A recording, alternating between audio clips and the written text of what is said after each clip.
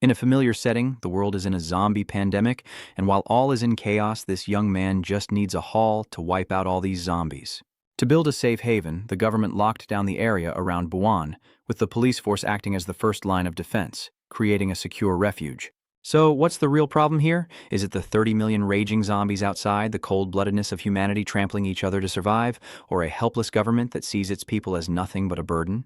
But that's not the real problem at all. The truth is this society isn't chaotic because of the zombies, but because of the housing prices. A wave of refugees flooded the city, driving housing prices up 100-fold. A modest home in the center now costs hundreds of billions. Even renting a place became expensive, costing tens of billions at a time. Paying by the month, tens of millions live outside the quarantine zone, now overrun by zombies, while those inside suffer from hunger and cold. Every place here is as cruel as hell. And our main character today is a 23-year-old homeless man named Kim Chun-soo, working as a laborer with the dream of owning a nearly 40 billion won home. And to achieve that dream, he works tirelessly every day from the crack of dawn until late at night, only getting 2.5 hours of rest. Chun-soo has saved 4.5 million so far, and at this rate it will only take him about 731 years to save 39.5 billion to buy a house without spending a penny. But earning and saving money like this isn't the way. If he wants to buy a house quickly, he only has one option. Chun-soo's eyes are drawn to the advertisement on the building ahead, information about the 17th Territory Reclamation Movement. It was advertised for the underfed, the homeless, and those who hate zombies. Participants would venture outside the quarantine zone to kill zombies. 5 million per zombie head. Chun-soo decides to join the movement. He heads to the train station and spends 1.2 million on a ticket to Pohang. This was the campaign zone, and Chun-soo's luggage was minimal. With his body, his ticket, and the money he'd skimmed from work, Chun-soo decided to go all in. He had nothing left to lose. All or nothing. Become a zombie or live free. As he walks, Chun-soo accidentally bumps into a girl, sending her sprawling. Her belongings and weapons spill from her bag. Before she can gather them, a thug passing by picks them up, taunting her. The girl struggled to retrieve her belongings, but the difference in strength was too great, and the thug grabbed her hair, threatening her and stealing her weapons. Seeing her feigned bravery, he decides to grab her and use her as bait. But just as he's about to leave, a hand stops him. It was none other than Chun-soo stepping in to help. Before slaying monsters, he must play the hero and save the damsel. The thug, thwarted, is visibly displeased and starts to taunt him. But before Chun-soo could say another word, he was struck, his face disfigured beyond recognition, and he lay defeated on the ground. I can't focus on killing zombies. If you hunt your own kind, you're no longer human. He truly lives up to his title as the main character. Every word he speaks is cool. After dealing with this scum, Chun-soo reminds the girl to quickly clean up the mess below, and he takes the other guy's long-range weapon as a reward for helping him. Up above, a guard complains about the noise below, but his comrade tells him to ignore it. Right now, they're the poorest of the poor, just trying to survive. But after today, those noises will be gone for good. Because the real purpose of this movement is to reduce the population. The ship begins its journey, arriving at its destination around dusk. Operation to reclaim territory. 17 gong. The train stops and the doors open.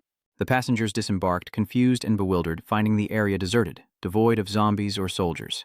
As everyone stood in confusion, a loud announcement boomed from the speakers. Participants of the 17th Territory Reclamation Campaign, thank you for coming all the way here. Everyone around is utterly bewildered. Zombies are sensitive to sound, yet the announcements blared loudly. Chun-soo sensed something was wrong. From the loudspeakers, they revealed their true intentions, a brutal population reduction. The deliberate use of such loud sounds was to attract zombies and carry out their wicked plan. Soon, a horde of zombies arrived, and chaos erupted, a true vision of hell on earth. Seeing the chaos unfold, Chun-soo wordlessly hands the girl a crossbow, offering it to her for a rental fee of 10 zombies. Before she could understand, Chun-soo pulled out his shovel and stepped out, immediately taking down a zombie. Undeterred by the horde he attracted, Chun-soo stood confidently atop a zombie corpse, his eyes shining with determination. 7,900 is the number of zombies I have to catch today, and so Chun-soo enters the battle, single-handedly and furiously taking down each zombie. He looks more terrifying and monstrous than the zombies themselves now. None can escape his grasp. The girl hid in the corner, witnessing the scene, finding it terrifying and unbelievable. The zombie slaughter went on for hours. By sunrise, the zombies were piled high like a mountain, and Chun-soo had completed his task for the night. The girl couldn't understand why he would go to such lengths for money. Aren't you afraid to die? Chun-Shu simply replied that he wanted to buy a house with a yard if he could. Meanwhile, in the monitoring room of Land Infrastructure and Transport Department Team 3, observers were still in awe of Chun-Su's prowess, with data showing he'd slain around 8,000 zombies. In Busan's 4th district, within the Jiang district blockade, 2 soldiers stand guard. One spots zombies approaching from the 12 o'clock position. But he was mistaken. It was Chun-Su and the girl he'd just met. He carried a backpack full of zombie corpses on his shoulders, and soon Chun-Su arrived at government headquarters to sell them. In total, there were 890,131 zombies, and at 5,000 per zombie, you'll receive 44 billion. But before the exchange, the manager wants Chun-Su to keep the territory reclamation operation a secret and asks him to sign a pledge to confirm. Seeing this, the assistant whispered to the manager, questioning the need to give Chun-Su so much money, as 44 billion was no small sum. The manager reasoned that Chun-Su had single-handedly taken down hundreds of thousands of zombies, so he was definitely not someone to cross, lest they all share the same fate as the undead. For now, they'll pay him, then find a way to take it all back, because as public servants, they can't waste taxpayer money. With the formalities complete, Chun-Shu left the building, lugging 3 or 4 suitcases full of cash, and he didn't forget to give Dong the 30 million world dollars he'd promised for the crossbow rental. Now that they're square, he hopes she won't follow him anymore. Dong felt a pang of regret as she watched Chun-Su walk away, cold and distant. She tried to persuade Chun-Su, asking him to invite her over once he bought a house, promising a generous housewarming gift. Chun-Su paid little attention to her words. Soon after, he found a house he liked and spent 39.5 billion won to buy it. A house with a small yard near Seosan, Busan. From now on, this would be his home. Chun-Shu slowly approached and opened the door, stepping inside. He told himself he would try to live happily here, but things ending so easily left him feeling a little bored. Lost in thought, Chun-Shu steps inside, unaware of the suspicious sharp needle on the floor. He steps on it, and his foot immediately starts to bleed. Chun-Shu examined the needle closely, noticing it was coated with a strange black blood. He recalled how the manager had asked him to leave the bag and trowel he'd used earlier at the office. He said that items tainted with zombie blood could be a threat to Nin and needed to be kept, and Chun-Shu, without suspicion, complied. Now realizing their true scheme, it's far too late. Chun-Shu's body begins to tremble, sweat pouring as blue veins rise, causing him to scream in agony. The substance on that needle was definitely zombie blood, and because Chun-Shu stepped on it, he may soon cease to be human. Now, Chun-Shu's childhood memories flood his mind. He and his brother lost their parents at a young age and lived a hard life, but he always held on to the belief that his parents were still alive. So he told his brother that he would buy a house with a small yard and put up a family nameplate so their parents could find them. Back in the present, the government official and the zombie hunting squad have arrived. He raises the megaphone, points it towards Chun-Shu's house, and announces, "Kim Chun-Shu is now infected to provoke you." The assistant worried this would enrage Chun-Shu, and if he ran, they wouldn't know what to do. But the manager didn't care, concerned that rumors of a survivor would attract other factions trying to recruit him. He's doing all this to eliminate the threat and legally reclaim the money he gave Chun-Shu, who now steps outside. Judging by his condition, the virus has spread throughout his body, but no one knows the despair he feels inside. A zombie pandemic, poverty, and now a corrupt government. Chun-Shu has never felt so hopeless. Through tears, he cries that all he wants is a home for his family. Is that too much to ask of this broken world? With a broken heart, Chun-Shu cried out in despair as he ran forward. "Why are you doing this to me?" Meanwhile, in a lavish apartment within a massive complex, we find Choi Ah-dong, CEO of the Choi Rang Hunter Company. And today, she has a 5:30 p.m. appointment at home. Having just finished her bath, Ah-dong slips into a light outfit and heads out. As luck would have it, her client was already waiting, Dong Miho, who needed something retrieved from a zombie-infested area. Chuang is a company specializing in zombie-related tasks, from clearing infested areas to retrieving items or people, and Dong manages many skilled zombie hunters, including her secretary, Bak Hangu. However, the price for this service is a bit steep. The cheapest option is 5.12 billion, the average is 16.2 billion, and the premium package is a cool 78.2 billion. The fixed price may vary depending on the size or location of the item Kak is looking for. Reading the price list makes you want to slit your own throat. He only has about $1 billion in cash on him right now, and before he can even try to negotiate, Dong immediately throws an attitude. "Secretary Beck, are you going to waste my time by letting this beggar sit here? Get him out of here now." Seeing himself about to be kicked out, Myung-ho frantically explained that what he wanted was worth over 50 billion G. Now, before the zombie outbreak, he bought some coins for fun. Little did he know in just a few years the collapse of the dollar and gold would cause the coin's value to skyrocket 1,000-fold, and Myung-ho would put down a deposit from the profits of its sale. Ah Dong's face lit up with a friendly smile, hoping the company would help with this matter. But Mi-ho still wanted to find a slightly cheaper hunter for her convenience, and Ah Dong immediately agreed without hesitation. Either way, there's a new recruit she likes, and maybe he'll help if she asks. The business deal was a success. After Mi-ho left, Secretary Park wondered who the new recruit Ah Dong had mentioned was. Is it one of the people recruited for the recapture operation? In-ha doesn't specify, only replying that it's not exactly recruitment. She asked her secretary to prepare her things for an outing, and to also prepare tissues for the new rich party. Che-onu stared ahead and shouted, "I want a house. Is that too much to ask for in this world?" The police were terrified by his outburst, simply standing by and watching. His desperate cries echoed through the space. "A home for my family to live in." At this, tears welled up in his eyes. Why be so cruel? And as you know, according to inside information, don't push people to the brink. There's a single rule circulating among soldiers and politicians after the lockdown was formed. Even a rat will turn when cornered because you never know what will happen. Suddenly, Che-onon's shoe charges forward, leaping onto a police officer in the middle of the street, shocking everyone.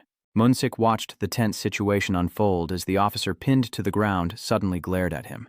He then raised his baton, ready to strike. The damned zombie. Without hesitation, the officer struck his hand with the baton, a painful blow. Cheonsu realized they had crossed the line long ago. Seeing the officer's fierce resistance, it suddenly dawned on him. He was infected.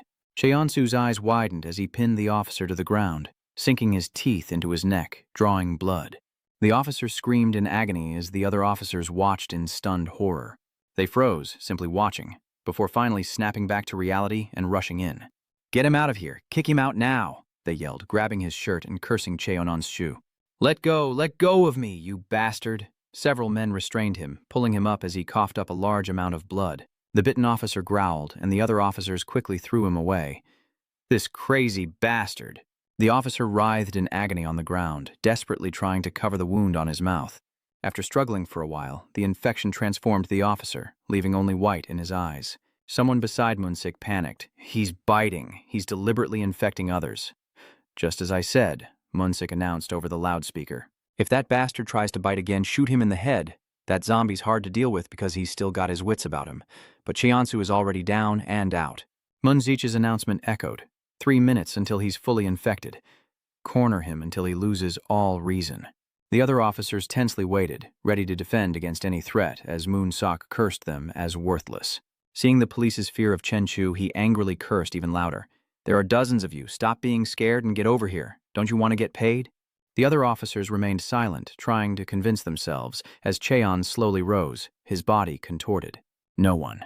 The other officers watched tensely, none daring to act. He slowly straightened up, arching his back. "No one can take it. No one can make me leave this place." Munchik silently watches to see what he'll do next. He leans forward and speaks, "For this place." Connected, Cheonsu looked up, his eyes gleaming. His face was covered in blood. "This is my home," he thought to himself. A man on the verge of becoming a zombie. Seeing this, the police didn't wait any longer and charged forward. They all rushed at him at once. Cheonsu opened his maw, ready to fight, but this was the monster who had annihilated 8,000 zombies. Soon, the officers' corpses littered the courtyard, blood coating the house as Moon-hyuk frantically searched one of the bodies. Quickly, they were all infected with the zombie virus. The corpses of the police officers rose one by one, growling, their bodies twisting and contorting grotesquely. Moon-chuk watched in horror as his companion was pinned to the ground by a zombie cop, and he cowered against the wall. With tears in his eyes, he looked towards Moon-cheolist. "Captain, please save me." Before he could finish, the man was bitten into silence, convulsing violently, and quickly covered in blood. Munsok was terrified and didn't dare approach. Leaning against a corner, he gasped for breath, trying to regain his composure. Just one person. How could this have happened? Where did Sang-shu suddenly come from? How lively, how very lively. Startled by his sudden appearance, Munchik craned his neck, trembling as he asked, "Who are you?" But the man didn't answer, instead unlocking the briefcase. He quickly retrieved something from within, and the imposing Sang-soo held a lawnmower, staring straight ahead. The B-rank hunter Ha-sang-soo of Choyenkang, the lawnmower with 77,990 kills. Seeing the weapon, Munchik immediately recognized the man's identity. Ha Sang-soo is the lawnmower hunter hired by the Ministry of Land, Infrastructure, and Transport. After a moment of thought, he cleverly calls for help. But no matter, I am Kim Mun-shik, commander of the 3rd Division of the Ministry of Land, Infrastructure, and Transport. Please, save me. Sang-soo ignored the plea, glancing back and asking, "What should I do with this one?" "Miss," the woman replied. "Isn't it wonderful?" She approached, standing right beside him, glaring down below. Mun-shik was surprised yet again. The woman complained, saying even zombies these days know how to talk, causing Mun-shik to turn around in a panic and ask what she was saying. Hearing those words from the spirit, Jiang-shu suddenly smiled, activating the device and raising it high. "Understood." Mun-zich trembled in fear as the device was pointed in his direction. You know who I am?"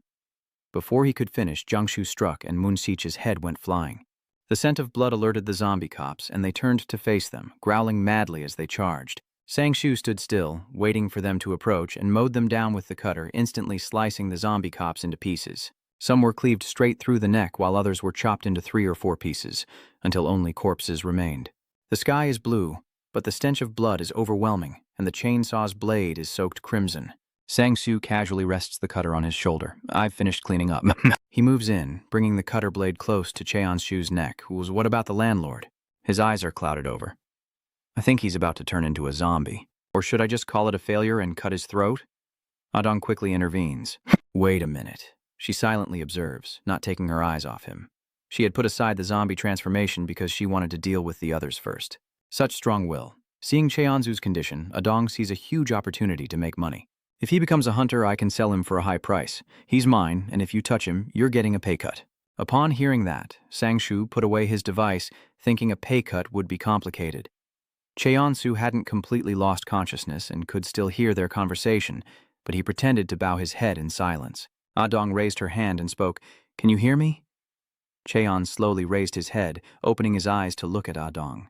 "Hey, do you want to live?" Cheon-su suddenly spews out a large amount of blood onto the ground. Adong pressed him. "If you want to live, answer me." Cheon-su struggled to reply. "What do you mean? I'll turn into a zombie." "You're not explaining this well." "We call our zombie disposal service hunters." Adong kneels down next to Cheon-su, detailing how much hardship he has endured to get here, and like her, he survived the first campaign, a job only for the chosen, outstanding individuals in catching zombies among the survivors in the territory reclamation campaign. She explains that the job is high-paying, with rewards based on performance. If he accepts a request from a political lord or company to reclaim territory outside the blockade, he'll receive a bonus. Cheon-su ignores her, retorting that he's turning into a zombie and hasn't been heard. She pulls out an injection, saying if he wants to live, she'll give him the antidote in exchange for him becoming a hunter, and asks again, sternly, as he listens intently. Even if this world is terrible, even if he has to become someone else's loyal dog, she silently watches him. She asks again, "Do you want to live?" Cheon-su growled, "Live."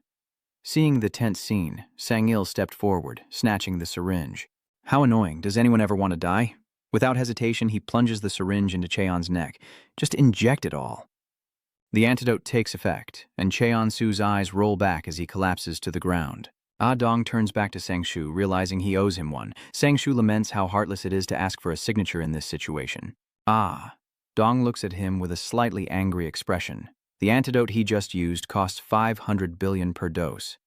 Life is more important than money, but no matter how many people there are, bartering is still the norm. 500 billion? Sang-su's tone suddenly turned sweet.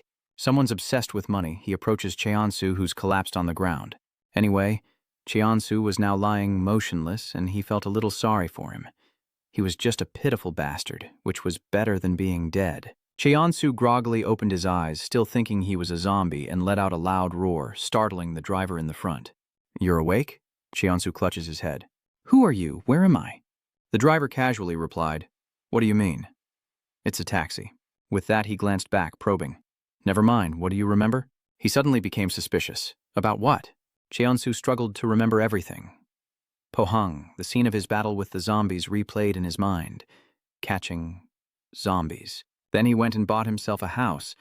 Bought a house? His eyes turned bloodshot, veins popping out as Cheon-su stared, as if suddenly realizing something. Wasn't I infected with the virus? He frantically checked his body, even looking in the mirror, and was surprised to see his face was completely normal, without a single blood vessel showing. Nothing's wrong with me. The driver then asked, "You still have your memories? Do you remember the silver-haired woman?" The image of a dong flashes in his mind. "Do you want to live?" Cheonsu racked his brain, trying to remember that day. "The one with the gas mask? I knew it when I got infected. I'm sure it was when I was in the house." Seeing this, the driver offered guidance. "Then try touching the tablet. There's a video that will answer most of your questions." Ahead, the road is blocked by a horde of the undead. A zombie roared right in front of the car, but the driver quickly swerved. He skillfully maneuvers the car through a horde of zombies. I can't explain in detail as I need to focus on driving. The sharp turn sent Cheonu's cheek slamming against the window, but they eventually arrived. The driver spoke up. "Anyway, let's stop the car and take a look out the window." Cheon-woo looked ahead and saw several cars overturned and many zombies approaching them. With that, the driver tossed him some gear and reiterated the mission. "Head down that road to the Defongdu Center and retrieve a hard drive." He continued, "Even I won't go with you. I'll wait. Call me when you're done." He turned back smiling and reminded him, "Don't think about anything else. Just find a house with a yard full of zombies. If you want to get back to Busan, just do what you're good at. Quickly put on the gear and get out of the car. What I mean is, kill the zombies." The moment they saw him, the zombies rushed in a frenzy, causing Cheonu to curse out loud. A mass exodus of backpack-clad people unfolds as our protagonist Kim Chun-soo enters the quarantine zone hating zombies. But he hated being poor more, so he left the quarantine zone. A check for a huge sum appeared on the table, and now he's out to earn money to pay off his debts. With a sinister smile, the woman signed the check. "Let's get to work." "My slave." Cheonsu blankly holds the equipment in his hand, finding the situation absurd. Meanwhile, in her room, Ah-dong relaxes in her chair. But what can he do? The world forces the weak to make choices. As Ah-dong casually paints his nails, he says, "Go on." The driver on the other end of the line reported the situation to her. The delivery was complete, he seemed angry, but he quickly assessed the situation, and that guy would take care of things. Ah-dong was overjoyed to hear the good news. "Thank you. I'll cover the travel expenses with books, and don't forget to take drone photos." The driver nodded in agreement. Understood." Secretary Park, overhearing the conversation, asks, "Is the rookie acting as we hoped?" He's untrained, yet she's given him a task. Ah-dong is completely confident in Cheonsu. He'll do well. He smells like a real hunting dog. Meanwhile, Cheonsu faces a horde of the undead with no escape and reaches into his pocket for something. Cheonsu angrily shouts, "Damn it, this is insane." Meanwhile, Dong happily tells Secretary Park that this 500 billion isn't something he could earn just by pushing a drinks cart at Hind. Cheonsu's eyes suddenly light up, and with weapon in hand, he leaps towards the horde. Cheonsu leaps from zombie to zombie, pushing deeper inside, until one of them grabs his leg. Cheonsu quickly turns, retracts his leg, aims, and stomps the zombie's face before leaping over the others. A zombie lunges, but Cheonsu swiftly kicks it away. Kick. The zombie goes flying, crashing into the others and knocking them to the ground. They growl and sit up, but Cheonsu slams his halberd right into its face. He slashed. Unbeknownst to him, a zombie had slipped behind, attempting a sneak attack. Cheonsu turned and glared, crushing the zombie with a single blow from his sword. Crushing the zombie, it collapses to the ground. In moments, Cheonsu effortlessly clears the area. One still struggled, but he stomped on its back, crushing the remaining zombies into the ground before sighing with exhaustion. The drone successfully recorded the entire scene. The scene of him wiping out the zombies is broadcast live on screen, as Dion smiles proudly with a glass of wine in hand. "Good show. I thought he'd be shaking since he's new, but look at him handle those zombies." The driver smiled as she asked over the phone, "Is this angle okay, boss?" Dong is very pleased. "Not bad. We need to film a promotional video, so don't forget to record." The driver spoke, then she raised her glass to the screen, celebrating the debut of the Shovel John Hunter. Cheonsu, having dealt with the zombies, cursed, "Crazy woman, how could she make someone owe her 500 billion? It seemed Cheonsu had accepted reality and started paying off his debt, but he angrily slammed his shovel into the back of a zombie lying on the ground. In a fit of rage, he repeatedly slams the shovel, splitting the zombie in two. Undead, poverty, government, now debt. Cheonsu gritted his teeth, veins popping on his face, cursing that it was all a scam, as he relentlessly attacked the poor zombie with his shovel, just to vent his anger. "I'm the weakest, so I'll be the first to die. Seriously, why are they treating me like this?" He's furious, but all he can do is take it out on the zombie. Gritting his teeth, sweat pouring down his face, there's no way he can repay 500 billion. Cheonsu then imagines being chained up by the woman, forced to live as her slave to pay off the debt. Then he fantasized about pinning her to the ground and holding a lighter to her neck. He would find that crazy woman and threaten to slit her throat if she didn't give up. It was then he realized the problem, where to find her and how to get back to Busan. Quickly, Cheonsu devised a plan. Perhaps by pretending to be obedient, I can meet her again in Busan after completing the mission. 406, Floor 1, Ioni to 1, Floor 11. Without hesitation, Cheonsu stepped through the corpses, pressing deeper inside. I hate being ordered around, but it's best to finish this mission quickly. Before him stood dilapidated high-rises, riddled with cracks, and another zombie was kicked out. Cheonsu, holding a set of keys, stopped before the towering building, pausing to observe it. Meanwhile, the driver continues to monitor Cheonsu's every move with a drone. He's entered the building. Should we stop recording? Suddenly, the driver reclined his seat, leaning back to ponder. There are people like him who have it all. He momentarily pondered the circumstances of others. Intelligence, instinct, endurance, and strength. All things to be desired. To become a talented zombie slayer, she has a keen eye for talent. The people she chooses are all monsters. The driver pulls out his phone, looks at a picture of his daughter, and smiles, hoping he can earn enough for her to live well, right? My princess? Where did that rock come from that just hit the windshield? The driver quickly sensed something was wrong, immediately grabbing his weapon. He warily scanned the area, weapon in hand, ready for a fight. Wait. Looking closer, that wasn't a rock that hit the window, but a piece of meat. What is this? Meat? He quickly gets out of the car to investigate. The sweet cut appears to be from a knife. After a moment, the driver begins to suspect it couldn't be a zombie because they only know how to bite. He was certain. This was the work of a human, and a look of tension washed over his face as he turned toward the rooftop, hearing movement above. The driver was stunned. Who was that maniac? Just then, the phone in his pocket lit up and rang. The driver quickly spotted it, his eyes filled with tense anticipation, as the zombies, drawn by the noise, rushed toward his position. He cursed aloud, while Cheonsu managed to get inside, only to be confronted with a challenge. How am I supposed to find the hard drive in this pile of computer parts? Cheonsu complains. A zombie outbreak happened before I could even learn computers, and I dropped out of elementary school, so how am I supposed to know what a hard drive is? Not knowing what to take, he grabbed everything he could and ran out. 30 minutes later, a gas mask. No, that loan shark won't get away with this. He held everything he could get his hands on. How dare she make him suffer like this? I really will kill her. He grabs the radio to call items or whatever crap. I grabbed everything I could find, so come pick me up. I'll kill you if you tell me to go to the parking lot. Cheonsu's scolding came over the radio, but he didn't know the driver had been killed by a zombie. Aren't you going to answer? Hey, driver. The man in black quickly appeared near the car, having detected the radio. He leaned in through the window to listen, saying he'd already retrieved the goods, so hurry up and get in. Hearing the call from the radio, he knew he wasn't in Gi-do for sightseeing. Just as he thought, he was here to retrieve something. He then pulls out another piece of fresh meat, saying, "Let's go get the goods." This man is Park Sang-chun, and Sang-woo sets a countdown timer on his phone. He stuffed his timed phone into the meat, and this man, the former C-rank hunter Park Sang-chun, the ghost, had eliminated 2,037. He used to hunt monsters. Now he hunts people like zombies. C-rank hunter Park Sang-chun, the Phantom. Specializing in event containment, with a 2 billion commission. Cheap. The reason he's now known as ex-hunter Sang-chun, holding the meat he prepared, quickly leaves. It's all for the money. He used to work for Ms. Dong, who thanks him for his hard work this month. Ghost Sang-chun holds a stack of large bills, utterly surprised. He holds a stack of money and explains that he hasn't done much this month, even though it's a joint commission involving other hunters. He knows the joint commission offers discounts to clients, right?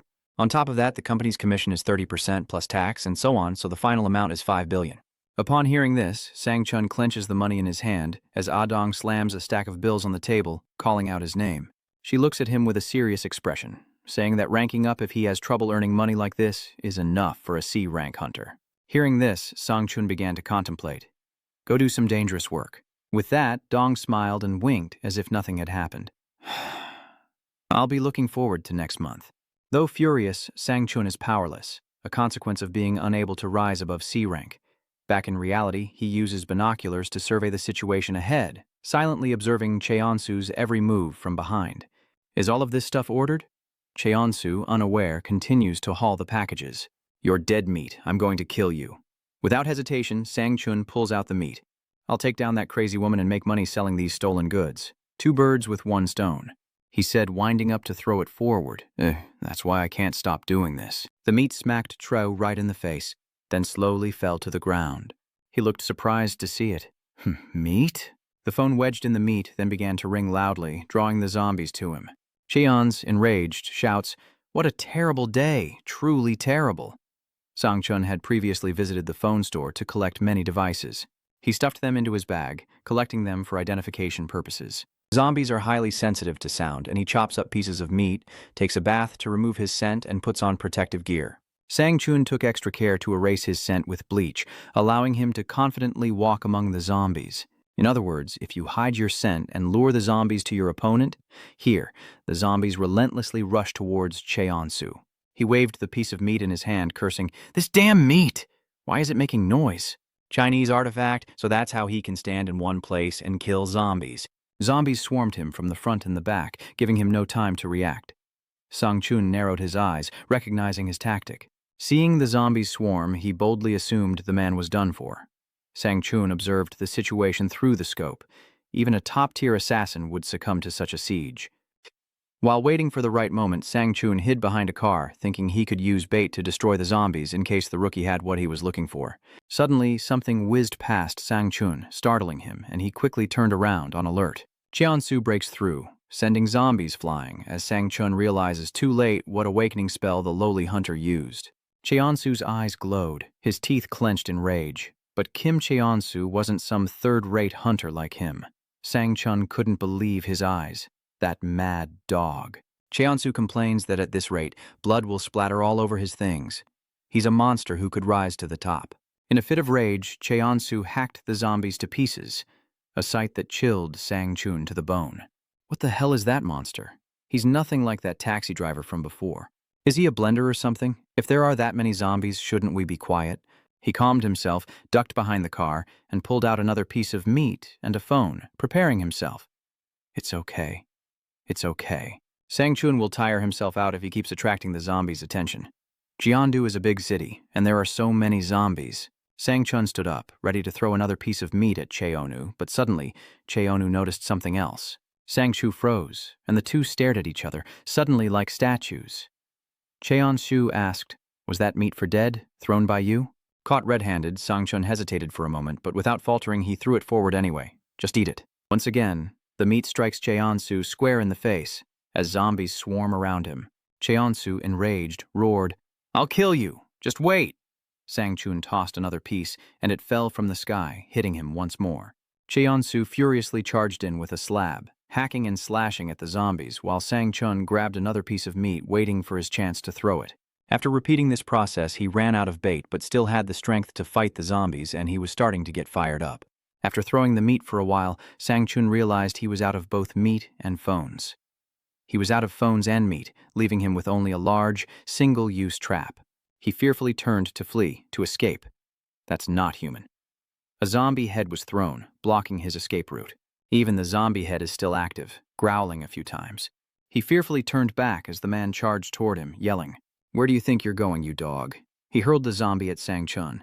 "We still have unfinished business." Sang-chun, terrified, quickly runs away. The zombie stands above humans in the food chain. He leaps over a fence and lands successfully. And the hunter stands above the zombie. I am the one who slays those hunters. The outside world is pitch black, with a few zombies slowly moving along the road. Another is thrown to block their path. The selfish ecosystem is complete, but looking back, the shovel-wielding hero is in hot pursuit. Blinded by rage, Sang-chun cursed him, asking how someone like him could exist. Cheon-su retorted, "You crazy bastard, you provoked me first and you killed the taxi driver?" Hearing this, he fell silent. "So you not only provoked me, but you killed my driver too." Cheon-su grits his teeth, his face contorted with rage. "You'll pay for that with your life." Sang-chun hesitated, his hand reaching into his pocket. You've insulted me." Cheon-su was immediately on guard. "A gun?" As a precaution, he throws the dart in his hand at Sang-chun. With a precise throw, the sparrow quickly pierced his shoulder. He falls backward, a gaping wound on his shoulder, yet he wears a sinister smile. Sang-chun slowly rises, his eyes burning with malice. He pulls out a remote control and presses the button, declaring that if he's going down, he's taking everyone with him, triggering the park's loudspeakers. Likewise, the Ferris wheel began to light up and spin. The carousel was activated and the loudspeakers blared once more. Welcome. Make lots of great memories today. The loudspeakers blared the message over and over. And so, the visitors to Jeonju are welcomed once again to make beautiful memories today. Seeing the exhausted Cheonu before him, he smiled, thinking about how a single cell phone could attract dozens or hundreds of zombies. His eyes narrowed as he looked at him, wondering what would happen if an amusement park were destroyed. Hearing this, Cheonsu angrily shouts, "Hey, you bastard!" Even as Sang-chun's eyes, cornered, suddenly turn wild. Jeonju has a population of 260,000. Just give up on living. Drawn by the sound, the zombies swarmed towards them. Suddenly, another stranger arrived, asking, "Who is the Jeon grave robber?" Cheonsu turned in surprise, but receiving no answer, the man grew impatient. "Are you deaf?" A middle-aged man with a large sack slung over his shoulder pointed at the two and asked, "Who is the grave robber Jun?" Cheonsu was shocked to see the man had gotten in. What is this old man doing? How did he get in here? No, more importantly, how is he here? The man asks again. "Who is the grave robber, Jeon?" The loudspeaker announced, "Welcome to Jeon as always, everyone." The man repeated, "Who filled the grave?" before the loudspeaker cut him off again. "Let's make lots of beautiful memories today." His eyes glowed as he reached behind him, radiating anger. How dare they interrupt their elders? A sword is quickly drawn, its blade unleashed, shattering the loudspeakers that blare, "Make lots of good memories today." Cheonansu and Sang-chun watched in fear, sensing his rage. He roared, pointing his sword at them. "Which crazy bastard owes Choi A-dong? Aren't you going to answer me?" Choi's Anjong's A-rank hunter, Kim Cheer-sam, the old Kangtae Gong, has eliminated 112 700 Cheonzu. Terrified, I quickly raised my hand to confess, "I think it's me." A steaming cup of tea is placed on the table as negotiations unfold. So, Chiller Sam, with a glass in hand, looks at the person before him. "You want me to rescue a rookie?" Dong nodded in confirmation and explained, "Yes, I lost contact with the hunter who was with him." Did he run into a mutant?" Chiller Sam took a sip of tea, pondering the possibilities. He must have run into the hunter tracker. Dong tensed up at the thought. Secretary Park placed a large box on the table in front of Chiller Sam, saying, "Ah, Dong ordered me to send a helicopter to the airport. It will arrive in half an hour. The mission, rescue the rookie hunter known as the Gravedigger." The briefcase opens to reveal stacks of cash. 50 billion if he takes the job. Chiller Sam immediately slams the briefcase shut. "No, this isn't right." With a serious look, he addressed Dong. "Boss, have I ever taken a job for the money?" With that, he flung the briefcase away from the antidote, and Ah Dong was furious at Chiller Sam's request. "Wait, no matter how dire the situation, this request is absurd." She slams her hand on the table because even a discounted antidote is worth 300 billion. Chiller Sam, remaining calm, took a sip of water. "Little boss, am I the one outside the blockade?" He knew exactly what she wanted and used it against her. Wasn't her new toy outside the quarantine zone? Chiller Sam throws something at Dong. In desperate situations, the less desperate party dictates the terms. Unexpectedly, he dares to make demands. "If you give me the antidote, I'll save him and teach him a lesson." Ah Dong holds the check in her hand, a look of surprise on her face. "I'll pay you a 200 billion commission." Holding the upper hand, Chiller Sam confidently raises his voice. "I'm busy, little boss. Are you in or out?" Meanwhile, outside the blockade, someone points a weapon at the two figures, shouting, "Who's the gambling debt lunatic?" "Hey, Adong, are you not going to answer me?" Cheon-shu stammered as he reached out to receive it. "I guess that would be me." Seeing him, he smiled. "Then I've come to the right place." Chiller Sam quietly scanned him from head to toe, noting his physique was well suited for odd jobs. Was he born this way? Cheon-shu silently observed the moderate malice in his eyes. Chiller Sam noticed Chonu's scarred hands, rough hands that spoke of hardship, and suddenly spoke. "Just an ordinary toy, but with all the qualities." Chi-Onu was filled with doubt. Well, the old man was staring at him. He knew the creditors sent him, but he scoffed at Chiller Sam. "Who are you? You're a fake." Suddenly, Chiller Sam raises his voice. "Consider me your master." Cheon-su's face fills with obvious panic. "What? You're not here to take me to Busan?" So sudden. The zombies outside continued to growl, trying to find a way to get through the fence. The number of zombies surged, their frenzied roars echoing as they charged forward, and Cheon-shu could only turn and run. "Damn it, old man, we'll talk later. Let's deal with those things first." Chiller Sam suddenly stopped and whacked him hard on the head with his fishing rod. Old Man Fan grumbled, "I wasn't finished talking, you impudent brat. Show some respect, you shameless bastard." Neither would back down, and he retorted, "So who authorized you to be my master, and how do I get out of here?" Chiller Sam quickly retorted, not forgetting to add some sarcasm. "Your boss hired me to teach you, and why would you want to leave before the lesson is over? Aren't you going to class?" Cheon sighed, looking at the man before him. "This guy is cut from the same cloth as that masked debtor." Chiller Sam watched him, sizing him up. "Kids these days, they don't listen to a word you say."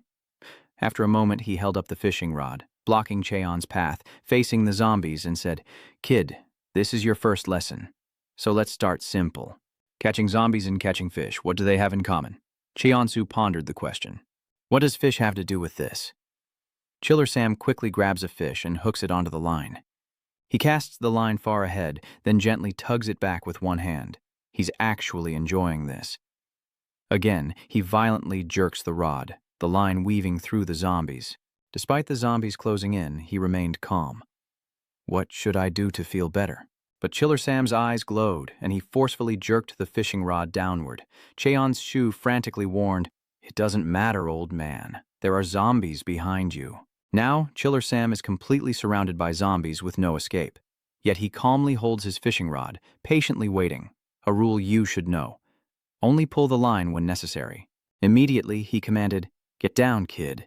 But the warning froze Cheonsu, leaving him unable to react.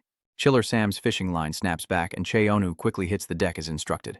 Chiller Sam whirls around, casting his fishing rod, the line already wrapped around the zombies' necks. Cheonsu finally understands Chiller Sam's actions, his eyes widening in surprise. A zombie's neck is sliced open by the fishing line, and hundreds more soon follow, decapitated. He watched silently as the fishing line whipped past his head, utterly terrified.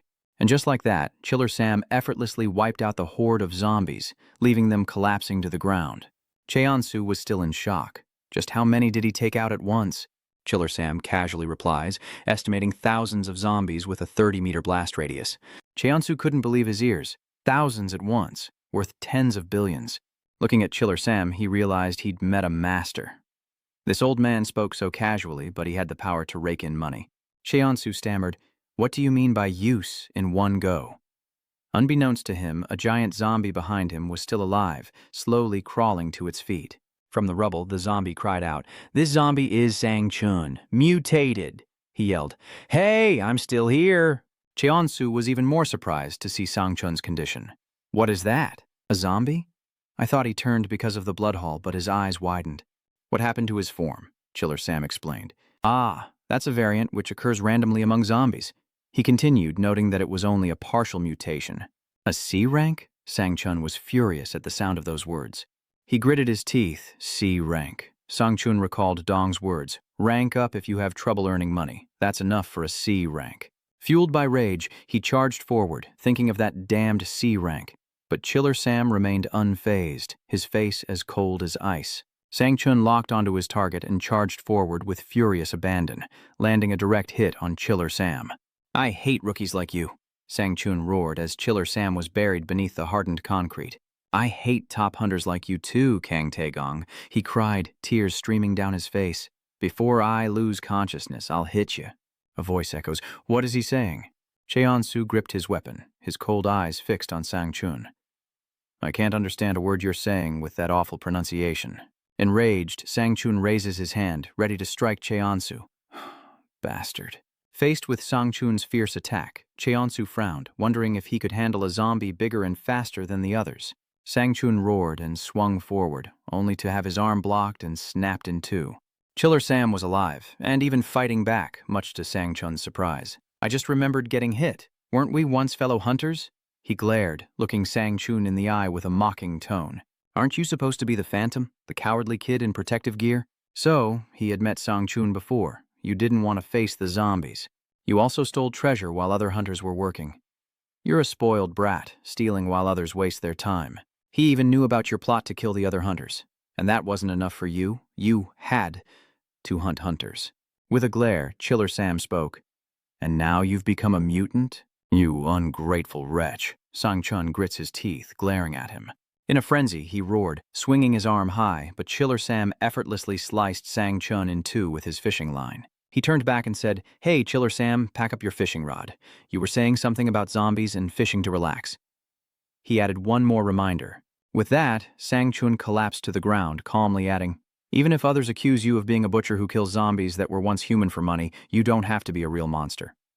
While Cheonsu was still stunned by his words, Chiller Sam gently turned and called out, "Let's go, Choi Dong is waiting." Chiller Sam happily fishes by the lake, a large catch in his hands and a blissful look on his face. You're quite the big fish." Suddenly his phone rang from his pocket. "I'll be a real man, with my wife and child in my arms, and no one can stop me." Annoyed, Chiller Sam answers the phone.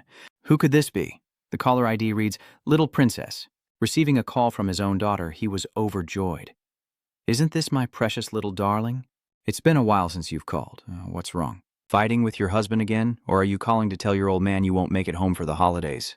Then, a call connected, and strange sounds on the other end put him on alert. "Dad!" Alarmed, Chiller Sam stared intently at his phone screen. What was going on? "What's going on?" His daughter's voice was filled with panic. "My husband, he was bitten by a jum. He's bleeding a lot and foaming at the mouth." Chiller Sam was alarmed by his daughter's words. "What are you saying?" "Dong, calm down and speak slowly," the daughter on the other end asked through tears. "What should I do? The emergency line isn't answering. I'm hiding in the bedroom, but Young keeps trying to get in." The door showed signs of being forced open. Hearing that his daughter was in danger, Chiller Sam quickly left his seat and rushed to her side, trying to reassure her. "I'm coming. Just stay put." His daughter's voice trembled as she cried out, "Dad, I'm scared," while an alert flashed across Chiller Sam's phone. Frantically, Chiller Sam asked, "Jae-dong, did you hear me?" His phone screen displayed an emergency alert from the Disaster Prevention and Response Agency about a zombie outbreak. A new zombie outbreak is rapidly spreading around the capital. Stay indoors and avoid contact with others. Exit. Back in reality, Chiller Sam boards a helicopter, which lands on a building's rooftop. "Slayers, we've arrived at the top of Aqua City Tower." The pilot announced, "I've heard of your heroic feats. It's an honor to fly you in this helicopter."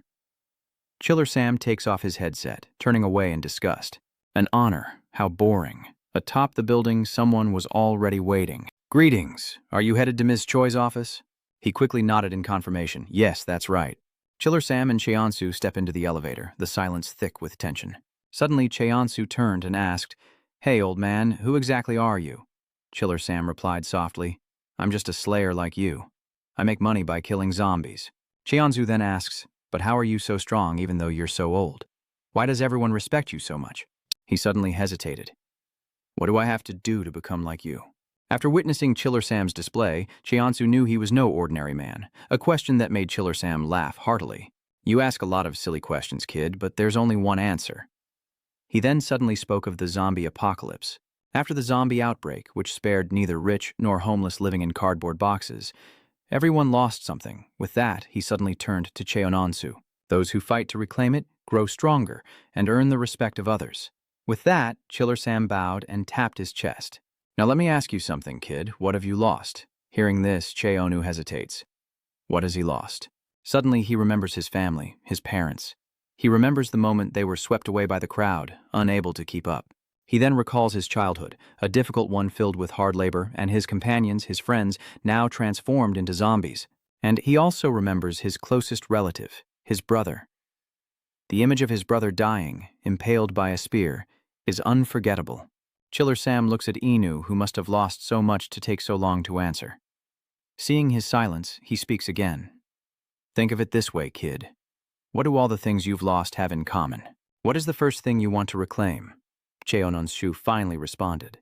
It was a home, a warm family scene, 4 people appearing in an instant. From a blank, stunned expression, it now becomes gloomy and depressed.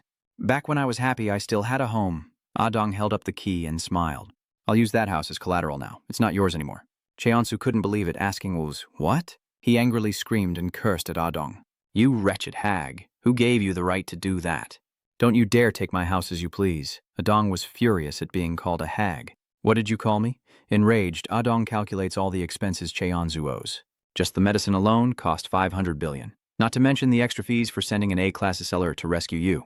Insurance fees for the murdered taxi drivers, and the extra cost of dispatching a helicopter. She shoved the calculator in Cheonsu's face. The total cost is over 800 billion, nearly 143 trillion Vietnamese dong, you penniless wretch. She then questioned, "And you dare return empty-handed after losing the client's cold wallet during the fight?" Dong angrily slams her hand on the table. She leaned in, asking aggressively, "And you think you can talk to me like that? Who do you think you are? A brainless zombie or a wild beast?" Cheonsu retorted. "I never asked for that drug, nor did I choose to go to Jiandu alone, you mad dog." He slammed his fist down in anger, getting right up in her face. "I'm politely asking you to return my key." You retort, "Oh, really? And what if I don't? You gonna hit me?" Dong smirks. "You think you can stand against me?" Cheonzu angrily moved to attack her, but suddenly a voice rang out, stopping him in his tracks. "Don't be rash." Chiller Sam reached into his pocket, pulled out his fishing rod, and warned, "You might lose a hand." He threatened, saying the young lady's calculations were correct. What was he complaining about? Cheonsu angrily turned to face Chiller Sam. "How does that make sense? Old man, it's my house, and it's my choice whether it turns into a zombie or not." Reluctantly, he vents his anger. "That bitch is taking everything from me." Chiller Sam calmly responds, "Then give her the money. Like I said before, the simple matter is taking back what you've lost. All you need to do is eliminate as many zombies as possible." Chiller Sam explains that there are many ways to repay the debt. Do some work for her, retrieve some items, reclaim some territory, and suck up to the government. "With that," Chiller Sam promised, "I'll help you. I told you I'd be your master." Remember? Hearing Chiller Sam say that, Cheonsu finally relaxed his grip. Chiller Sam breathed a sigh of relief, putting his fishing rod back in his bag, as Cheonsu turned away in anger, glaring at Dong. "The day I pay off my debts and get my house back, I'm going to beat you to a pulp without any regrets." She stuck her tongue out. "I'm looking forward to the day you pay me back." With that, Dong handed Chiller Sam a dose of medicine, saying, "A promise is a promise, and I'm only giving you this because that idiot with the royal flush will compensate me for all the losses." She tossed it to Sam, saying, "Next time, I won't accept a losing deal like this." He caught it. "Thank you, madam." Dong turns to Chiller Sam with a worried expression. "But are you sure you can teach him?" She continued. "He knows nothing about how the world works and can't even control his temper." "Aside from all that, he's fine. Chiller Sam insists he'll be as good as you, or at least close." With that, he turned and left, his work here done. "I'm leaving." Dong stopped him. "One more thing. Mr. Kim?" Dong points at Cheonsu and asks if he can bring the brat to the Slayers event tomorrow night. She explains that he needs to meet more people to understand his place, and as he said, Chiller Sam quickly agrees. All right. As he left, Chiller Sam tried to reassure Cheonsu about losing his home. "You can stay with me while she holds your house. It's better than sleeping on the streets." Cheonsu had no other choice. He then asked if it was all right with him, as he would reclaim his house soon, so this was just temporary. But what is this event she's talking about?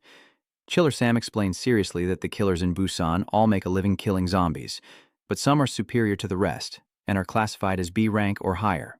He explained the hunter ranking system: A rank for 100,000 kills or more, B rank for 30,000 or more, C rank for 5,000 or more, and D rank for 100 or more. Finally, Chiller Sam concludes regarding the event: "It's a gathering of those bastards." Cheonsu followed Chiller Sam out, his frustration growing with each step up the seemingly endless staircase. Cheonsu, drenched in sweat, points ahead. "Is that your place?" A small, dilapidated house sits atop the steep slope. Chiller Sam nodded in confirmation. "Yeah, hurry up, you won't be able to see the stairs when it gets dark." The dilapidated house was far from luxurious. The door wouldn't even open all the way. Who would have thought this was the home of a man who could make money with a wave of his hand? As soon as they entered the house, Chiller Sam tossed his fishing rod bag aside, saying, "First, a bath. We reek of corpses." The two men stripped and bathed in the yard, a far cry from what Seo had imagined. Cheonu put on a white t-shirt and shook out his jacket. That night, they ate dinner by lamplight, and without even separate rooms, they had to sleep together in one bed. After a while, he asked, "Hey, old man, can I ask you another question?" He paused, then asked, "You've killed a lot of zombies, haven't you?" Chiller Sam responded with his eyes closed. "Yeah." He turned to him. "So what did you spend it on?" He voiced his thoughts, saying he didn't believe the money was spent on this dilapidated house. "I mean, you didn't even splurge on fancy food when the bathroom and faucet are out in the yard, and you don't seem like the type to waste money on women." Chiller Sam understood Cheonsu's meaning immediately and calmly replied, "Do you remember me saying that all slayers are madly ambitious for something? Like how you went beyond the wall just to buy yourself a house?" Cheonsu wondered. "So, what is your ambition? Did you pour all your money into it?" Suddenly, he opened his eyes and sat up. "Let me show you then, quickly." Chiller Sam approached a tall wooden cabinet, its door secured with an iron lock, and produced a key he always carried. With that, he inserted it into the lock, and Cheonsu quickly sat up to see what he wanted to show him. Inside the wooden cabinet, alongside a picture of his family, lay what he coveted most, his daughter and son-in-law. Chiller Sam revealed what he had always fought for. The thing she gave me, the drug that costs 500 billion per dose. He bowed his head, lost in thought. Yes, it was the antidote. Cheonansu quickly noticed the photos next to the vials of medicine. And Chiller Sam's daughter reached out to touch her daughter's picture. They're my family. Without hesitation, Chiller Sam shared his plans while looking at the photo. I intend to go to Seoul to restore my family to their human forms, Chiller Sam declared, causing Kim Cho-shu to freeze. Kim Cheon-soo wanted to ask, his mind racing with images of the chaotic zombies outside. How does he plan to get through nearly 10 million zombies in Seoul? The zombies outside already clogged the streets, not to mention the countless more blocking the way. Cheon-soo considered the worst-case scenario. Even with the cure, Chiller Sam might not be able to save his family. And even if he reached Seoul, would the cure bring them back? But there was no reason for him to ask that question. Cheon-soo's eyes glazed over as he thought to himself, his brother's image flashing through his mind. Chosu's brother once wanted to buy a house to wait for their parents, who were unlikely to ever return. Cheon-soo had tried to fulfill his brother's wish, and Cho-shu went beyond the wall to buy that house. Neither side's goals were realistic. After a moment's hesitation, Cheon-woo finally asked, "So, this is what you meant by everyone being madly ambitious for something?" Chiller Sam slammed the closet shut and turned to him. "Speak up, man." Cheon-soo didn't dare ask again, collapsing back onto the mattress to avoid the subject. Never mind, thanks for the speech, I'm going back to sleep. Chiller Sam didn't press the issue, thinking he had something important to say. But they're already preparing to go somewhere this early in the morning. Go see for yourself and you'll understand. A sleek, black car pulls up, and a well-dressed man steps out, then opens the back door. Chan held the door open, greeting him politely. "Good morning, Mr. Kim Chusum." He quickly got in, saying, "Thank you." Chan replied cheerfully, "It's nothing." Just as Cheon-soo was about to get in, Chan blocked him, slamming the car door shut with a cold expression. "I'm just here to pick up Mr. Kim Chio-sam." Hearing this, Cheon-soo pounded on the car window, yelling, "Come on, one more person in the car won't break the bank, you fake." Chan Ji-jae immediately grabbed his wrist, clearly annoyed with Cheon-soo. "That's enough. Your manager will be here to pick you up soon. Just wait, there's something called hierarchy in this world."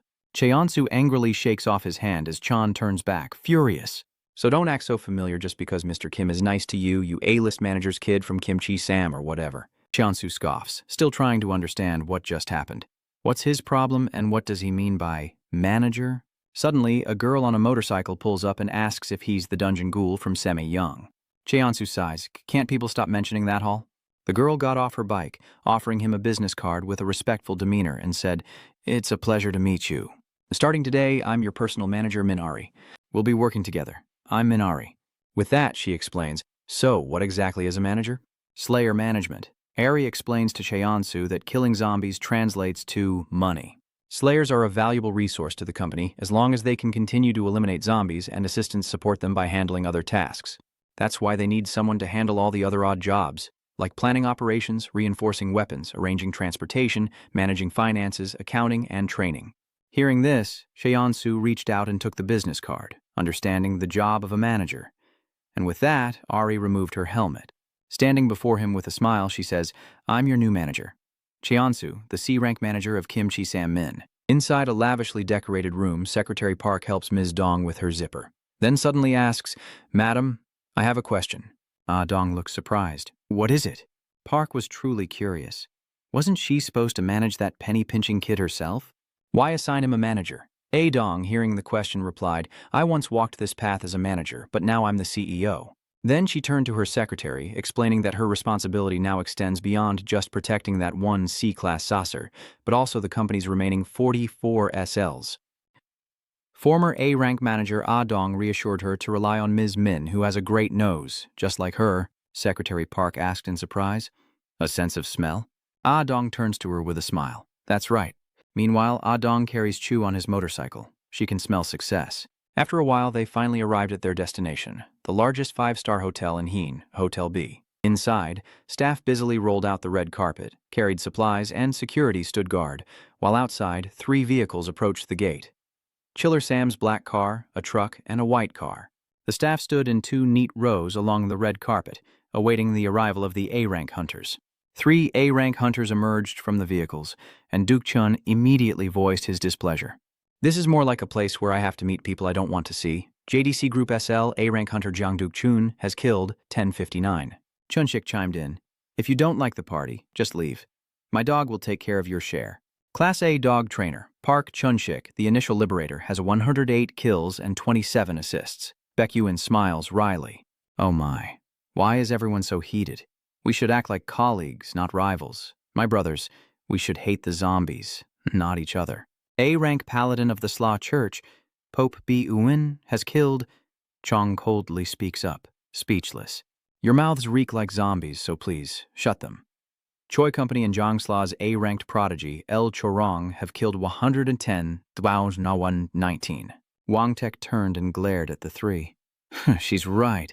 You should shut your mouth, you zealot. If it weren't for the zombie outbreak, you'd be nothing but bones in a flower bed. He laughed, listening to their words. In prison for fraud. Lieutenant Lim Wangtek of the SLA class of Special Forces under the Ministry of National Defense has killed 119 zombies. She's from the Jago Market Small Business Association, SLA Class A. Old woman Han Zhonghua, the fishmonger, has killed 10,063. Chiller Sam joins the conversation, and all the loudest mouths are here. The party is about to begin. Choi Company and Jiang SL, Class A philosopher Kim Chi Sam, have killed 112,700. The front gates, guarded by two solemn bodyguards, swing open, revealing the bustling gathering of SLers at Hayes' largest five-star hotel, Hotel B. In preparation for the meeting, staff meticulously review documents before reporting. Suddenly, something catches the employee's eye. Ari arrives on a motorcycle with Cheonansu. The staff member rushed over. Can I help you with something, ma'am? Is he a Slayer or a VIP? Ari smiles, introducing him as Semi-1 Slayer. With that, she stepped out of the car and introduced herself. I'm Min Ari, his manager.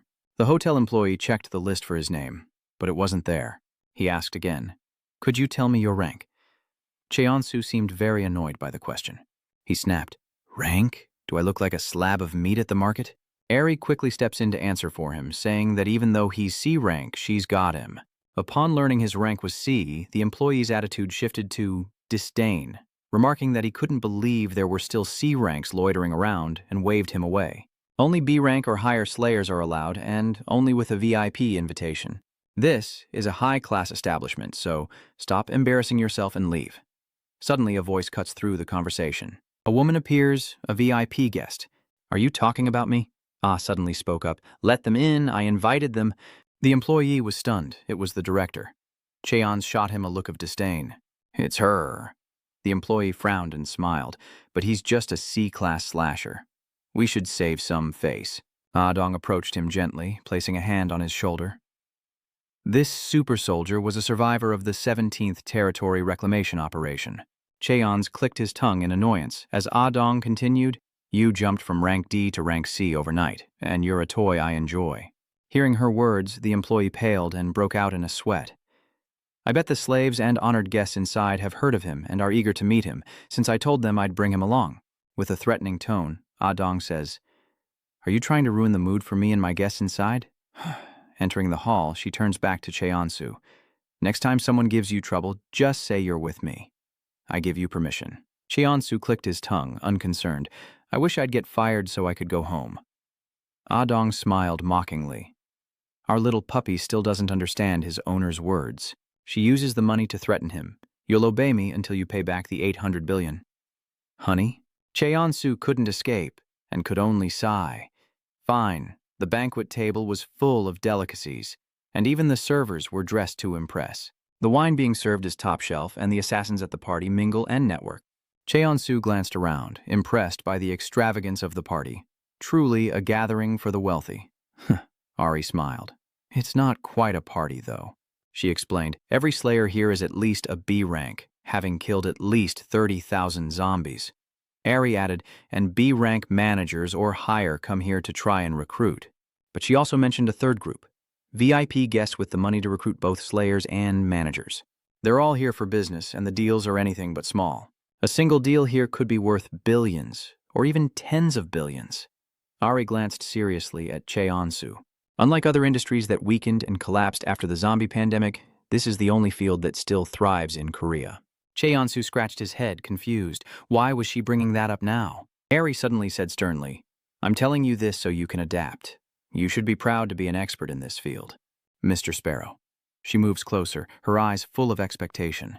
And I want you to be professional enough to ignore the dirty, nasty things you're about to see. Cheonsu casually reached for a glass of wine. Why so serious? He raised his glass to his lips and took a sip. I grew up in a Hay refugee camp. Those little things won't bother me, so don't worry. His past was, to say the least, difficult. Yes. Kim Cho-shu was once a refugee from the lowest class in the post-pandemic world. If he thinks he has good endurance and has seen all the evil in the world, he had witnessed people trampling each other for a scrap of food and seen how the rich lived during the apocalypse. But the profligate waste while the world starves, commissioning wicked and unjust deeds. Suddenly a man approached me at the party, saying he'd heard of my recent feat. You took down 8,000 zombies single-handedly, right? I want to hire you to retrieve something for me. Ari whispers in his ear. That's the chairman of the VF Corporation. He's placed 24 commissions so far, a VIP among VIPs. She quickly smiled, hoping to take on the job. So, what is it you need retrieved? He asked, as the chairman explained his situation. My wife was bitten while sheltering in a bunker in Daegu. I'm organizing a stock split, but they say I need her fingerprints for some paperwork. Listening to the chairman's words, both Cheonsu and Ari were stunned that he could speak about his wife that way. I think she's still in the shelter. So just go there and get her fingers. Cheonsu said nothing, immediately turning away from a stunned Ari, his eyes cold with contempt for the chairman's deceitful flattery. As he left, he bumped into someone who angrily shouted, "You must be that new recruit everyone's talking about." He grabbed him by the collar. Are you blind? No, you're the one who isn't. Suddenly, a hand lands on the man's shoulder. A young man appears, stopping him. Hey, calm down. No one wants to see an old man picking on a kid. JDCSL Group B's Trang Hui has killed 3,107. The man then left, and those JDC dogs began to cozy up to the long-haired Cheons. That's how people always treat newcomers, he said as he walked. They're all interested in you, but don't worry too much. The upcoming event will draw their attention away. The stage lights then came on, revealing an MC standing in the center. He smiles, picks up the mic, and asks, "Esteemed guests, are you all enjoying the party?" It's a bit boring, isn't it? Ah, Dong down there is clearly annoyed. These arrogant thugs, we're not here to play, we're here to work.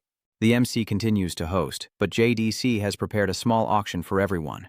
Cheonsu turns to Trang Wei, confused. An auction? Are you selling weapons to the SLA? Trang Wei quickly denied it.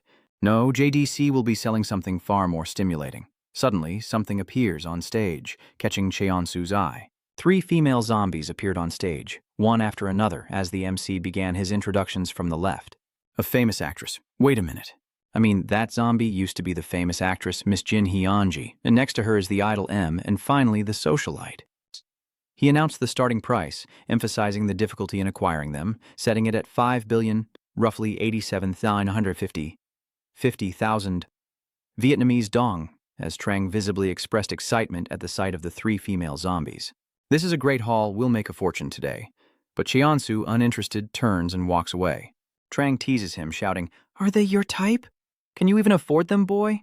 Cheonsu continued walking in silence, and Choshu could no longer contain himself. Everyone has the right to spend their money how they want, but casually grabbing a knife crosses the line.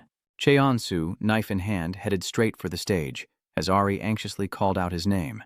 The MC frantically announced, "Please make your bids from the floor," as Ari struggled through the crowd. Cheonsu's eyes rolled back in his head, his face contorted into a terrifying expression as he mercilessly decapitated the female zombies.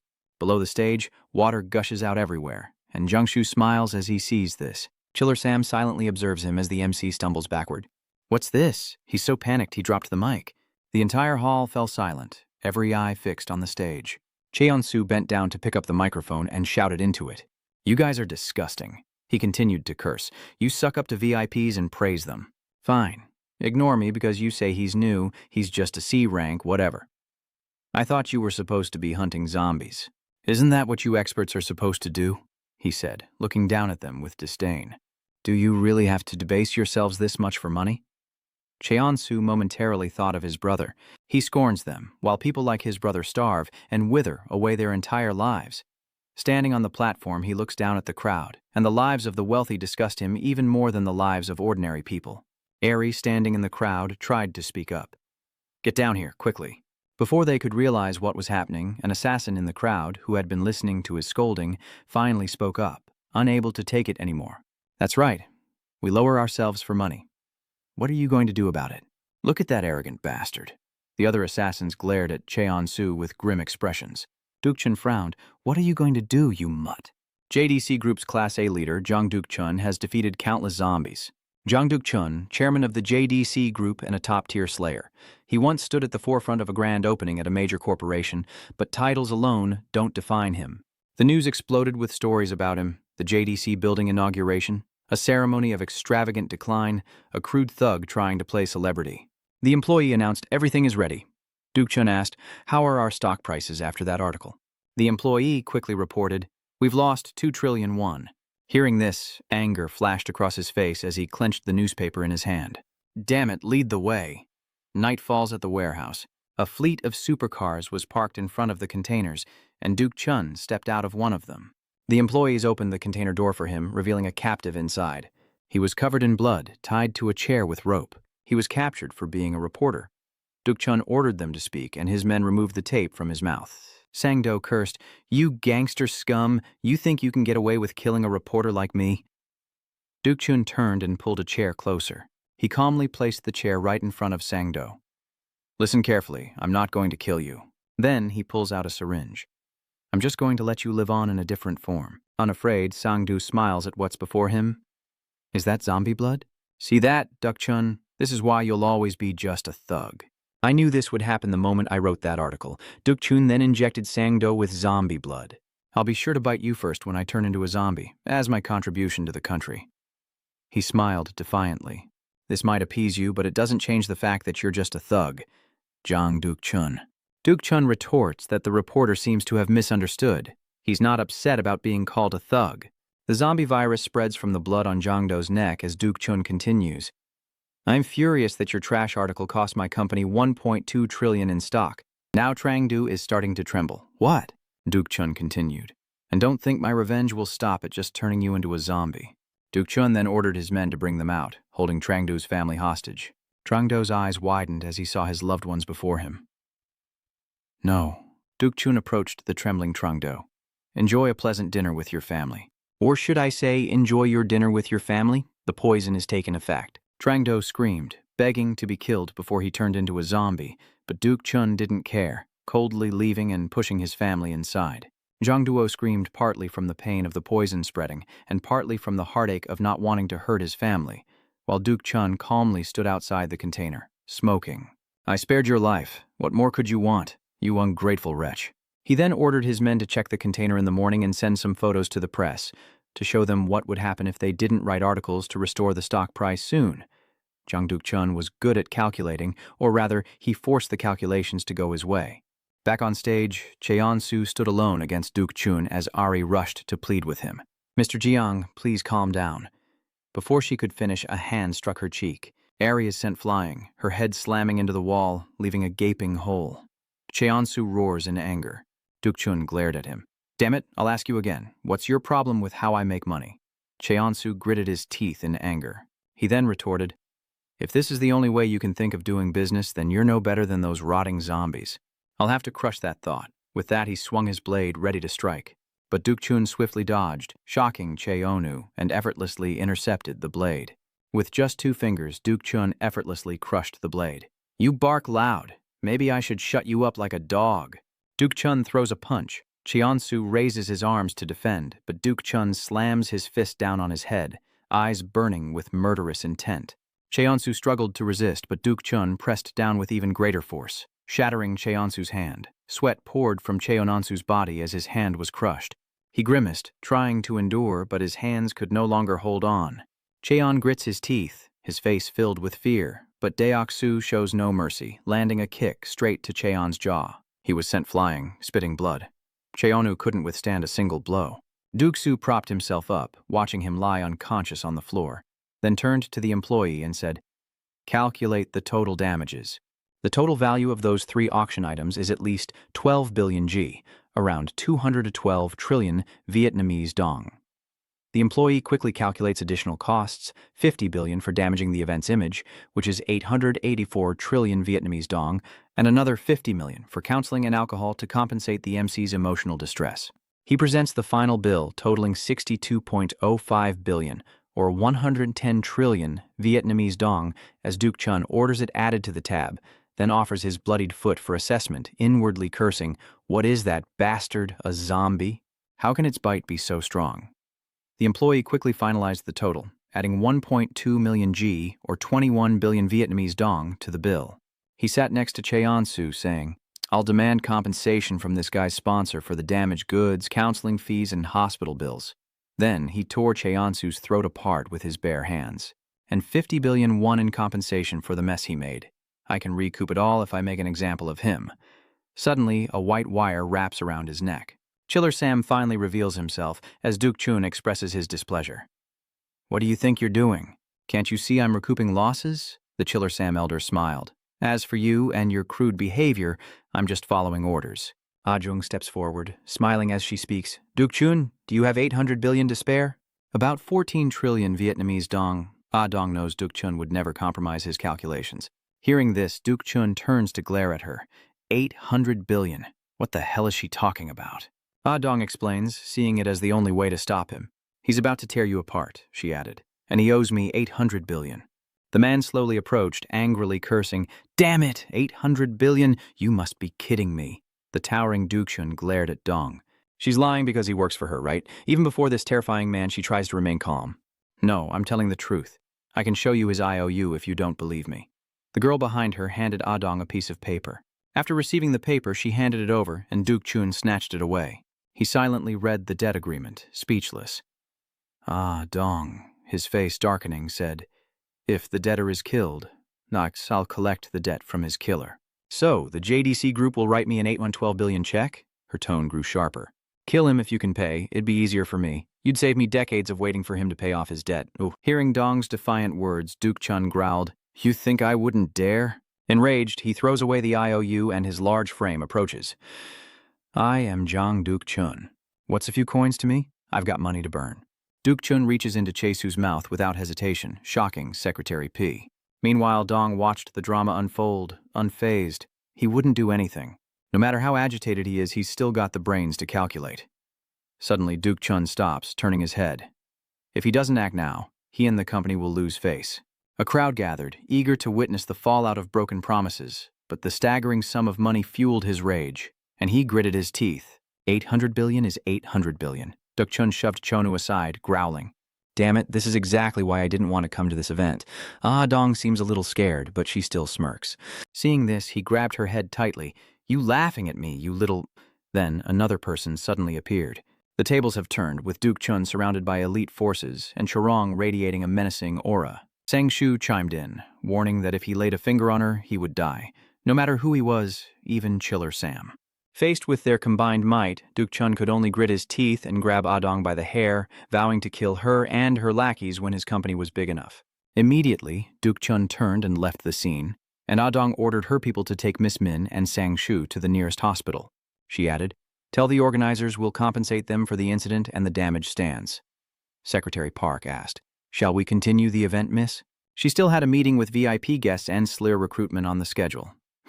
Fell silent for a moment. After a moment, she spoke, turning to leave. "No, I've lost interest. There's no point in staying for a party that's already over." She angrily thought to herself, "What a joke." Cheonsu's voice cuts through the thugs. "I thought you bastards were supposed to be hunting zombies. That's not a job for professionals, is it?" Veins begin to bulge on his face. "Do you really have to debase yourselves this much for money?" Elsewhere, amidst the ruined city, a voice asks, "Adong, why don't we create a new profession?" Suho, covered in blood, continues. "We'll create a profession for those who earn an honest living by killing zombies, founded by Choi and Jiang Sla, and the S-class Saint Swordsman Jiang Suho, who was killed." Thinking back to that image and Suo Adong's words, he unconsciously stopped in his tracks. He would definitely say something like that.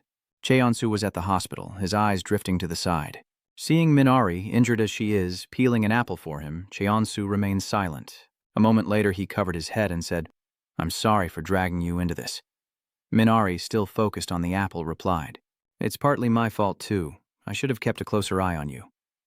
"I'm not the one you should be apologizing to." He felt utterly helpless after this incident. "I can't stand seeing people like that with more status than me." The image of those in positions of power being restrained flashed through Cheonsu's mind again. From left to right, the famous actress... Wait, I mean the zombie who used to be the famous actress, Ms. Jin Hyanji, and next to her is the idol new and... Who is that? Not only that, but thinking about how many people live in misery, unaware of how the rich live, makes my blood boil, so I have to ask this question. Cheonsu slowly opened his eyes. Or are they simply enduring this? Eri held up a finger, saying there are two things that determine the value of a slayer. First, the ability to kill zombies, or in other words, skill. An image of Duk Chun appeared. Ari continued. Secondly, it's the wealth they accumulate from that work. Regarding this incident, she concluded that he lost to Duk Chun because he was superior in both aspects. That's why we can't do anything to him. Our strength and finances aren't enough to defeat him. Until that day comes, we can only stand by and watch. Chiyonu scoffed at her words, thinking she made it sound so easy, as if she weren't an outsider. Then something else occurred to her. He wasn't the only one who thought society was rotten to the core. An old memory surfaces in Ari's mind. People bound and restrained in the stands. As a child, she painfully looked up at someone in that crowd. She hugged herself tightly, trying to reassure herself, that was my sister. Back in reality, Ari's heart still ached. He grew up in the slums of Haeundae, and as his manager, I feel the same way. She stands and walks to Cheonsu's bedside, telling him to hone his skills and get rich so he can impose the justice he mentioned at the event, or smash this distorted world back into shape. Slowly, he pushes himself up to sit. Cheonsu unwraps the bandage on his arm, revealing a clearly defined vein. I'm ready to start killing zombies right now. Give me a mission. Ari smiled, indulging him. It was part of her job as his manager, after all. Her eyes fell on the apple Ari tossed to him, remembering, I heard the peel is full of vitamin C, and your arm reflexes look good. As she turned to leave, she said, I'll find you some work next week. Cheonsu happily munched on his apple, thinking to himself, she didn't have to say it like that. Ah Dong angrily shouts at her. What job? Ari asks, puzzled. What? That's not okay. I just gave a cool speech and promised to find him work. Ah, and here's a chart of our orders. It seems Duk Chun threatened VIPs and potential clients to keep them from hiring dungeon demons. Choi and Jiang review the order charts. And that's not all. She deliberately points out the real reason the company has no work. They're undercutting prices to steal all the orders on the market, 10 to 30% lower than ours. Ah, Dong clutches his head in frustration. It seems I've provoked the wrong person. Minnie is doing everything she can to get Cheonsu work, but they need to build the Devil Sparrow brand so he can pay off his debt and keep Duk Chun off their backs. To do that, he needs work. Finally, she bows her head to the ground, accepting any price for a job. No matter how low the commission, we'll take the job. Please, give us work. The lady fell into thought, realizing the truth in their words. The Demon Hall needs achievements and customer trust, so Duke won't bother him. After a moment's thought, she asks if they're sure they'll do anything, even if it's backbreaking work for mere pennies. Ari nods eagerly. That's right, I'll convince him to do it. Dong then ducks under the table, rummaging for a moment. Then she handed over a file that looked very old and worn, telling him to go to Jing Ai immediately. At the Jing Ai, the image of Jing Ai shimmers brilliantly.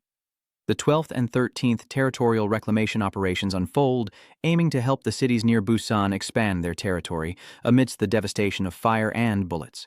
This should have been a simple mission, with easy resupply from nearby Busan. Dong, the flamethrower, is clearing the area for the Jago Chi Sla B rank Small Business Alliance, having killed 36-11 so far. From afar, a group approached, repeatedly asking, Hey Dong, are you done cleaning up here? How many did you kill? Did you kill enough to cover gas?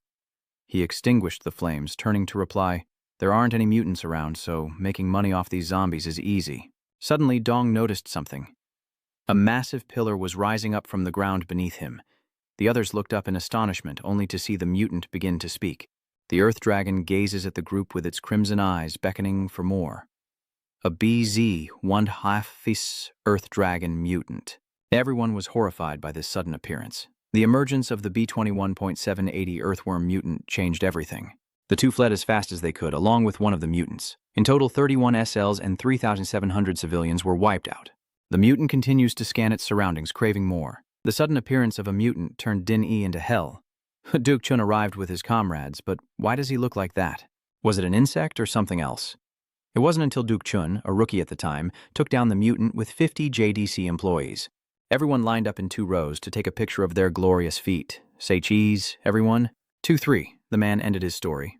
And that is the history of the Jing Ai wall's construction. Cheonsu impatiently held out his hand. All right, I get it. Put away that annoying board and picture and just tell me why I'm here. He smiled and opened the door. I'll tell you everything. Let's head outside. Behind that door, you'll find many workers hard at work. This is the construction site for the Great Wall of Busan. We're building a wall around the city, just like the one in Busan. The man pointed into the distance, saying, we just need to finish the west wall, and the housing shortage in Busan will be partially solved. He continued, meaning we can have more homes for the homeless, while Cheonsu listened with growing disinterest. That's right. Having homes is what's important. The man's expression suddenly changed, but Cheonsu listened in surprise. There was a problem. He said, the noise from the construction site has attracted the zombies here. The image of zombies is spreading everywhere. We're working day and night to build the wall faster, but sometimes they attack at midnight. Our guards and some of the workers are doing their best to hold them off. If they keep coming, it's not going to work. He concluded, that's why we need you to handle this. Suddenly, SL Minari spoke up. Wait, boss. She began to visualize the situation, then asked, if only the west wall remains, meaning the north and east walls are complete, how did you defend this place during construction? The foreman explained that the Nakdong River flows through the north and east of Jing Ai, and since Busan and Jing Ai are connected to the southeast of Busan, building walls on those two sides wasn't too difficult. With that, he dejectedly hung his head. Back then, we had plenty of funds so we could hire many professional SL'er, unlike now. Hearing this, Cheonsu seethed and gritted his teeth. Professional SL'ers. Unlike now, Ari tries to defuse the situation. In other words, he's out of funds? The man nods in agreement. Yes, that's right. So, Choi and Jiang offered land in Din in lieu of payment once the wall was completed. She realized then why Choi had been so reluctant to accept the commission. Us, SLER has to protect such a large construction site on their own. Ari also realizes that if the project is suspended or cancelled due to zombies, they will put all the blame on Sla, who is in charge here. Seeing her silent for a long while, Cheonu spoke up. Hey, I'm asking, what are you hesitating about? You said I need to be in a position where I can change things, remember? Then can this mission help me rise to that position? Ari affirms resolutely. Hearing this, Cheonsu gripped his weapon, then strode forward with a confident smile. Then let's do this. The details of this mission are a pretty simple commission. Sla will defend the construction site day and night, eliminating any zombies that threaten the workers. In exchange, they'll receive 6.48 hectares of prime real estate in Duining City, courtesy of SL service provider Chosu Kim, managed by Minari. Both are incredulous as the man leads them to a small room, their home for the next 2 months. Ari is surprised. Just one room?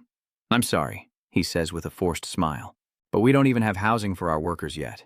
The two step inside to take a look. Neither of them said a word as the man bid them farewell and closed the door. Good night, and I'll contact you via radio as soon as we spot any zombies. Cheonsu and Ari hesitated for a long moment before she turned and quietly asked, It'll be okay, right? If you're not comfortable with this, I'm ready to leave. Cheonsu quickly found his place to sleep, saying he'd stay there and the rest of the room was hers. He added that she hit her because of him, and he wouldn't let her suffer the consequences. Ari smiled softly at his words. Her soft voice echoed in the room.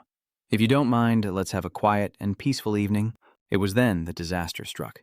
Cheonsu suddenly opened his eyes and jumped up. Ari was awakened by Cheonsu's actions as well. He cursed and hurriedly responded. Zombies are here. And a knock suddenly echoes from the door. He gets up and looks around. It seems we're surrounded. Minari was indeed taken aback by the situation. He means they've swarmed in here, but they haven't even contacted us yet. Cheonsu slowly approaches the door. We'll fight our way out as soon as I open the door, so stay close so I can protect you. Minari was ready as well. Yes. He slowly counts down. Ari gritted her teeth, and Cheonsu's eyes filled with fear. As soon as the countdown hit 1, he burst through the door and charged outside, wielding his weapon with all his might.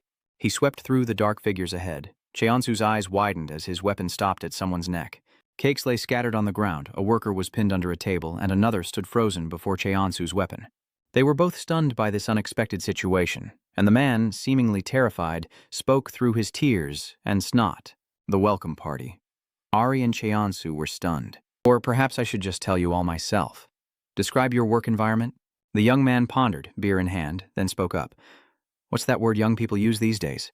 That's right, it's like a living hell. He pictures those poor souls struggling to make ends meet. Having to work 2 shifts a day like that is pure torture. He even witnessed welders guarding against monsters at night.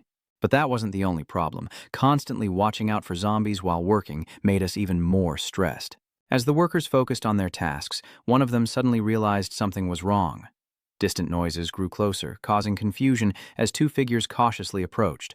With a sigh, he picked up his beer and complained that this was why they were always sore the next day. The work was hard, but the stress was what really wore him out. The next question is whether the compensation is adequate. The young man laughed in surprise. Salary? What salary? We aren't paid. This leaves the questioner utterly baffled. But they said you were being paid. The poor souls could only shake their heads, recounting a slum-like existence with mountains of trash. No, not at all. We're provided with housing and food in exchange for our work. But that's all they offer. At this, he could only pick up his beer and bow his head in helplessness. It'd be great if they paid us something, but oh well. I heard they're having more blackouts back home this month. This only made the questioner more curious. Why was he still working here? The young man looked away sheepishly, explaining that he brought it on himself. But a proud smile crept onto his face as he presented the ultrasound. I'm going to be a father. The questioner could only respond, Congratulations. He quickly looked outside and spoke his mind. I'm not even sure if this is something to celebrate. After all, they said the construction workers would be the first to receive houses after the wall was built. It seems he had a dream of a bright future with his family. No one here is paid. We're all working towards a future with homes. It wasn't just him. Everyone working there was cheerfully optimistic, as if nothing had happened, driven by family or weary of homelessness. That's why we're all here. With that, the worker raised his beer and laughed along with the others. So please protect us, Avenslazer said. Cheonsu remained silent, and Eri glanced at him. After they went outside, the two were silent for a long moment. Then he finally spoke with a sigh. Why did you ask them such silly questions? It's heartbreaking to hear. Contrary to his thoughts, she calmly recounts the scene, explaining that the managers have a rule. Emotions must be kept separate when slayers kill zombies to reclaim lost territory. Some even risk their lives to protect the smallest children from the undead. Ari sighs, but knows that rescuing or protecting others requires appealing to the slayer's emotions and stirring their compassion. As she walked forward, a hopeful smile graced her lips. Perhaps when they realize what they need to protect, they will become stronger. With that, Cheonsu walked away, glancing back to praise her. Well said, though it sounded more like she was trying to work him to the bone. Hearing this, she laughed, taking it as a joke. That's right, you caused a scene at the exchange, so you better make up for it. After a long period of thought, Cheonu instructed, Don't let them drink too long. I need to rest up for when the zombies appear. He then headed back to his room. Behind him, Eri nodded in agreement, obeying his commander's orders. He found a secluded spot, leaned against a container, and fell into silent contemplation. The street lights flickered, mirroring the lives of the workers here, as he immersed himself in nature, sensing everything around him. Remembering the workers' words from before, he pondered, A home, huh? If that's all they want, then I have to protect them. The scene shifts to the next morning. Inside, Cheonsu relentlessly trains with push-ups, while outside, giant zombies charge, ready to attack. The sight of the zombies sends the worker into a terrified frenzy, but before anyone can escape, Cheonsu bravely rushes outside. He stomps down hard on a zombie's head, crushing it instantly. Not satisfied, he spins around and charges toward the other zombies, relentlessly attacking. Cheonsu's attacks were swift, eliminating zombie after zombie with brutal efficiency. In less than 5 minutes, he had taken them all down. He sighed and walked away, unaware that another zombie was lurking behind him, waiting for the opportune moment to strike. Seeing its chance, it lunged at him, screaming. Blood splatters through the air as Cheonsu's weapon pierces the zombie, covering him in gore. A long fight has left him weary. He turns to rest, but notices the stares of the crowd. The workers cheered with excitement. Nice one, SL. Thanks, man. Drinks are on us later. Seeing their over-the-top reactions, he simply announced, No need to thank me. I'm just doing my job. Just grab me a lighter. I forgot to bring it down. And the story continues. Afterward, he returned to rest, and when called upon again, Eri reported while doing the books. Today, he killed 8 zombies, earning 40 million, about 743 million Vietnamese dong, and Chiller Sam also made an appearance. Cho also trained with the old master whenever he visited. With just a few basic moves, Chiller Sam bound Cheonan's shoe with ropes. He sits there criticizing, saying, I'm still too slow. Young man, you should also learn how to use ranged weapons. Perhaps he looked down on all of his attacks, saying they were too predictable, like a child flailing in the hall. He just sighed and turned to look at him. Couldn't he stop nagging for once? Let me go. What about the job? He slowly sat up, explaining that it wasn't so bad. Cheonsu spoke of his experience, saying he never thought he'd be satisfied with this slayer job. In the distance, the workers were still instructing each other. Over there? No, not there. He chuckled, uttering incomprehensible words. Having something to protect isn't so bad. This surprises Chilasam. Unwittingly, his unfortunate past resurfaces, making him a little sad. I don't want them to go through what I did. Hearing this, he remained silent, taking a deep breath before striking Cheonsu's body with his large hands, then turned and walked away with imposing authority. Then you should work harder. The siblings clutched their backs in confusion. Immediately upon his return, he tossed Cheonsu a strange rope. I'll help you out. Looking at the rope, he seemed confused. A rope? He chuckled, preparing his next move. Didn't I tell you to learn how to use ranged weapons? It's too early for you to handle a fishing rod, so use this for now. Sometime later, as Chiller Sam drove back, the driver, Chan, spoke with concern. Sir, I know it's not my place to say, but why do you care so much about him? You don't need to spend so much time on that kid. He chuckled at that. You'll see, Choi-chan. These words left him a little confused. He continued, the day I leave for Seiyun, he will become the pillar of Busan in my stead. It seems Chiller Sam is very pleased with Chonu's progress. He's improving rapidly. Time passes, and we find ourselves at the JDC Group headquarters. Inside the vast practice room, a man focuses on his golf swing as his secretary enters to deliver a report. Chairman, is Na Sang-dok, the chairman of the Buon Real Estate Association, here? After the secretary spoke, Sang-dok slowly entered the room. The scene shifts to the president's spacious office, where Duk Chun sits, discussing important matters with Sang-duk. After hearing everything, he looked puzzled and asked, The Buon Real Estate Association. You own buildings, land, and apartments in Busan. What do rich guys like you need from our zombie hunting company?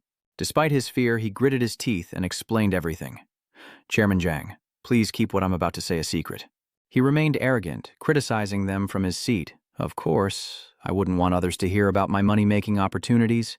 Suddenly, CEO OK asked, You know about the wall being built in Jinhae, right? There was a hint of joy in his voice. It's almost finished, they just need to build a small part more. Hearing this, Duk Chun breathed a sigh of relief. Of course, they'd been building it for 2 or 3 years. But what about it? Sang-duk hesitated, unsure of what to do. I'm not sure I should say this. Will you really keep it a secret? Seeing him beat around the bush only fueled his anger and curses. Does he have trust issues? Just spit it out, old man, he continued. Once the Jing wall is complete, the director reveals his carefully calculated plan. Busan's real estate prices will plummet by 20 to 35%. It's simple economics. When supply exceeds demand, prices fall. He then proposed his idea that the members of their association should intervene. This also left Duk Chun utterly bewildered. Interfere with what? Though somewhat afraid, he gritted his teeth and revealed his intentions. We have to force the construction to stop. Think about it, his voice echoed. The thought of zombies turning the construction site into chaos startled Duk Chun, who approached, laughing and criticizing. You want me to unleash the zombies? Are you insane? Do you know what will happen if you're caught? You'll be executed for treason. The more he spoke, the more astonished he became at the man's madness. This was worse than any criminal offense. This guy's insane. Before the old man could even scold him, the snail announced through gritted teeth that he'd give him 10%. He even produced a pre-prepared contract. I'll give you 10% of the assets owned by the members. You must have a plan. The workers hired an esper, so we'll need a lot of zombies. Seeing the contract, Duk Chun was conflicted, his mind racing with thoughts. The association and its members possess assets worth 200 trillion. 10% of that is 20 trillion. If this goes smoothly, I can demand even more from them. Just hearing those numbers is exhausting. About 37,5781 Taninashgerm 40,000 Vietnamese dong. 371 578 and 1,400 Vietnamese dong. Despite his size, Duk Chun is a calculating man. After much deliberation, Duk Chun looked up, smiled, and announced, Forget what I just said, I'll do it. But if anything goes wrong, the association will take full responsibility.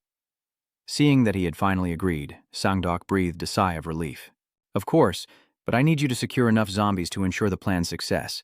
As I said, they hired a slazer. Cheonsu's image flashed in his mind. They said he single-handedly wiped out 8,000 zombies in one night. He hesitated, considering this. 8,000 zombies? It must be that guy. With a sinister glint in his eyes, Duk Chun reveals his plan. He'll release something to ensure its success. The scene shifts to the basement, where research labs are concentrated. Sang-duk is curious. What does he plan to do? Duk Chun calmly announces, "You've probably heard of Zomvest, right? It's a cure." They both realized it could be the antidote to the zombie virus. Things weren't easy as rumors began to spread, but there were also rumors that it was made from mutated zombies, and so zombie hunters were always capturing mutated zombies to sell to the labs. That's why slayers sell the mutated zombies they catch to pharmaceutical companies, trading them for a hefty sum to be used in labs.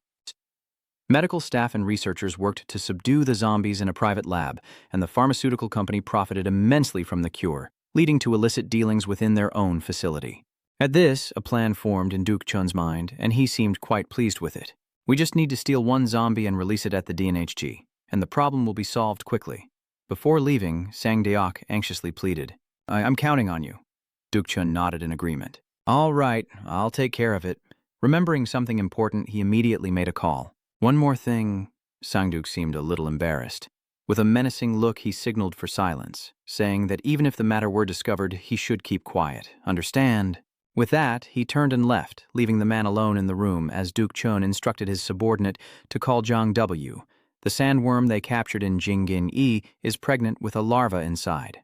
Meanwhile, we see a mutated zombie regenerating as he coldly orders his subordinate to take it outside and kill all the witnesses. Hearing this, the subordinate had no choice but to agree, also being instructed to find 10 homeless people from the slums, the kind no one would care about if they died. It seems he's meticulously planned everything.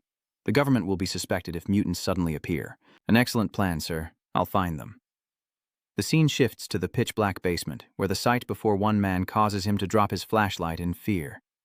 Before him stood a grotesque mutated zombie, its mere presence enough to make the bodyguard tremble, as the strange man wielding a weapon relentlessly slaughtered the researchers. Looking up, Truong Hui complained, "Damn it, why do you guys do your job so well? Couldn't you just goof off or sleep in the lobby?" After complaining for a while, he directly questions, "I don't want to be the bad guy. I just want to take this and leave. Why do you keep making me the villain?" His words terrified the security guard. "I didn't see anything. I'll go upstairs and go to sleep right away if you can spare me." Before he could finish, Trang Hui interrupted, "Say you're sorry. Say you're sorry for working too hard." These words made him fidget. I'm sorry for working too hard." Trang W felt a little better, less guilty now.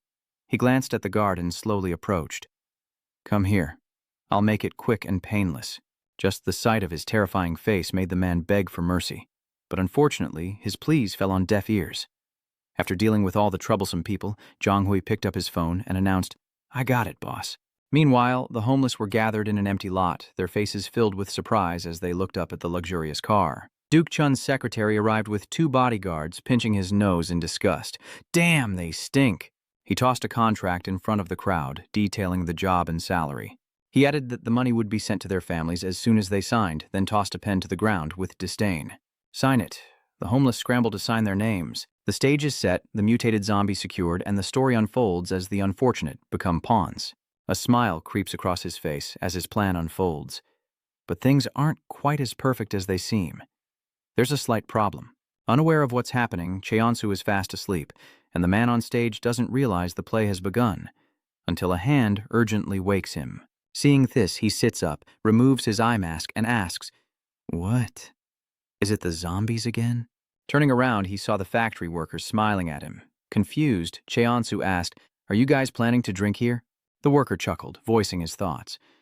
"It's been a month since you got here, so we figured we'd throw a party. Come on out, we've cooked up a feast." And so the party began. A delicious roasted pig is being cooked in the oven, as Ari happily serves everyone in the kitchen. As Cheonsu pondered, a worker approached and placed a hand on his shoulder. "At least let us fatten you up, right? You're always being called into work. You wish the zombies would pick a day to attack, but you know that's not going to happen." They immediately urged him to sit at the delicious table and told him to sit down. Cheonu looked a little embarrassed, and he looked up. Before him were honest, simple people, unconcerned with the burdens he carried. He wondered when the last time he'd shared a meal like this was. He recalls a happy time from years ago, probably his birthday party, and the man next to Cheonu, seeing him hesitate, hands him a large spoon, urging him to eat. "Why aren't you eating? Are you lost in thought or something?" Sla warmly recounts his experiences. "We caught this pig in the forest, and the rest is what we've been saving." "Don't worry, we didn't steal food or anything like that." Cheonu glanced at the delicious meat on the table after hearing that. The workers watched with anticipation as he took a large bite. Ari smiles softly beside him, as tears well up in Cheonchu's eyes. Overwhelmed, he tells everyone, "It's so good, I could cry." Those around him chuckle, raising their beers in jest. You haven't even taken a proper bite before saying that. See, he's pretending to be strong again, but even he's impressed, and he really is strong. Everyone ate heartily, chatting and laughing together. They freely talked to everyone here as if they were all friends. Cheonsu couldn't help but feel a pang of regret, wishing they had more time. He noticed Ari was still here, happily savoring this small joy. Everyone on the construction site laughed together as if nothing had happened. Perhaps this would help him forget. Cheonsu looked up at the sky, his mind racing with thoughts. His lost brother, his parents never returning, and this cruel reality. Lost in thought, a melody begins to play. Music? Are you sure the foreman won't yell at us for this? There's no need to go that far. This also surprises the foreman. What music? We always try to keep things quiet on the site. Silence fell over everyone as one drunken man tried to speak. The sound isn't coming from the construction site. Strange noises are blaring from speakers outside. It's coming from outside. The sounds of the approaching vehicles suggest the zombies are still in hot pursuit. This zombie is charging forward with incredible ferocity as the vehicles speed ahead. The zombie barricade is being completed, but these sturdy vehicles are ramming through it, unleashing a wave of desperate homeless people. Unbeknownst to them, they were mere pawns, and the zombies seized the opportunity to feast on these unfortunate souls.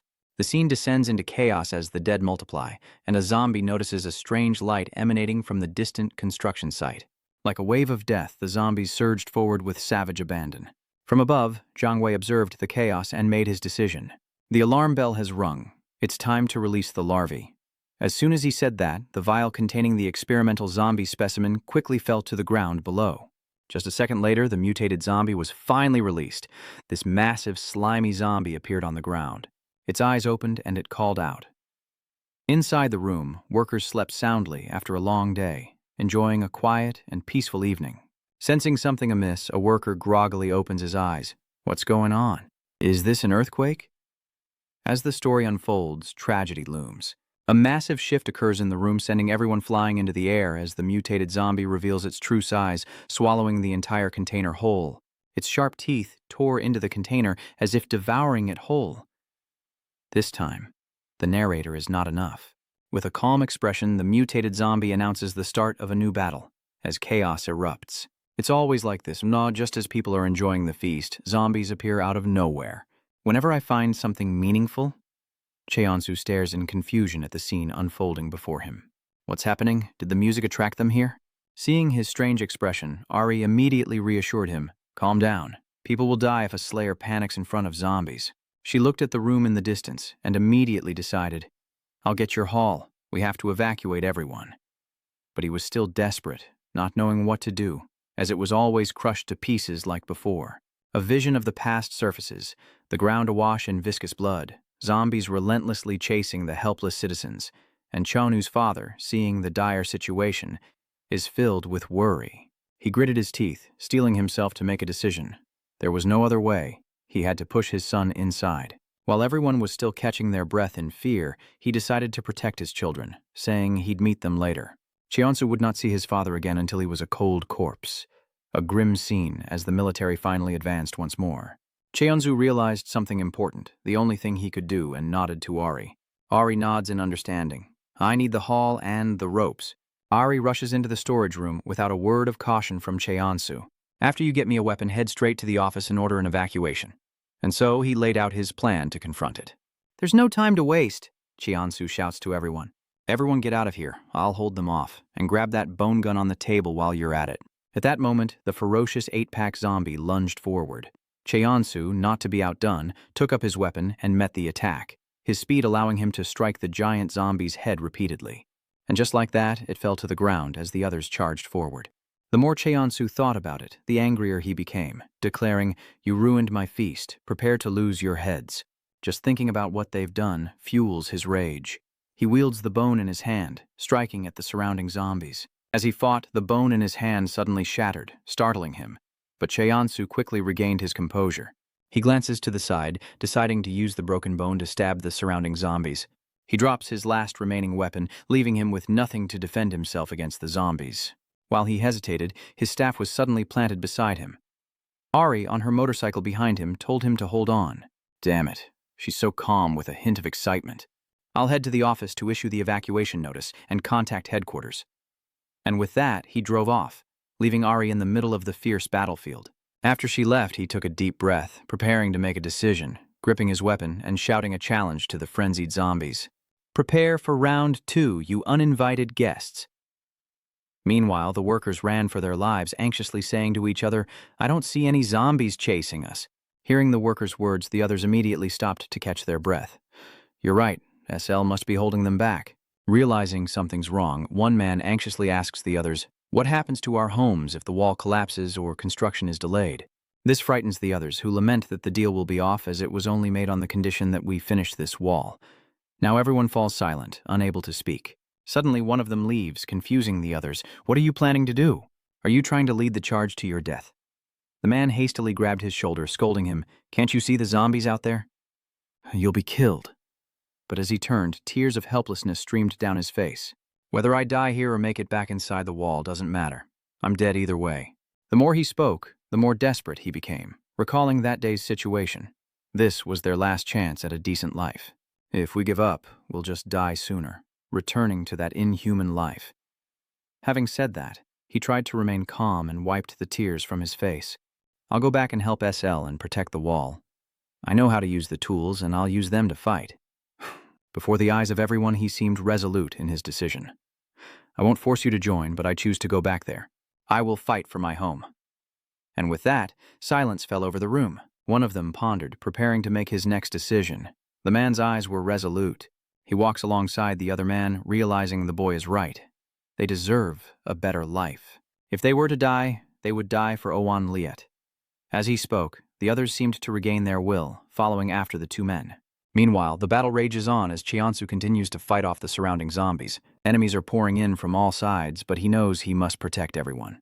Still focused on the fight, he notices a worker fleeing the zombies. With no time to hesitate, Cheonsu ties a rope to his shovel.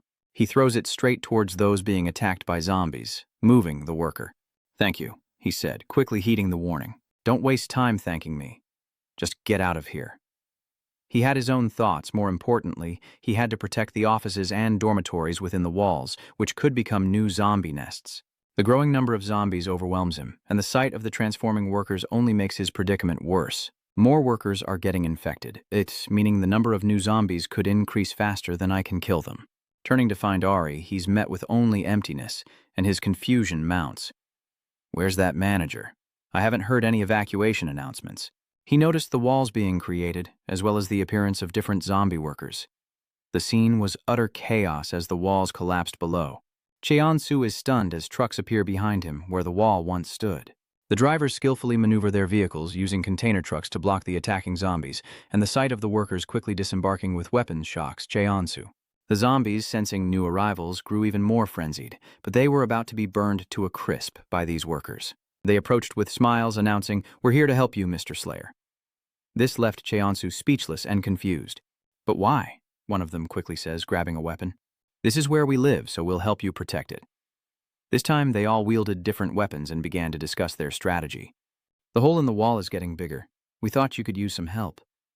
"Damn it, Slaw. Everyone wants to fight, so I can't leave them behind.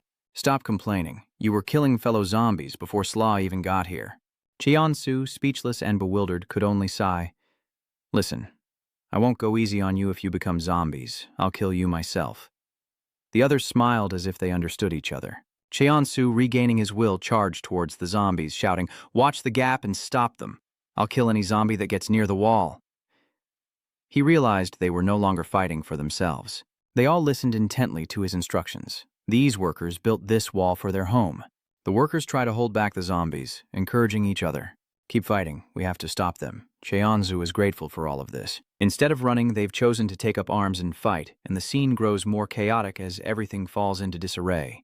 But the battle is far from over. Ari, on the other side, gasped for breath as she took in the scene before her. She was helpless, not knowing what to do as the container, according to reports, was completely destroyed. The communication devices were in the office container, but it had been overturned. No ordinary zombie could have done this. Something's definitely not right. This was no ordinary being, but a high-level mutant. But first she had to worry about the others and drove off in another direction. "Demon Hunter can't handle this alone. He's only a C-rank SL. We need reinforcements from the table." Her face turned grave as she turned to see a sight she never wanted to witness. A mutated zombie with a blood-soaked maw lunges for Ari. As the scene shifts to a high-rise building, the provisional government headquarters of the Korean Ministry of National Defense's Special Task Force. A hand raps on the door of the room, and the short-haired, cold-faced girl is none other than the Ministry of Defense's Class A manager, Captain Wang Tek. Seeing her enter, the commander-in-chief asked in surprise, "Reporting in?" She nodded. "Yes, sir. Nothing special to report, but there is something you might want to know." Wang Tek quickly ordered, "Don't wait for me to ask, report everything from A to Z. You are Major Lim Wang Tek of the SLER A-Class Special Operations Team of the Ministry of National Defense." He noted it down, nodded in confirmation, and reported, "We haven't received any afternoon reports from the Jing Ai construction sites, sir."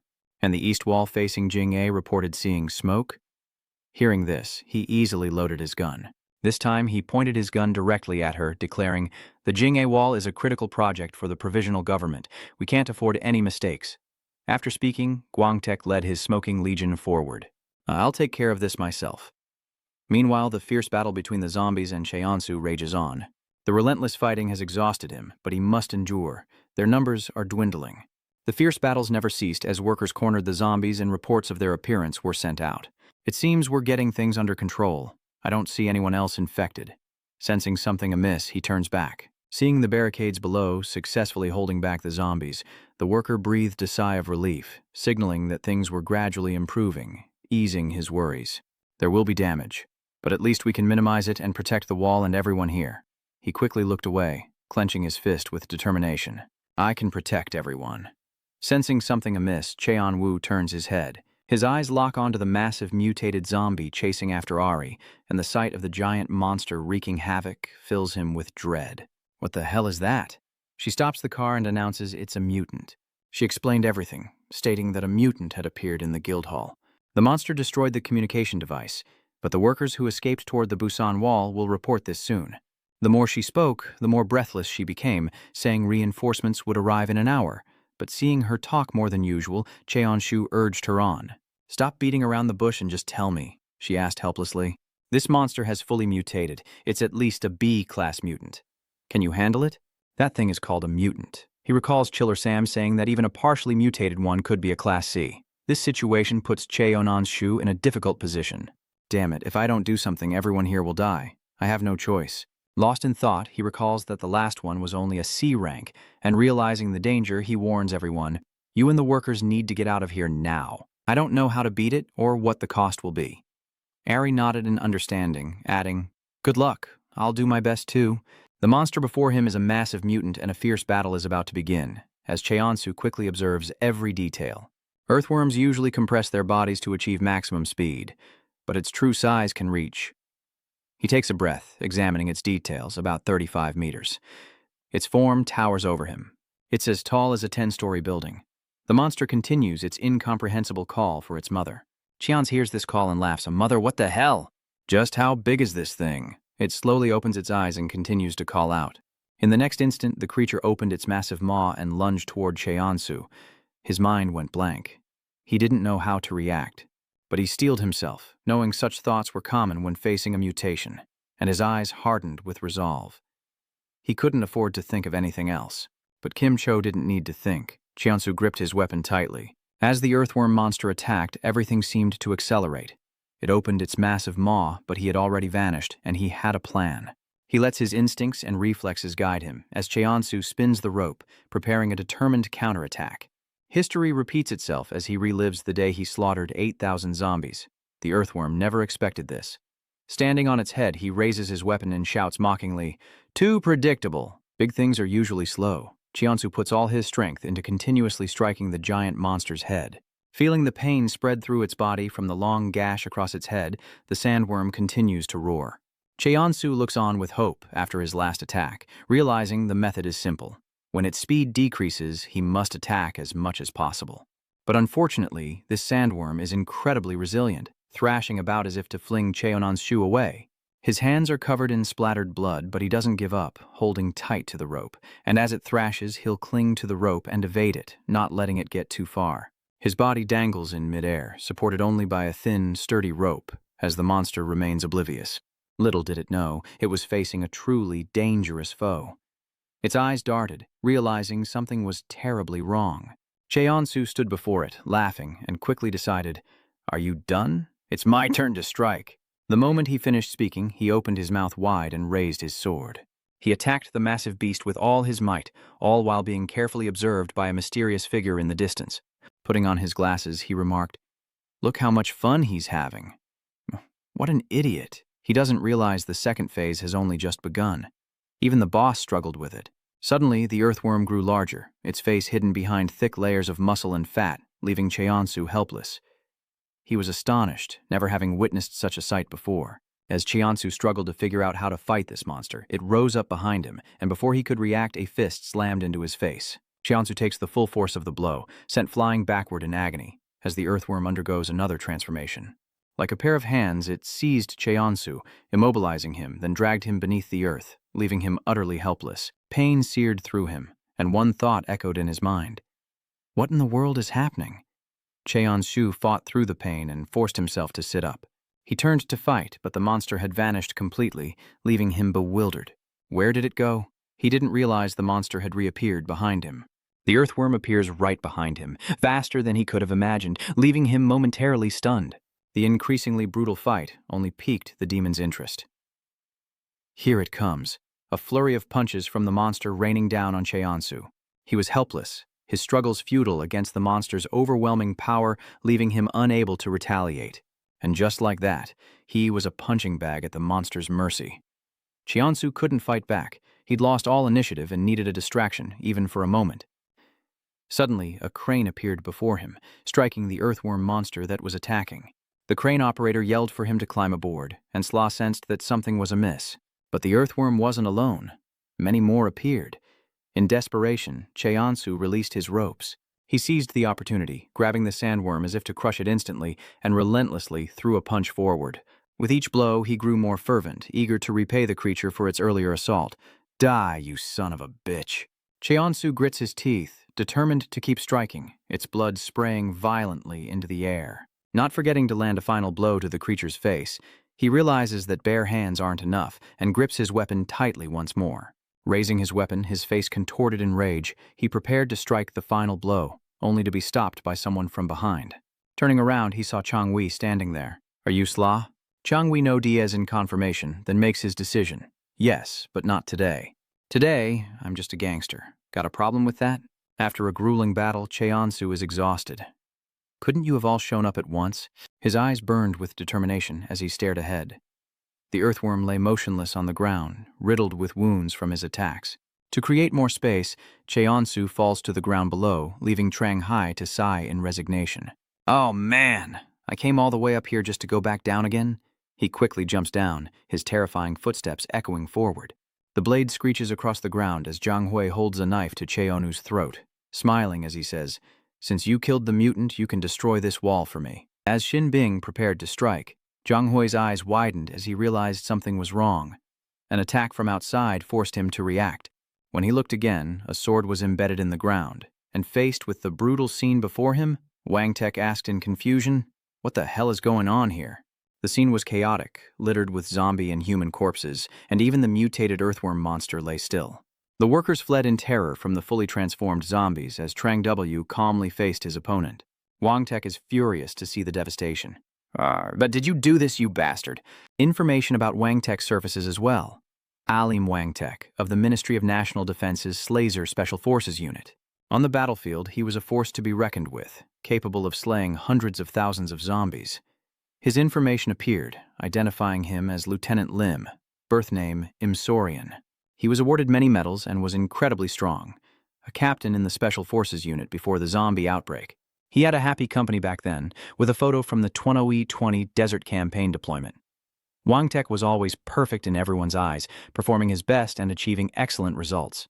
He even made the news on social media, a special operation completed. The armed forces successfully rescued the group of missionaries who had been taken hostage. Wang Tek was indeed an incorruptible man. That was his motto and his creed. As a child, he received many medals. The scene shifts to a desolate desert at the Davidson Strategic Deployment Camp. Inside a room, Wang Tek, now with only one eye after battle, appears, causing the commander to stammer, "Captain Lim, I'm truly sorry about your platoon. I really didn't know. Before he could finish, Wang Tek, eyes full of hatred, raised his gun, and a bullet to the commander's forehead ended his life. And so Wang Tek made a grave error when he murdered his commander during an overseas deployment. Stepping outside, he was surrounded by the military and sentenced to 12 years in a military prison camp. But inside that dark cell, Wang Tek sat quietly, something preventing him from wasting his time behind those cold bars. He relentlessly used his free time to train, pushing himself to become stronger, his eyes burning with unwavering determination. While he trained, a strange man appeared, Captain Lim. And so his story began with this man's skill. The large man asked in a booming voice if he was willing to fight for his country once more. And he was frozen by the sight of it all thanks to his skills. After a short time in the field, Wang Tek and his comrades relentlessly eliminate the vile undead for humanity, his eyes now changed by the noble cause of his nation. Recalling everything about Wang Tek, Trang W looked troubled, unsure of what to do. Major Lim. He's a Class A. I just wanted to confirm the mutant did its job and leave as soon as possible. He glanced at Cheonsu still lying on the ground, but that damn rookie was holding him back for too long. Seeing his silence, Wang Tek angrily bit down on his cigarette and demanded, "Did you cause this? Damn it, I don't think you can fool me. Answer me now." Feeling unable to confront him, he quickly raised his hand to explain. "What are you talking about? I rushed here after hearing reports of zombies, that's all." But he witnessed everything, directly questioning him. "You were about to stab him with a sword covered in zombie blood. How do you explain that?" Though afraid, he calmed himself, knowing he couldn't let the man see his fear. He laughed, quickly making up an excuse. It was just zombie blood. And I was just going to teach this guy a lesson for getting ahead of himself. Changing the subject, Truong Hui looked at Wang Tek's clothes and spoke. "Just a little squabble between SLAs, soldier? You understand, right?" Cheonsu, not bothering to answer, suddenly yelled out in annoyance, startling him. Trembling, he pointed at Trang Wei, reporting everything. This bastard and his gang intentionally released the zombies. His voice weakened as he pointed forward. "After I killed that mutant, he stabbed me. That bastard." Hearing this only enraged Trang Hui further, and he kicked him. "Why are you blaming me? You son of a bitch, you're no man at all." Seeing Cheonsu still enduring the pain, Wang Tek grinned with satisfaction, just like he was at the exchange. He couldn't help but recall when Cheonsu first appeared before them, piquing Wang Tek and his comrades' interest. Back in reality, Wang Tek chuckled, making his decision. "You've shown your true colors, you bastard. What will you do now?" With his cover blown, Trang Hui had no choice but to raise his sword. What else could he do but put on a show? Wang Tek starts with the small knife in his hand, citing Article 2, Section 13 of the Zombie Prevention Act. Those who intentionally spread the zombie virus will be executed on the spot. His eyes blaze with fury at this inhuman creature. But Trang Hui isn't scared, nodding to what he's done. "Okay, thanks for the warning, soldier. But if you can't kill me, I'll take that head of yours." Both sides clash, and a fierce battle seems imminent.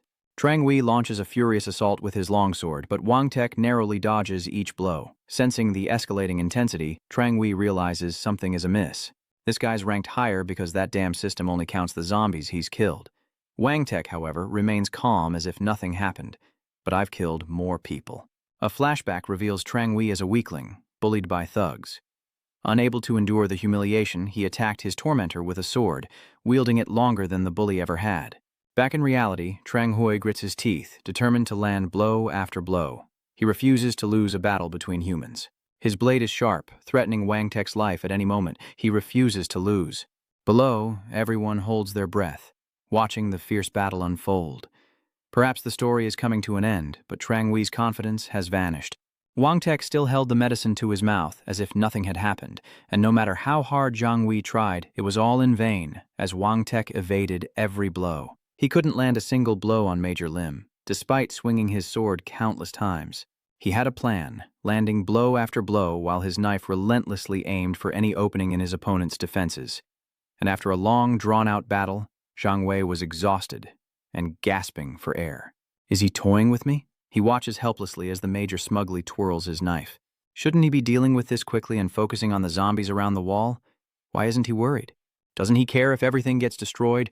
This only makes him angrier, and he shouts out in rage. Why? He chuckled as if nothing had happened. Why toy with you? Ah, he continued with another announcement. The higher-ups ordered us to conserve ammo when killing zombies, so I need to practice with a knife. He declared this while holding his blood-soaked blade. Fighting you is actually pretty entertaining. His eyes became incredibly menacing with everything he was about to do.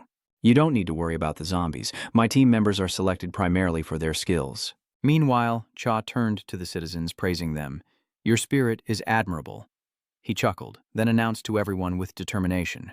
Now that I'm here, don't worry and put down your weapons. As soon as he finished speaking, he fired his gun straight at the zombies. With a single shot, he takes down the troublemakers, and now it's Sori's turn to use her sharpshooting skills on the monsters wreaking havoc. Meanwhile, someone watches from above, carefully surveying the scene, weapon in hand. Taking a deep breath, he grabs his weapon and leaps from above, striking the zombies below with powerful blows.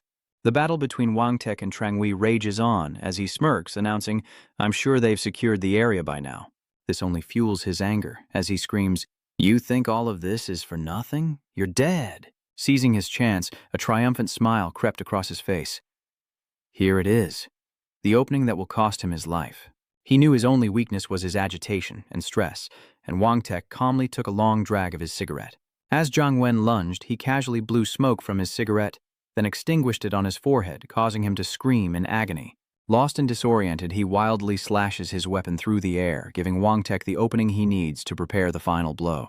He attacked the wildly flailing Tranghui, his knife-wielding fists moving with ease. He finishes by plunging his dagger straight into Zhang Wei's head, and after withdrawing it, Wang Tek bids him farewell. Having finished, Cheonsu was stunned by the series of maneuvers and unbelievable power. High above, Wang Tek effortlessly defeats the twin moons.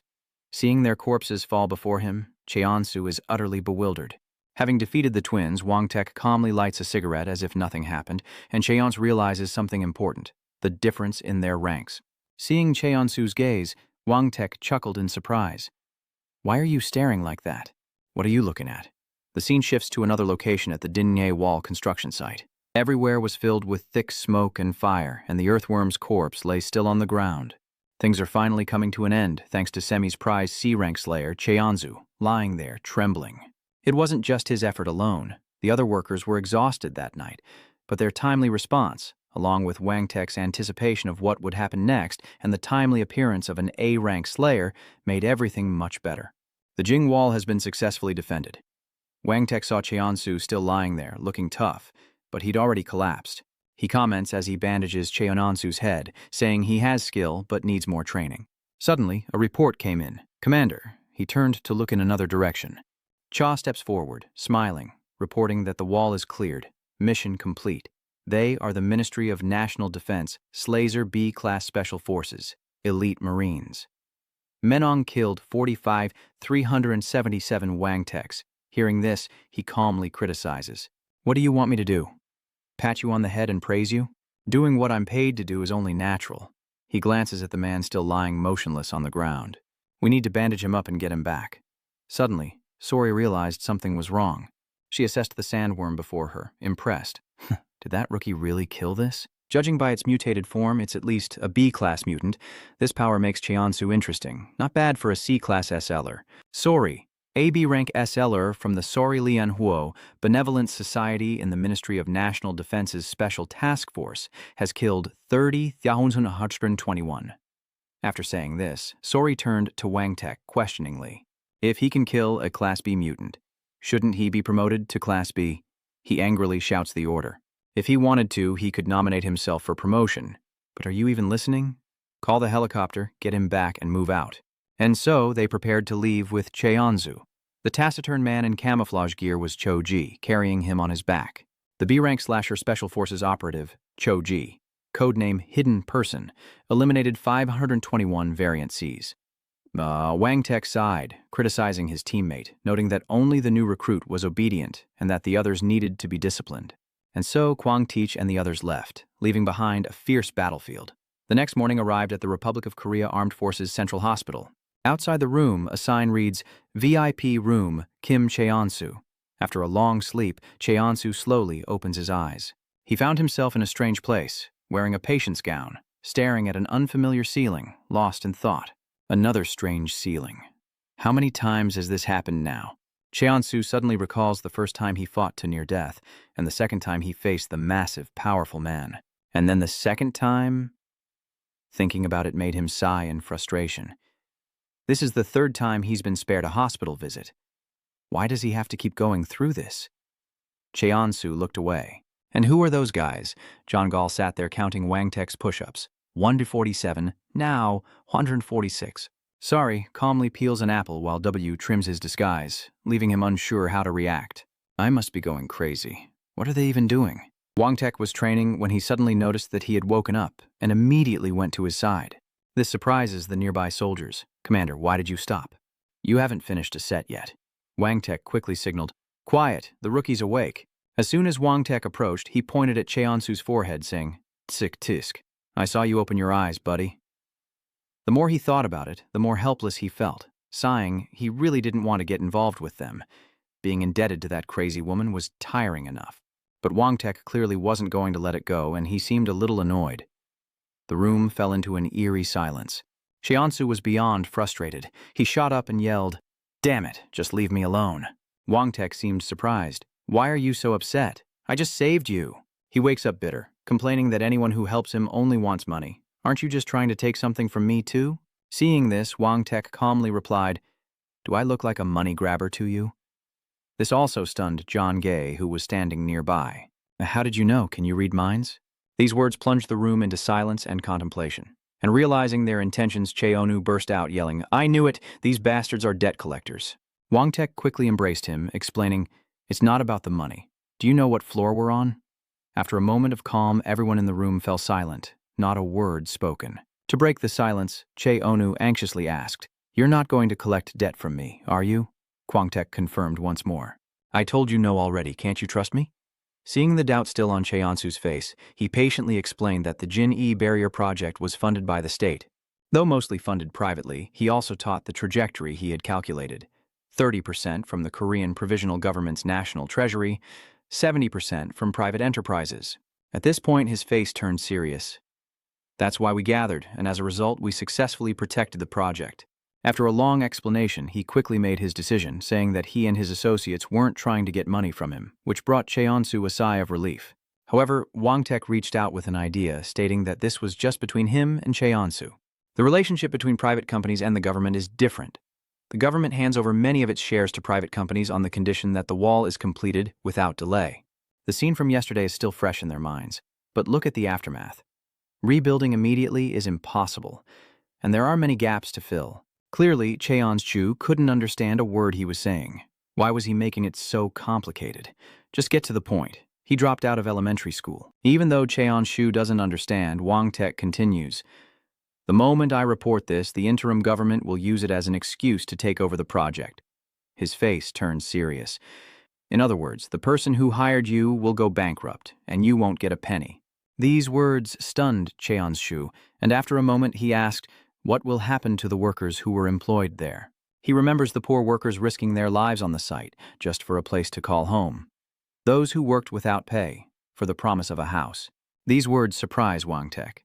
Confused, Wang Tech asks again, Don't you care what happens to you? So their homelessness is more important than your reputation as an esper? He questioned, clenching his fist. Will my reputation give me a home? Will it help me find my family? With a determined gaze, Cheonsu reveals his true intentions. He doesn't care about his reputation, so please, don't let them lose their homes. Just tell your superiors that I was asleep and didn't notice the zombies attacking. These words amused Wang Tech. He was conflicted, wondering if this was just foolish. Are there still people like him in this world? He couldn't help but recall the photo he took with his comrades that year. I thought people like him had died out after the world became so corrupt. The photo clearly shows the title, 2020 Desert Campaign Deployment. After a moment's thought, he signaled Lieutenant Song to hold off on submitting the report. She immediately stood and carried out the order. He turned back to Cheonsu and proposed, What do you say, Demon Lord? How about you come work for me? But just as he finished speaking, the door burst open, and this time Jian Zong entered. She angrily shouts, That's not going to happen, Mr. Soldier. Cheonsu immediately backs away. It's her. Ari rushes in to check him over. I'm sorry. When I arrived, I heard you'd already been taken to the hospital. Are you hurt anywhere? I'm sorry I'm late. I didn't know where they took you. Gyo then approached, pointing at Wang Tech and criticizing him furiously. 800 billion. Until the 800 billion is repaid, no one is allowed to take him. Not even if you pay it all back. I found him first, so whether I keep him or crush him is my business. That damn soldier. Hearing this, Wang Tech chuckled. blaming her for still wanting to keep Slazer tied to her. That money grubber. Is this about what happened with Jiangshu? These words only fueled her anger. As the two were about to launch into a heated argument, Sang spoke up, saying it was her master's fault for still acting childish. Her face contorted with rage as she glared at Wang Tek, blaming him. But why did he have to bring up something she didn't want to remember? Seeing things descend into chaos, Wang Tek was exhausted. He looked up, his voice full of annoyance. These arrogant kids are about to make my blood boil. While they were still arguing fiercely, W arrived, surprising everyone. He quickly presented the information. I don't think arguing with the landlord would be wise, especially if he's someone the major needs. He then presented Sango and Jian with the information, surprising them both, as it was clearly written on the paper. Then why don't you let us rent the Slayers? Don't you think it would be mutually beneficial? Let's briefly explain this SLA rental system. It's a contract between two companies to rent out SLAs with specific traits and skills. Cheonsu's profile is revealed. A low-ranking Devil's Hall member named Kim Cho. Not very bright, disrespectful to superiors, drowning in debt, 4-star attack, 2-star defense. Of course, things aren't that simple when it comes to specific tasks for a certain period of time. Everyone understands these rules. A simple contract between businesses. Wang Tek points at Cheonsu, then declares, I'll estimate his rental fee and send it through the company's FEX. It seems that after all this time, talking to you is like teaching a child. This infuriates Cheonsu, who jumps up to protest. Rent? I never agreed to that. I'm not a slave. John was furious, turning to berate him. Can you pay 800 billion right away? Even Wang Te TCH relentlessly reproached him. Do you want me to file a report? Their constant criticism left him helpless. Unable to endure his unfair life any longer, Kwang Tek cries out in the hospital. What the hell? Outside in the hallway, Kwang Tek strides forward. Behind him were Chan and Chogon, and sensing something was wrong, Chun anxiously asked, Major, are you finished here? Are you leaving now? He nods in confirmation. Yes, he's awake, and we've recruited him, so our work here is done. A strange smile creeps across his face as he informs the team that he's going after that bastard, Duk Chun. The scene shifts to the JDC Group's headquarters, a high-rise building with all the amenities. Inside the luxurious room, Duk Chun was enjoying the company of beautiful women, but something felt off, and he glanced at his watch. He should have called me by now, shouldn't he? Suddenly, the president's office door bursts open. A subordinate rushed in to report, Sir, it's about Zhang Gui. Upon hearing this, Duk Chun froze. Zhang Gui had vanished? The secretary hurriedly reported everything he had heard, including the fact that most of the zombies at the wall had been wiped out, even the mutated ones. Hearing this, he sank into his own thoughts. The plan must have failed. There's no way Yang Hui would mess things up and then just disappear. We're in trouble.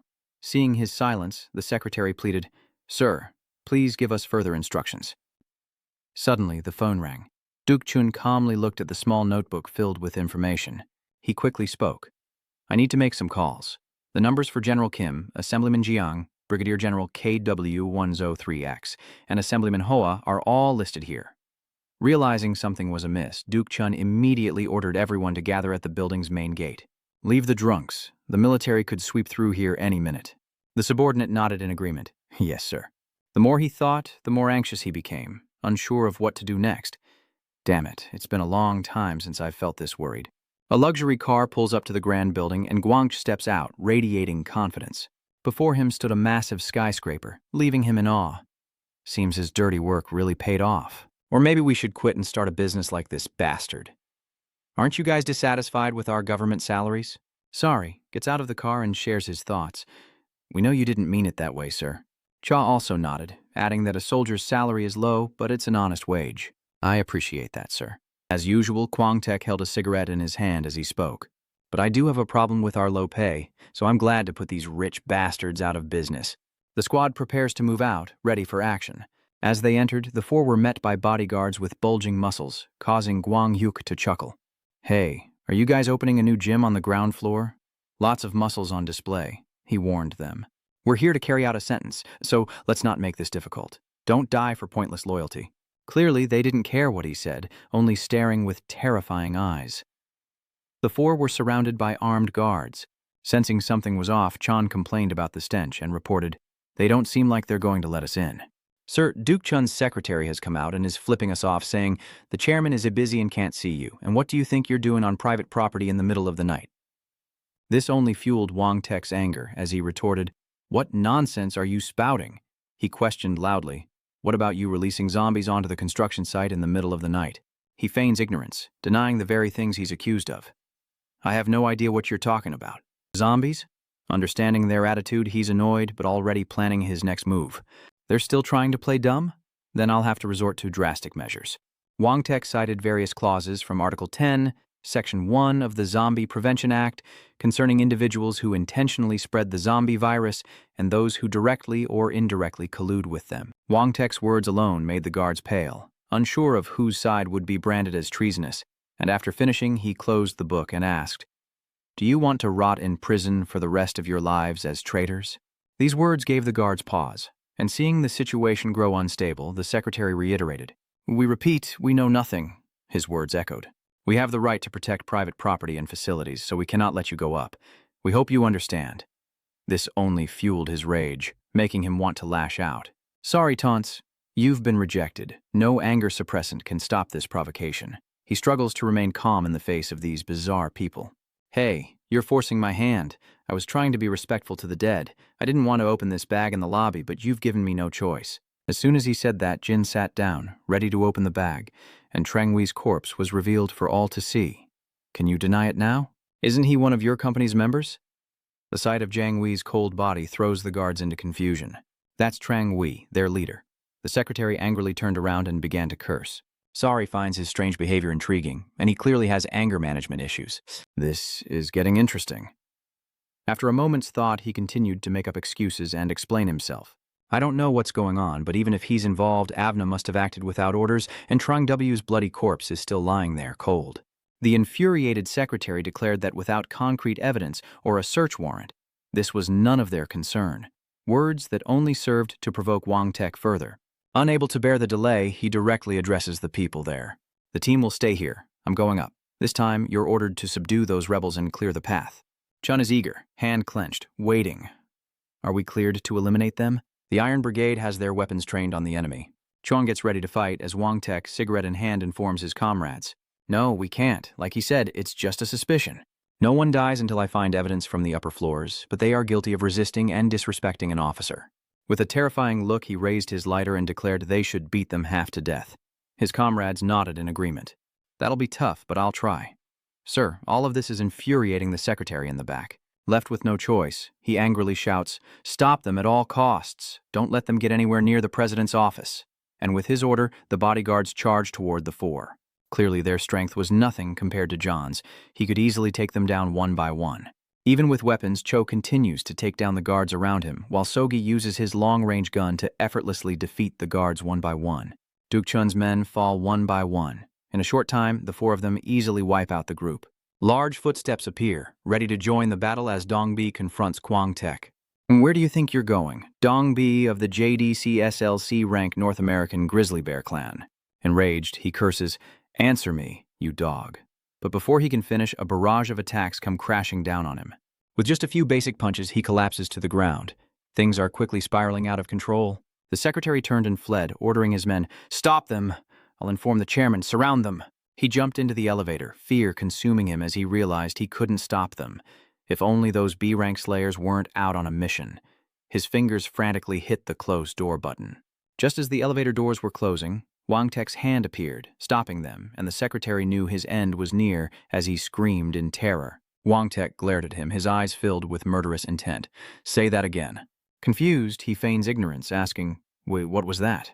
The elevator doors slowly open, and Ah storms inside, yelling, "Speak up! This doesn't concern you anymore." Meanwhile, the elevator reached the 36th floor, and as the doors opened, the secretary's lifeless body lay still. This vast room is Chairman Kwang Teach's office, and he's arrived at its door. He opens it, steps inside, and sighs, "Seriously, to think I have to go to such lengths just to meet these thugs."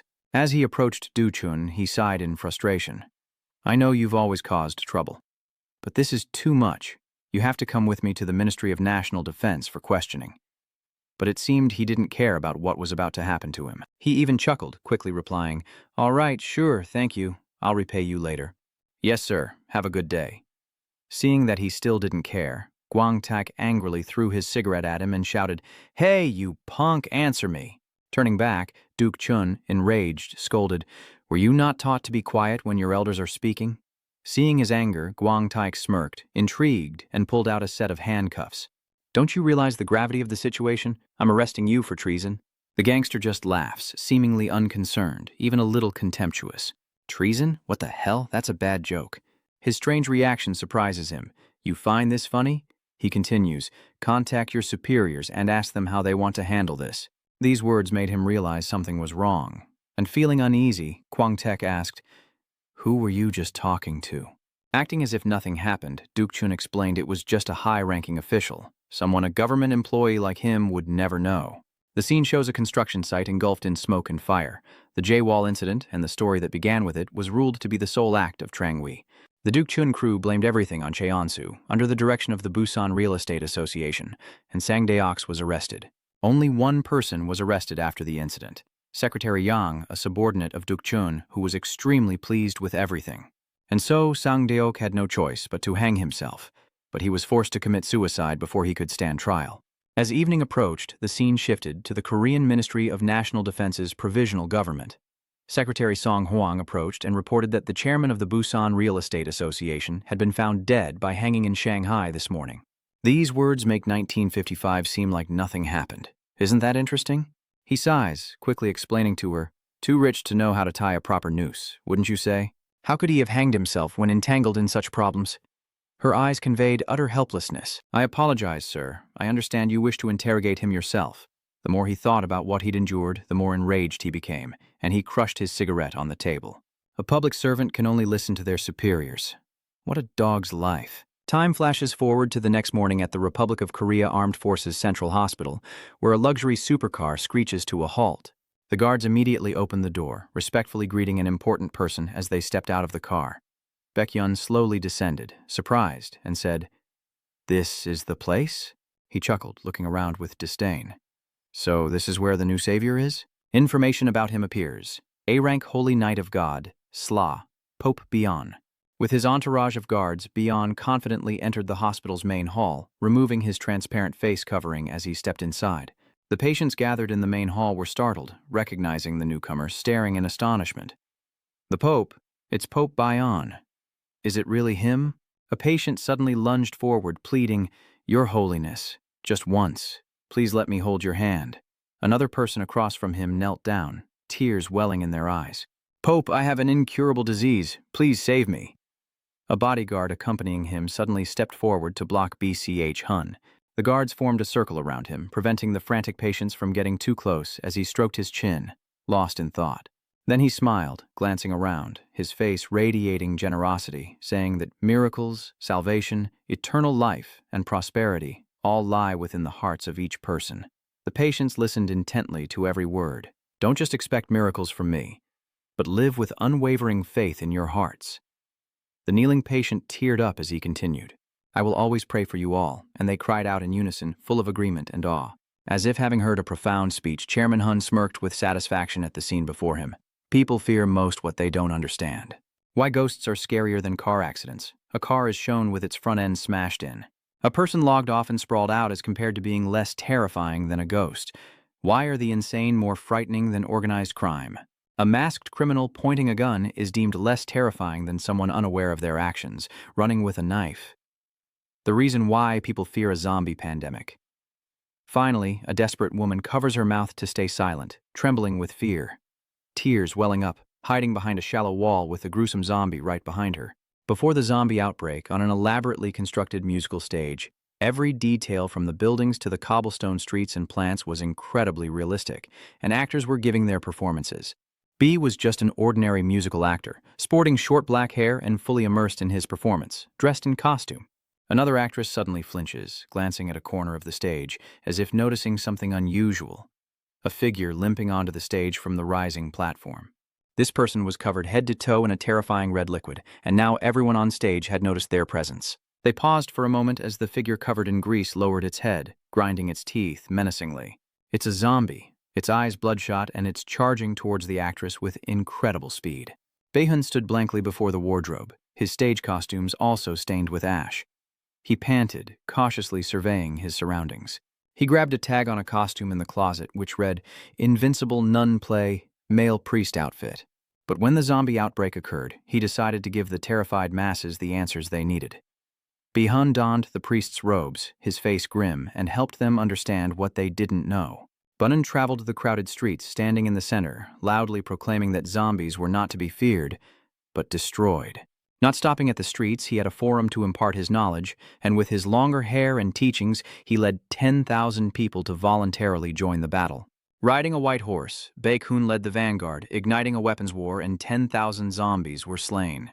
Zombie corpses lay scattered and piled high, indistinguishable from the rubble, while a sword pierced one's mouth, splattering red liquid as its eyes rolled back. Bi-hun looked completely different from his days as an actor. His hair had grown to his mid-neck, and his dark hair was now a vibrant gold. His fearless gaze lifted as he powerfully waved a flag emblazoned with a golden symbol amidst the zombie wasteland. Quickly, that imposing image of him was plastered across the news. The Holy Knight of God successfully reclaimed part of Usan, a sacred battle to win back Usan under the guidance of Pope Bion. He is merely a messenger of God. A group of men in black suits sit in neat rows. Before them stood Baek-hun, who then spoke. Forget everything you know about zombies. It doesn't matter if they're zombies, ghosts, demons, or humans. He waved his hand. What matters is that we must be subdued and destroyed. The symbol on the flag is displayed as he continues. God has mercifully given us this final trial because he pities our divided humanity. He concludes that the world will now only have two factions, the living and the dead. As he finished speaking, the room erupted in thunderous applause, and everyone smiled at him. He smiled, a dangerous glint in his eyes, a face identical to the one he wore before the patients. A polite guard stood by the open elevator, gesturing inside while stepping aside for Bi-hun. "This way, Your Holiness." A team of bodyguards surrounded him at the elevator doors, never leaving his side, not even as he stepped inside. A long line of patients rushed towards the closing elevator doors, still reaching for him through the narrow gap, despite knowing it was futile. Through that opening, Bi-hun flashed a friendly smile and waved goodbye as the elevator doors finally closed. Inside, a polite guard speaks up. "Your Holiness, may I ask a question?" Baek-hun doesn't hesitate, replying, "Of course, ask as many as you like. Isn't my role to answer your questions?" The guard wondered why he was meeting a C-class slayer who was neither a follower nor anyone important. Baek-hun stroked his chin thoughtfully, admitting the guard had a point. He didn't seem all that special, certainly not as strong as their B-class slayers. He began to list them off. The Lion King is Huan Dong, his face obscured by a metal mask with a white cloth covering his head and neck. The Lion King's armor bears the cult's symbol, and he wields a sharp sword. He continues, "The Inquisitor Heresy is Pian Dong, a man with a terrifying hawk-like nose. His entire face dyed a deep purple. Even his eyes emit a purple light. He concealed his head with an oversized robe, bearing the sex emblem on the back, and held a three-branched candlestick with steadily burning candles. In his other hand, he held a sharp, hooked staff, followed by the Golden Preacher, a bespectacled man whose face was obscured, and finally, the even more extraordinary and impressive Chief Nun. He thought of Wangtek, Duk Chun, and Adong. The balance between the Slacer organizations had been nearly perfect lately, because the Slacer management companies have a similar number of professional slayers. Suddenly, his hand clenched into a fist. The bodyguard caught the gesture and firmly stated, "But I believe that balance will be broken by the man we're meeting today."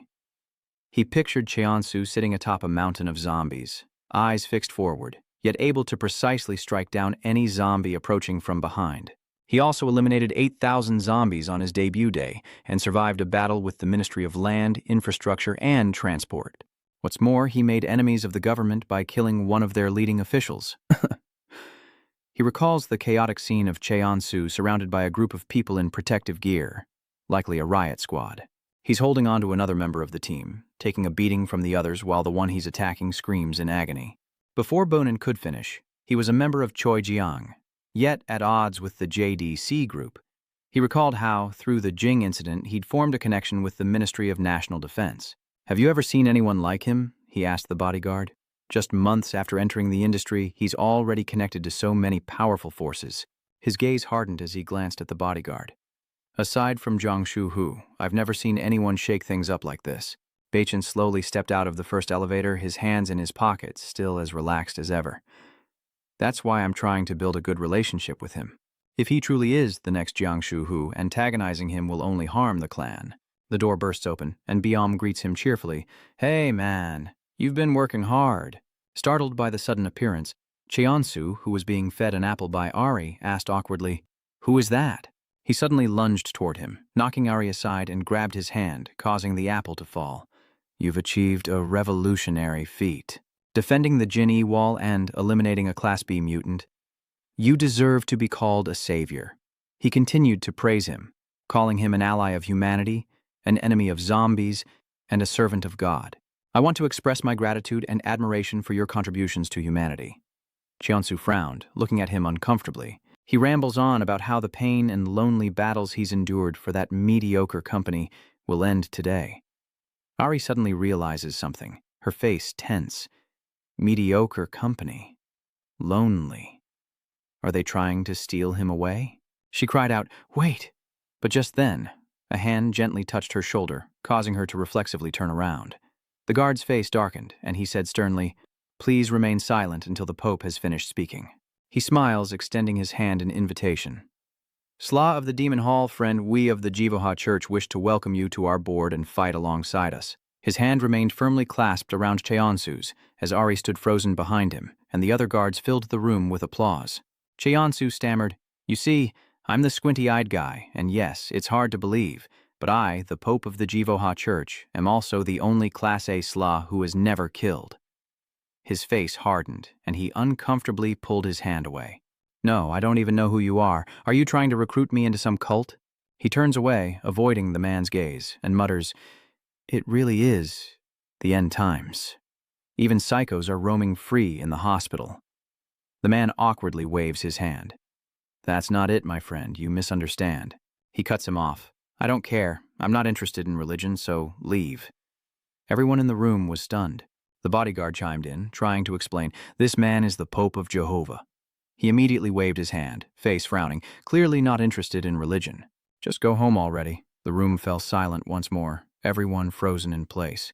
Baekho was perplexed, raising a hand to his chin in thought before snapping his fingers at the guard behind him, adding, "It's fine if you don't know who I am. Anyway, I'm here today to thank you for your contribution and make you an offer." He lost his patience, turning to the man and speaking to no one in particular.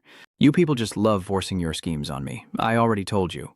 He suddenly stopped, his eyes widening in surprise as if he had seen something special. The bodyguard took out a black suitcase, filled with glittering cash like a treasure. With a smug look, Bi-hun said, "We heard you're 800 billion in debt. We'll pay it off for you." He beckons, no longer a slave to Choijiang, but a leader and pastor of the Jehovah Church. He extends his hand again, offering him to join them. Cheonsu is stunned, his brow furrowed in disbelief as Bi-hun maintains a smug smile, his eyes fixed on him. Ari thought of Chiller Sam, Duk Chun, and Wang Tek, realizing it was quite the tempting offer. They could easily hire an A-class slayer with that kind of money. Her eyes drifted to the glittering suitcase of money. He even brought cash, showing he had no intention of negotiating or deceiving. Cold sweat trickled down her face as she wondered, what was he plotting and why was he spending so much on a hall demon? A slacer is only worth so much. That's not the point. I'm the manager of Choijiang Company, and poaching another company's slaw is unacceptable. She hesitated, then cut in with a shout, her hands clenched in anger. "Listen, even if you're the head of one of the country's leading slaw groups, this isn't allowed. There's a limit to business, and slayers must have an official contract." Cheonsu's face darkened, and she held up a hand to stop her. She looked down at him in astonishment. The demon's spawn. Baekho smiled fakely. He may not know much about his own sex, but he can't be dumb enough to miscalculate. Where did he get a contract?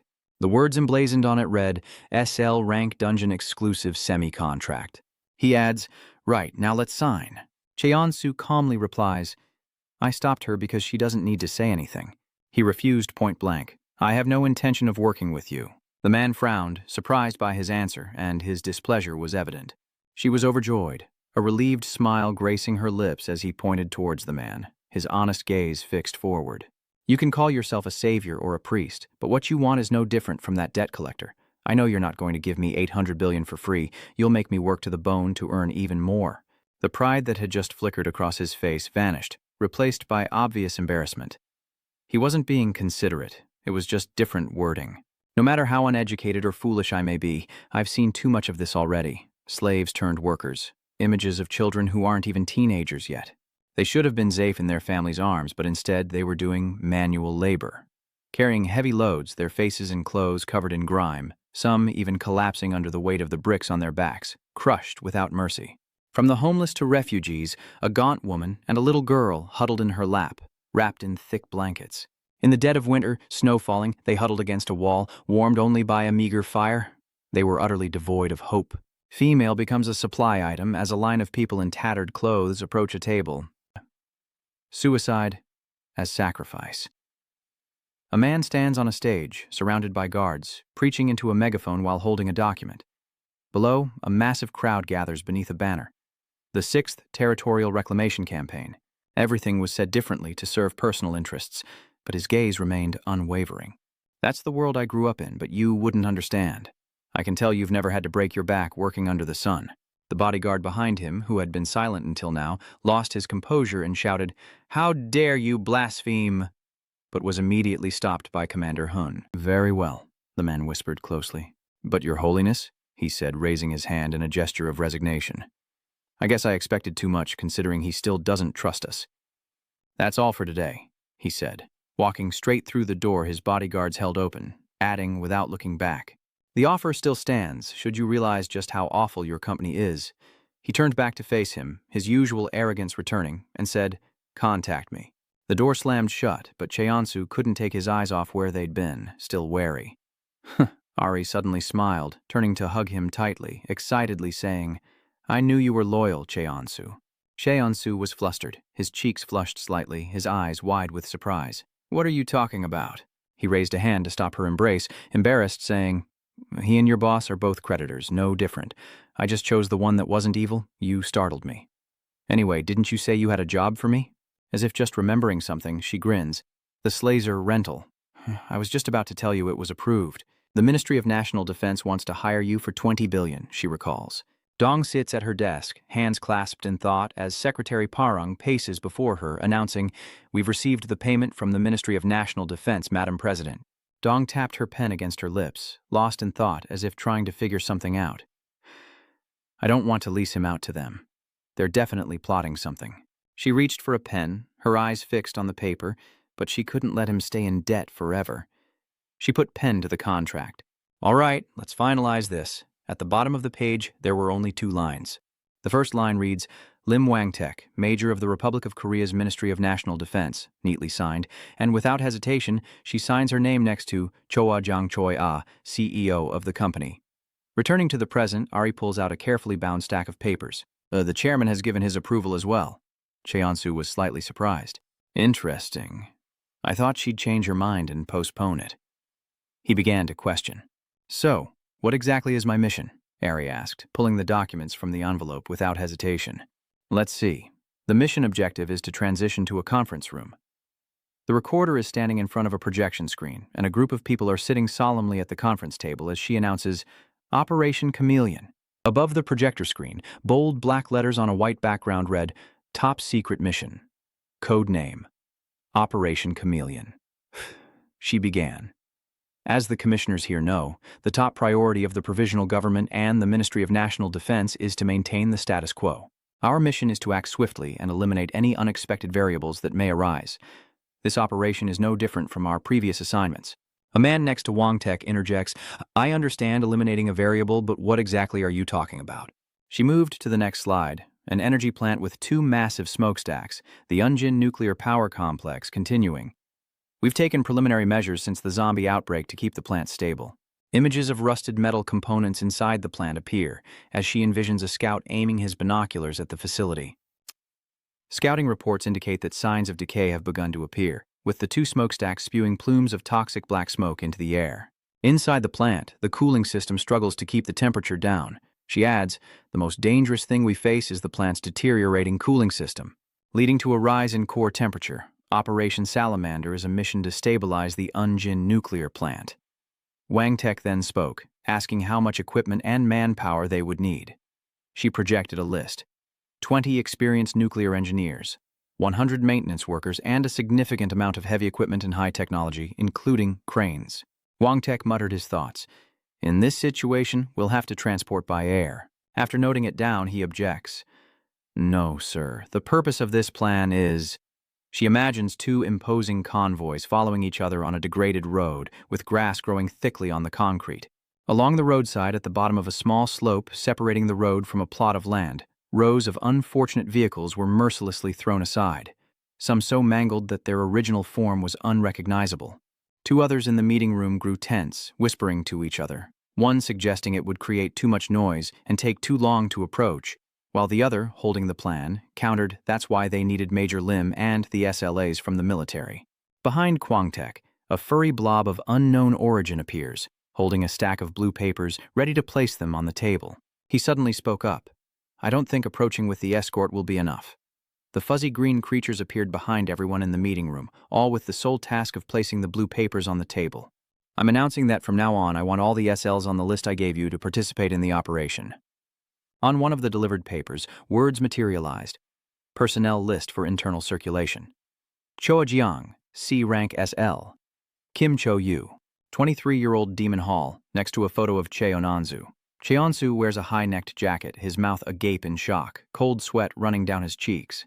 Before him was a somewhat chaotic scene, but the scale of it was magnificent. A vast field with troops marching in separate formations. Surrounding them are dozens of trucks and heavy-duty cranes, and in the distance a massive wall made of shipping containers.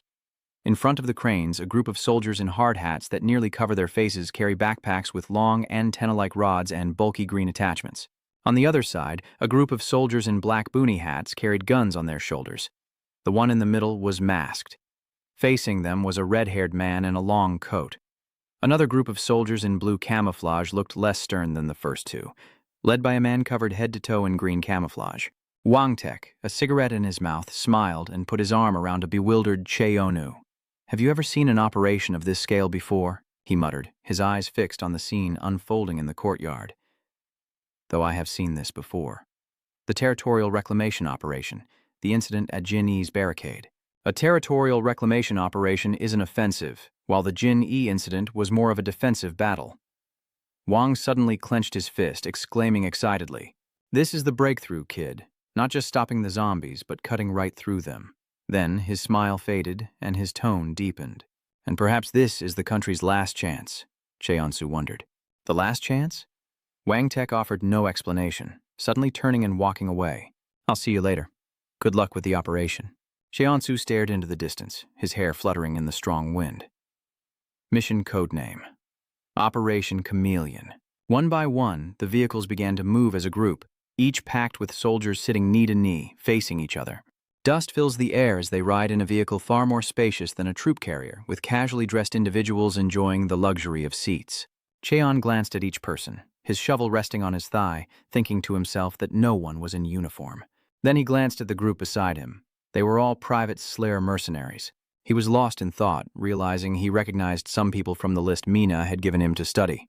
Back in the hospital, he frowned at the haphazard pile of books on the bed, flipping through the pages, wondering what they were. Ari, exhausted from dropping the towering stack of books, wipes her brow. These are catalogs containing information about the Slayers. She adds that it's mainly for clients who want to hire Slayers. He flips to a page with a picture of a bald Slayer. A bulging weapons bag hangs at his side. He recognizes him instantly. I know this guy. Sang Chun, the Northern Phantom Slaw, specializes in dealing with zombies. Commission fee, 2 billion or more, special price. She explained why she gave him the book, but I think he might need this. She imagined a good team, each proficient in different weapons and moves, and then said, after reading this, you'll know what each slaw is capable of. Before joining an escort mission, or rather, he can know which partners or teammates are suitable for his abilities. He kept staring at the book. Not only that, if a slaw suddenly attacks me like before, I can know exactly what they're capable of. He froze for a moment at her sudden outburst, then scratched his cheek sheepishly, averting his gaze. What's so special about that? Is it really that impressive? Back in the present, he was still lost in thought, gazing at a middle-aged man with a gun, his eyes distant and downcast. That's Du Moon Han, a C-rank slasher whose main weapon is a modified airgun that fires compressed bolts and nuts. Next to him is a black-haired blonde with an X-shaped scar above his jaw, clutching a backpack the same color as his hair. His outfit and weapon share the same color scheme. And that's Jin Hyu, a C-class slasher whose main weapon is a custom-made club and a backpack that can transform into a shield.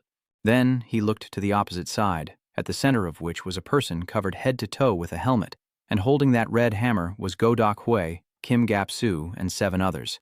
He tilted his head back slightly to look to the side once more. Everyone on the bus is C rank except for me, who's temporarily ranked B, and that girl over there. A pink-haired girl with bangs. Her expression is the opposite of everyone else's on the bus. She's happily humming to herself. Clutching weapons between her thighs, Barong rank Jago Chi Slazer of the Small Business Association has killed 12,041 plus 2 B-grade mutants. He frowned, tense. He'd read all about her. Sarang eagerly gazes into the distance, standing out from the rest, the youngest Slaw and the youngest B-rank Slaw to date. Suddenly, she turns her head slightly towards him, her smile vanishing. Noticing her gaze, he immediately turns away, avoiding eye contact. With a mocking tone, she says, "Hey, you've been staring this whole time, trying to make friends?" He's embarrassed, but his eyes remain fixed elsewhere. Her expression suddenly turned dark and sharp. "There's no need for such nonsense. At least half of them will be dead 3 hours after we leave Busan." She adds that only a quarter may survive until the end of the day. He began to frown. What was that? "Why do you always say such ominous things?" She chuckled, looking at him with a sidelong glance. "Don't you pay attention to the convoy's formation? I guess a rookie like you wouldn't notice those things." He cut in, confused. The formation of the vehicles? A simulation of the convoy's position appears. The bulldozers are highlighted in pink, leading the convoy with large trucks modified to push wreckage off the highway. Bulldozers ruthlessly shove mangled, unrecognizable vehicles down the embankment as the convoy formation reappears. The 2 vans in the center are highlighted in pink, while vehicles carrying heavy equipment and engineers will be at the heart of the formation. The container truck is escorted by surrounding vehicles, while wrecked cars pile up on the roadside. The formation is shown again, but this time, different vehicles are highlighted in pink, forming a circle around the 2 central vans, protected by the Slayers and Ministry of National Defense warriors in their Hummers. Wangtek and Chong are in one of those Hummers and will be in the outermost ring of the formation. The trucks and hired Slayers will provide rear cover for those Humvees, Sarang says, playfully wagging her finger. "Do you understand now?" she asked, closing her eyes without a hint of fear. "We're just the meat shields."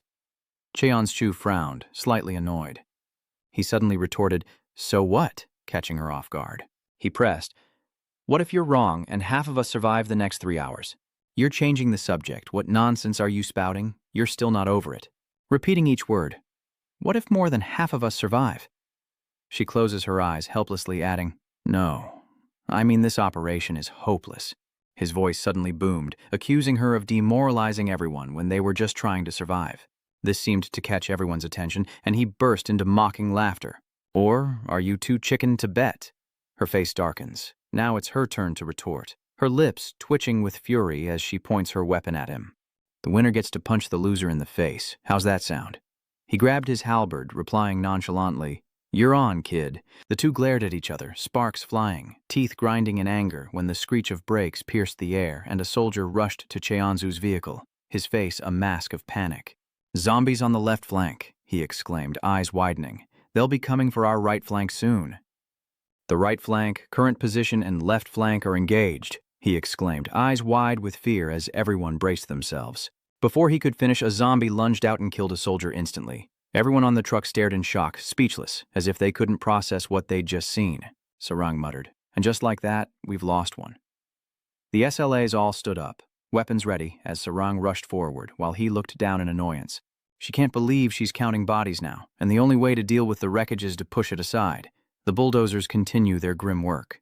The old vehicles are tossed aside to clear a path, as the bulldozers create a deafening noise. Kwangtek observes through binoculars, ordering slow movement via radio to allow the Slayers to engage, while the survivors press forward, protecting the convoy. And every mile forward is paid for in the blood of the team, until he sees something through his binoculars that shocks him. Sarang darts toward the zombies, showing no hesitation as she delivers blow after blow. The sharp angles of her strikes dance through the air. Meanwhile, Cheonsu was also relentlessly attacking, but unlike Sarang, his strikes were circular, bisecting the zombies along a circumference. Wangtek smirks, satisfied. Not bad. He knew the Reaper would be worth her price, but even the Demon Hall exceeded his expectations. He imagines casualties at the Unjin factory, but they will reach Unjin, and it will be where they restore this country. Moonhan stood amidst a pile of zombie corpses, still clutching his gun, which he opened to reveal a scattering of nails and screws. Suddenly, a zombie charged toward him from the distance, startling him. He raised his gun. He aimed his gun at it. It was the last one. He pulled the trigger, but nothing came out. He gasped. What? Seeing gas escape instead of a bullet, the zombie lunged, closing the distance in an instant, and he could only stare in wide-eyed horror, unable to even scream. He could only close his eyes, instinctively raising his gun in a futile defense. Just then, a dark weapon decisively intervened between the zombie and Munhan, delivering a painful blow. After bracing for the inevitable, he opened his eyes to find Cheonsu panting heavily before him. Don't you dare die without my permission, not until I've set that brat straight. He suddenly smiled genuinely at him. He handed Cheonsu the cane. Thanks, I owe you one. He pondered, calculating that this was likely the last one. The old man chuckled, pointing toward the vehicle. All right, let's head back to the car. Following On towards the vehicle, he sighed. What time is it? How long have we been gone from Buon? He glanced at his watch. 3 hours and 25 minutes, almost 3.5. Munhan grabbed Chonu's hand, pulling him up with all his might. He stretched out as far as he could to gain more leverage, and with that pull, he climbed into the truck. Still exhausted, his breath heavy, he scanned the truck bed.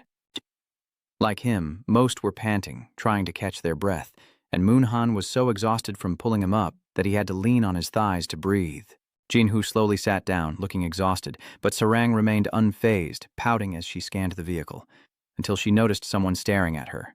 She looked up to see a triumphant yet strained smile looking down on her. She frowned, slightly annoyed. Without his help, half of them would be dead. Beads of sweat dotted his face from the exertion, but his expression remained unchanged.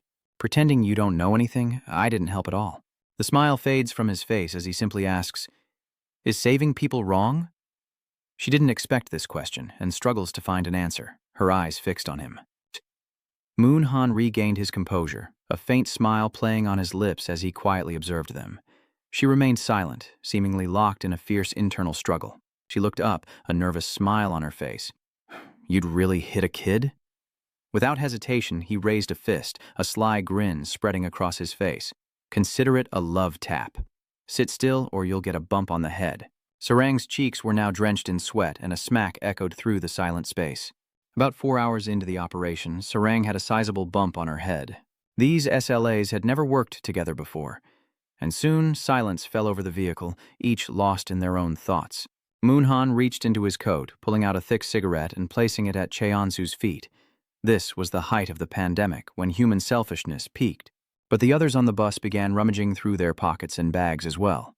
Sarang glanced sideways, and just like that, Kim Cho began to earn respect, falling fast asleep and snoring softly.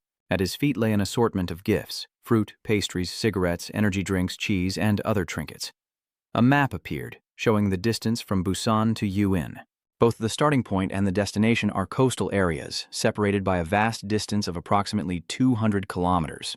A soldier radios in, reporting Escort Vehicle 3 is safe and continuing on, as another driver echoes the sentiment. Escort Vehicle 7 secure. In another vehicle, the driver reports Escort Vehicle 12 is secure and continuing to move. He was speaking when his eyes caught a glimpse in the rearview mirror. A horde of zombies was approaching at an alarming speed. The driver pounded on the back of the truck, signaling that zombies were approaching Escort Vehicle 12, and they needed to prepare for battle. One by one, the liar slas on the vehicle rose, weapons gripped tightly in their hands, as the driver reiterated, I repeat, zombies are approaching Escort Vehicle 12. Throughout the journey, battles erupted one after another, and it wasn't long before zombies surrounded the vehicle. The slayers in the vehicle suddenly turned to look at them. One of them quickly moved, stepping onto the side of the vehicle, ready to jump down and fight. Using his momentum, he slammed the zombie's head against the vehicle. Soon, zombie corpses littered the road. Not a single one moved. This is Escort Vehicle 12. No enemies remain. Moving on. And many slayers have fallen in this campaign as Wangtek intently studies the map in his hands. He raises a hand to his eye patch. We lost the slayers in Escort Vehicles 12, 13, 14, and 15, correct? Does that mean we've almost lost the left flank? Report the damage so I can recalculate. Sori sits silently behind him, answering as he raises a hand to illustrate. On average, about 2 people per vehicle died, for a total of 9 casualties. Shanghai imagines moving some people from the armed forces danger zone into Slayer's trucks. We'll send some of our SLA to fill in the missing positions. Not bad, not as many casualties as I thought. His eyes remained fixed on the map, visualizing the convoy's position. According to the initial plan, I thought all the civilian SLA would die. I even considered abandoning the outer layer of SLA trucks. So I think we can use the Ungen nuclear power plant. Sorry to add this now, but those SLA now understand more about the operation, and the presence of the squad leaders seems to have significantly increased the survival rate. Shanghai. An image of a pack of snarling wolves looking up at a majestic alpha standing alone on a high cliff, unreachable under the moonlight. He glanced out the car window thinking, the squad leaders, huh? That's right. When the SLAs feel exhausted, some will rise above the rest. His footsteps are so fast, you can only see the compressed air as his shoes graze by. Sarang, her face impassive, remained eerily calm, staring into the gaping maw of a zombie, her eyes devoid of emotion. She lunged forward, her weapon tracing perfect arcs in the air, annihilating every zombie in her path. She continues to charge forward, swinging her weapon wildly, decapitating the zombies in her path, her eyes vacant, her attacks mechanical. Kneeling, her face still cold, she swung her axe down in one swift motion, smiling as she finished off the horde of zombies with satisfaction. He thought about those who stood out for their strength and independent combat skills from the Jagochi Small Business Association. Slahangbi, the Ansarang Guillotine, a slayer resting by the roadside, panting wearily next to two motionless, hazy zombie corpses. The man was so tired that his eyes were teary when suddenly a voice rang out. You must be exhausted. The man looked up in surprise. Wang Tek continued his train of thought. Some people gain the trust of others and exploit it for their own gain. Standing before him was Pedro. He smiles kindly, extending his hand to Sla. Come with me. You'll be left behind if you don't keep up. From Jehovah's Wind Road, Class C Sla, Missionary Choi Peter. In some corner, Jingu's voice rang out mockingly, empty plastic bottles rolling on the floor. Listen up, everyone, zombies are like stray dogs. He finishes a bottle in his hand. They'll target anyone who gets separated from the pack. Get it? That's why you need to stick together and support each other. The remaining slayers near him suddenly stared blankly at him, and he returned their gaze. Is it really that hard to understand? Are you all slow on the uptake? One of the slayers was even more confused. Why were they listening to a sermon? Who is this uncle? Another person in a gray sweater chimed in. I don't know, but I heard the slayers who listened to that guy's advice all survived. The other man gasped. Really? The young man in the blue sweater cowered, his brow furrowed in fear, while others could see the whole picture of the operation and grasp the situation. Jingu, still drinking, raised his eyebrows and pointed forward, his loosened tie indicating his affiliation with the Class C SL Small Business Association. Judge B, Jingu Wangtek, gazed into the distance, finally settling on Cheonsu, who had finished off the zombies and was using his sword as a support to catch his breath. Out of nowhere, Rock Hui throws his arm around Cheonsu's neck, his hand supporting his hips, saying, Don't just stand there like you took down all the zombies yourself. Come on, let me take you back to the truck. Cheonsu wonders why he's suddenly so friendly. And more candy for me, too. Rock Hui grins innocently. Ignoring Cheonsu, Vuk Hui quickly tossed him another candy bar, asking if he wanted more. He instinctively caught it, Kwangtek mused, and some people just have that quality that makes others follow them. He tore open the candy wrapper and shoved the whole thing in his mouth. I told you I was fine. From Choijiang SL, an unranked B-tier company, yet possessing the aura of a true hunter. Wang Tek, still in his car, watches him intently, a triumphant smile on his face. The strongest among them is obviously the Reaper, whose team, perhaps by luck, suffered the fewest casualties of all the teams here. He's impressed, and the number of zombies they've killed is the highest. A strong performance with minimal losses fits his criteria. In the distance, Cheonsu stood under a truck, seemingly talking to someone above, as a person reached the edge of the vehicle and extended their hand. Wang Tek's expression remained unchanged, his gaze towards his people still sharp. Sarang watches from afar as Chunu laughs and talks happily with his teammate, Moon Han, who links arms with him. So? Killing zombies together brings us closer. She stood there motionless, staring at him. Her cheeks flushed, her eyes longing. She lowered her face slightly, still rooted to the spot. A horrifying scene unfolds with the bodies of zombies and unfortunate slayers scattered along the road. The soldiers dismount, the air thick with tension. Wang Tek looked out the door, giving careful instructions. Okay, give walkie-talkies to those I designate. By giving detailed directives, we can increase the number of survivors until we reach Ujin. Major Lim was right. Giving orders to the team leaders made the operation more effective. Cheonsu, Sarang, Pedro, and Jingu each take a radio for their mission. their eyes burning with determination as they approach Ujin, marked by a large blue sign on the highway at dusk. The Ujin nuclear power plant in Ujin City, Gyeongbuk Province. A soldier cautiously opens the car door and steps out, his fist clenched with apprehension. The other soldiers followed suit, anxiously looking at something. Before them stood a massive plant, its components forged from metal like iron pipes and two colossal chimneys that billowed smoke. The UN nuclear power plant in Gyeongbuk Province. After hours of driving, Chan seems to be suffering from muscle pain, grimacing as he stretches and speaks to sorry. Wang Tek and the green-furred creature stood against the cold, observing the scene before them. More survivors than I thought. What's the status of the SLAs? Sori replied. More than 80% of the SLERs from the Ministry of National Defense, and over 40% of the SLAs from the civilians survived, far more than predicted during the operations planning. They were expected to be almost entirely wiped out. Wang Tek lit a fresh cigarette, thinking it wasn't just about how many survived, but ensuring those SLRs would further improve through this operation. An announcement echoes as the convoy lines up neatly in the factory yard, signaling our arrival and the start of base construction. We won't enter the factory today. Let's rest. People began setting up temporary shelters in the empty yard. Those who finished setting up their tents began to gather around the fire, chatting happily. The courtyard of tents was encircled by large vehicles for protection, with smaller tents nestled inside. Deeper inside, the living area was illuminated by 3 blazing bonfires, marking the escort mission to Ujin a success. Cheon-su, exhausted from the day, stretched and yawned, his eyes watering when he noticed Sarang sitting alone by the fire. Her eyes gazed into the distance, her face betraying no emotion. He fell silent, regarding her with a complicated expression.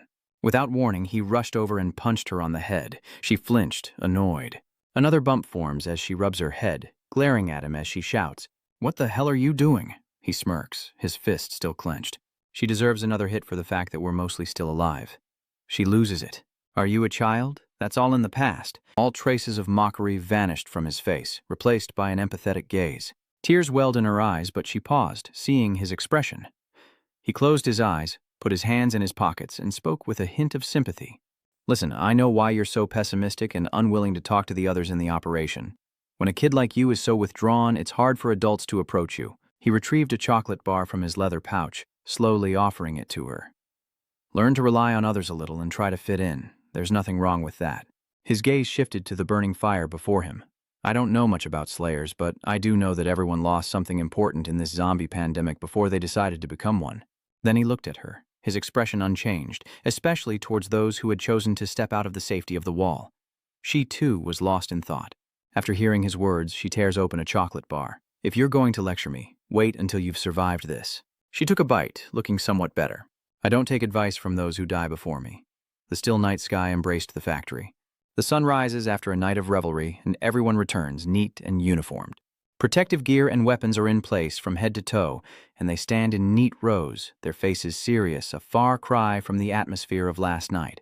Kwangtek turns on his heel, facing everyone with an air of authority. Has everyone rested enough? He relayed the orders and today's mission. Now listen up. Today, we venture into the nuclear power plant. Sarang listens intently from below. Sorry, silently listened to Wangtek as well. Who knows what kind of monsters await us inside? The other Slayers didn't want to miss a word either. But who among them would survive to the end? He spoke loudly, making sure everyone understood. This operation would eliminate a potential threat and revive the country's hope. Cheon-su frowned, staring directly at Wangtek as he spoke. Or rather, as Wangtek looked down from above, a cigarette still in his mouth as always. Today, a battle for survival begins at the UN nuclear power plant complex, marked on the map with the radiation symbol. One of the largest nuclear power plants before the country's collapse, a picture of the plant appears, seemingly from when it first opened. The equipment is new and clean, as workers observe from above. They're covered head to toe in black protective suits, while another group of workers, judging by their outfits, likely handle maintenance or equipment operation. Inside the office is surrounded by machines and monitors. Some workers in protective gear monitor the screens, while others in white coats resemble research scientists. They're discussing something, and right now it's a ticking time bomb.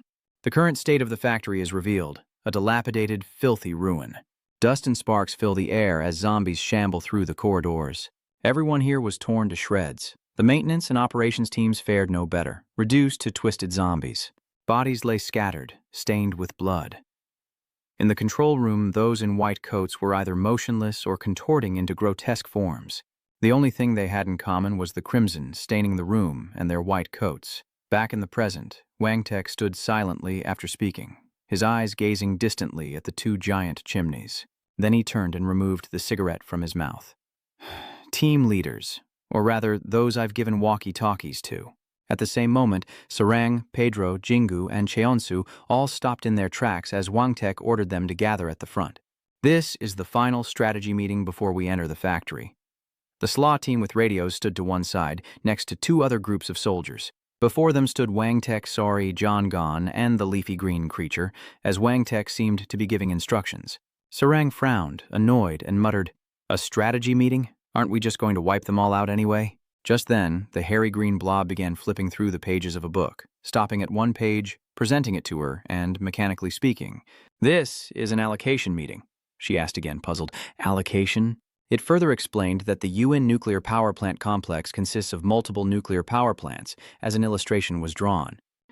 This meeting will decide who attacks which plant and in what order. As Sion Chog said, Major Lim has divided the attack teams. Wang Tek points to the board, presenting something. An overview of Operation Fire Dragon. The team leaders include 4 civilian slayers, Cheonzu, Sarang, Pedro, and Jingu. 8 slayers from the Ministry of National Defense, including John, Sari, Chogon, and others, and 4 warriors from the Ministry of National Defense, wearing helmets with fastened chin straps, each bearing a unique symbol. Each of them will lead 5 to 6 members, and each team is tasked with wiping out the zombies at their assigned nuclear power plant. Hanmon calls out to him from behind. He chuckled. "Are you our team leader? It's hard to get to know everyone here." Gapsu chimes in, "But if you make Su the leader, we won't die." "I heard our team has the highest survival rate, right?" Rockhoy grabbed Gizu by the collar. "You shouldn't say things like that. It's meaningless. You're acting like you already did it." Cheonsu speaks up, reminding them to get it together as they don't seem tense at all, being so familiar with each other. Watching the men joke around in the distance, her expression hardened. "I need to draw less attention to myself since our skills are already so good. We'll be split into teams." A man approaches, grabbing her head and teasing, "A rising B-list star. I'm so lucky I might actually survive this time." Sarang's face darkens as she snaps the man's fingers back, eliciting a pained scream. She frowned. "Tease me again, and I guarantee you'll die of natural causes, In." The man instantly regretted his actions. "Yes, I understand. The teams have now split up to surround each entrance of the factory." They were all ready for battle, as the flycam buzzed overhead, capturing the scene. Guards with guns stood watch outside a seemingly important room, inside of which were dozens of large screens displaying live footage from the flycam. Wang Tek didn't let go of his cigarette as the operation to reclaim the UN nuclear power plant began. Operation Dragon Slayer begins as the vanguard bursts through the doors, followed closely by John's team. The Ministry of Defense warriors also rushed in, guns at the ready, while Cheonsu's team seemed more subdued. They moved slowly and cautiously.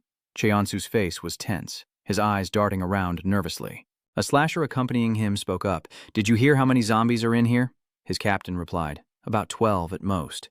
Gapsu chimed in, saying he'd heard only those involved in the mission were infected, and the small number was good news. But given the size of this factory complex, hunting down and eliminating each zombie will be a difficult task. "Should we split up?" He looked at Gapsu in disbelief, asking, "What are you saying? This is a campaign we can definitely win unless a mutant appears." "Then why should we take such a risk?" Gapsu seemed a little confused. He explained, "Because the one who can attack quickly and leave early has a higher chance of survival, right?" His eyes darted around. The longer the cleanup took, the more our stamina and focus would wane, increasing the chance of an ambush. "The most important thing is to complete the operation safely, without casualties." Cheonsu paused to think, then reached inside his jacket. He pulled out a carefully folded piece of paper. "The largest room inside the nuclear power plant is an open space and can be accessed from multiple directions. You can go find it for me." Munhan took the paper, curious. "An open space? Are you talking about a place like the Central Hall?" He nodded. "I can't read maps." He pointed to a symbol on the map.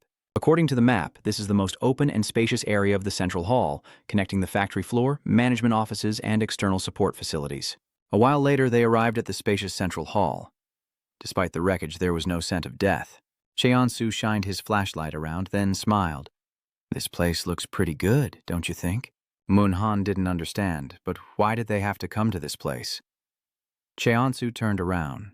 "See, Before idols mutated due to the zombie virus, I heard they released a lot of songs. Is that right? Gapsu replied. Yes, but isn't this a rather inappropriate topic to bring up right now? He smiled wider and suddenly suggested they take turns singing loud enough to echo throughout the nuclear plant. A zombie in protective work gear wanders aimlessly through the vast space, growling, its soulless eyes wide and white. Suddenly, the zombie flinched as the resounding song echoed through the facility. I think you've fallen for me. Those eyes are the heart. Beyond a large door at the end of the path, a song echoes. Those eyes are the heart. The zombies, agitated by the sudden noise, rush madly towards it. Before Cheol made his bizarre proposal, everyone should take turns singing, loud enough to echo throughout the nuclear plant, the group was in shock. What? He voiced his idea. If we want to wipe out the zombies before we're exhausted and still keep our formation, we have no choice but to lure them here. Remembering the map's inscription in the central hall, this is why they came to this open space. He still smiles, unfazed. So everyone pick a song, let's relive the old days. Back in the present, the zombie's eyes glow red, its mouth gaping wide, ready to pounce on some unlucky soul. They were surrounded by a horde of zombies, rushing in from all directions, leaving them no escape. Back to back in a circle, they readied their weapons. Cheonsu stood among them, shouting a warning, "Don't blink, don't turn back. Those eyes are the heart. Keep singing." The song sounds great, don't be scared. He maintained his tone, making sure everyone could hear. Don't try to get them all. Just take down any that enter the circle. Trust your teammates and hold your positions. The zombies close in, and gripping his weapon, he declares, I'll take care of the rest. They quickly brandish their weapons and attack the zombies, alternating between defense and offense. Rochhui gritted his teeth as bullets tore through the zombies, even hitting those further away. Munhan relentlessly fired his weapon, his face beaded with sweat, too tense to reload. Cheonsu, who hadn't moved until now, spins his axe in his hand, feeling like a lone cowboy facing a horde of zombies, wondering what to do to gain a good intuition. He continued to spin the axe, trusting his instincts. Munhan shouted a warning, Captain, we're surrounded! Someone's grip tightens on their weapon, knuckles white with anticipation. A rule to remember, only pull when you need to. He slowly said, Now, duck down. He gripped the kite string tighter than ever. Recognizing the anomaly, Munhan recoils as Cheonsu, his face a terrifying scowl, surges forward, eyes blazing. A loud crash echoed as the clean strike sliced through the air, and Munhan stared in disbelief at the zombies, now even more mangled than before. Some had their throats slit, others the back of their necks. They screamed in agony. Soon after, Cheonsu's SLAs were kneeling on the ground, clutching their heads and dodging as he had instructed. Meanwhile, he hadn't moved an inch. The only difference being that all the zombies were annihilated in a single blow. Munhan stared in disbelief. This young man was truly powerful. He assessed Cheonsu, who, after single-handedly dealing with the zombies, showed no particular expression, still casually twirling the rope in his hand. And Munhan gulped, his eyes widening slightly. Who could call him a C-rank slayer or an unverified B-rank? He's this strong. He recalls a memory of lying on the floor, Zhonghua standing over him with a bloody, sharp object. I've seen an attack like that before. It reminds me of Madame Han, the A-rank fishmonger from the Jago Market Small Business Association. After helping him, she turned back to ask if he was all right, laughing heartily. Are you all right? No need to thank me. We merchants have to help each other out. He thought to himself that the young man's movements resembled hers. Suddenly, Cheon asked, Were you bitten? Why are you staring at me like that? He chuckled softly, swallowing hard again. When I return, I must tell the old woman about him.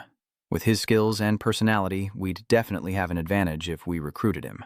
Munhan, now devoid of fear, approached and clapped him heartily on the shoulder, asking why he hadn't used that skill back in the escort squad. Why waste your talents like that? He chuckled awkwardly. This was my first time trying it, and it's not like a video game where I know it'll work. Plus, I had to manage the location, position, and my role this time. He looked around. The stable scene amidst the stench of decay had completely vanished, replaced by scattered zombie corpses. How could simpletons like them understand this? Well, it looks like we've wiped out all the zombies. Let's take a look around and get out of this creepy place. Led by Kim Cho-shu, Team A, consisting of civilian slayers, has cleared the area. Cheonsu and his team quietly emerge from the ruins. The nuclear power plant reclamation operation wasn't difficult because the truth was top secret. The facility was covertly operated by a limited number of personnel. Only a few zombies were infected in the plant, so they weren't a threat to the slayers. Sarang sighed, her axe still pinned in the zombie's face, and turned to ask, "What was that?" I'm just getting started." She shot up, glaring at her teammates, making them flinch. They kept praising and reassuring her with forced smiles. Wasn't she happy there were only a few? It's good that everything worked out, isn't it? That's right, well done, you're very skilled. One person gives a thumbs up. Sarang, now that it's over, why don't you put your weapon down? Team B, led by Sarang and composed of civilian slayers, has cleared the area. Sarang frowned in annoyance. Those compliments fell on deaf ears. Secondly, each team leader had a thorough understanding of the plant's architectural blueprint. Each team leader received a map of the power plant, with Chunu shown drinking his milk in the center, so the teams could strategize and move freely through the factory without getting lost. Chinu's group moved silently. He intently studies the map, still holding his milk carton, as someone behind him shines a light for him, while the others prepare their weapons. The sound of the empty milk carton echoed as it crumpled in his grip before he carelessly tossed it to the ground. He pointed ahead, announcing, "The control room is about 30 steps ahead. Zombies may jump out, so be careful." He instructed them to maintain formation and move slowly, to which they cautiously nodded. A blonde member of the group was disgruntled, thinking Chunu was incompetent, just giving orders from the back. So why were they listening to him anyway? He suddenly sped up, leaving the others behind. Don't they have any opinions? What a pathetic bunch. He thought to himself as Chunu yelled, "Idiot, didn't I tell you to keep formation?" The blonde had sped ahead, leaving the others far behind. Startled, he frowned and asked, "What?" Behind him, a door creaked open, revealing a horde of red-eyed zombies that charged without hesitation. He turned around, startled, but before he could react, the zombies grabbed him, pinned him to the ground, and he could only scream in terror. Chunu reassured, "Don't panic. We're far enough away and in a narrow corridor. We'll be fine as long as we maintain this formation while fighting." The air suddenly went silent. The other teammates rushed forward to deal with the zombies, while Jingu stood there drinking more milk next to the guy who'd shown the flashlight for him. He looked down at the foolish blonde with disdain, who had predictably turned into a zombie. He pulls out the milk carton, apparently having finished it all. "I told you should have listened to me." He placed the milk carton before the man, offering his condolences, then stepped aside as the flashlight-wielding figure approached with a sharp weapon. He swung his weapon down on the blonde zombie, and a chilling, gruesome crack of bone echoed. Team C, led by Park Jingu, has cleared the area. The SLAs have gained experience since the start of the operation, and as long as they don't encounter any mutations, they should be safe fighting the zombies. Meanwhile, Pedro's comrades were also fighting hard. One lay on the ground, covered in blood, struggling to fend off a zombie. Out of nowhere, Pedro tackles the zombie, throwing it away from his teammate. He relentlessly punches its face with his bare hands, splattering blood all over his. Veins bulge on Pedro's jaw as he focuses his strength, golden circles appearing on his knuckles, marked with a symbol resembling Beck Hun's order. He relentlessly pummeled the zombie with devastating blows, seemingly beyond reason. His eyes rolled back, revealing only the whites, and his teeth clenched as gore sprayed from the zombie's tattered clothes. The teammate who had been pinned by the zombie struggled to his feet, reaching out as if to intervene. "Father?" His hand, slick with a viscous red fluid, soils the weapon he wields, and a gentle smile spreads across his face. "Hey, are you bitten anywhere, brother?" the man asked hesitantly. "No, you saved me, thank you so much." He offered his bloodied hand. "I'm glad you're safe. I think that was the last one. We should head out." The man clung to his arm, limping out with him and the others, finally breathing in the fresh air. Team D, led by Pedro Choi, has cleared their sector. It seems the Chongdo team is done as well. How many teams have completed their tasks? Sari lists the order. His team first, then Chong, Kim Chosu, Ansarang, Bingu, and finally Pedro Choi's team. 6 teams in total. He scratches his head. Things seem to be going according to plan. Finally, it's my turn. I asked her to compile a list of lackeys working for those high-ups. "Is it ready?" At that moment, Sari pulled out a stack of papers. She responds, "I've compiled a list of those who graduated from the military academy. They were appointed through nepotism and by parents holding power in the provisional government, sir. The military academy, the National Assembly. These are the criminals who will never submit to our cause, sir." He takes the papers. Sari hands him, carefully reading the contents, picturing the Ministry of Defense soldiers confusedly staring at their maps. They've been given special maps, intentionally leading them astray. They must be struggling to find their way now, sir. Meanwhile, the other soldiers are loudly cursing. "That damn Major Lim, what kind of map is this? We've been going in circles because everything on this map is wrong. Is he deliberately misleading us?" One of them still pored over the map, though. Zombies could jump out at any moment, and we need to get out of here fast. Suddenly, he flinched, hearing a strange sound, and shouted, "I hear footsteps ahead!" They immediately pointed their guns, but then abruptly stopped. The man who had shouted earlier carefully shined his flashlight forward, revealing Kwangtek, head bowed, gun in hand, standing still. And they immediately questioned him. "Major, did you give us the wrong map and come looking for us?" He calmly replied, "Yes, I did. Relax, I've already killed all the zombies heading this way." The flashlight guy grumbled, "Do you have any idea how much trouble we've been through here? I'll report to headquarters just how poorly you've led this operation." Before he could finish, he suddenly stopped. When did Wangtek's gun get pointed at them? The man looked on in disbelief. The major's eyes widened, staring at them without hesitation. Back in the surveillance room, Wangtek had patted Sori's shoulder after reading the documents she prepared, then turned and left. "Thank you for arranging everything. I'll be right back." Sori called out softly. "Sir," Sori called out, "that musclehead and I can handle the dirty work. You don't need to get your hands dirty." It doesn't take long for Wangtek to reach the weapons cache, grab a gun, and stride away. No, a boss should do it themselves. That's what makes a leader.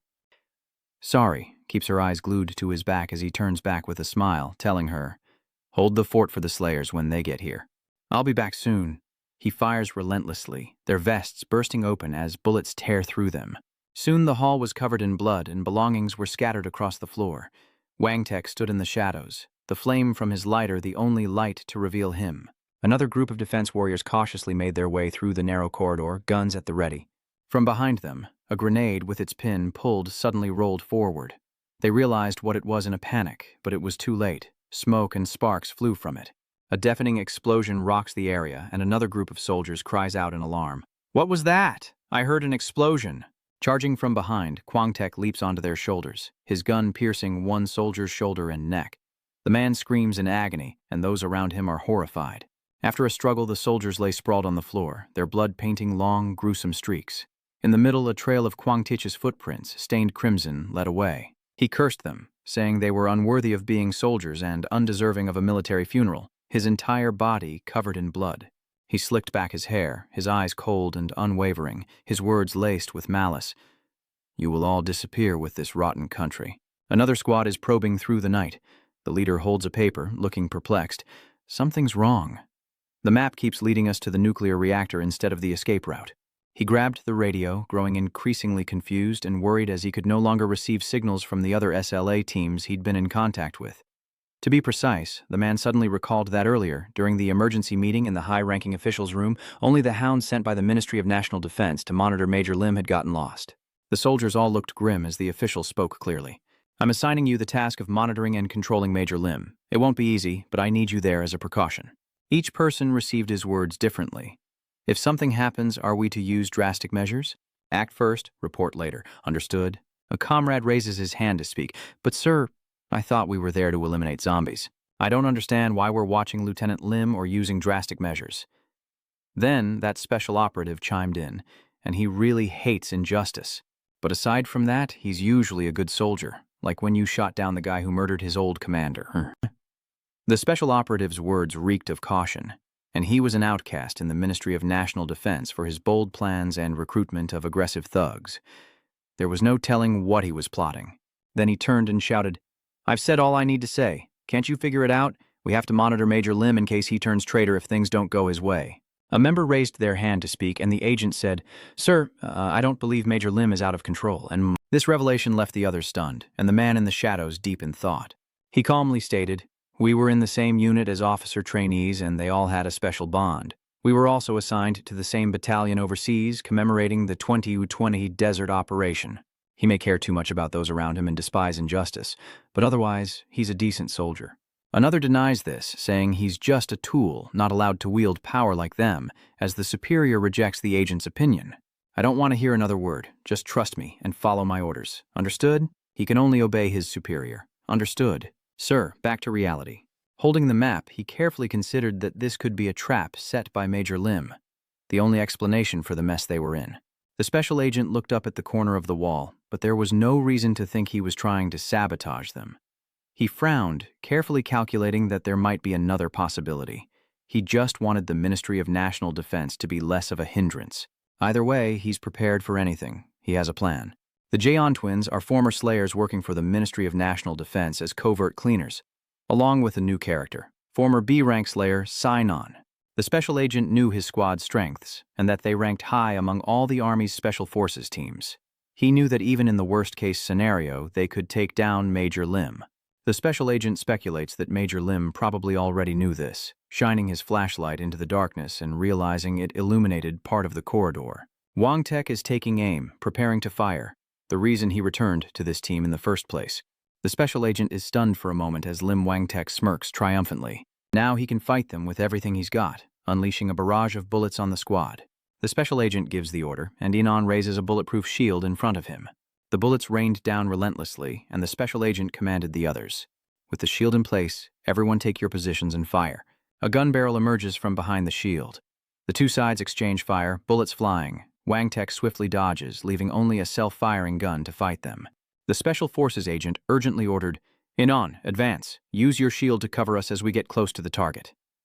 Inon, following orders, fiercely charged forward with his shield. Wang Tek held his breath, listening intently. Their commander was quite skilled, with real combat experience, unlike Lu Dehong. A smile crept across his face. Victory seemed assured. "Good. Fighting them with all my strength will be fun. I'll show them a power that belongs neither to national defense nor to the Wang Tek. Toss a few grenades over there."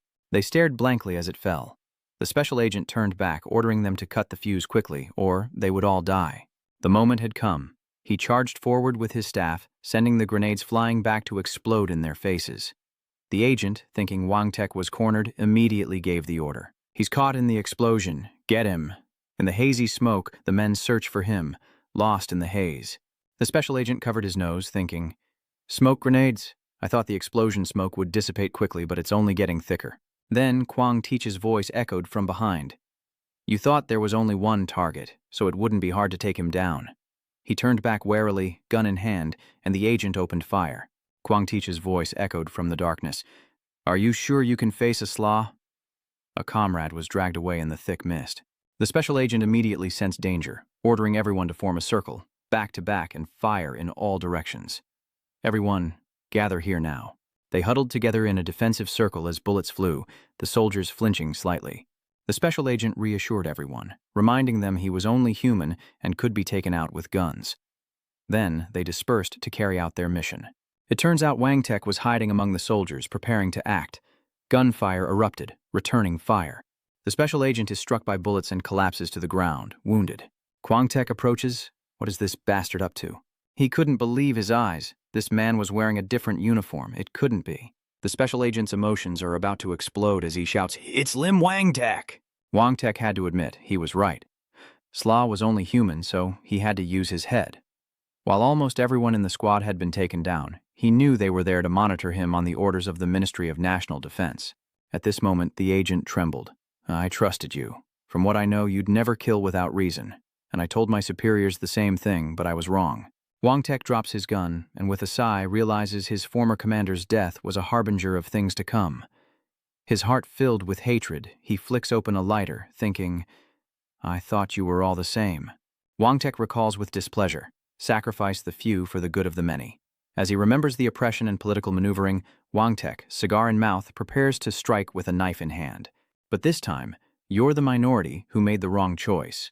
That special agent shouted Jin Cheon's name and charged from behind to attack, but Kwang Tek was faster, finishing him off in a flash. He informed his teammates over the radio that the area was clear and that he was leaving.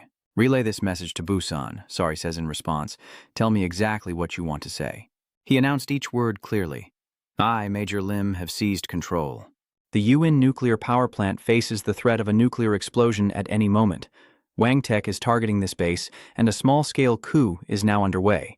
Elsewhere, at the South Korean Provisional Government's Ministry of National Defense, a soldier bursts through the doors, urgently reporting that Major Lim has caused a major incident. Footsteps echo as a figure emerges from the base. Wang Tek emerges covered in blood as everyone salutes him. Dongthan calls out, "You've worked hard." Wang Tek sighed wearily. "Sorry," he said, pointing to the opposite chair. "Everything's set. Please have a seat over there."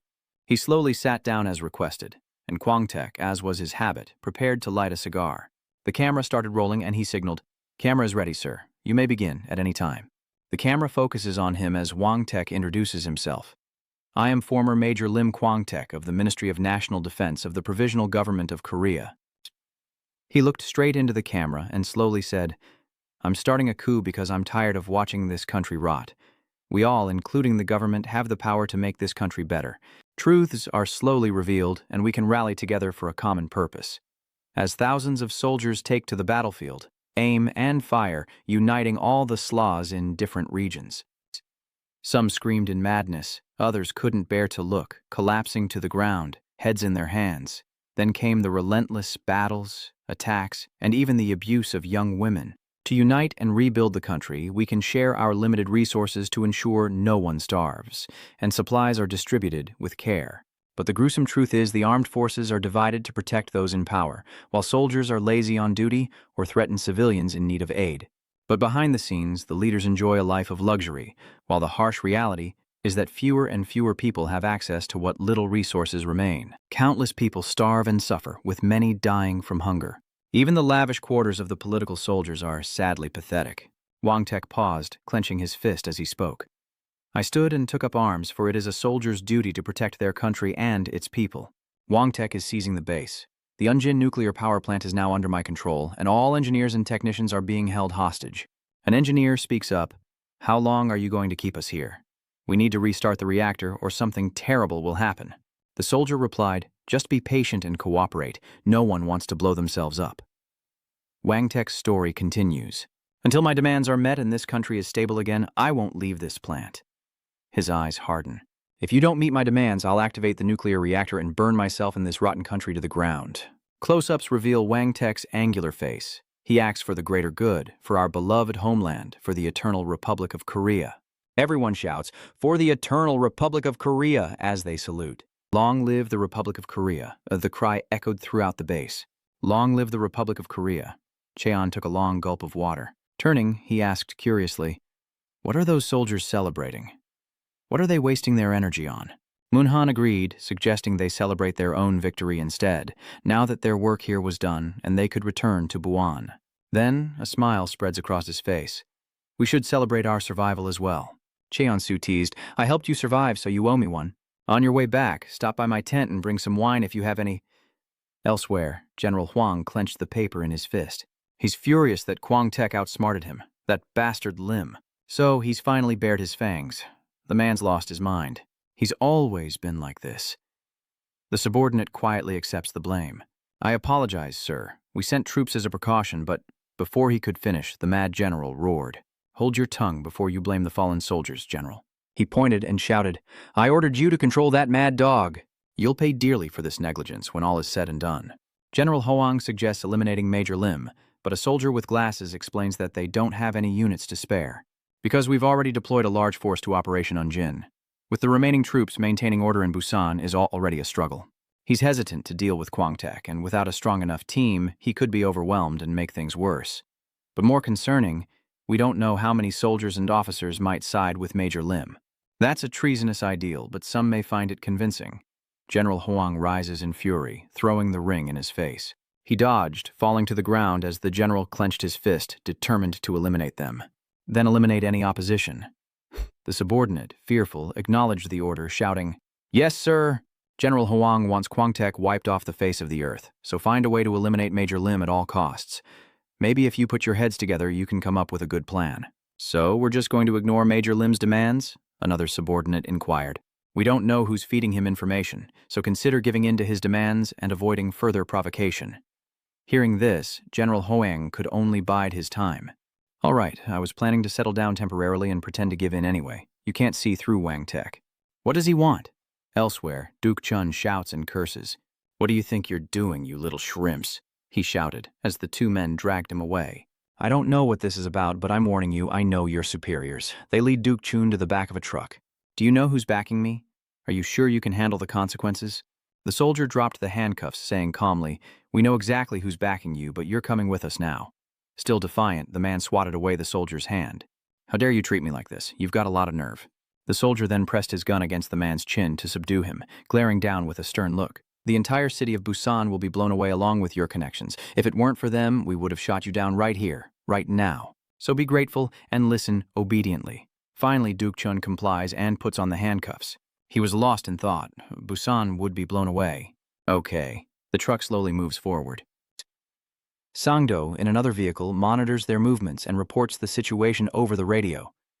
Report to Major Lim that Duk Chun has been apprehended. The requests are being met one by one. Cut to the base, where a crew of Cheonsu are gathered in a private corner. Cheonsu emerges from the lush greenery, startling Moon Han, who wonders if someone came out of the bushes. Lieutenant Lee wants to see you. Cheonsu Shu wondered why. More training with the captains? All we have to do is watch until we return. Then W handed him a notebook with a note. Now, we have a serious matter to discuss. Please brace yourself before you arrive. He found it hard to understand, full of doubt. Discuss? Why are they suddenly making such a big deal out of this? Later, they were all under surveillance, guarded by soldiers. Cheon-shu spoke up. What's going on? Pedro couldn't believe his ears. A coup? Am I hearing things? Wang Tek calmly replies. You heard me right. Don't act like you don't understand, he threatened. Cooperate if you want to live. Their faces turned serious, convincing even their own team members. This was negotiation. Join me, and together we'll change this rotten country. Suddenly, Sarang reaches out, catching Cheon-su's attention. He panicked, breaking out in a sweat. Is she crazy? Has she forgotten they have guns pointed at our heads? Sarang remains fearless. If they really wanted us dead, we'd be gone already. You noticed the soldiers pointing guns at us, and the one in uniform already spoke. He needs us to convince the other civilian slaves. They won't shoot us down, even if we fight back. The soldiers, faces hidden, remained silent, and Wang Tek found Sarang intriguing. Not bad, kid. You catch on quick, but don't get ahead of yourself. We may not kill you now, but that will change if you don't cooperate. The two faced each other, one standing, one sitting. Sarang slapped him so hard he turned his head, stunning the surrounding soldiers. Even the Cheons are all the same, Sarang shouts, her face contorted with rage. So you'd start a coup and blow up the nuclear power plant if you fail? Have you lost your mind? Wang Tek rubbed his face as she continued. We came here to kill zombies, not to die with your army. You volunteered for a potentially fatal mission, so it's not that different. She concedes, but refutes some points. Yes, we might get killed by zombies, but have we ever complained or said we were afraid? No, why would you think that? Because we're slayers, we kill zombies for a living, and we were hired to do just that. Sarang exposed Wang Tek's actions, revealing how he used armored vehicles to surround their convoy and used them as shields. She relentlessly exposed him, piece by piece, forcing them to continue missions without rest, despite their exhaustion. Sarang felt this was unfair to both her teammates and herself. But we never complained. We followed his orders to the letter when it came to zombies. Sarang moved closer to Wang Tek, head bowed, pointing out that this wasn't their concern. Certainly not. She emphasized one more thing. Especially if it involved Busan, where her family lived, she'd have to say goodbye to her loved ones to go on this mission. Sarang vehemently opposes his terrible idea, declaring she will never join him in confronting the South Korean government that controls the country. Yes, it may be difficult at first, and they may arrest the slayers involved in this coup and threaten your families. He points out the disadvantages and drawbacks of this mission. Even though the ultimate goal is for the people, if you don't participate and this revolution ends in failure, it will ruin the safety and future of everyone in this country. And the world will sink into hopeless darkness. Only a few rulers and their henchmen remain, while the slayers, their tools, must now struggle to survive. Sarang remains skeptical. How can you be so sure? Perhaps you're just paranoid. Wang Tek gestures for Sorry to come closer. Sorry approached and whispered in his ear, I don't think you need to share information with them. I understand we're in a coup, but I can't reveal military secrets to civilians. Her spirit sank. What is this? Is this your answer? Chunu puts on his glasses and snatches the notebook from Sarang. All right, let's see this. Having a child speak for cowardly adults and acting cool while doing it. Your role should end there. He randomly flips open a page and starts reading. Leave such documents to the adults. Bedro also wants to know what's inside. Won't you read it with us? That brother is definitely important information. We should read it together, Cheon-su asked, confused. Me? I can't read, so you guys go ahead. The three huddled around the notebook while Wang Tek silently waited with his cigar. Outside, the sky was blue and the clouds drifted lazily by. But inside, Chunu removed his glasses and everyone's face grew serious. Cheon-su anxiously asked, What is it? Why do you all look so tense? If you're done reading, let me know, he said, teasing Sarang with a smile. I bet you're just curious. There's no way you actually went to school. Annoyed, she retorted, Yeah, I didn't, but that doesn't mean I'm illiterate like you. She turned to Pedro and said, The illiterate's right. Stop stalling and tell him. He frowned. The report stated that the country was in decline. The only thing holding this country together is the supply of food and goods produced and stored before the apocalypse. Pallets stacked high with essential supplies, but the report also states that we'll soon run out of reserves. Cheonsu casually asks if it's a big deal. It's not much different from before, Sarang added. That's right, Chunu explained thoughtfully. Those accustomed to poverty may not notice much difference, he added, explaining that the core issue wasn't the complete depletion of resources, but rather that the reserves circulating in the market were only enough for people to survive day to day. The city descends into chaos, its streets overflowing with people, so if this flow stops, riots are inevitable. The poor and vulnerable are still human beings with feelings, Wang Tek replied. If it were that simple, our soldiers could endure it, but there are other reasons too. Even worse, our ammunition is running out, and the statistics show that we're about to hit the minimum threshold. Cheonsu asked in surprise, What threshold? Jin turned and explained, Once the numbers fall below that threshold, restoring the country to its former state will be impossible. This data, which appears on the analysis chart, is the minimum amount of supplies needed to escape Busan. Pedro somberly states, in other words, there's a 100% chance of South Korea falling if the numbers drop below that threshold. According to the report, the time left until we reach that point is... Cheonsu and Sarang are visibly shaken. About a month left, judging by your slow reactions, Wang Tek asked sternly. Simply put, I'm not doing this for personal gain or on a whim, so what do you all think? The group listened in silence. Now that you know the truth, are you more inclined to join us? After a moment, the four of them stepped aside to discuss it. Jinginu spoke up. Let's join them. If we refuse, we'll all be shot dead. And Major Lim's actions are understandable after reading the report. Sarang immediately retorted, I disagree. I'll never participate in this. Pedro glanced over and said, Are you saying you'd rather be killed? But he nodded, resolving himself. I think we should join them too. Living within the walls, I didn't realize how chaotic the world outside had become. Sarang turned to Cheonsu, annoyed. Hey, what about you?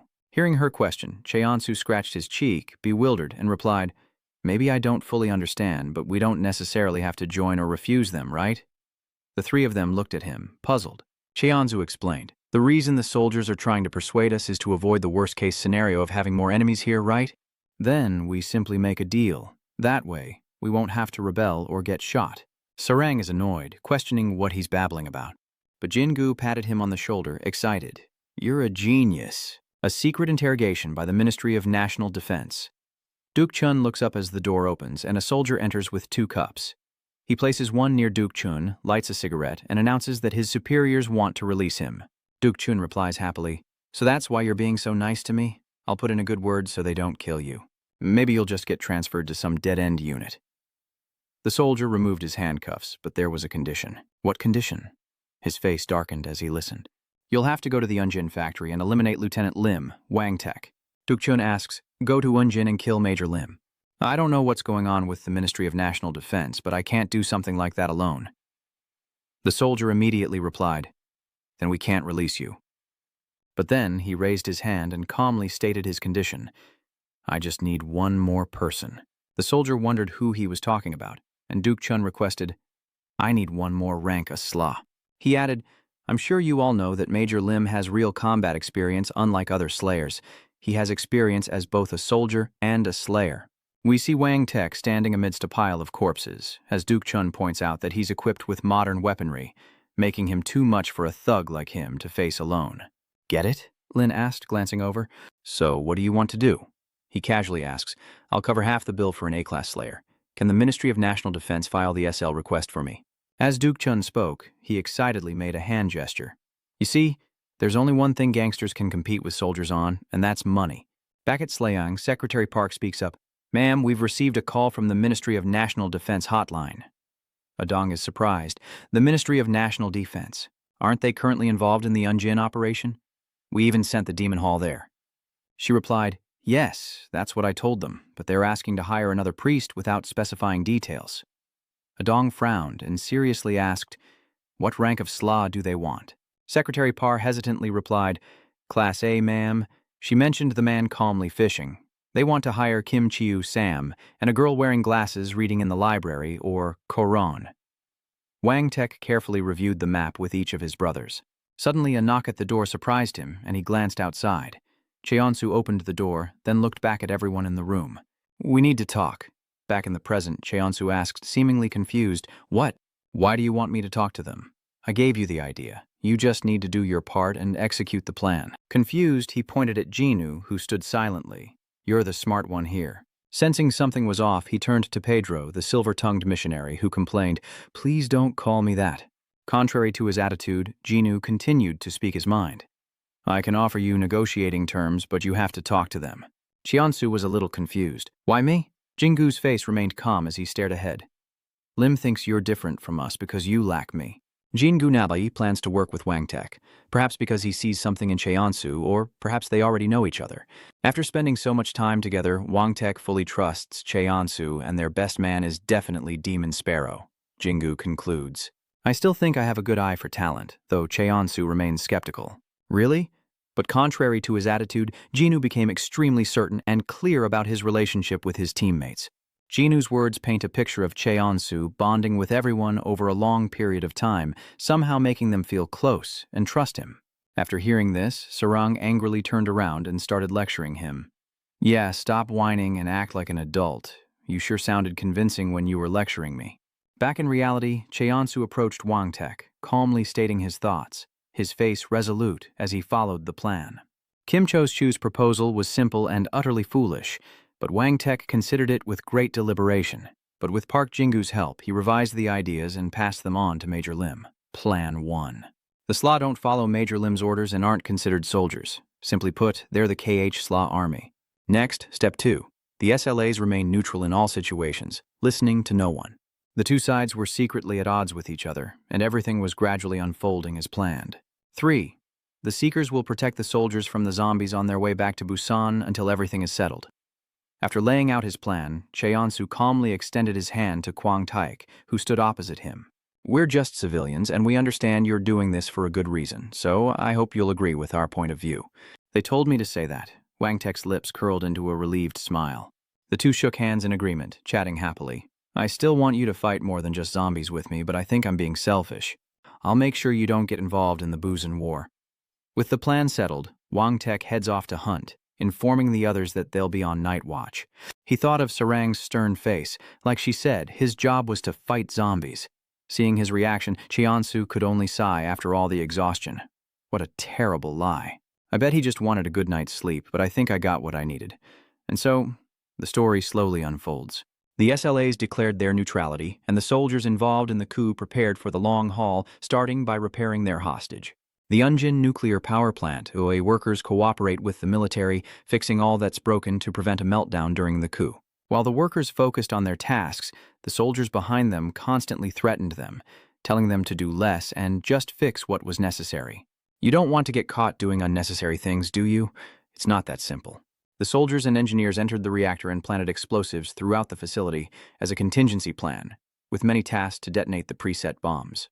Everything was proceeding according to plan, and they began constructing bases around the open areas to effectively deploy their large number of units.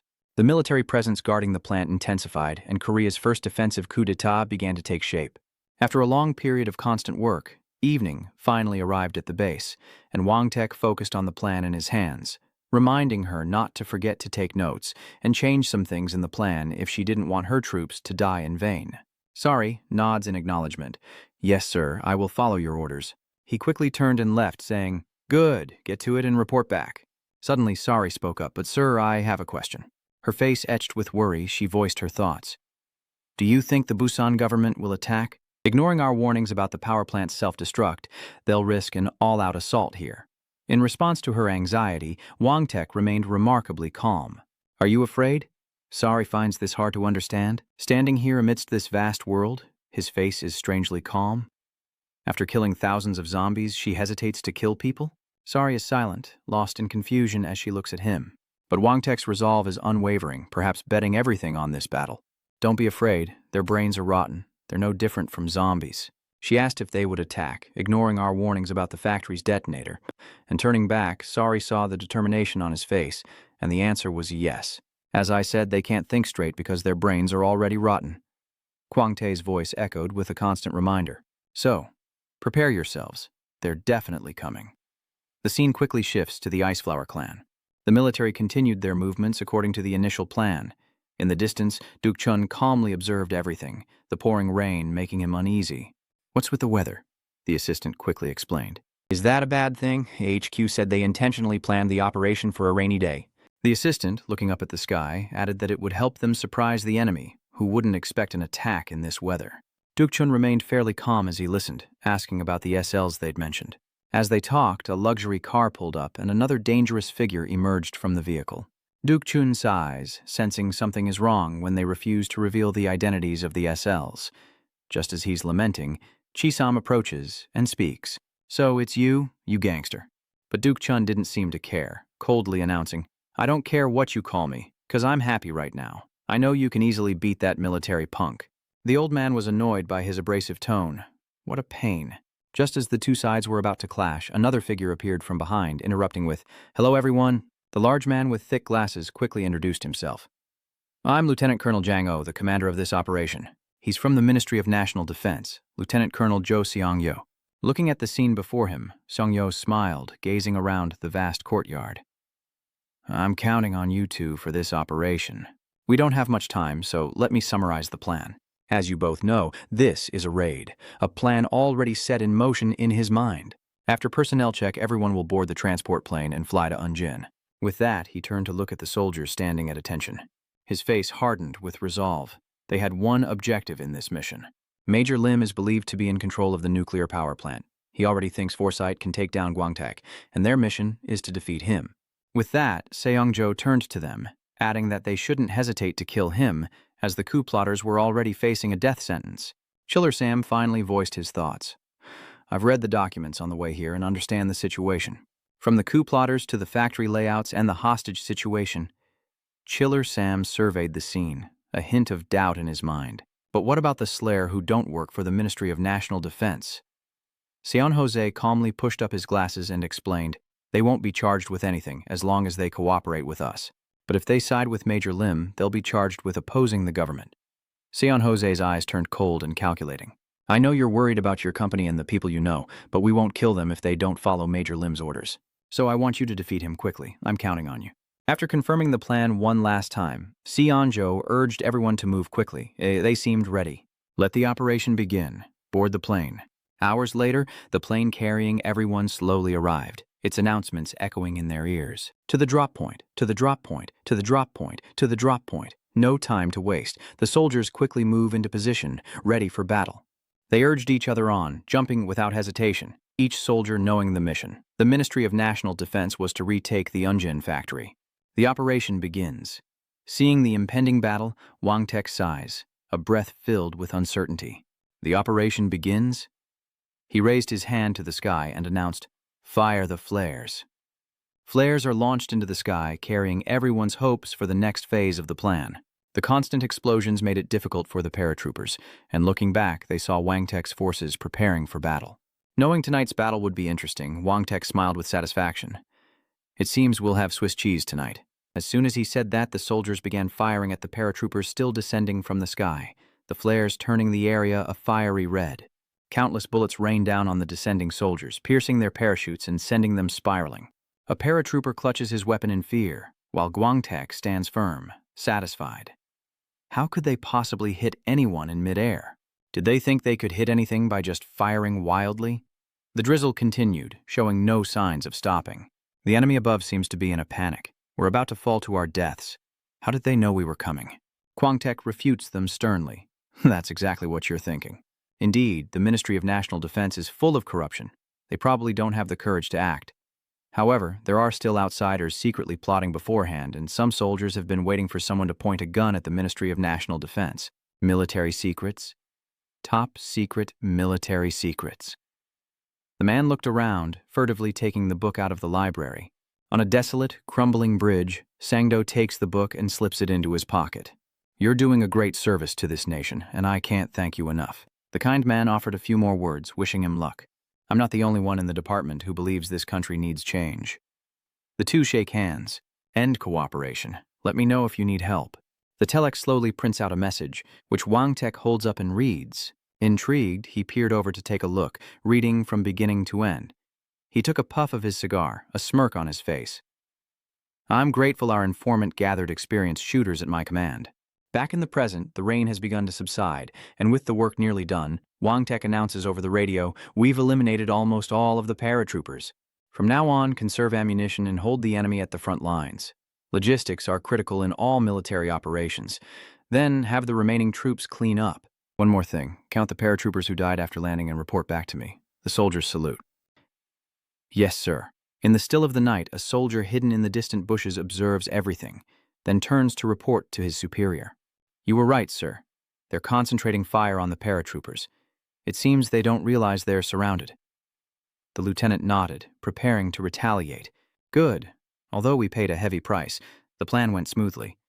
That soldier even offered high praise." "Impressive. Sir, how did you know? Was it Major Lim who noticed the paratroopers?" "He stated that I had told him we had paid a heavy price." He added, "Yes, I understand we had to sacrifice our men as a diversion, but I'm wondering how you knew about the leak, sir." The lieutenant's glasses gleamed. "That's exactly what I said. We sacrificed many soldiers to learn about that leak. They used the most brutal methods of torture. We gathered all the officers who wanted to voice their opinions. A soldier is electrocuted, writhing in agony, while those connected to the major remain silent. Chilling, gruesome tactics. We were brainwashed for the sake of a great nation," the confused lieutenant suddenly asked. "But why do you ask? Are you working for Lee too?" The soldier stammered, startled. "What?" "No, sir, I assure you that I—" He smirks, telling him to calm down. "I was just joking. Being anxious on duty can lead to mistakes." The soldier, still trembling, agrees. "You're right, sir. Sir, I should go relax for a bit." The lieutenant turned serious again, revealing a sinister look. "Let's begin the operation and contact our informants. On the other side, 1 parachute per person." Duk Chun grumbled in annoyance for a long time. "Damn that idiot Major Lim for dragging me into this mess. First, he's captured by the military, and now he has to jump out of a plane. This is a mess, all thanks to that bastard Lim." He turned to Chilo Sam, who was adjusting his hat. "Doesn't that make you angry?" Chil Sung calmly shook his head.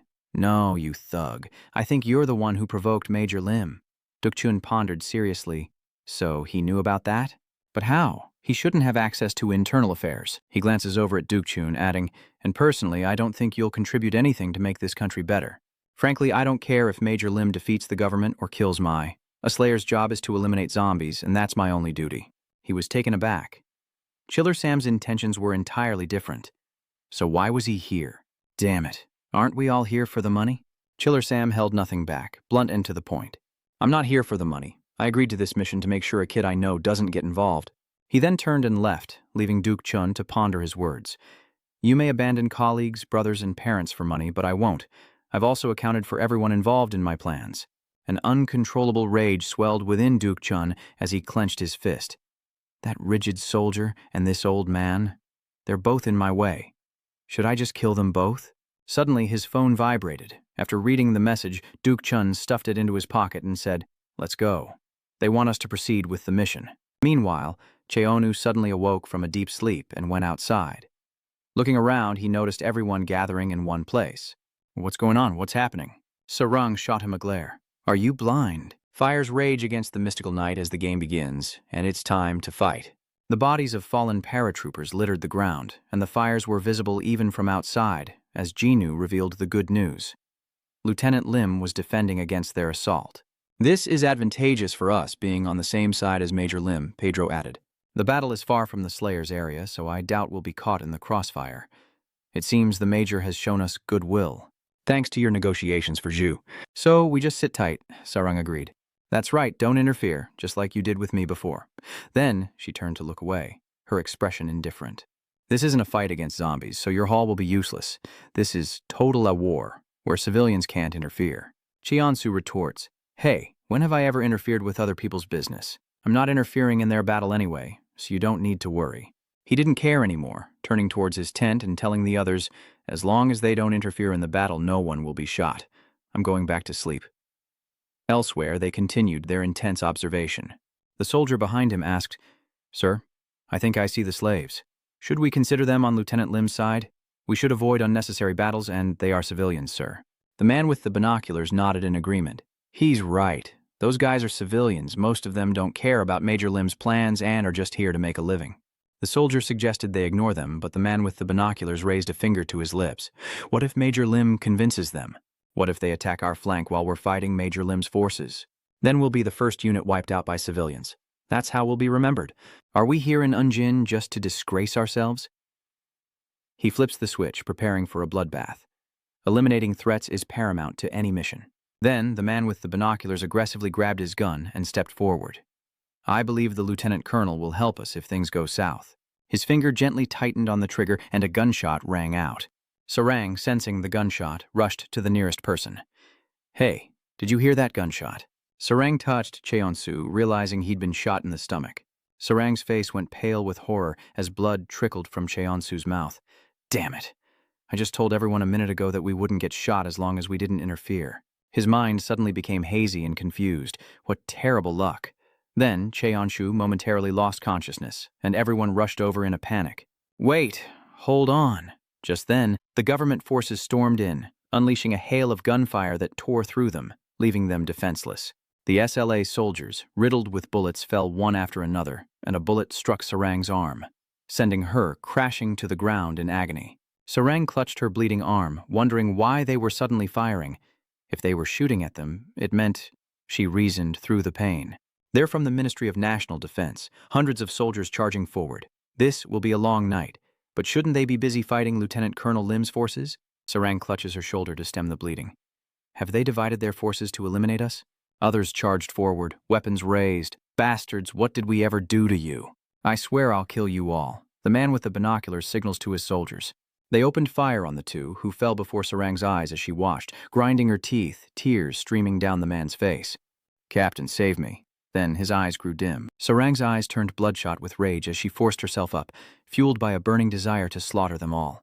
Cheonsu stopped Sarang, who was dragging herself forward. No, wait, it's not time yet. She tried to pull away, her anger burning. He wants me to stay neutral after what they've done?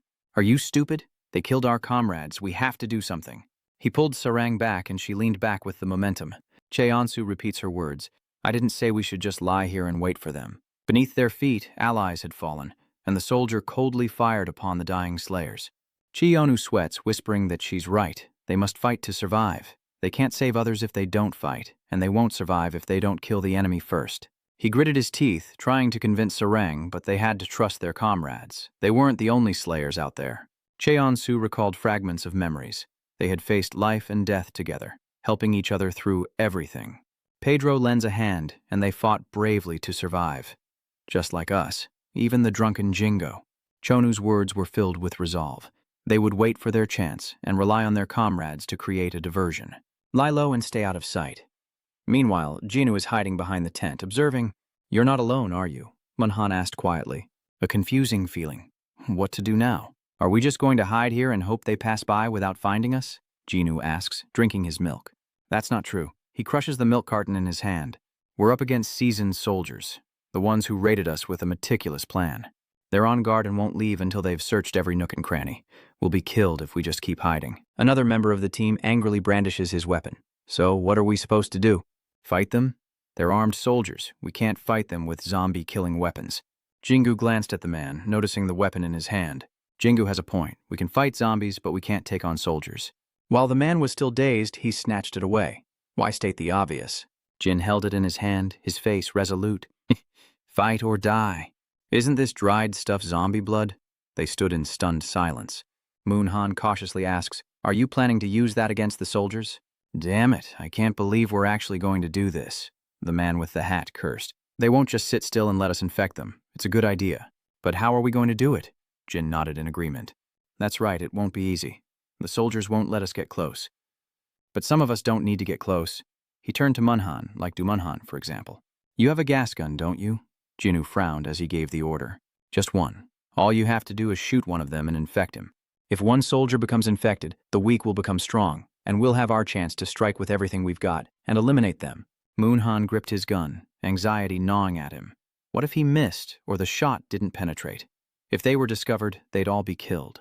Are you sure you want to entrust this to me? Chunu smiled, answering calmly in this dangerous moment. If you miss, we'll curse you before we die. But that doesn't scare you, does it? I have to admit Chozu was right. Humans only think of themselves, and slayers think of themselves even more because they've been through everything. While Cheonsu and Sarang lay between life and death, the Ministry of National Defense's troops, despite losing 2 captains, maintained a strict patrol, and faced armed enemies. But they were determined to fight, as a hand gently picked something up from the ground. The man used a knife to scrape the blood off, knowing they weren't foolish enough to throw their lives away. Jin slices his hand and drips blood into a cup, and together they create a mixture. Jinginu shakes the mixture and pours it into Moonhan's gun instead of splitting it. Finally, he reloads the gun, seeking an escape route, one in the light searching for people, the other hiding in the shadows, waiting for the opportune moment. Jinu reiterated the plan, reminding them that the uniforms were thicker than they looked, and their plan would fail if they hit a helmet or armor. You only have one shot, so wait until you're sure you can pierce their uniforms. He glanced at those in the tent, saying that once the plan succeeded and the infection spread, the rest would attack the disoriented soldiers. We're not the only survivors. I'm sure there are others still alive, so give weapons to the hidden survivors. Bodies lay scattered all around, and others awaited the order to ambush, Cheonsu and Sarang among them, lying still and waiting. Jinu called out, "Are you guys ready?" Manhan held his breath, gripping his gun tightly. The others are ready for battle as two soldiers cautiously approach. They were smart too, lying in wait, when suddenly their eyes widened as they realized something. The soldiers of the state army also began to move, blood streaming down their faces as one of them screamed in fury. The soldier punches the leader, and Jinu rallies the others, declaring this is their chance. They responded enthusiastically, charging forward to attack. Someone appears before Cheonsu and slams a recovery potion in front of him. "I saw you two from afar and was relieved you were both alive. I brought your weapons." Cheonsu struggled to his feet, panting, and said to Sarang, "See? I told you they'd distract the soldiers. Now let's go," she said, turning to him, her concern evident. "Wait, are you okay? You don't look so good." "You need to rest. Do you want to lie down for a bit?" Cheonshu sneered, his heart full of rage.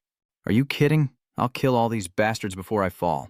The binocular-wearing soldier screams in fury, calling them traitorous bastards. Then something smoking flew out. Cheonsu and Sarang swiftly passed him, taking his head. "You will be judged." "Treason!" Pedro roars, charging into the soldiers, taking them down one by one, using any means necessary, some even with his own face. Suddenly, something shot out like lightning, and a soldier was impaled by a spear. Cheonsu sighed as he witnessed the scene. The man with the binoculars trembled, stammering, You will be charged with treason." No sooner were the words out of his mouth than he dropped dead before their eyes, prompting Cheonsu to remark, "We wanted to remain neutral, but it's too late for that now." He urged everyone to quickly go to Major Lim and tell him what happened, offering assistance if possible. No one objected, and Cheonsu led the group. "Let's go. Our only purpose here is to survive." Red X's marked the map as Wangtek meticulously calculated. They located the paratroopers just in time thanks to an information leak, and Wangtek defeated them all without casualties. He still had some questions, but something wasn't right. Why did victory feel so uneasy? He couldn't relax for a second, like swatting a mosquito only to hear another buzzing around. Then, a soldier approached with news. "Sir, we've tallied the casualties from the paratroopers." He then listed yesterday's achievements. "We killed 82 of them, not including the troops on the plane we shot down, or those who went missing.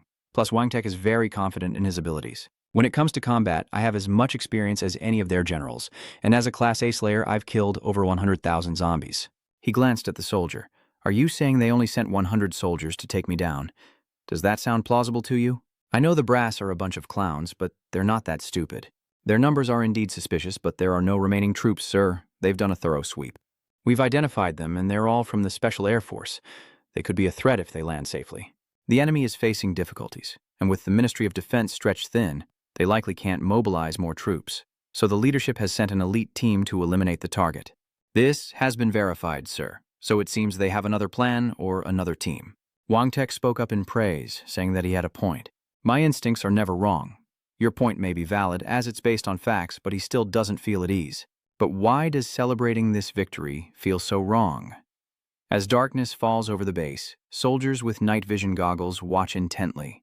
Suddenly something flashed in the middle of the night, and at that very moment the government and the Ministry of National Defense urgently mobilized 5 times the number of soldiers they could afford to implement the plan. The soldier was startled. They were sending in their strongest remaining elite teams for a final battle. The soldiers are confused. What's going on? Before he could finish, one of the soldiers was shot, and the sergeant in front turned around asking what he wanted. He stunned, yelling that it was a raid. Then the sergeant was taken down with a single shot. Everyone on the rooftop observation post has been eliminated, and there's a sharpshooter below. You may have such skill, but it can only come from the Ministry of National Defense's Eagle Eye Sniper Unit. Hanyang observes through his binoculars and orders his subordinates to load their weapons and await his command. He watches from afar, his face grim. They've built such a secure base in so little time. The way they've positioned their guards, it's like looking at a model army, commanded by Lieutenant Colonel Yang Hanmi. He's confident, but that's what will be their downfall. From what he knows, they were trained in the same program, and he knows their weaknesses without even looking. Indeed, each enemy soldier in the distance was taken down in an instant. Hanyang relayed through the radio. "Do you copy? This is Eagle Eye. Enemy sentries have been eliminated. We've breached their defenses from afar. It's your turn now." Hunyo nodded in satisfaction. "Roger that. Well done. Now it's our turn, as his forces prepare to raid. We still have the element of surprise. Conserve ammo, stay quiet, and infiltrate every unit." They're attacking the Ministry of National Defense's Violent Bull anti-terrorist base as he prepares to command Lieutenant Colonel Guanghuno's anti-terrorist squad. The muscular men of the battalion immediately charged forward, with snipers rushing in, and the terrifying anti-terrorist squad moved like lightning. They all attack a single point. As the base cleans up the bodies of those who were shot down, the soldiers turn around, curious. A ferocious Defense Ministry army attacks, and the soldier's face pales at the sight. What? They're attacking from the flank? The base personnel rally each other. "All units, arm yourselves. We're under attack." Hunyo smirked, confident of victory as they opened fire, and a battle erupted. Inside the base, they fired relentlessly, taking down defense personnel one by one. A brutal hand-to-hand battle where victory remained uncertain. A wounded soldier cries out, "This is the North Outpost. The enemy has flanked us and is preparing to attack the base. We don't have the manpower or firepower to hold out much longer. Requesting reinforcements?" A dark shadow looms closer. Hunyo gripped his bayonet, snarling, "I don't like snitches." "Is that all you can say?" Then a bloodbath ensues. Wangtek witnesses everything from inside, as the radio crackles with desperate cries. "The southeast outpost has been breached. Enemies will reach the base's center in 7 minutes. Isn't the central garrison monitoring the enemy's movements? The western garrison is in danger. This is the Northwest Defense Station. We've detected an intrusion." He gritted his teeth in anger. "Those bastards sent all the remaining elite troops from Busan. They're trying to attack me from all sides." Suddenly, Wangtek had an idea.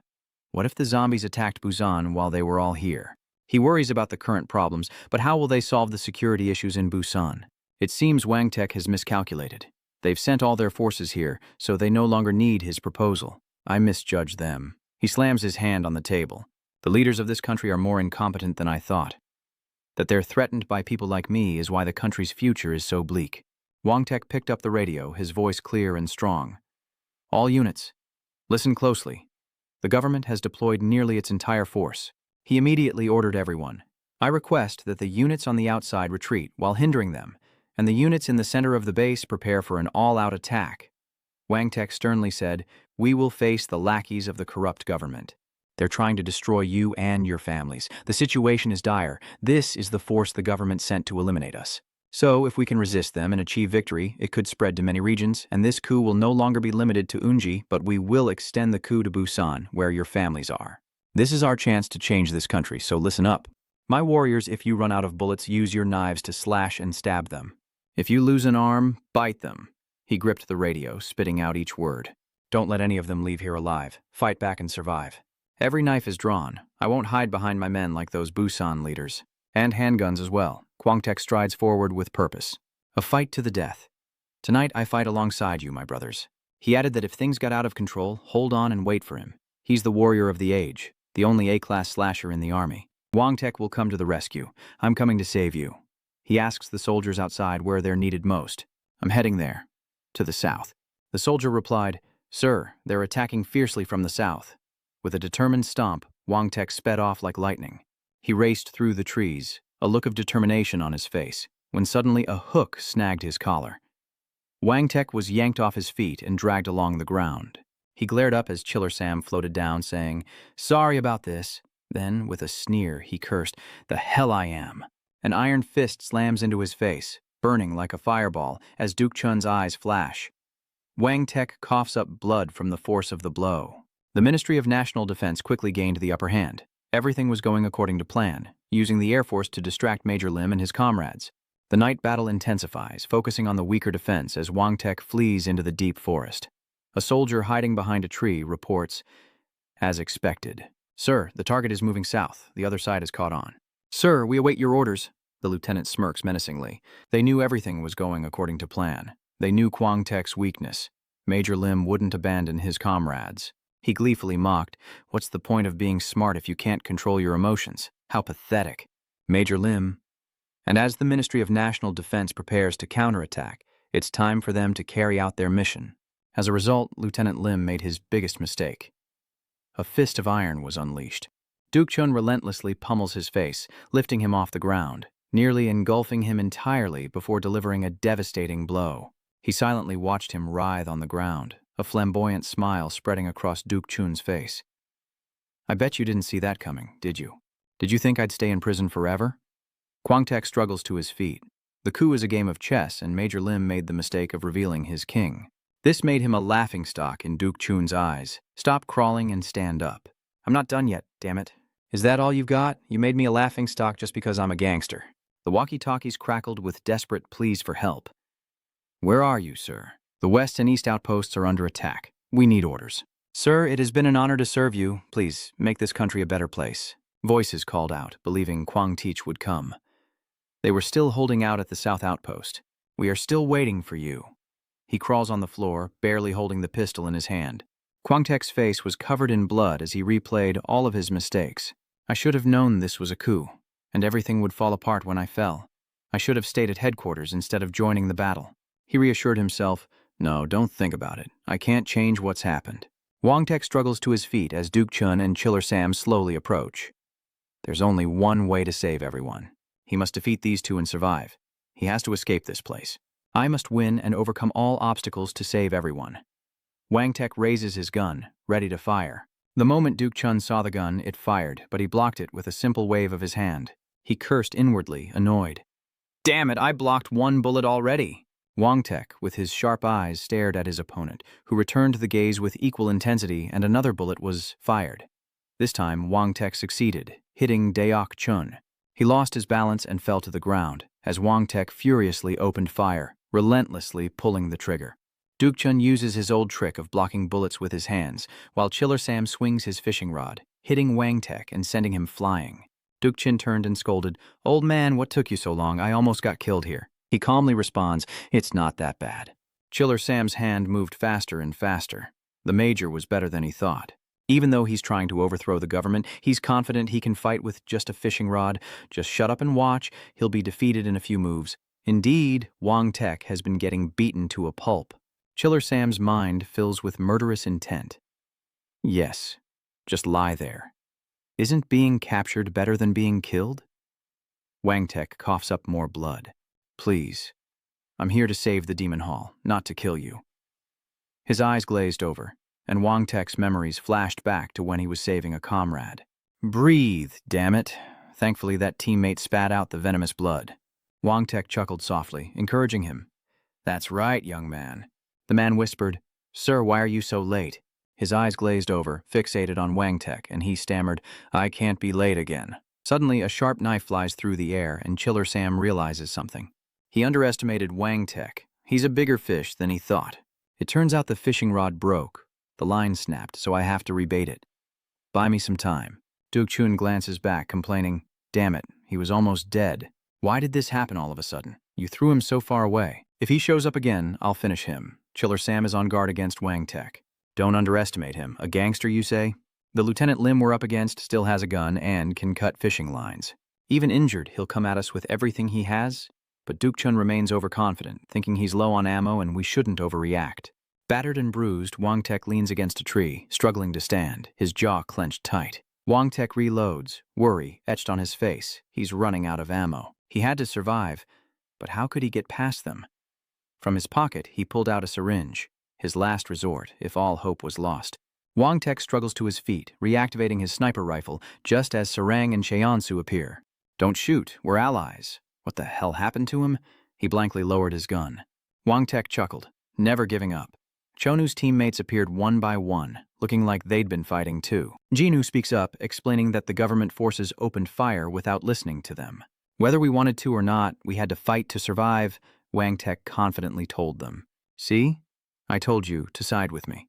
Chonshu had to coax him. Come on, are you just going to lick your wounds and whine? Or will you tell us how to survive? Leaning against a tree, he muttered, "We're about to lose, but it's not too late." They quickly advanced to the center of Major Lim's base of operations at the Yunnan nuclear plant, briefly raising a mirror to survey the situation, causing the soldiers to immediately hunker down. He raised his hand, signaling 2 or 3 of them to stand and fire continuously. The enemy took a barrage of bullets, and the 2 men sat back down, extremely uneasy. "Damn it, we're surrounded. No matter how many we kill, they just keep coming. We'll run out of ammo before we kill them all." A soldier asked, "Captain, has Major Lim given the order yet?" "No. He's likely in a more dangerous place than we are, but we need him here more than anywhere else. It's all over if they break through the central sector." He looked extremely serious. "Watch your mouth. Our mission is to hold our position and have faith that Major Lim will come to save us, as he always does." He recalled past missions as Kwang Tet wiped the sweat from his cheek. "Am I too late? Is anyone hurt?" His comrade was moved beyond words. "Sir." The captain glances back, a glimmer of hope in his eyes. "Don't panic, we still have—" Just then, Cheon appears, clad in their armor, his powerful hands clapping together, throwing the defense soldiers into a panic. That monster. The bullets rain down on Johan, but don't leave a scratch. He grabbed 2 soldiers and smashed them together as their guns ran dry. The soldier retreated in fear, begging for his life. "Please don't kill me." John roared like a lion. "I admire your courage, but you broke my shield, so now you will be my shield." Meanwhile, another sniper targeted John Gya, sneering, "He's no slayer, no soldier, just a monster." His hand moves, determined to end the disgusting monster. Gunfire erupts as another lurks deep within the forest. Sari has completed the mission flawlessly, wiping out the defense forces. All enemy snipers in the central area have been eliminated. You can walk around without worrying about getting shot anymore. As he excitedly fiddles with the radio, a soldier snatches it back, grumbling that he can't even write call signs, so he should stop standing there. He relays the news over the radio. "We've infiltrated the ammunition depot supplying the central sector. In other words, they won't be resupplied. The other end is listening silently. We can slowly bleed them dry or destroy them with firepower. Either way, we'll win this battle." "Good luck to you all," the soldier smiled. "What did I just say? We just need to hold our position and keep the enemy pinned down at the base. But now, there's no need to wait any longer. The Slayers are on our side. Now it's our turn to destroy them, as a pair of binoculars from the Ministry of National Defense silently observes. The 4 of them await the order to move out, as the soldier from the Ministry of Defense asks, "We lured Major Lim out, but we still have to expend energy to break through the defenses. Are you sure we won't be in danger?" He was immediately grabbed by the face. The lieutenant's demeanor turns menacing as he warns, "Watch your mouth, you're speaking ill omens." He was consumed by rage. Everything in this operation was calculated, the performance of each piece so diverse. Then he released the soldier's face. But words won't change the outcome. This coup revolves around Major Lim. The binocular-wearing man looked at his hand, anticipating the end of their resistance, and imagining Wang Tek's head on a pike. He growled, "Contact our SLAs. I want to know when they'll have his head." Meanwhile, elsewhere, the Major and his civilian slayers are fighting. "Who were you just fighting?" Jing Ai asks. "I thought you were one of the strongest A-rank slayers. Who could have pushed him this far?" Wang Tek held nothing back. "They sent 2 rank A slayers to face me." Sarang was shocked to hear this. 2 Class A slayers. Bedro felt this was becoming increasingly impossible. "Are you sure we can even help? You're having trouble yourself." He smirks, his 6th sense tingling, and says that most slayers would have died instantly, but he has a feeling they can win. Jingu completely agreed with Wang Tek. "Of course, I trust you, but we have no experience fighting slayers, and even less experience fighting Class A slayers. Since they outrank us, are you sure this will work?" Wang Tek's gaze was unwavering as he said, "I have a plan." Everyone there listened intently to every word. The other slayers, including the captains, will follow Park Jingu's orders.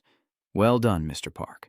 He began to lay out his plan. They would head to the central area and help defend their forces there. But Jingu saw a flaw in the plan.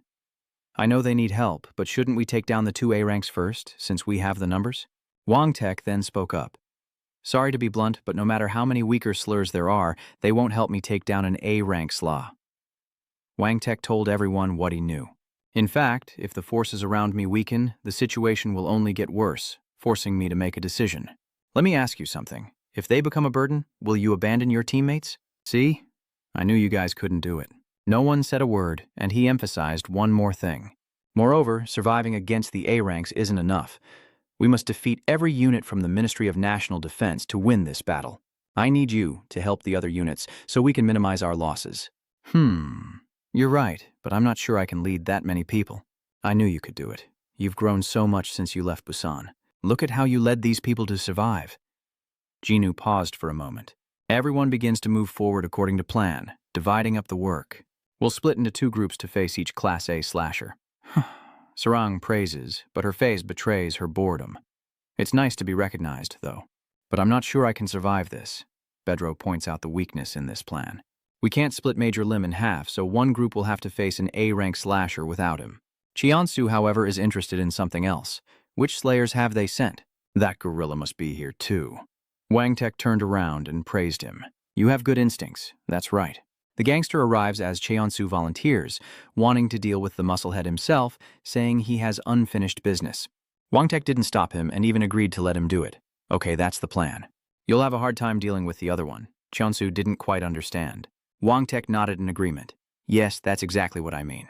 He reveals another person, causing Cheonsu to freeze. It's Master Chiller Sam. He recalls Chiller Sam once saying, I will help you. I told you I'd be your master, remember? I heard you two were very close. Chonshu's face darkened with embarrassment.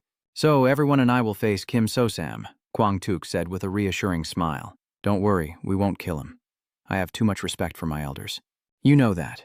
Besides, the government must be making him do this in exchange for something. Once he's defeated, just help us persuade him. Cheonsu's hand suddenly clenched. He hardens. Show no mercy to the enemy. I won't forgive that gorilla. Are you okay with that? Wang Tek is enjoying Cheonsu's current mood, just as he planned. Good luck. The long night stretches on, refusing to yield to dawn. Sarang and Cheonsu carefully survey their surroundings. What's coming is coming. They found exactly who they were looking for, and Duk Chun smiles mockingly. Aren't you happy to see me? How have you been? The weak Sarang glanced at him, trying to gauge his mood, suddenly becoming more bloodthirsty than Cheonsu. Come on, are you scared? I thought you were going to kill him. Cheonsu smirks, ready for battle. Scared? Yeah, right, let's fight. And with that, the bloodbath was given permission to begin. On Wang Tek's side, he and Pedro face a common threat, and he orders, I already attacked, but our target wasn't hurt at all, so I need you to be my shield. In the shadows, Pedro quietly warns that a foolish choice has been made. Another life-or-death struggle is about to begin. The SLAs are turning their weapons on each other instead of the zombies, with Chiller Sam, wary of Wang Tek, considered an enemy of the Ministry of National Defense. And so, Pedro and he decided to eliminate Chiller Sam, setting the stage for a battle against Sarang, Cheonsu, and Duk Chun. They talk as they run, Cheonsu speaking first. According to the plan, we can improvise like we did with the zombies, Sarang snapped. Are you kidding me? A plan isn't some instant meal you can just whip up. Meanwhile, Deokchun thought victory was assured, and they charged forward like moths to a flame. Very well, it's just fight or die. She reasons that she's small but agile, so she'll always aim for the lower body. Meanwhile, Sarang's deduction was spot on. Cheonsu was aiming for his head. Just as she thought, he's aiming high, relying on his strength and speed. Sarang quickly targets his lower body, ensuring her attack won't be blocked. This is the best plan we've got, Duk Chun says, stopping them both in their tracks. Is that all? To him, they were just gnats flailing about. Duk Chun spat out, Damn it, do you think an A-rank slayer is a joke? His voice dripped with sarcasm. Looks like I didn't beat you badly enough the first time. Cheonsu grabbed the stick in front of him and confidently asked, Do you see the difference in power now? He gripped the bat, trembling. I'm stronger and tougher than the last time I faced him, so why does it still feel so hopeless? Cheonsu recalls the days he beat Thang to near death. When he was battered and defeated, he could never be as strong, no matter how hard he tried. He gritted his teeth in fury, crying foul as Sarang offered a timely reminder. The fight isn't just about strength. Is that what you learned? She repeats each word, strength, speed, and combat experience. Yeonsu must remember and apply what he's learned. Sarang also reminds him of a few things from the last time he faced him, right? Deep in his eyes, Cheonsu felt it was right. Yes, she was right. There were many ways to win. I can't just rush in and waste my energy like that. I need a different approach. Regaining his composure, he prepares for another attack, determined not to waste any more energy. Deokchun sensed something was different, and sure enough, Cheonsu reversed their positions, turning the tables. He wonders if he's trying to break his arm, his legs firmly holding Duk Chun's arm in place. He gritted his teeth. She was exhausted, not as difficult as he thought. He had to clear his mind of worries to recall the attacks he'd seen. Cheonsu cried out for Sarang's help. Come on, help me finish him off. She's still a few meters away. Hearing this, Sarang shot forward like a rocket, while Duk Chun unleashed an iron fist. Sarang swiftly dodges and lands as the two of them clamp down on his arms. Enraged, Duk Chun cursed the lot of them as Cheonsu yelled at Sarang, signaling her. He's holding on with his physical strength, but if he loosens up for even a second, we'll break his arms. Break them. It's said that Duk Chun was a master strategist, and suddenly he smirks. They need to use their strength. Their only advantage is speed. Right now, Duk Chun can't escape, as Sarang and Cheonsu maintain their grip. I need to regroup with the old man and kill Lim as quickly as possible. You two are wasting your energy instead of using your speed to harass me. He's proving to be quite the handful, and Cheonsu is struggling to hold on. Duk Chun intentionally slams his arm into a tree, trying to injure Cheonsu, while Sarang struggles to hold on tight. Facing the brute's violent thrashing, Cheonsu shouts a warning. If we let go, we're done for. Hold on tight. Sarang, hearing this, grips even tighter. Duk Chun, emboldened, roared a challenge. Yeah, keep holding on tight and get pounded to death. Meanwhile, something glowing flies toward Wangtek and the others. He warned Pedro that it was coming and to run. The hook flew towards their opponent like a foreign object. Wangtek dodges the hook aimed at him, surprising Chiller Sam. Next, Wangtek retaliates with his gun, but Chiller Sam easily dodges it. Exhausted from dodging the hooks, Pedro collapses, breathing heavily. Pedro crawled to the logs, wondering how he could possibly deal with that fishing line. I can barely see the fishing line. How could he possibly know its trajectory? And how did Mr. Lim dodge that attack? He had to admit they were both strong. One mistake, and he'd be dead. Just then, Kwangtek appeared, and Pedro was told not to be intimidated, but to catch the fishing line. A request he found baffling. What? Explain Chiller Sam's skills in detail. That old man can see my bullet trajectory and dodge it instantly.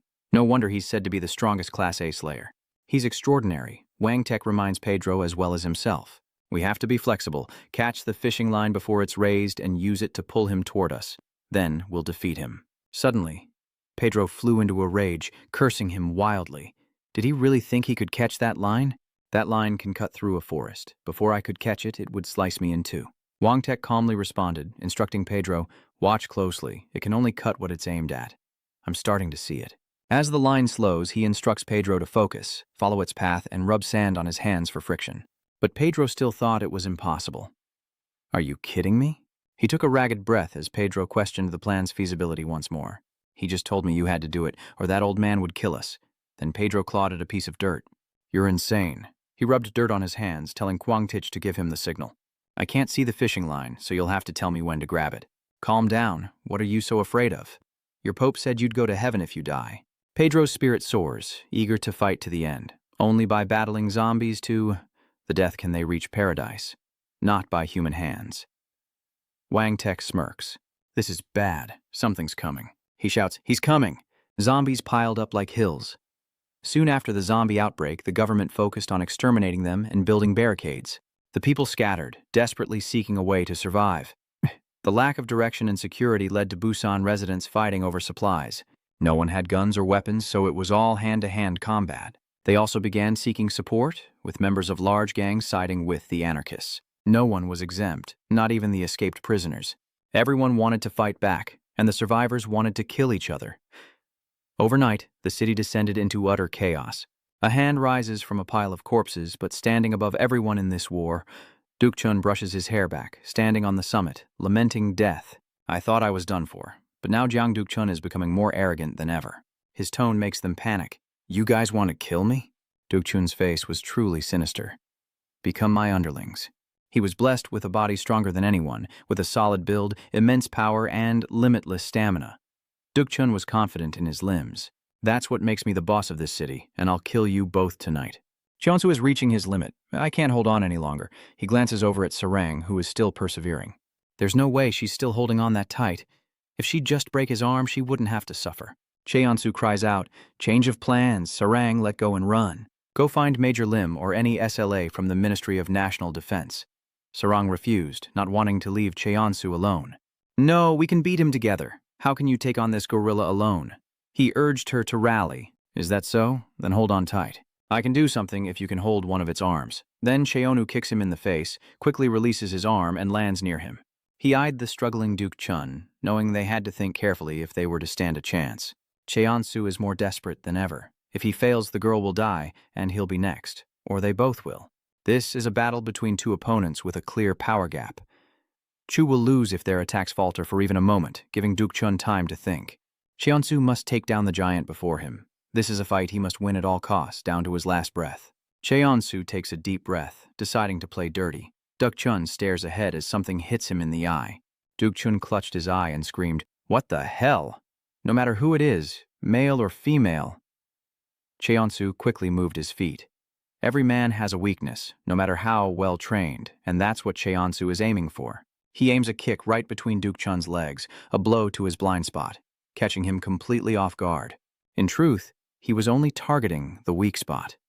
He seized the opportunity to prepare his next strike, knowing the pain would cause his abdomen to contract. A strike to the hip, followed by a liver punch, and he cries out in pain. Cheon stares furiously at the man before him, while even Sarang looks on in stunned disbelief. How could he do that?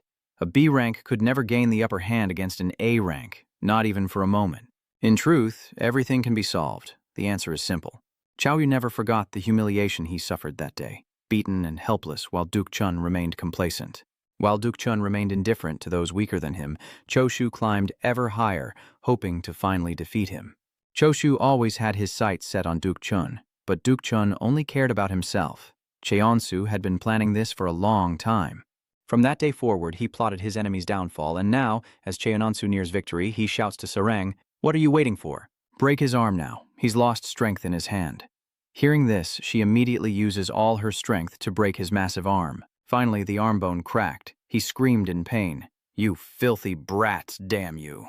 Duk Chun angrily tries to punch him, but Cheonsu grabs a handful of dirt, taunting, "You can't catch me." Then he threw dirt in the man's eyes, blinding him. Cheonsu continued, "Don't give him time to recover. Break his other arm." Sarang swiftly slipped past his other arm, seized it, and snapped his bones like twigs. Cursing and screaming, Duk Chun slammed Sarang into the ground, the force of the blow causing her to cough up blood. Cheon's cried out in a panic, "Kid!" He could feel every bone in his hand.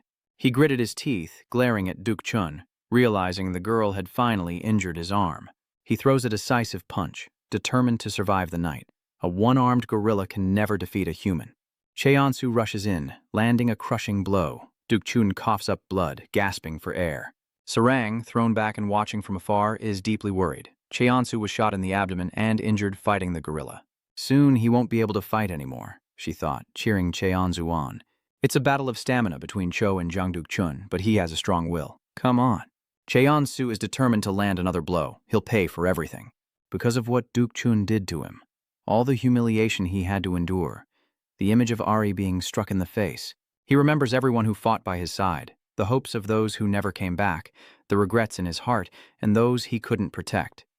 Cheonsu personally buried those he loved, and he will repay Duk Chun for everything. A powerful punch sends Duk Chun reeling, blood gushing from his nose and mouth. He staggered backward, his legs failing him. Cheonsu collapsed to his knees, feeling his strength wane before Duk Chun. Sweat poured from him as Cheonsu frowned, panting heavily. "I don't have much strength left. Just fall, please fall." His eyes widened. Gasping for breath, Deo Chun stammered, You bastard, I'm going to kill you." He stammered, exhausted. You monster. How are you still standing?" A strand of hair brushes through the night as Sarang sits beside her friend, gently gazing at Cheonu before taking Cheonsu's hand and asking, "Can you give him one last punch?" "What if we all work together?" Cheonsu smirked. Ari once told him to hone his skills and build his empire. His right hand clenched, and then his left. Cheonsu used to curse those scumbags, thinking they should be killing zombies. Isn't that why they're called professionals? He was filled with rage. Had they debased themselves for money? Ari had stirred something within him, so he could deliver this ruined world. Cheonsu remembered every word, and with all his might he punched the man's face, sending blood flying. Finally, Duk Chun passed out.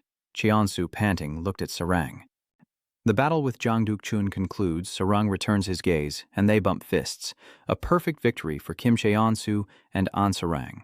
Pedro and Wangtek are still struggling against Chillersome, who's manipulating his fishing rod while calculating his next move. They're moving deeper into the forest. Is this part of Major Lim's plan? A logical move. I guess they were trying to get into the blind spots to avoid the fishing line. This isn't good. I have to capture Major Lim as soon as possible to end this pointless battle. Chiller Sam reels in his line, changing his strategy and switching bait. I'll eliminate all the trees if they try to hide behind them. The fishing line begins to shift its focus. That's exactly what Lieutenant Lim was waiting for. To force Chiller Sam to switch out his quick, small bait by heading deeper into the forest. By forcing Kim to switch lures, he's trading a small, quick bait for a larger, stronger one that can destroy the entire forest, and Kwangtek is eager for this moment. Major Lim waited for the fishing line to slow, and Chiller Sam knelt to change his gear. He glances to his side, finally able to see it.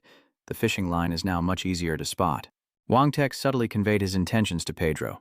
This was the fleeting moment he'd been waiting for. Kwangtek shouts out, "Pedro Choi, now's your chance." Pedro tears off his shirt, twists it around his hand, and fiercely grips the fishing line. "I've got him," Kwangtek urgently commanded. "Pull him in and show him who the real winner is." Pedro puts all his strength into pulling the enemy closer. He braced his feet, hoping Pedro could overpower the old man and bring him here. Kwangtek frantically speeds up, but I can't just sit here and wait for that to happen. I'll run through the woods where Chiller Sam is hiding and end this battle while his weapon is neutralized. Meanwhile, Chiller Sam struggles to hold on. Why is the line so taut? Is he wondering if it's snagged? Or, more likely, Major Lim is holding his fishing line with his bare hands. On the other end, Pedro, with his brute strength, grips the line, refusing to let go. He may be an A-rank slasher, but he's older than me. This isn't a battle of technique or skill. I can't lose to him in a battle of strength. Pedro took heavy steps forward, each one dragging his opponent. In the distance, Chiller Sam is being pulled by Pedro, struggling to control his rod and hold on. The line isn't caught on any rocks or trees. Something's pulling my line, so he's decided to grab the line and pull. He's bold indeed, and Chiller Sam is forced to play his trump card. Then I'll have to show you what I'm capable of. His arm bulged with muscle and veins as he pulled it towards him with all his might. This causes Pedro to falter, struggling to maintain control. What? How is this old man so strong? Pedro turns forward, increasing his pull, thinking he has to pull even harder. Suddenly, he paused and glanced back, sensing an invisible presence, like a mountain. He sensed an unfathomable and terrifying power. The man stood firm, unmoving. That mountain will stand still, and no matter how hard I try to move it, I will fail. Pedro pulled so hard that his clothes tore, and blood began to seep out. Pulling him closer will only hurt you. But he steels his resolve, his eyes burning with murderous intent. Then I have to pin him down somehow. Everyone will die if Major Lim can't win this fight. In a school overrun by zombies, students scatter in search of survival. A group has found a temporary safe haven. The student glanced at his friend, Wyong Choan, who was shedding tears of fear. He mocked his friend, saying, "Hey, Yong Cheon, you can leave if you're scared." "I don't think we can last much longer." Min scoffs, mocking the other's emotions. "You were always the last one to finish training, and you always stayed behind to clean the equipment. So if you want to go, then go and survive as long as you can." Yang Chen gradually stopped crying. That student sacrificed himself for Wai, telling him to run. "You have to survive for us." It turns out that person was Pedro, and his clothes are now nothing but rags. I will survive. The rope is wrapped around every muscle of Pedro's body, and I won't run away like a coward anymore. Pedro roared like a lion, using all his strength to pull his opponent. His life was on the line in this tug of war. When their distance was the radius of a lake, Kim Chiller Sam thought this terrifying power could only be from an A-class slayer like Major Lim. Somewhere, Wang Tek still held part of the fishing line, a figure flashing past Chiller Sam. He feigned ignorance, allowing Wang Tek to close the distance. As fast as a panther, Wang Tek pounced on Chiller Sam. He growled, "Hello, Death Diver. While you were distracted, someone else was pulling my fishing line." But Chiller Sam was smart enough to know, "You think I didn't know someone would ambush me?" He held another weapon in his hand. Wang Tek lunges forward, but Chiller Sam is ready, prepared to face them both at once. He frantically raises his gun, aiming at the enemy as the night blurs into a chaotic firefight at the base. Defense Ministry soldiers watched from afar as the lieutenant gritted his teeth in frustration. "Damn it, why do you guys keep resisting? Major Lim is going to die anyway." He scoffed, thinking their petty struggles would be crushed and forgotten. So why bother? Then, a subordinate frantically reported over the radio that Duk Chun had been defeated. The lieutenant muttered, "Defeated?" He grabbed his subordinate by the collar, screaming and cursing, "Do you think this is a boxing match?" Then what happened to Major Lim? Did Jiang at least manage to injure him before falling? Sweating with fear, he continued, "I'm told Jiang didn't engage Major Lim. Sir, Jiang was defeated by the survivors of the attack." Suddenly remembering someone, the lieutenant inquired, "What about the sniper? Is he fighting Lieutenant Lim?" My subordinate was wide-eyed with fear. "Yes, sir, but I'm told he's also struggling." He then slapped his subordinate across the face, yelling, I told you that Major Lim is the only one we need to eliminate to complete the mission. His voice echoed through the mountains. So difficult, and with that he tossed his subordinate aside. He then unleashed a devious plan, announcing to the entire army, "Release that creature." The subordinate didn't understand. "What did you say?" "Sir," the lieutenant glared. Quickly release the Class A mutant." The soldier stammered, seeking clarification. "Where do you want to release it, sir? We're too far from Major Lim." He objects. "No. The Deathbringer might change his plans if we release it there. Eliminating zombies is his top priority as a slayer." The soldier cautiously asked, "Then where should we release it, sir?" He tilted his head slightly downward toward the ongoing brawl. Below, the soldier panicked at the news and was immediately struck by a bullet. "What? What about our men down there?" He was shot dead by the lieutenant. The lieutenant put his gun away, his face darkening as he released the creature. "It will attract Slofetix's attention. Then you can shoot down everyone below. Understood?" "Yes, sir." The remaining soldier quickly fled, his face now twisted with malice. "I'm tasked with eliminating Major Lim and quelling this coup, and I won't allow this mission to fail, understand?" A pair of feet suddenly stopped in their tracks. The lieutenant's henchman had halted. Something massive stands before him. The container holding the so-called monster. There was a small hole in the container, and the soldier retrieved a key. The guards there panicked. He was really going to open it. "Did we give the order?" He continues anyway. "That's right. He's decided this is the only way." The guard interjects, telling them to wait. He knows what's inside, doesn't he? He steps forward, reaching out to stop him. "We can only stop it by cutting off its oxygen supply because we can't kill it." The guard's voice trembled. "There's an A-class mutant in there." Other stories unfold, revealing that only a few mutants are classified as A rank because the standards are so difficult to meet. 1. A mutant that has killed or infected more than 2,000 people.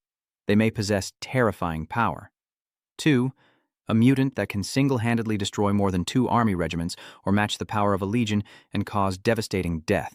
3. A variant that has taken over 1 or more cities. And even worse, 4. A variant that has killed 1 or more Class A slayers. It's an almost impossible foe. A zombie is considered a Class A mutant and a threat to the rest of humanity when it meets one of the above conditions. But there are always exceptions. But an ancient Roman soldier met 3 of those 4 criteria and is considered one of the most notorious variants in history. To nurture them, the Ministry of National Defense has imprisoned that creature in exchange for the lives of thousands of soldiers and slayers, all to compete for immediate gains. But now they're unleashing it on the world because they don't like being bitten. The warden grabs the soldier's hand, pleading. "Listen, I know it's a Class A mutant, got it? But if I don't open it, I'll be considered a traitor." But the man brushed him off, saying they'd hurt his family in Busan. He was set on his decision. Perhaps it could work. The soldier wore a crazed smile, inflicting just enough damage to turn the tide and prevent. Perhaps the Ministry of National Defense already had a way to control it. That must be why they left it with us in the first place. The 2 guards stepped aside in fear as the door finally opened, and the 3 men instinctively recoiled. Their faces were frozen in wide-eyed shock, staring at an empty box devoid of anything.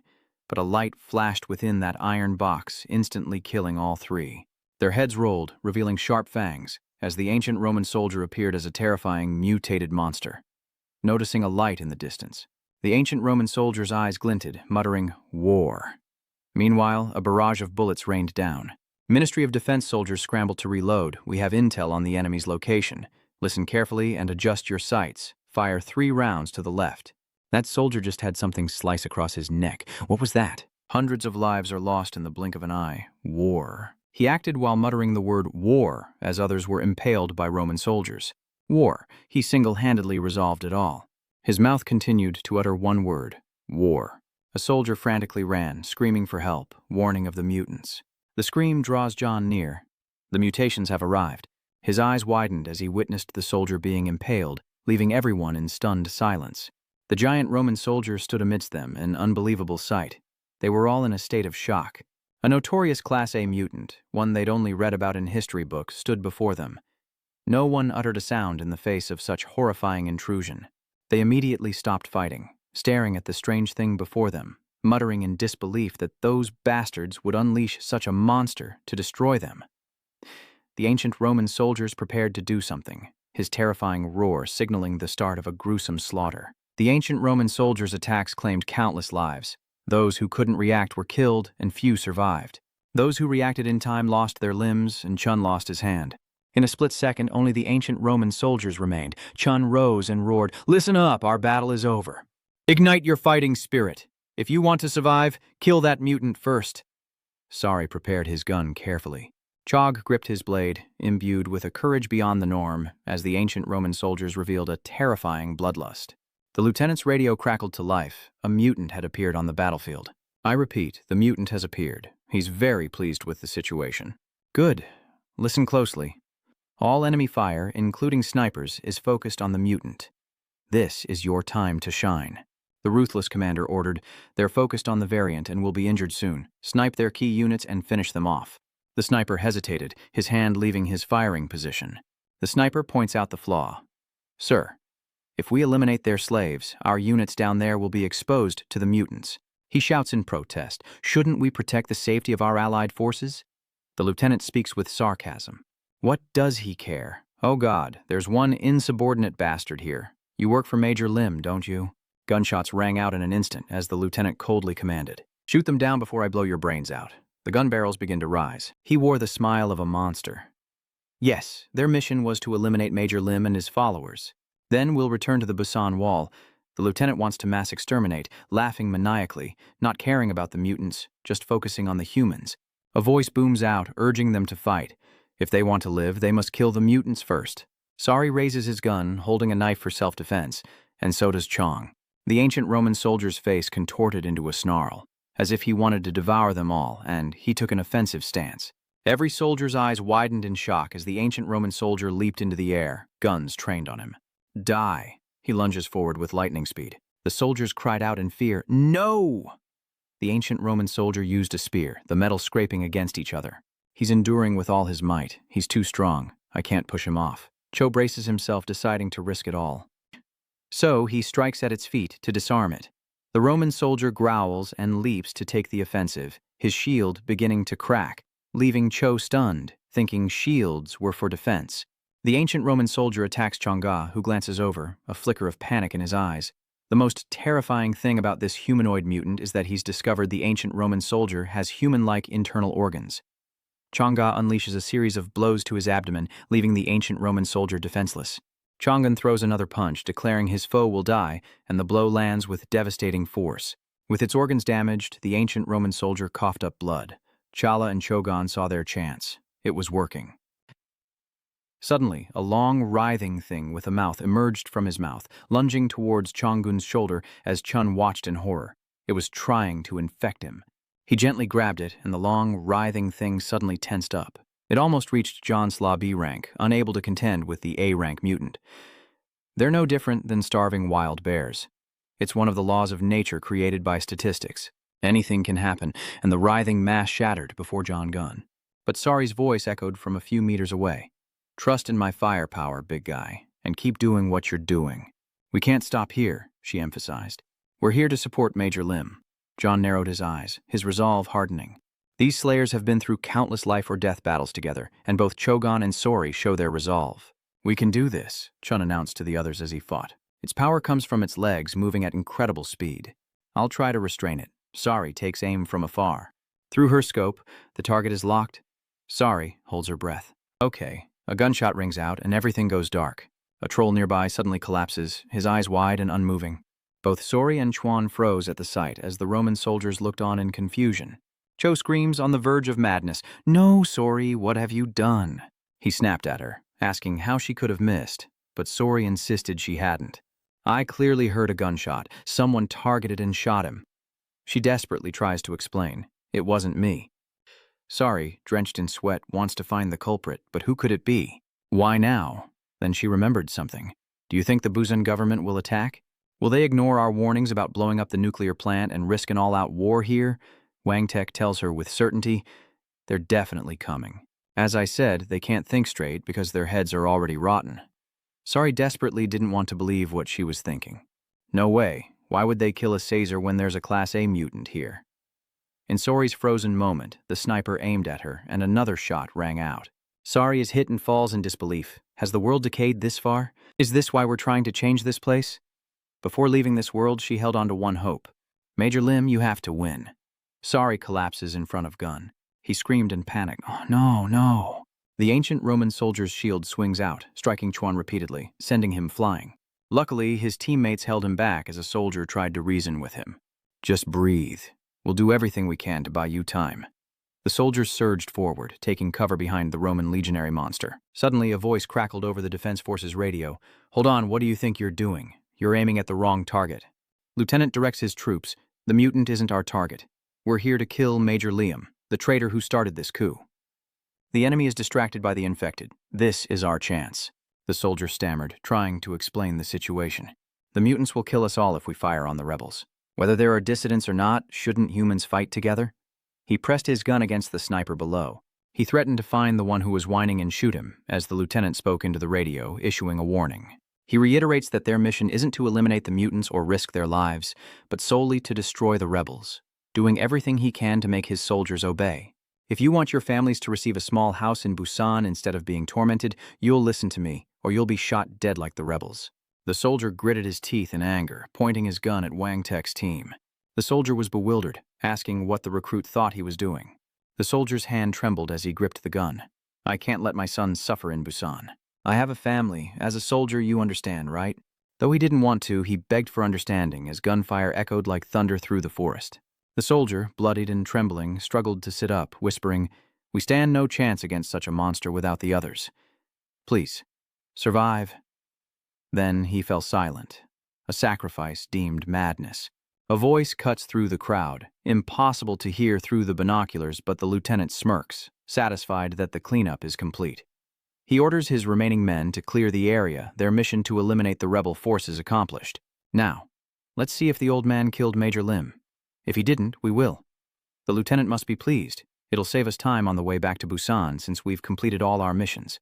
He was still rambling on. Call in the executioners too. 4 or 5 should be enough for the remaining squad. A voice calls out from behind. Where do you think you're going? The lieutenant was taken aback as a group from Kwangtek emerged. Munhan calmly raised his weapon. You all heard what he said. Do we really need to listen to them? Can't we just kill these bastards? Chunu pressed on, inciting the others. Shoot them now. All we need is their radio. The lieutenant now reveals his cowardly side. Wait, this is a misunderstanding. Jin Woo spat back. A misunderstanding? He recounted each of his crimes, attacking neutral civilian SLAs, annihilating Major Lim's unit by branding them as rebels, causing chaos and endless infighting, and hiring Class A SLAs to fight amongst themselves. Jingu listed his heinous crimes, including unleashing a Class A mutant to destroy everything on the battlefield, his voice rising like a judge delivering a verdict. So, now you want to return to the band because you've completed your mission. What am I missing here? A gunshot rings out and the lieutenant collapses, falling to the ground, where his eyes suddenly turn red, and he bites the neck of the soldier beside him. Chunu said sternly, It's time we do our part. As the others charged forward, Chunu noticed something. The lieutenant's glasses. He grimaces in pain as Chunu angrily crushes the glasses. You'll pay for taking a life with your own. Cheon's dragged his exhausted body as Sarang worriedly helped him along. She glanced over worriedly. He was severely injured, and even at his best, fighting a swindler would exhaust him. Her heart grew more uneasy. Having been shot, he was forced to fight with all his might. Exhaustion was inevitable. Even when Cheonsu fought Duk Chun, she asked softly, Hey, why don't we take a break? Sarang chimes in, assuming Major Lim has already won, and says that she and the other Slayers are helping the squads fight the Ministry of National Defense Forces. Sarang also emphasized that we defeated Duk Chun, and that was the extent of our mission, remember? Blood continues to flow to Cheonsu's feet. See, you're still bleeding? Despite his exhaustion, he refused, saying they had to keep moving. Sarang, unable to reason with him, snapped, Are you deaf? You could bleed to death, and you'll just become a burden. Cheonsu muttered, While we were fighting Duk Chun, he continued, and the Ministry of National Defense Forces before that. In the chaos, I sensed something. Cheonsu keenly observed that both sides were at a standstill. They were locked in a stalemate, and it was hard to tell who would win. He confided, gazing blankly into the sky. I don't know if I'll be of use, but our survival depends on it. Cheonsu clearly remembered Sarang's words, and moreover, she said our mission is to eliminate zombies. We're slayers, we kill zombies for money, and we're hired to do just that. That is the reason we exist. She listened silently to every word. That's why Cheonsu wants peace. We have to end this war between humans as soon as possible. Let's rewind a few minutes to Wang Tek's confrontation with Chillersome. You've lost. Die, you old monk. Chiller Sam is skeptical, wondering if someone else is pulling the fishing line, but then he smirks menacingly. You think I didn't expect an ambush? Chiller Sam tenses his arm in response. Wang Tek raced forward from afar as Chiller Sam prepared to retaliate with his fishing line. Wang Tek's eyes gleam as he raises his gun, ready to fire, but a cloud of smoke billows from the forest. The final drop of blood falls and Wang Tek stares at him. Chiller Sam responds in kind, but Wang Tek has the upper hand. He gently pulls the cord. Does he think he can take us both on at once?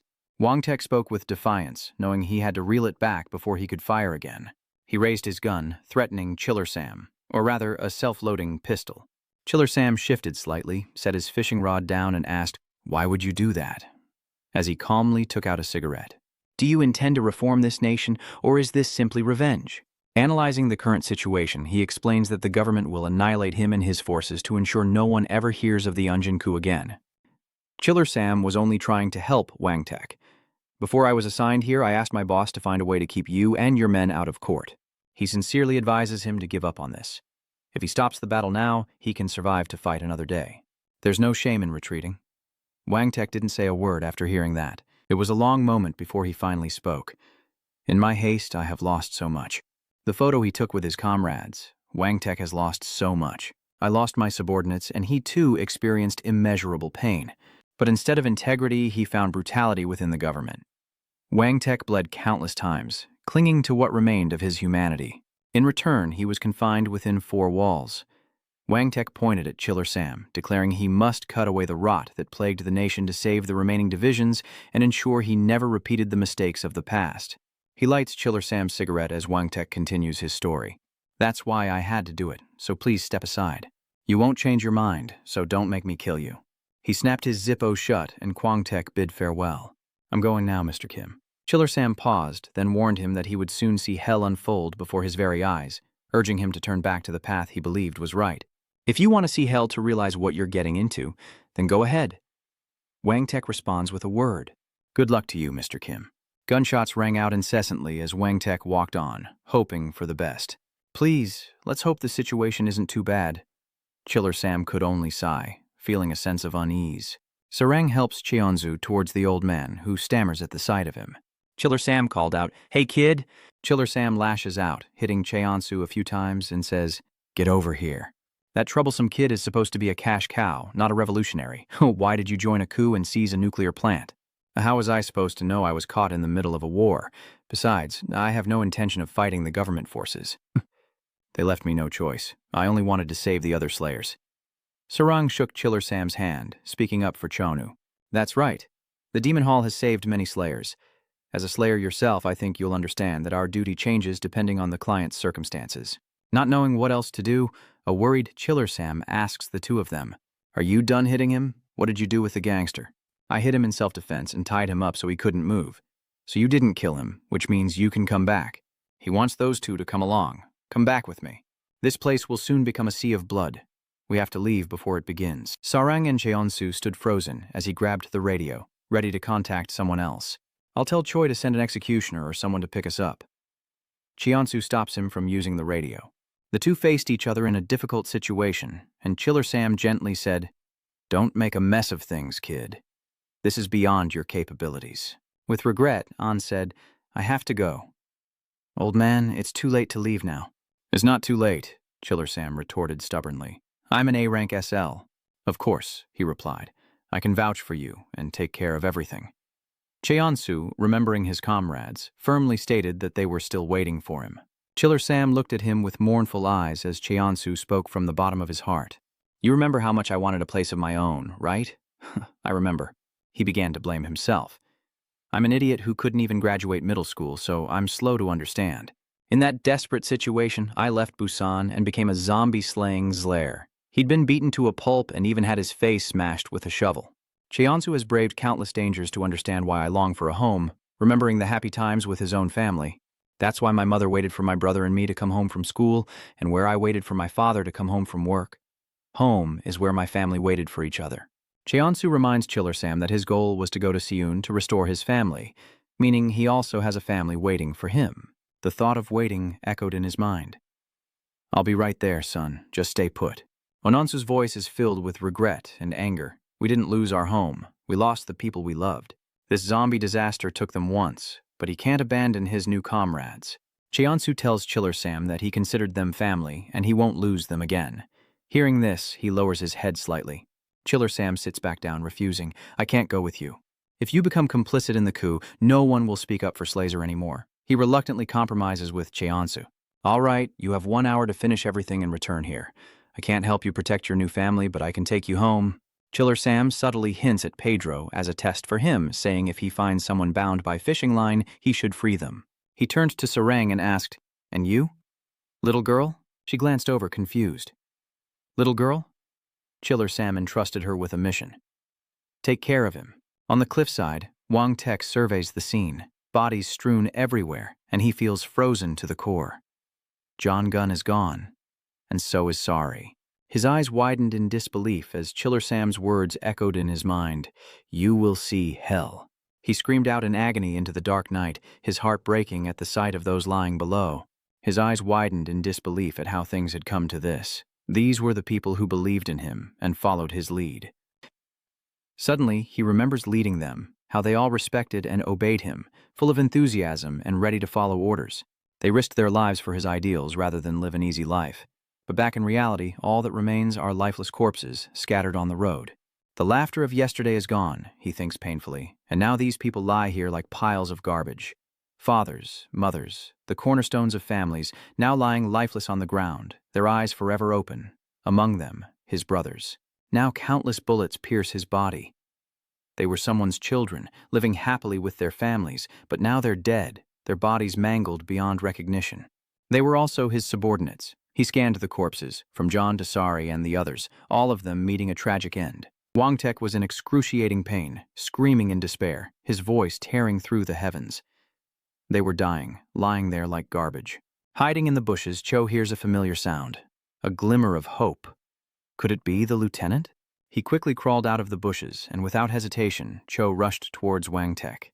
Stumbling over his words, he called out, Lieutenant, overcome with guilt and tears. He stammered through his tears, I'm so ashamed, so ashamed. The three of us tried to stop it, but Wang Tek seemed to have regained his composure, his voice firm and cold. Don't cry, you'll need those tears for your comrades' funerals. The remaining survivors were overjoyed to see him. They helped each other out of hiding. It was the Major. The Major's here. Is he still alive? He always finds a way to help us. Roan, as always, stood tall and asked for a report. A soldier, crawling, managed to answer. Roger. Reporting in, the Ministry of National Defense unleashed a Class A mutant to wreak havoc on the battlefield and eliminate our main forces. They lost focus trying to stop it. Hearing this, he couldn't help but grind his teeth in resentment, recalling the deaths of most of their SLAs, including the commander. Perhaps we're the last survivors. With our strength, we can't stop anyone. We are truly sorry. Hearing this, he silently blamed himself, thinking it was his fault for being arrogant enough to believe he could eliminate the corrupt government and then issuing orders. Listen closely, everyone. Hearing these words, they all stared at him in stunned silence. Hide somewhere safe. If I die, take my body back to Busan. That's an order. Kwang Tek continued grimly. The mutants and those bastards at the Ministry of National Defense started this insane war. I'll kill them all and disappear quietly. With that, he turned and quickly left, speaking with his head bowed. I thank you all for following someone as flawed as me. Cho, shocked, rushed to grab his hand. Lieutenant Commander... He was distraught, tears streaming down his face as he sobbed, looking at Wang Tek. What are you saying? W suddenly sees something and is shocked. It turns out Wang Tek could no longer restrain himself. He painfully tried to swallow his tears, but they wouldn't obey, and flowed down his face. Kwang Tek gritted his teeth, his whole body trembling, as he recalled photos of his comrades in arms. They followed him and met tragic ends. Kwang Tek agonizes, will those who follow him always die? Suddenly, he looks at W with a serious expression, making him feel uneasy. He steps closer, stares intently, and says seriously, You've always been quietly by my side, protecting me. I have a favor to ask of you. Wang Tek thought of the upcoming life or death battle. While I fight that thing, rescue the remaining staff and the engineers held inside the nuclear power plant, he said urgently. And you have to survive. I'm counting on you. Hearing this, Cho is incredibly confused. He tearfully watches him go, then, let's go as well. His voice hoarse, he said, I'm grateful to you all. As soon as he finished speaking, Kwang Tek kicked off the ground and shot forward, his eyes blazing. At that moment, an ancient Roman soldier appeared, each step shaking the earth, and he growled with a murderous aura. War! Kwang Tek stood before him, and the Roman soldier quickly raised his hand high, his eyes blazing as he attacked. He thrust his spear forward, but Kwang Tek managed to block it just in time. The ancient Roman soldier relentlessly pushed his sharp spear against Kwang Tek's short sword.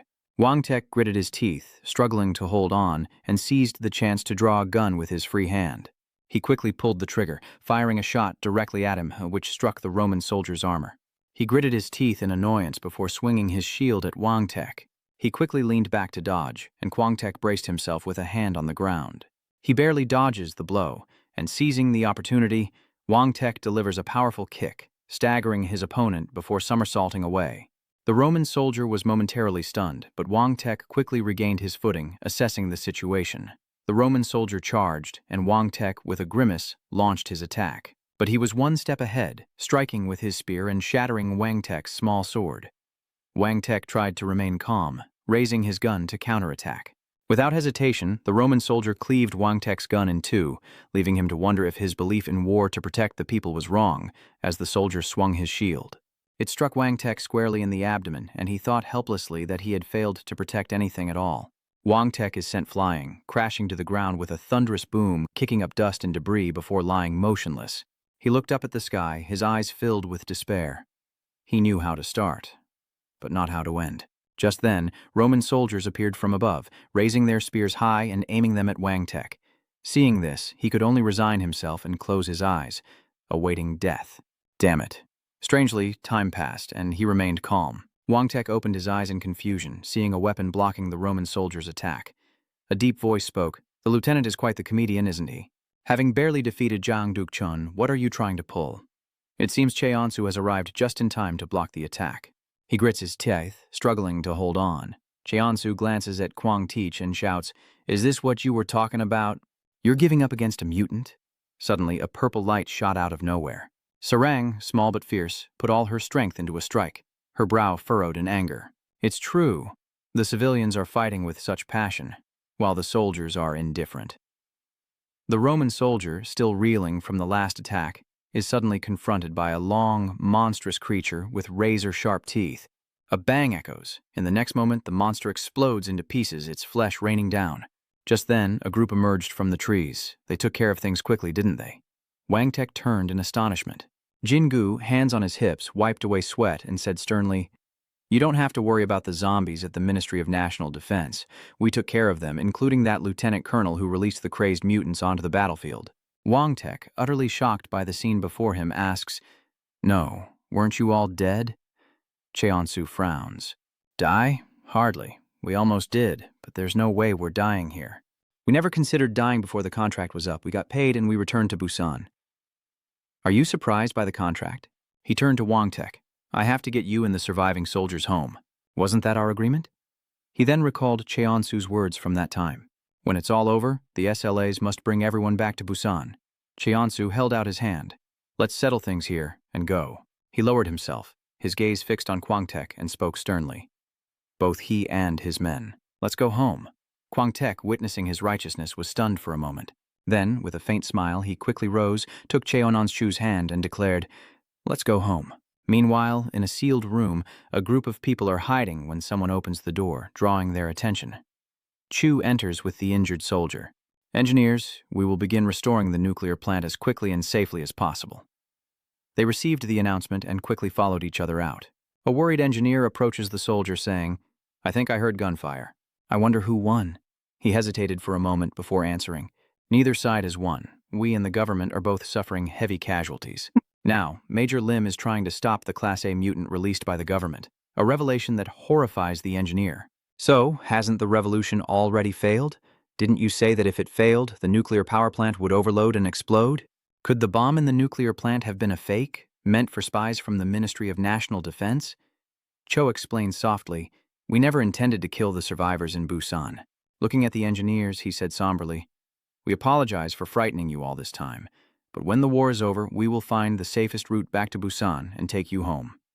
They all stared at him in disbelief. "And one more thing," he says sternly, head held high. "Our revolution has not failed.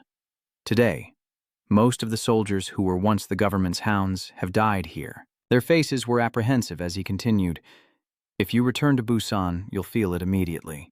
Those who were threatened with knives, guns, and batons will be freed from oppression. We launched a revolution to create an opportunity to change the world, even in the worst-case scenario." The soldiers nodded solemnly, offering reassurance, as a resounding declaration was made. Their final mission was to avoid becoming true terrorists and to equip the nuclear plant for the next generation. The engineers turned in astonishment, and the soldiers looked up solemnly. Before them was the light of a new dawn. From now on, a new sun will rise in this country. Cut to a scene showing that hope once existed here. They stood defiant, facing the Roman soldiers, a Class A SL at the forefront. Wang Tek reached down and picked up the gun from the fallen soldier, his equipment complete, his eyes now more determined than ever. Even the rookies included 2 B-class SLs who had just defeated an A-class. Chiansu and Sarang gripped their weapons, glaring at the enemy. Wang Tek glanced at Jingu, a C-plus class SL, with the ability to judge. He then looked to Pedro and a C-plus Slaw known for his endurance, as well as the Slaws who had matured through hardship, all standing together. Wang Tek, his breath unsteady, his eyes distant, thought to himself that without a plan to corner the Class A mutant, this was inevitable. But he wondered if the survivors were stable, and if the Class A slayers had exhausted their energy after the continuous battles. Cheonsu grimaces at his bullet wound while a B-rank slayer is hit in the abdomen and Sarang is still injured from the previous fight. A Class B Slaw covered in bruises, the group panting, and the rest exhausted from the intense battles. Their energy depleted, in stark contrast to the Class A mutant, who now glares menacingly, roaring loudly at them. He glared intently at his prey. The ancient Roman soldier, once confined within a large metal cube and heavily guarded, was experiencing freedom for the first time in 10 years, and was eager to savor it. With a crazed look in his eyes, he roars, "War!" And with that, the ancient Roman soldier stomps forward, spear aimed straight at Wang Tek. He quickly blocked, but the brute's strength forced him back. Cheon-shu then spun his rope and lashed out, striking the brute. Not giving him a moment to rest, Sarang gripped her twin axes tightly. She narrowed her eyes, aimed carefully, and launched a swift attack. The Roman soldier reacted, raising his shield to defend, but Pedro quickly used a wrestling move to grab him around the waist. Gritting his teeth, he mustered all his strength to hold him tight, as Chunu seized the moment and shouted a signal. Enraged, everyone swarmed the ancient Roman soldier, attacking with all their might. Suddenly, he lifted his leg, and a horrified Pedro struggled to hold him back. Suddenly, a fiery light erupted, followed by a burst of rays. It shot in all directions, piercing through everyone, splattering blood. Cheonsu, Jingu, Sarang, Pedro, and Wang Tek watched in horror as everyone fell. The ancient Roman soldier charged forward, slamming his knee into Pedro's face. He was sent flying back, collapsing to the ground as Sarang desperately tried to intervene. The Roman soldier shifted his focus, swinging his shield and slamming it into her, sending her crashing down. Seeing the situation worsen, Cheonu gritted his teeth and hurled his weapon-tethering rope towards the ancient Roman soldier. The rope snaked around his bicep, tightening its grip, but the Roman soldier remained unfazed, using the momentum to pull the rope taut. Cheonsu was caught off guard, the force of the pull sending him flying into the air, leaving Munhan in a panic. He quickly reloaded his fallen gun, and Munhan aimed at him, ready to pull the trigger. But suddenly, he hesitated. He glanced over only to see a small monster had bitten his neck. Wang Tek grimaces, gritting his teeth as he quickly slashes the small monster and the shaggy rescue rope, losing his balance and falling to the ground. Meanwhile, Munhan collapses to the ground, clutching his wound in agony as he writhes in pain. Suddenly, strange blood vessels began to bulge on his body, and Munhan lost control of his consciousness. Tears streamed down his face, and he foamed at the mouth as Cheonsu watched in horror. Falling to his knees, he watched in horror as the old man exploded, blood splattering everywhere. Jinganu, his face a mask of terror, gripped his weapon tightly. In the distance, Wang Tek struggles to fight the ancient Roman soldiers alone, as Cheonsu grits his teeth, his eyes burning with hatred. He frantically charged toward him. Guangch gritted his teeth, and Cheonsu's eyes flashed white as he roared like a beast, wildly raising his weapon. He joins in, aiming his gun, but the blasts barely scratch the surface. Suddenly, the ancient Roman soldier bowed his head, tensed up, and sharp thorns erupted from his skin.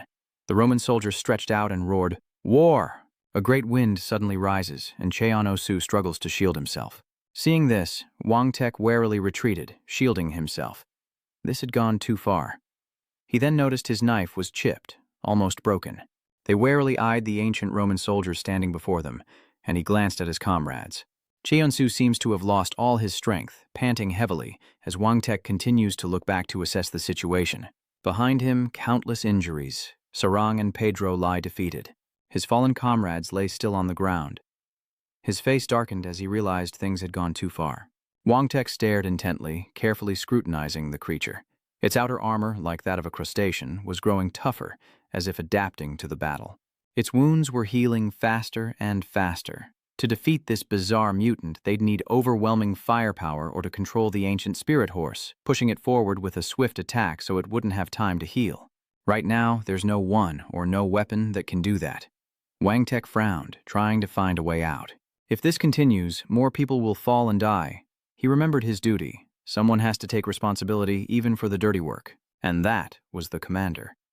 Thinking this, he suddenly breathed a long sigh. The one who will inherit my will?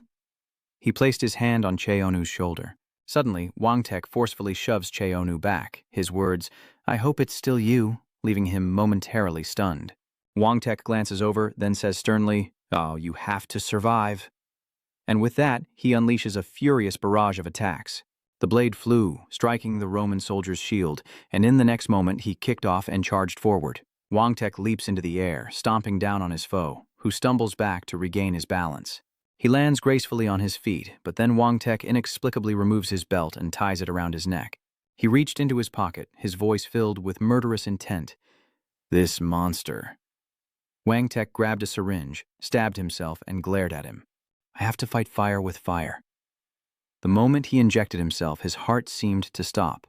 Wang Tek's eyes suddenly widen, tears of pain welling up as the serum courses through his veins. Soon, it spread throughout his entire body, and he screamed in agony.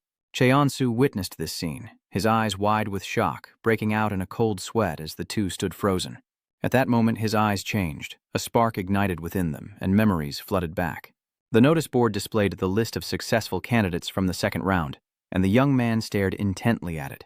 Wang Tek's eyes gleam with joy. He once attended the academy. In the days that followed, he was enlisted, for no particular reason. Wang Tek studied day and night, all to get into officer school. During the day, he ran to build stamina, and at night, he burned the midnight oil studying. Each day, a relentless cycle. He stared intently at the form on the computer.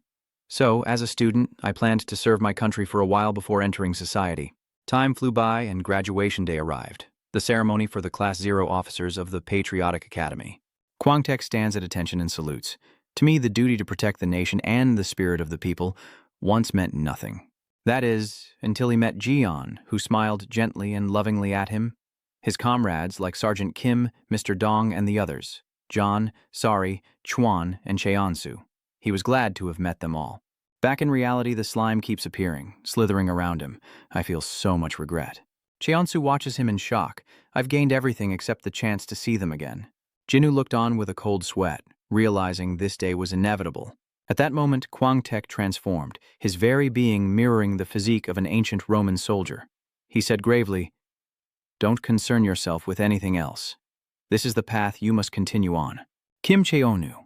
Cheonu's eyes widened, a look of bewilderment washing over him as he wondered, what on earth happened to him? Wang Tie coldly spoke, "Please, just look away." He braced himself, kneeling, awaiting the attack. The Roman soldier roars madly. I've stabilized my neck with a belt, and I must prevent this mutation from reaching my brain at all costs. So that's why Wang Ch acted that way. He could only hold out for about 10 minutes, so he kicked off the ground and shot into the air. In that time, he had to fight. Kwang Tch grits his teeth and rushes toward him, but the ancient Roman soldier remains unfazed. In the next moment, they both unleashed a powerful blow. A massive explosion echoed through the forest, a strong wind arose, and he glared at him, gritting his teeth in anger. Kwang Tch strained to find a weakness as they traded blow for blow. Pedro's group watched with bated breath as he thrust the point into his opponent. However, the Roman soldier quickly blocked the attack with his shield, and Sarang frowned, anxiously watching the battle unfold. Just then, the Roman soldier thrust his spear, but Wang Tek narrowly dodged it. The two clashed, each desperately trying to land a fatal blow.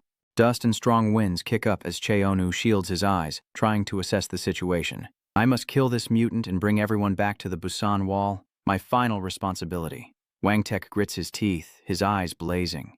Has he ever truly taken responsibility for anyone? He thinks of those who tragically sacrificed themselves for him. Wang Tek paused, then resolved himself. Right. Then let this be my first and final responsibility. Suddenly his pupils vanished, his eyes turned blank white, and Wang Tek gritted his teeth, charging forward with all his might. The ancient Roman soldier was momentarily stunned, and before he could react, Wang Tek swung his weapon high, cleaving it down upon his neck. The sharp blade pierced his neck and blood began to flow. He couldn't cut through. At that moment, the ancient Roman soldier moved, startling Wang Tek, and in the next instant he swung his spear, severing his arm. Wang Tek was momentarily horrified, quickly spinning his spear and piercing it straight through him. Wang Tek coughed up blood from the pain of the strike, and as he gripped the spear tightly, he lost strength and hung his head. The ancient Roman soldier glanced over excitedly, growling madly. War. Suddenly, something stops him. His hand freezes, and he wonders what's happening. Wang Tek's eyes lose all reason as he grits his teeth and lunges forward, a viscous substance oozing out. They wrapped around the ancient Roman soldier's spear, and as he tried to pull it back, he found it was stuck fast. Suddenly, the Roman soldier's face is filled with shock as Wang Tek's arm transforms into a cannon, aimed directly at him, and fires a massive shot. The Roman soldier is hit, flying backward in shock. He looks up, dazed, only to see Wang Tek's fist hurtling towards his face, delivering another massive blow. Enraged, the Roman soldier grits his teeth and rises, raising his shield in retaliation. Suddenly, the Roman soldier froze in shock as Cheonan's Shu ferociously swung his weapon, holding him back. He furrowed his brow, struggling to resist. He refuses to yield, struggling to fight back, a sight that horrifies Wang Tek. However, he quickly regained his composure, seizing the opportunity to focus his power into his hand. Wang Tek screamed, his eyes turning white as white fragments were drawn up, quickly flying to shatter one side of his head. Cheonsu also thrust his weapon with all his might, and in that moment, Wang Tek unleashed a massive force attack. Suddenly, Cheonan's Chu placed his hand on Wang Tek's shoulder and said in a low voice, "Stop." He earnestly reassured him. It's over. The two stood frozen. As before them, the ancient Roman soldier was incinerated, burned to ashes by the blue flames. Wang Tek, panting, surveyed the scene, while Cheonu watched him silently, a worried expression on his face, before he suddenly laughed coldly, his voice terrifying. What ending? Hearing this, Pedro and Jinu anxiously stared at him. There's a zombie right in front of you. Sarang frowned, looking bewildered. Wang Tek lowered his head and spoke solemnly. You have to end me for this to be over. Cheonsu was shocked by this and cried out, What? He growls, You. Wang Tek's eyes drift towards Cheonansu's weapon. He is the last. He flinched, utterly bewildered, as Wang Tek turned to Cheonansu, his eyes filled with sincerity. You're the last comrade I'll ever meet, so please, end me with your own hands. He was stunned by these words, his brow furrowing. Even Kim Cheonsu, who hasn't finished elementary school, can read your lips. What is Lieutenant Lim asking you to do? The shovel gleams, but why would he ask him to do this? Cheonsu frantically turns to his teammate, Jin Gu, who shakes his head, his face darkening in protest. The slime then slithered, coiling around Wang Tek, as Cheonsu held his weapon tight and advanced. Wang Tek struggled to hold on, desperately looking at him with the last of his reason, as Cheon paled in horror. He's asking me to kill him before he becomes a monster? He stares at Wang Tek, his mind racing. From the government's perspective, Major Lim is the instigator of this coup, and killing him now would absolve the SLAs. He recalls his former life, a normal life within the walls of Bion. Cheonsu frowns, a pained expression on his face, cold sweat pouring down. In other words, they're turning a blind eye to this coup, trampling over it to survive. He remembers his brother's past self, just like his own. Back then, he didn't understand, only staring blankly at his brother. Too young to understand or do anything, I enjoyed a peaceful life at home. His brother hauled heavy loads, struggling to earn every penny, working himself to death for him. His eyes grew distant in the truest sense. Cheonsu couldn't believe the person being wheeled away was his brother. Now, a living corpse. His brother's legacy was that shovel, a reminder that he survived because of someone else's death. But now, Wang Tek once again presents the shovel to Cheonsu, who recoils in horror. I can't do it. I don't want to do these things. Wang Tek pushes the scepter forward, looking at Cheonsu with unwavering eyes. You must do it so that everyone can survive, and to help me leave something behind. He refused, utterly bewildered. I understand what you're saying, but I won't do it. I don't care who it is, or even if there are other SLAs. Even though I can be indifferent and we've only worked together for a few days, he remembers when he first met Wang Tek, who was incredibly arrogant back then, often finding fault with his subordinates. How could I kill someone I know just to survive? They had laughed together, faced danger side by side. Cheonu closed his eyes, shaking his head. I can't, I won't, damn it. Suddenly, Guangjai said in a low voice, Don't you know yet? That's why I'm telling you to do it. The Demon Association? Since the first time we met, you've never disappointed me. Cheonsu was bewildered by these words. He recalls Che Onansu's ferocity when they first met in Jinhei, when he was single-handedly defending the wall, his face covered in blood as he looked up at Wang Tek. You single-handedly stopped a Class B mutant and a Class B monster, and on the way to Unjin, you protected all the team members. After it was all over, Cheonu slumped in his chair and sighed. I mean, you did your best. Kwangtek, clutching the hall, approached him, alone. He recalls the deceitful lieutenant and how even soldiers responsible for protecting the people are driven by self-interest. The officer's sinister gaze. This is the world we live in. They're willing to cross the line. He remembers Cheonsu's righteousness, nothing grand, just helping those people so they don't lose their homes. He'd rather have said he overslept and didn't hear the zombies coming. Kwangtek smiled gently at him. I wondered if I should call him an idiot, and now this idiot is still alive. My point is, you can't cross the line. Cheonsu was incredibly embarrassed to hear that. He furrowed his brow, drenched in sweat, when suddenly Wang Tek flinched. Cheonsu was shocked, his eyes narrowed, and he coughed up blood from the backlash. Knowing he couldn't hold on much longer, Wang Tek hurried over to Cheonshu, his face urgent. He said gravely, In this operation, the army is likely to suffer heavy losses. Wang Tek foresaw the army being brutally slaughtered, their bodies strewn across the streets like trash. He continued, The government won't be able to contain the people's anxiety. This unfair system and regime may not last because the power to enforce it is gone. He looked at them and said that the rookies coming up would rise as a new hope. At this point, Wang Tek stared at Cheonsu. Among them, Captain, take charge, become a powerful leader, and capture both types of mutants. He looked at Wang Tek in a panic.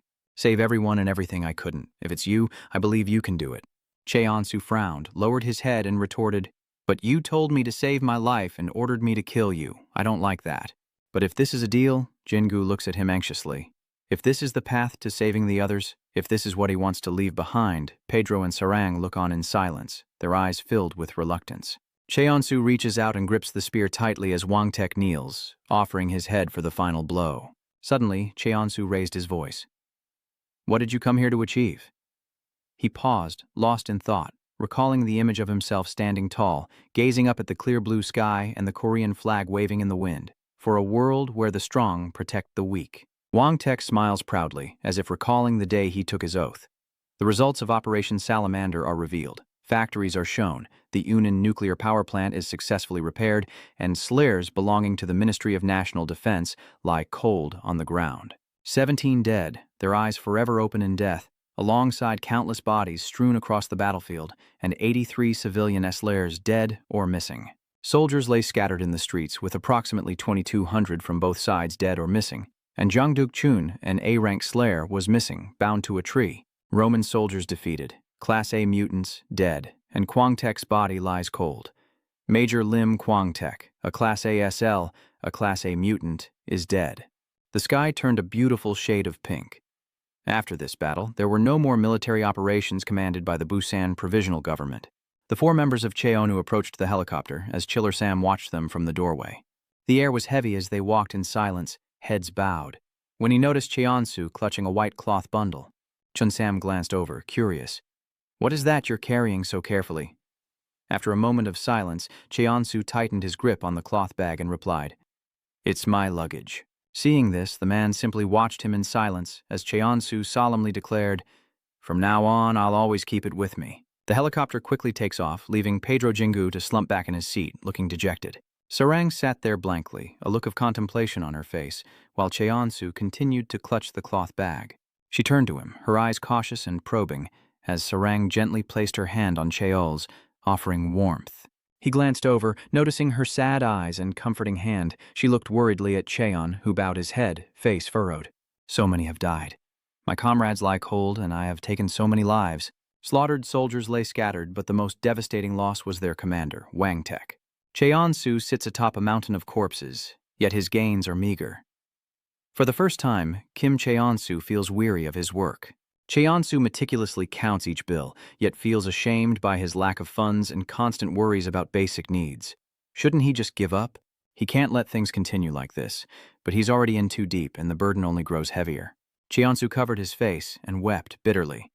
A moment later, the helicopter landed on the field. The four of them descended in single file, the last three stepping aside to wait for him. As Cheon-soo touched down, he looked ahead in surprise. The soldiers looked at him with pity, and Cheon-soo quickly approached and spoke. "You all haven't gone home yet?" Chunu said, glancing around. "If it's about the commission, we'll negotiate with the Ministry of National Defense, so you don't need to worry. Even if we don't get the full amount, we'll try to get as much as possible." Suddenly, they all bowed their heads at once, and one person said in a low voice, "Even though we chose the job of killing zombies to the point of being blinded by money, we still have a conscience." One by one, the others began to speak their minds. "Yes, we survived thanks to you. At the very least, we owe you a sincere thank you. Negotiate with the Ministry of National Defense and let us know that money is nothing compared to our lives." They all bowed their heads in unison, saying, "Thank you so much." Cheon-soo looked at them and replied softly, "First, let's go back and get some rest. You all worked so hard these past few days. Contact us any time. Even though we're sick of this job, we'd still like to work with you again." "Me too. If you're free, let's grab a drink sometime." Jian took a sip of his milk, a thoughtful look on his face, and replied, "I'm sure we'll be seeing each other again soon. Anyway, you'll all be summoned by the Ministry of National Defense as witnesses in a few days. You've worked the hardest. Let's connect after you recover." Sarang shyly lowered her head and spoke hesitantly. "Hey, you." She worriedly offered comfort. "Don't be so down. I always thought you were the most tenacious and passionate fighter." Even Major Lim said the same thing. She paused, then bit her lip. Sarang rushes in for a hug, whispering through tears, "Hang in there, and I'm sorry." Sarang, embarrassed, quickly turned and ran away, leaving Cheon-soo bewildered as Moon-han entered. He glanced at him, noting how much more mature that girl had become, now even thinking about comrades. Cheon-soo frowned, lost in thought, and replied seriously, "I don't want any more comrades. I've been too busy killing people in this insane world." He narrowed his eyes and spoke in a low voice. "You may not understand now, but you'll soon realize that those you like won't necessarily follow you, and those you hate won't necessarily leave you." Moon-han turned halfway and signaled, "Let's go down first. We need to treat our wounds and get Major Lim back to the Ministry of National Defense. The sprawling city of Korea lies before you, and there's much to do before you can enjoy its fresh air." Cheon-soo sits with another before high-ranking officers. The survivors of the Unjin battle faced an inquiry the next day. But rather than an investigation into the incident, they were met with accusations and blame. It seemed like an interrogation to determine if he agreed with Major Lim's views, as their spittle flew onto his face. Cheon-soo listened, barely containing his rage, as Kim Cheon-soo followed the advice of Choi Jong's company lawyer. The lawyer placed his hand on Cheon-soo's shoulder, and he testified that he had cooperated with the government's forces and personally dealt with Major Lim. The Ministry of National Defense is unable to maintain security in Busan with soldiers alone. The Unjin nuclear power plant occupation resulted in military casualties, and with the announcement of Major Lim's coup, a glimmer of hope emerges. To quell the chaos and ensure safety in Busan, helicopters continuously dropped news reports revealing the existence of SLAs, previously unknown to the public. The newspaper declared that the interim government and the Ministry of National Defense recognized the existence of SLAs, professional zombie hunters, and an agreement to ensure safety in Busan, including Major Lim Wang-che, who initiated the coup and defeated the Class A mutant. Cheon-soo stepped onto the platform before the soldiers, the demon hunter SL now the center of attention as a rising star. They quickly applauded him, but Cheon-soo's expression remained unchanged as his sharp gaze swept across them. Though a disgusting spectacle, Kim Cheon-soo of the Devil's Hall, who quelled the coup, had his picture plastered on the front page. Recognized as an A-class slayer, and with the government's backing, Kim Cheon-soo achieved much with this deal. First, the power known as A-class slayer, the top of the tower, lit up. Information poured in, allowing him to gather massive intelligence and access lucrative commissions. Secondly, the spectacular investments came pouring in. They threw money at him like water. The country has stepped in, helping him become a hero. A rising star. With a title like that, it's enough to attract the desire of investors. Because of this, many investors were willing to spend lavishly to gain his favor. Third, talent is the driving force. The black and white pieces fall haphazardly. The tables have turned, and the slayers who fought alongside Cheon-soo in the Unjin campaign are here. And the higher-ranked slayers couldn't achieve results because their work was stolen. as a crowd eagerly presented information to him. Take our resumes. Ari vigilantly protects Cheonsu. Hidden talents sought out Kim Cheonsu, expressing their desire to work with him. Position, talent, and manpower. What happens when you connect these 3 points of the triangle? Cut to a towering skyscraper, where at Slough Corporation, a pair of legs suddenly kicks open the door, startling Ah Dong and Secretary Park. Just then, Cheonu rushed over and she stammered, "What's going on?" He slams a bank card on the table. They glance at it, realizing it's a withdrawal slip. Even as Ah Dong examines the account in Kim's name with a dubious look, he wonders, "An account? What is this? Did he come here to flaunt his savings?" Suddenly, she looks incredibly surprised. Ah Dong sees the amount and cries out in shock, 800 trillion! What did you do to get so much money? Cheonsu wore a smug grin. I've wanted to do this before, but I was afraid of damaging business relationships, so I held back. He said coldly, besides, I added another billion to it. She was in disbelief, her face a mask of confusion, as Cheonsu turned back with a sly glance. I'll be taking Minari with me. With that, he stormed out, slamming the door and leaving them in stunned silence as Secretary Park glanced nervously at Dong and spoke hesitantly. Even taking Minari with him? Sir, the value and recognition of slayers have increased significantly, so it shouldn't matter if we don't follow the contract. But Ah Dong lowered her head, frowning, lost in thought. This world is changing. Cheonsu strides purposefully down the hallway, her eyes sharp, her expression thoughtful. The world that he and I once dreamed of, how could he change it so easily? With a swift slice, the fish head is severed. Zhang Hoa watches them as she works. So she smiles knowingly, the knife flashes, implying that they will both leave the Small and Medium Business Association. Madame Han, the A-rank fishing master of the Small and Medium Business Association. Sarang and Jingu, unnerved by the scene, swallowed hard as they watched Dong Quang slice the fish and speak. I am a little curious about the company that's more attractive than the Small Business Alliance and me. I won't ask for details, but I'm still a little disappointed. Soon, a plate of sashimi is ready. The landlady gestures for them to eat, smiling warmly. You'll be leaving soon anyway, so let's have a meal together. Cut to the main church of the Jehovah Temple, where a group of people are gathered at the podium. Pedro bows before Bai Yuin, who gestures for him to raise his head. After bowing, he quickly turned and left. One person questioned, Are you sure it's all right to let Pedro go, High Priest? After all, he was once a meritorious seer in the church. Another missionary clicked his tongue. After the army's collapse, the church grew even stronger. But at this moment, I can't understand why he's leaving. Others chimed in. I've heard about that. I heard that many newly promoted A-rank slayers will be transferred to the new company. Baekuin raised his hand to his mouth, signaling silence. They all quickly shut their mouths in surprise. He smiled eerily. Once a believer, always a believer. It wouldn't be bad if he became an insider, but let's end the discussion here. Baekuin glanced sideways, his expression expectant, as if he had some prediction. In any case, many interesting things are about to happen, something to look forward to. In this chaotic country, Pedro, Sarang, and Jinu head to an area filled with containers, where a figure lurks above. Cheonsu turns to look down at them, and not only the three of them, but Ari is slowly approaching him as well. What kind of change will occur this time? Cheonsu stood there, majestic. The A-class slayers, the golden halls, Kim and Chen. The full moon now hung overhead as a man with a voice tattoo grumbled, damn it. As Duk Chun freed himself, he cursed in frustration. Those brats, daring to use such humiliating tricks. He staggered forward, step by step. First, he had to get to Busan, gather the companies, and then execute the all-out war plan. Unbeknownst to him, a figure watched his every move from nearby. He said coldly, Jang Duk Chun, startling the man. Duk Chun turned in shock to see a man standing tall on the cliff, staring down with an icy gaze. The man recognizes him and cries out, Jiang Shuho, how are you here? I clearly heard you were dead, Shuho said coldly. Well, I almost did die, thanks to you all, daring to leave me alone in that hellhole. But you didn't leave behind that great heart, did you? Duk Chun trembled involuntarily, his face filled with fear. His voice turned icy. Are all so-called survivors like you? Pathetic and selfish, willing to do anything to survive. A worthless existence.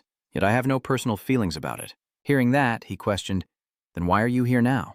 His face contorted with frustration, cold sweat breaking out as he anxiously shouted, What good is showing up now? X slowly reached into his pocket, thinking about that matter. He pulls out a syringe, stares intently at it, and says, He'll find out sooner or later. The scene shifts to a busy street in Korea where everyone is preoccupied with their own lives. It was an ordinary day. Cheon-min frowned at his phone, but two events would shake his entire life. Inside, a message confirmed his acceptance to Korea University, and he shouted with joy, "I passed!" Cheon-min grins. "With news this good, I have to tell my parents right away." Suddenly, a shadow fell over him, and Cheon-min looked up in surprise, the second event dwarfing the first as if it never happened. Before him was a scene of utter chaos. Buildings ablaze, vehicles strewn about, and terrified people scattering. Cheon-min struggled to open his door, where his family stood armed and on high alert. Seeing him, they were overjoyed. Soon after, the Cheon-min family gathered their belongings, weapons in hand, and cautiously departed. They entered an abandoned convenience store, stocking up on essential food supplies. As night fell, Cheon-min's family encountered other people, and they eyed each other warily. Cheon-min sat by the fire, watching over everyone as they slept, his gaze fixed on his phone. Cheon-min stares off into the distance, confirming his acceptance into Korea University. But a noise catches his attention. Cheon-min gently tucks his brother into his sleeping bag, but a distant sound catches his attention, and he scans the surroundings warily. Just then, a horde of zombies stampeded toward them from afar, and the noise quickly woke others. Cheon-min frantically shouts for everyone to wake up as they desperately flee from the horde of zombies. Suddenly, his father turned back in horror, realizing Cheon-min's mother had fallen behind. He gritted his teeth, then spoke with resolve. "Cheon-min?" He froze, watching Cheon-min protect his younger sibling as they fled. "You must protect Cheon-onsu at all costs." Suddenly, his father shoved him forward, watching as his son fled into the panicked crowd. His voice hoarse, he said, "I'll see you in Busan." Cheon-min? Chesu. Cheon-min and his younger brother turned around in a panic, tears streaming down their faces. He froze for a moment, then suddenly gritted his teeth, closed his eyes, and made a decision. The sign indicated that Bion was still 350 kilometers away. For 3 months, I waited for my parents in front of that wall, surviving on handouts and scraps, as Cheon-min stood expectantly with his sign. His parents never came to Busan. All that time he clutched the family photo in his hand. Cheon-su huddled, freezing in a cardboard box, and besides waiting for his parents, I had to work to survive. Seeing this, he choked up. Cheon-min relentlessly pushed himself to work. And so, I frantically searched for work at construction sites, tirelessly building in place of those who had been bitten. But he gritted his teeth and tried his best, his face darkening. A problem had arisen. Cheon-min sits at his desk, while Cheon sleeps soundly on the mattress. Suddenly, he clenched the paper in his hand, realizing he had to provide for 2 on a budget meant for 1. He looks at Cheon-su with a terrifying gaze. What drives him mad is Cheon-min's vacant stare, as if he's lost his mind. I won't be able to save a penny until Cheon-su grows up, and my future looks bleak. Cheon-su is still fast asleep on the mattress. He recalled the notification on his phone and bitterly thought, I should be congratulating Kim Cheon-min on getting into Korea University right now. Cheon-min's eyes darkened. I should be on picnics, dates, enjoying college life, but at this rate, I won't even be able to afford a studio apartment. Suddenly, he blurted out, I want to escape. Cheon-mi quickly panicked and covered his mouth. This is a world where people will do anything to ensure their own safety. A world where burly men rob the weak. An old man huddles in the street. Children abandon parents, and parents abandon children. A boy lies curled up on a pile of paper. Cheon-min's mind races, his eyes glazed over, torn between choices. Should he run away from here too? The next day, in a certain part of the city, Cheon-min handed a bag to his younger brother and spoke to him. Cheon-su, eat this and wait here for me. I have some urgent business nearby. Cheon-su innocently and happily accepts the bag, nodding obediently, and sits down to enjoy his treat. This is so good. He glances back, then turns away, adjusting his hat, thinking this is for the best. From now on, I just need to live for myself. He looks toward the train station. First, this is far enough. Let's head to a newly developed residential area and find a job. Cheon-min looked up at the sky, lost in thought, resolving to go there, earn money, and live a normal life. He straightens his back, rests occasionally, and lives a normal life free from hunger. He slowly opens his eyes.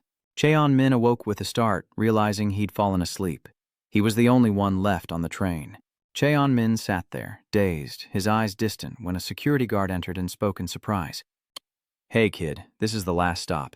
He looks at the guard who says, if you fell asleep, hurry back because the train leaves again soon. Are you getting off or staying on? Suddenly he froze, speechless. At that moment, a voice echoed in his mind. Cheon-min? His father appeared in his mind, telling him he must protect Cheon-su at all costs. Cheon-min was stunned. He had forgotten that promise. The family will reunite in Busan, and he promised to protect Cheonsu to the very end. He anxiously runs back the way he came. As he ran, Cheon-min thought, even if his parents didn't return, maybe he could still keep his promise. He stopped short, seeing Cheon's shoe sitting obediently in the same spot. Despite the biting cold, the boy stubbornly stayed put, burying his head in his collar as he waited for his brother. Cheon-min was frantic, and he immediately ran to Cheon-onu. Cheon-min looked at his brother with guilt-ridden eyes, and Cheon-su looked up and softly called out, "Brother." Overcome with emotion, Cheon-min embraces his younger brother tightly. "You idiot, where were you supposed to go? Why are you still waiting here?" Cheon-su smiles sweetly. "I told you to wait here. I promised I'd come back for you." Suddenly, the boy offered his bag of treats. "I only ate half. The rest is for you, brother." He stopped, looking over in surprise. Cheon-min's face contorted, clearly blaming himself. He hugs his brother tightly, and the scene shifts to a neighborhood late at night. Carrying his brother on his back, Cheon-min spoke warmly. "Cheon-su, if I save enough money, I'll buy a small house." He smiles happily. "What do you think? Is that okay?" But his brother was already fast asleep on his back. Cheon-su breathed softly. Cheon-min smiled tenderly, then turned, his eyes filled with determination. Jimin thought, "This house will protect you and wait for our parents to return." The scene shifts to a small house where Cheonu stares out the window, lost in thought. His eyes harden, and he turns to a photo on the table, saying softly, "Brother, it's a photo of our family when we were happy together. I finally bought the house you always wanted." His mood suddenly darkens as he recalls that day, when Cheon-su seemed to sense everything, his eyes following his brother's retreating figure. "That was the day he decided to leave me. Even if he never comes back, I won't resent him." So that night, when Min lost his mind and misspoke, he had accidentally overheard everything. All of this was because the world was too difficult for someone to live a normal life. And so, Cheon-su raises his head to look into the distance. He recalls those victorious days, his brother and family, the needles and nameplates, and this country. The image of a mangled Wangtek lying dead in the cold. A person joyfully sharing ultrasound results. Everything that people have missed and forgotten. The scene of everyone gathered together, laughing and talking happily. And Ari's sad gaze at that time. I want to find all of that again. Wangtek kneeling at my feet. The scene of him clutching the white cloth bag to his chest. Cheon-su slams his hand down on the photo. The scene shifts to someone opening a car door. A firm foot stepping out. So I founded a company. A group of people in black suits stand respectfully on either side, and everyone has come to participate. Sarang glances at him and smiles faintly, formerly of the BM-ranked Slazer Small Business Federation. Pedro also changed his hairstyle, formerly of the C-ranked Jehovah Slaw Church, missionary Choi Pedro. Ari smiles brightly at him. Even a figurehead chairman has to show some class so other companies don't look down on you, right? Park Jin-gu, the judge, formerly of the SL Small Business Association, Class C. He booms, "Everyone, bow to the chairman." And they all quickly lower their heads in respect.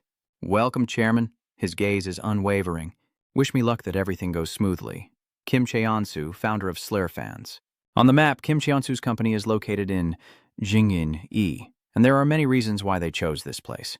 Because of the Jing Ai wall incident, a group of angry people glare at him. He charged forward recklessly, his reputation in this place far surpassing that of other slayers. Cheon-su bravely faced the giant monster alone.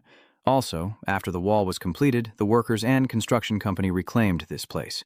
They gazed at the finished construction with elation. It was finally complete.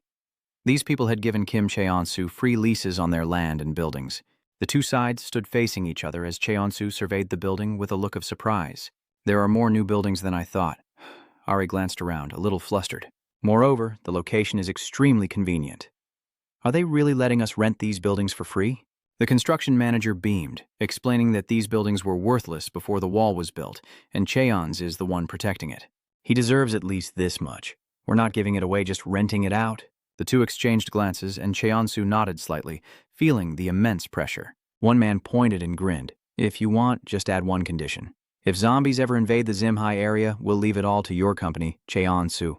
The number of soldiers has decreased lately, and rumors say the wall's security is at risk. Hearing this, the two exchange glances and chuckle softly. So that's the situation. The two stood tall before the temporary headquarters of Slayer Fans. The door opened, and Cheon-su slowly walked down the hall. Ari points out excitedly that 32 SLAs have joined their company today. including 19 SLERs of Eastern medicine who signed 2-year contracts. Everyone who saw him greeted him cheerfully. "Oh, it's the chairman," she continued. "The rest have signed 6-month contracts based on mutual cooperation," Ari said, glancing at Cheonsu. "Seeing the number of sellers affiliated with the company steadily increasing, I think it won't be long before the company grows to the size of a mid-sized one." He looked back at her and replied, "While I like the increase in the number of sellers, we need enough workload to match that staff size." "How are things progressing over there?" Jingu asked with a serious expression. "Ansarang and Pedro are handling it. Currently, there are 7 small and 3 mid-sized commissions. It requires more than 3 slayers and eventually a large request. It requires 7 slayers, including you, the president. The graph is rising. The workload isn't much, but the steady increase is a great motivator." He smiles with satisfaction. "Above all, word of mouth is what matters most these days. And if we just complete all the entrusted work, rumors will spread that our company does a great job at an affordable price. If that's the case, we'll get even more requests." The 3 of them ascended the stairs. They discussed things along the way, confident they had enough funds to hold out until then. "So don't worry, it's good to have money, but we need to be vigilant because emergencies can happen." Cheonsu thought for a moment, then turned with a serious expression. "When investors make demands, we must be prepared to repay debts, not refuse. Investors, loans, requests, fences, repayments, refusals. We have to do this so they don't think about taking their money out to tie us down." He recalled Secretary Park's smug smile and shuddered, knowing that would never happen again. Chunu pondered, then spoke. "So you don't intend to lose a single game, is that right? Fine, I'll reconsider and try everything to increase the number of commissions." Ari looked at him from behind with worried eyes as he explained sternly, "The position isn't tied to any business, and the net capital. Once we have enough people, we'll execute our plan." The 3 of them headed to the chairman's office, Cheonsu pushing the door open with a scrutinizing look. Inside, 2 people were already waiting, surprising him. "Oh." Duiha closed his book, greeting him with a warm smile. "Oh, Chairman, it's a pleasure to see you." Cheonsu glanced suspiciously at Chunu. "Is he new?" He was also bewildered, muttering, "There weren't any new requests, were there?" Hearing this, Cheonsu turned to Ari. "Then who is he?" "A new slaw." "Then how could I not remember?" She avoided his gaze and spoke hesitantly. "He is indeed slaw, or more specifically," Ari glanced at him cautiously. "The chairman mentioned it earlier, the unreasonable demands of the investors. You could say he's a pawn who handles those demands, right?" He was still sitting there, confidently looking at Cheonsu. "The upper class will do anything to maintain their wealth. A little girl is locked in a cage, looking terrified. That means risking even their children's lives."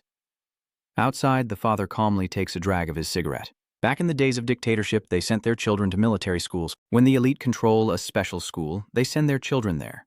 Another wealthy father excitedly takes his child to school. And when studying abroad became popular, they sent their children overseas. They adapted quickly. In this zombie-infested era, a father trains his son to be a weapon. In a world where the military's power wanes and slayers rise, Chairman Yu Che-sang of the IU Chan Group sits, solemnly playing with his phone. Chairman Yu Che of the Yu Chan Group, who inherited wealth and glory just before the zombie outbreak, shared a similar sentiment and spoke up. The era where every family needs a slayer has arrived, and Cheonu is visibly displeased. "So, is that why he's forcing us to take this kid into the company?" Ari asked hesitantly. Duya then laughed heartily, waving his hand in greeting. "Please, Chairman, just call me Duya." "Oh ha, an E rank has killed 7? Cheonsu scoffed, pointing at him with a frustrated voice. "So what, he's E rank? Other than hacking at zombies as a trainee, he's never been out killing them? Is this a daycare?" Chunu glanced over and spoke coldly. "You don't need to play the Guardian because they've already hired someone for that role, me." "Sla rank? Jinsu killed it?" Cheonsu frowned at this, yelling with a headache. "Guardian? What is that supposed to mean?" "I'm not taking responsibility for this. Now leave and don't accept commissions like this again, got it?" Duiha smiles brightly. "I hear you're about to have surplus capital and new commissions. I won't do it, so hurry up and return my family's investment. I don't know how much capital your company has, but this will be difficult for you." "Sir," he said, calmly arguing, "my father, the chairman of EU Group, has already invested 200 billion alone. And thanks to the EU Group's reputation, you received another investment of around 200 billion. Ari glanced at Cheonsu, explaining with concern. "We actually used that money when we separated from Choi Trang, so I don't think there's any other way but to take him into the company." "President," he said, rubbing his temples, frustrated that he'd started his own company to avoid having to bow to arrogant people. But in the end, nothing goes my way for free. Seriously, just let him into the company and don't assign him any work, right? Eri was confused, wondering what was going on. She forced a smile, saying that Yu Chan Group had to entrust Dui Ha with the task and requested special training from the chairman. Cheonsu was taken aback, his eyes wide with displeasure. Later at the company, the three entered a training room in the Slayer fans' company basement, filled with mannequins marked with red X's. Cheonsu points to the dummies and sternly commands, "First, start attacking those dummies over there. To grasp the range of your attacks and familiarize yourself with your body, this is the most basic thing you can do." He turns away, bored, and waves his hand dismissively.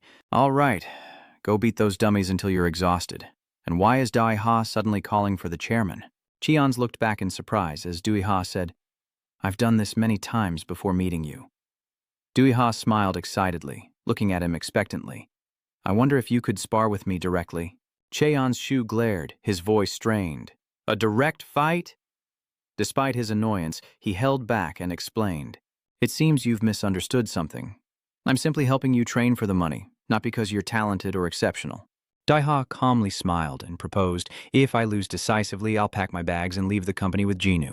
And I promise to convince my father not to withdraw his investment from fans."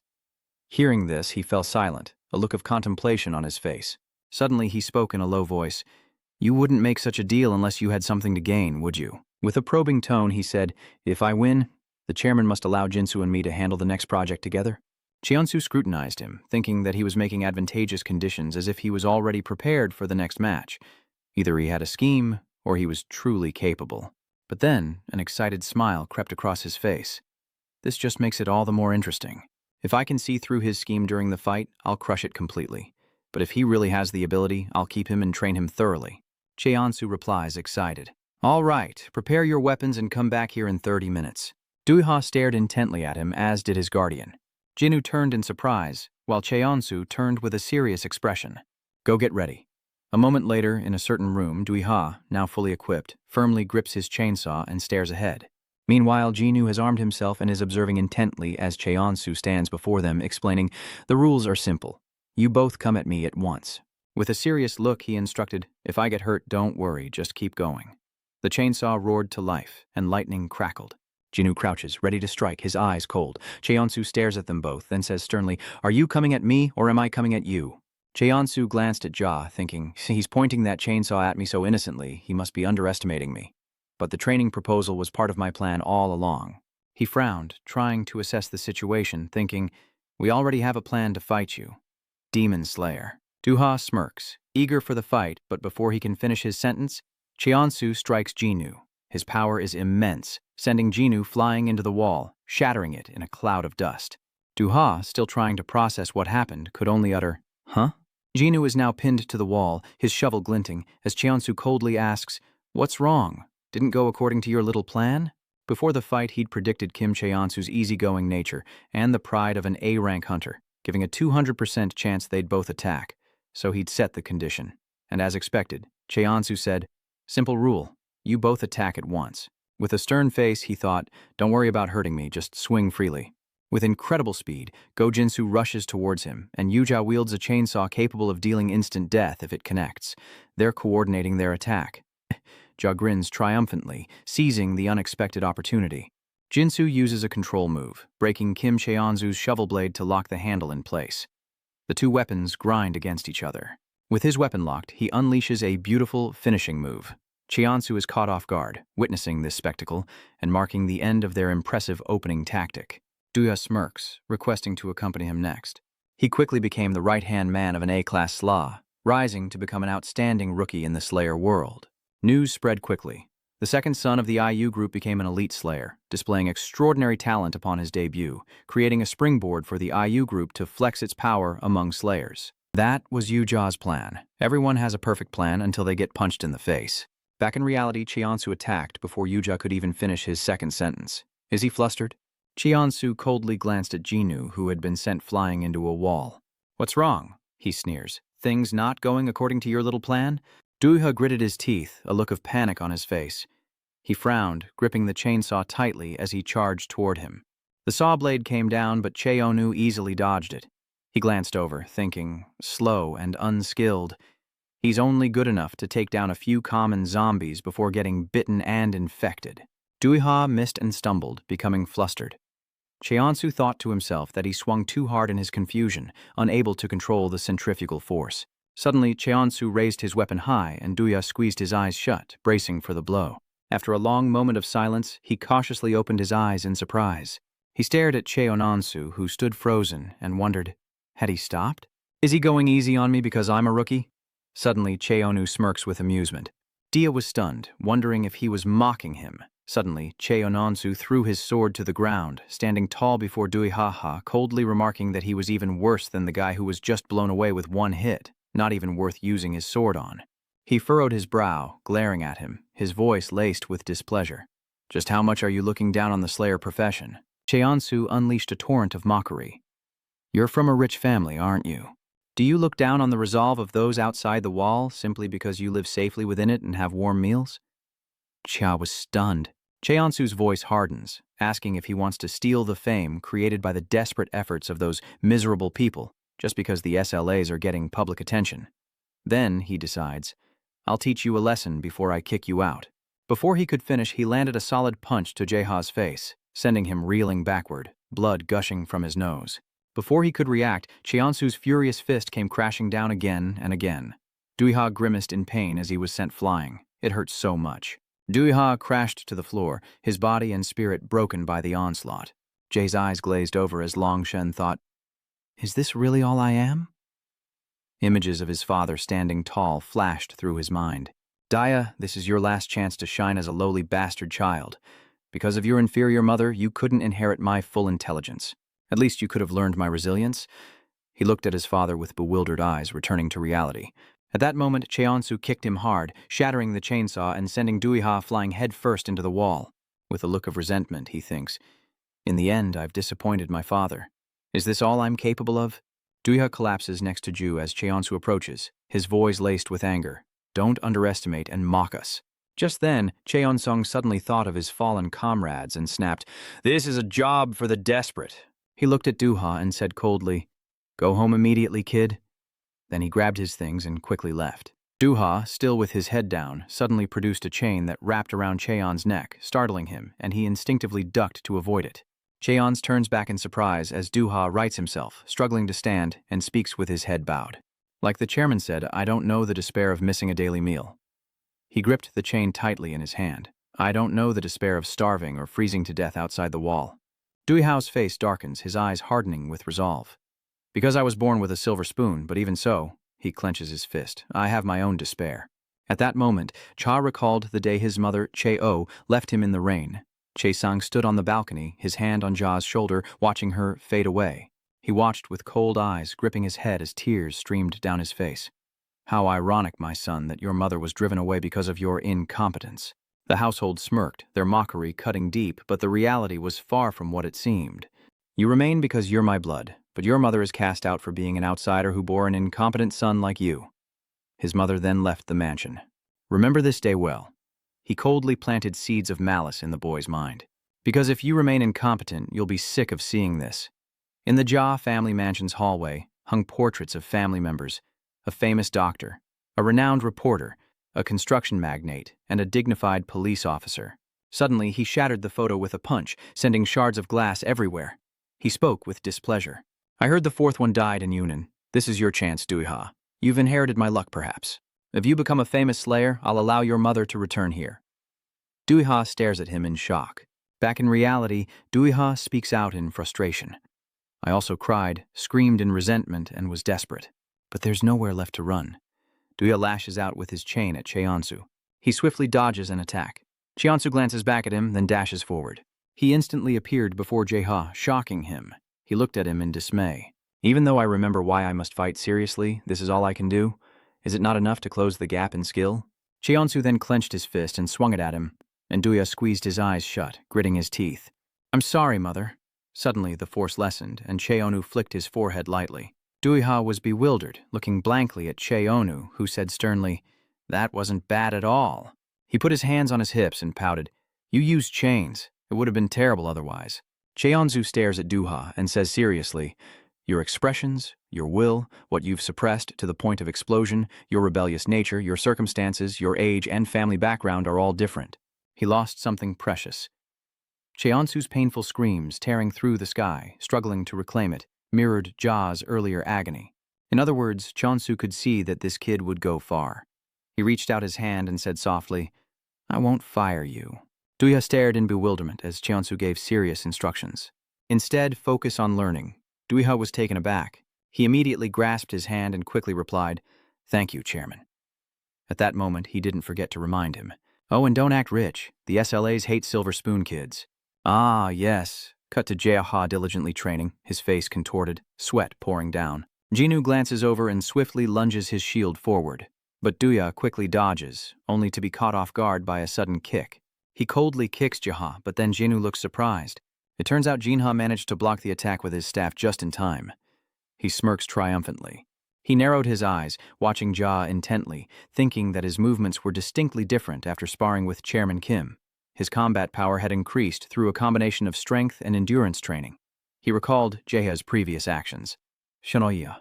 Unlike the past, where he focused solely on swinging his weapon, it felt like he was now trying to amplify his entire movement.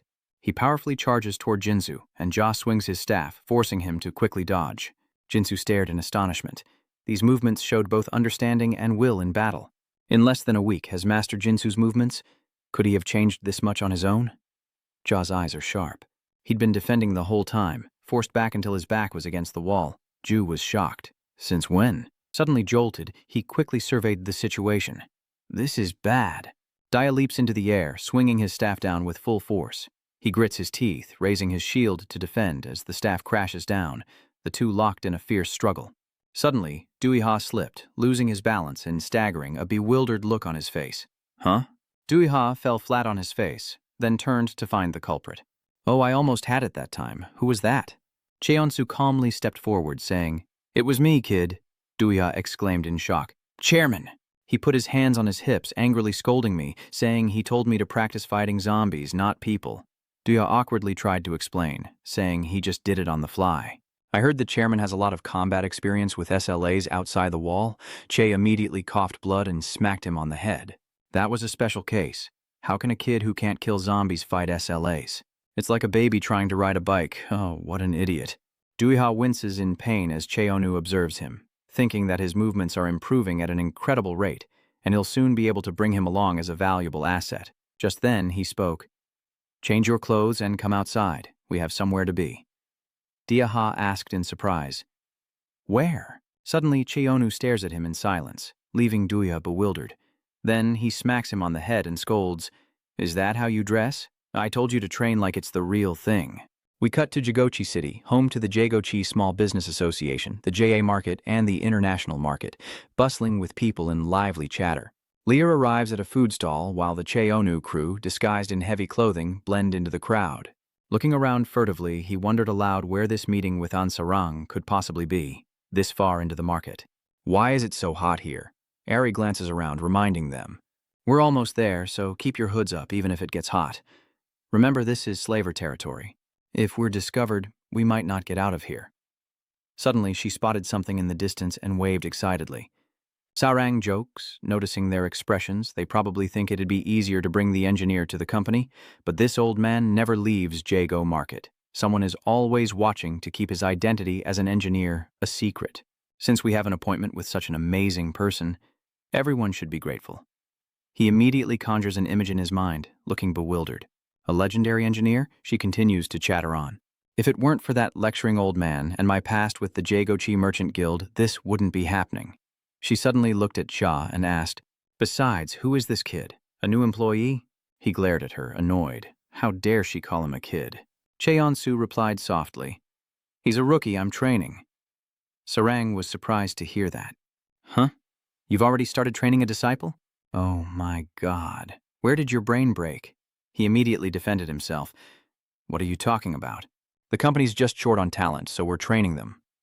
Cheonsu explained that many aspiring slayers had applied to their company. Frankly, there are many applicants, but most are only C or D rank. Sarang expresses her doubt. Are you sure about that? Other companies also offer great benefits to keep from missing out on B rank slayers and above. Cheonsu said sternly, So we must also develop our existing assets to strengthen our forces. That's my conclusion. He then raised his voice, reminding her not to hide away training and only appear when there's a mission. Take one of the rookies with you and train them. She turned away, annoyed. Ugh, as you saw with Unjin, I'm really not comfortable leading others. I'd rather infiltrate 7 zombies alone. He calmly retorted, when I founded the company, I made you a director. The least you can do is this much. Oh, give someone an ounce of power, and they act like they own the world. Duha, who had been watching him, spoke up. Suddenly, Ari approached, smiling softly as she explained, to avoid any confusion later, allow me to introduce everyone. Ari looked towards Sarang, the pink-haired one, Director on Sarang, one of the company's co-founders. Then she looked at Pedro and continued. And the big guy behind us is Director Pedro, also a co-founder. Ari gestured towards Jingu, revealing Director Park Jingu as their guide, and Juya nodded, a smile of excitement spreading across his face. They're all high-ranking slayers who distinguished themselves in the Unjin battle. I don't think I'm good enough to fit in here. Ari chuckled, encouraging him. Just strive to reach that level, and you'll be fine. She then reminded him, Vale has a lot of emotional scars, so he doesn't open up easily. Suddenly, Cheonu speaks up, announcing their arrival at a Jago Chigang Steel Brotherhood equipment manufacturing plant. The group quickly opened the door and slowly stepped inside. Duiha carefully scanning their surroundings. Cheonsu noticed something, his eyes fixed on what lay ahead, a frail figure resting against a bed. So this is the engineer who crafts equipment for the Steel Brothers, Sieru? Cheonsu compares the man before him to what he imagined, and his expression turns doubtful. That's the engineer? He's nothing like I imagined. Sarang happily ran over, calling out, Grandpa, it's me, Sarang. I'm here to pick up the weapon that Grandma Dongho asked you to make. The old man replied loudly, Huh? Is that Sarang? He immediately gets out of bed and heads off somewhere, saying, Just a moment. Cheons looks at her, confused. Did she use Chairwoman Donghoa's name to order weapons from the Merchant Association? What if she's found out? Sarang laughs, her eyes mocking him. Mr. Kim, as long as we don't get caught, it's fine. If you're too scared, just hide in Jinhei and live there. Just then, Garu pushed forward something covered in cloth, then lifted the fabric to rummage around, first finding something for Sarang. Garu pulls out a pair of black axes and begins to analyze them. Double axes are good for swinging, but then he connects the 2 axe joints, and it quickly turns into a new weapon. The handle is too short to generate much force. If you connect them like this, Garu excitedly demonstrates, twirling the weapon, showing how it extends the axe handle and spins like a grinder blade. Sarang happily takes it, swinging the axes with delight. Garu then reaches into the chest for something else, and the know-it-all takes out a silver gun, since he's not the type to go to the front lines. This is a flare gun to hinder the enemy, Garu excitedly explains. Unlike the green, red, blue, and black bullets, these aren't flares, but shotgun shells. Consider them a last-ditch defense and use them sparingly. Jinu quickly takes it, examining it closely, and then the old man pulls out a cool-looking suit of armor. And for you, big guy, this armor is made of the same alloy I used for Jiang's gear. Even if your body breaks, the armor and gloves won't, so don't worry. Garu then called out to Cheonsu and the tall guy, telling him to take it and swing it around.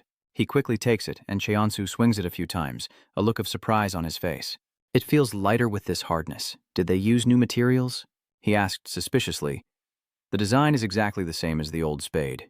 It just looks a little bigger. Did you only change the material? Try rotating the handle half a turn, he says, and I immediately comply. Now, give it a swing. Cheonsu hesitantly followed, and suddenly the 2 joints of the hoe separated, shocking Cheonan's shoe. The hoe transforms, launching its blade forward, forcing Sarang and Jinu to frantically dodge. He points and shouts, I heard your fighting style is like a caveman's chaining the hoe to its handle. For now, just use it as one unified piece. And finally, Garu took out a saw and pushed it in front of JH, who looked at it in surprise. Huh?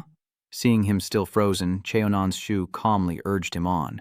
What are you waiting for? Take it. Duiha exclaimed in surprise, There's one for me, too.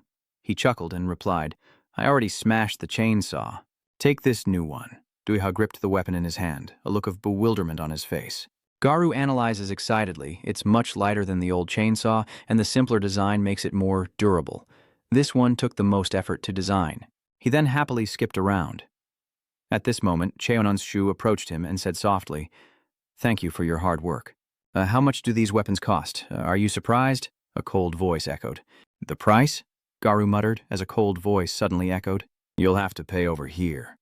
A group of large men entered with chilling laughter. At that moment, Han Ronghua slowly approached, her voice dark. You dare enter my territory and buy up all the weapons? She flashed them a chilling smile, a clear threat. You must have a death wish, you naive fools. Han Donghua exudes an overwhelming aura. She is the ghost of the G-market, in a bustling marketplace. Han Donghua takes photos with everyone in the market, a figure tied to the history of Jiachi Market that everyone knows. It's said she was there even before the zombie outbreak, while the others met a gruesome end. Yet she alone stood tall, never abandoning the market even when the zombie outbreak began. Back then, Zhang Hoa coldly entered with a group of burly young men and said coldly, You dare enter my territory and buy up all the weapons. Yang gives a sharp look, his voice laced with threat. You must have a death wish. These naive fools. Ari gasped in shock as she saw them. She is. Jinu was also incredibly shocked. That's right, it's her. Cheonsu stared intently at Yi, the oldest S-class hunter and chairman of the Jiao Chai Business Association.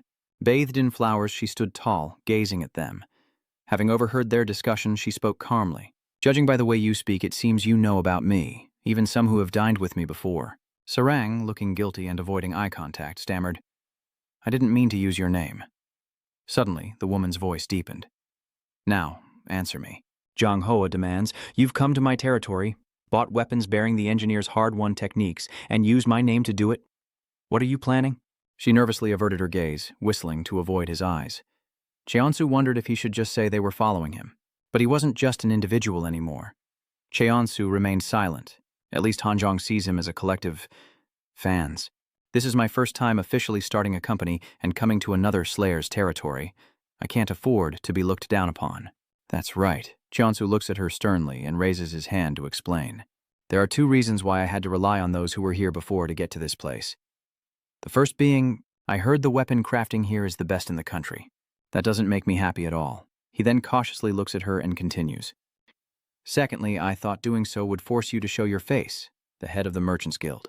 Yang listened in silence, always maintaining a neutral stance on matters outside the association's direct interests. Cheonsu frowned, uneasy. This was, of course, just Kim Chunsu's excuse to adapt to the situation. In reality, he only came here to buy weapons.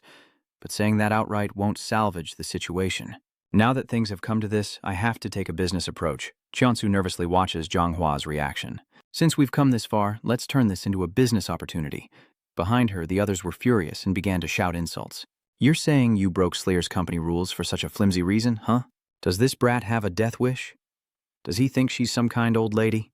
Suddenly Dong Hoa cuts in. Silence, all of you. Stop the racket. You look pathetic, startling them. She looks at him and laughs. Trying to act brave now, are we? Why would you come all the way here to see me, kid? Cheonsu pondered, then replied, Because you're the head of the only Slayer group with whom we can maintain a good relationship. Which surprised her. Cheon's frowned, his expression serious. As you know, in the world of Slayers, I'm a threat and a loner. He thought about the other rank A Slayers and explained, Compared to being an unknown rookie, I quickly rose to rank A at an incredible pace. Cheonsu then mentioned the article about him. In the process, there were rumors that I was licking the boots of the Buon Provisional Government. Kim Cheonsu was recognized as a near-rank slice under the patronage of the Buon Provisional Government. His voice deepened. I also received a large investment from those who oppose the current Slayer system. Suddenly hesitant, Cheonsu paused, then continued. There are also rumors that I eliminated Major Lim and Jiang Duk Chun, former Class A Slayers, creating vacancies which I then filled. Ari glanced at him, confused, thinking it was a lie, an excuse he'd concocted on the spot. But he not only grasped the current situation with surprising accuracy, he was also saying things that could persuade Madame Han in this moment. She glanced at her cautiously.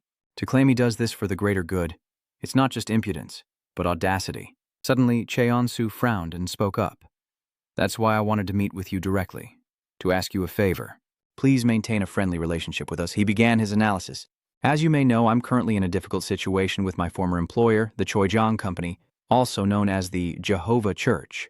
The heretical Pope of Chun casting has taken over the failing company due to the absence of Jiang Duk Chun, forcing me to confront them. The only ones who can mediate with us, where Class A Slayers are owners and maintain the form of an influential group, are you all here at the Haochi Small Business Association.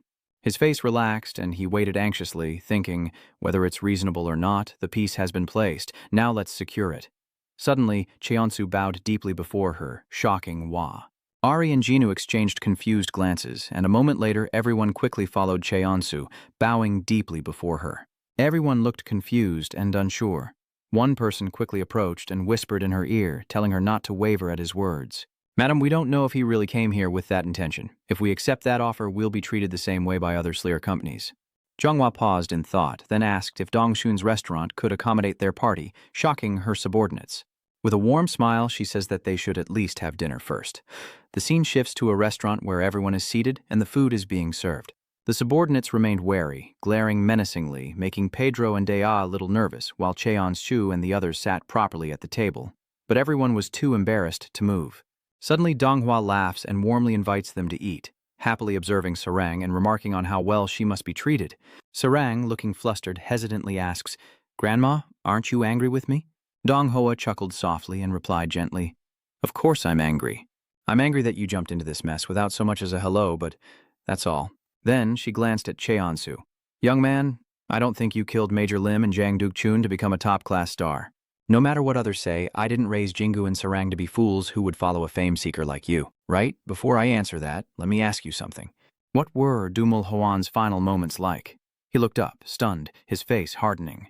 At this moment, he recalls the battle when Moon Han was bitten in the neck by a small monster, his voice low with self-reproach. "He died trying to protect me, and memories of their happier times flood his mind." Cheonsu spoke somberly, lost in thought. He was too good a comrade. Hearing this, Zhang smiles warmly, remembering him as Selgaru's subordinate. She recalls the time Mulhoan was here, and reminisces about the man who crafted your weapons. Though it took a while, he sharpened this blade meticulously for me, saying if he ran out of money doing slave work, he'd return to being a blacksmith. Suddenly, Donghua blurts out, "Just consider the weapons you received today as made by Mulhoan." Cheonsu looks at her in surprise. "Ah," her voice turned sharp as a knife. Donghua stared intently. "I'll back you up because you once backed up my family." Everyone was shocked, their eyes wide with disbelief. Eri secretly rejoiced, thinking that she had not only obtained enhanced weapons, but also won over Jago Chi, the chairman of the Merchants Association. "A great achievement indeed," she continued. "However, you must also help me with something, kid." Cheonsu watched on with curiosity. He wondered, "What is it?" Zhonghua explained softly. "We're about to start the Yan City reclamation campaign, and our Jago Chi Merchant Association is bidding there." Her voice lowered, "and the church has taken over the Chung Foundry." Yang looked at him sternly, saying that the Jago Chi Merchant Association and their group were bound to clash during this recapture operation, so he should become her handle then. Cut to a church where a frantic missionary runs in shouting, "Your Holiness, Your Holiness." He looked panicked, immediately reporting that Han Soo-young had met with the newly emerging Class A Slayer, Sla Bi-hun, who was praying, opened his eyes upon hearing this, his gaze sharp, his voice grave. "Oh, what a pity." Suddenly his expression turns terrifying. He said coldly, "If we can't recruit him, we'll have to eliminate him, right?" Back on this side, Eri raised her hand awkwardly. "Wait, hold on a second." She was flustered, saying they were grateful for being forgiven for sneaking into Jago Market to buy weapons, and for his desire to build a good relationship with the Merchants Association. But Ari glanced hesitantly at Cheonsu, his right-hand man. What exactly did he want them to do? He calmly explained that the cult had taken over some thugs and become the largest power. Sarang suddenly spoke up seriously. "If the Jago Merchant Association needs to use force, I'd like to ask for your help." "Your calculations have always been astonishing. You mean if our partners make unreasonable demands, we should be prepared to meet them?" Hearing this, Zhang chuckled, impressed by how much sharper his mind had become since starting the company. "Aside from Jin, I never thought you were so quick-witted, but it seems you're quite perceptive." Suddenly, her face hardened, and her voice turned cold. "Jehovah's Church. That religion has grown too powerful to the point where other slayers, political forces, and even the provisional government can't control them." Yang thought to himself, after the military force was almost destroyed in Unjin and the existence of slayers was revealed to society, the fastest-growing force that filled the power vacuum was the Jehovah Church. The rankings appeared. Why wasn't it Choi, Jiang, the Jagochi Small Business Association, or the Free Slayers, but the Jehovah Church? The reason is simple. They are a religion, and a sincere prayer from one person, a group of people kneeling and praying with all their hearts, is what can replace a nation that has lost faith and trust. Only religion can do that, not individuals. Led by Baek Hun, backed by powerful slayers and shrouded in mystery, behind them, countless followers, the Jehovah Church, a new power combining Slayer strength and faith, offering an explanation for the zombie apocalypse. After the Union incident, they attracted at least 1 million followers, over 2,000 Slayers, and became an organization with power on par with a nation, recruiting hundreds of figures from the political and business worlds. But ma'am, although their takeover of Duk Chun's remaining forces and the idea that money and power are everything also makes me uncomfortable, isn't it too hasty to assume they're simply expanding to attack other Slayer forces? Hearing this, Hoa laughed heartily and replied, "Little one, I also hope and pray that things don't get any worse." Suddenly, her voice turned serious. She pointed to her head and said, "But with age comes intuition and prediction based on experience. A horse without reins will surely trample others to death." Bun witnesses a man relentlessly attacking someone, a younger version of Bion. The madman ferociously attacks the person before him, a man who can't kill a single zombie to level up, yet relies on greed to climb to rank A. Hearing this, Cheonsu fell into contemplation as Jingu subtly observed his expression. Suddenly, Cheonu frowned, his expression serious, realizing that life experience is not to be taken lightly. "All right, our company will participate in the Yan City reclamation operation." A car travels down the road and Cheonu glances over, looking flustered. "What's wrong?" he asked, sweating and confused. "Why have you been staring at me for the past 20 minutes? Cheonsu asked, bewildered. "We escaped Jago Market safely and even acquired weapons, unofficially forming an alliance with Jiao Qi Market." "That was totally a smart decision, right?" Ari said, her voice laced with anger. "You should have stopped there," she scolds, pointing. "So, not only is the church the largest slaw force, but also a political one? Are we really going to face such a power head-on?" Ari's eyes narrowed with displeasure as she scolded him. "Furthermore, this was done without our consent, a unilateral decision made without consulting us." Cheon's Shu covered his ears, quickly clarifying, "As you said, the risk is great, but we'll only act as Dong Hoa's right hand when they attack the Jago Merchant Association. So, if they don't attack and stay within their boundaries, there won't be a direct confrontation." He recalled what had happened before. "I saw in Unjin that enemies from within are more dangerous than zombies or mutants. So, if I find out those cultists are like that, not just for the Jagochi Merchant Association, but for my beliefs in his, I will—" His face hardened, his eyes showing a clear determination. "Destroy them completely. Next time, be sure to discuss decisions with me first. I may not be a slasher, but I'm still one of the company's co-founders." Cheonsu smiles, ruffles Ari's hair, and says, "Sorry, I'll remember that next time," startling her.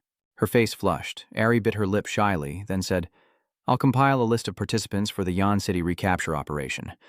Please review it quickly when it's ready, because there are only 2 weeks left."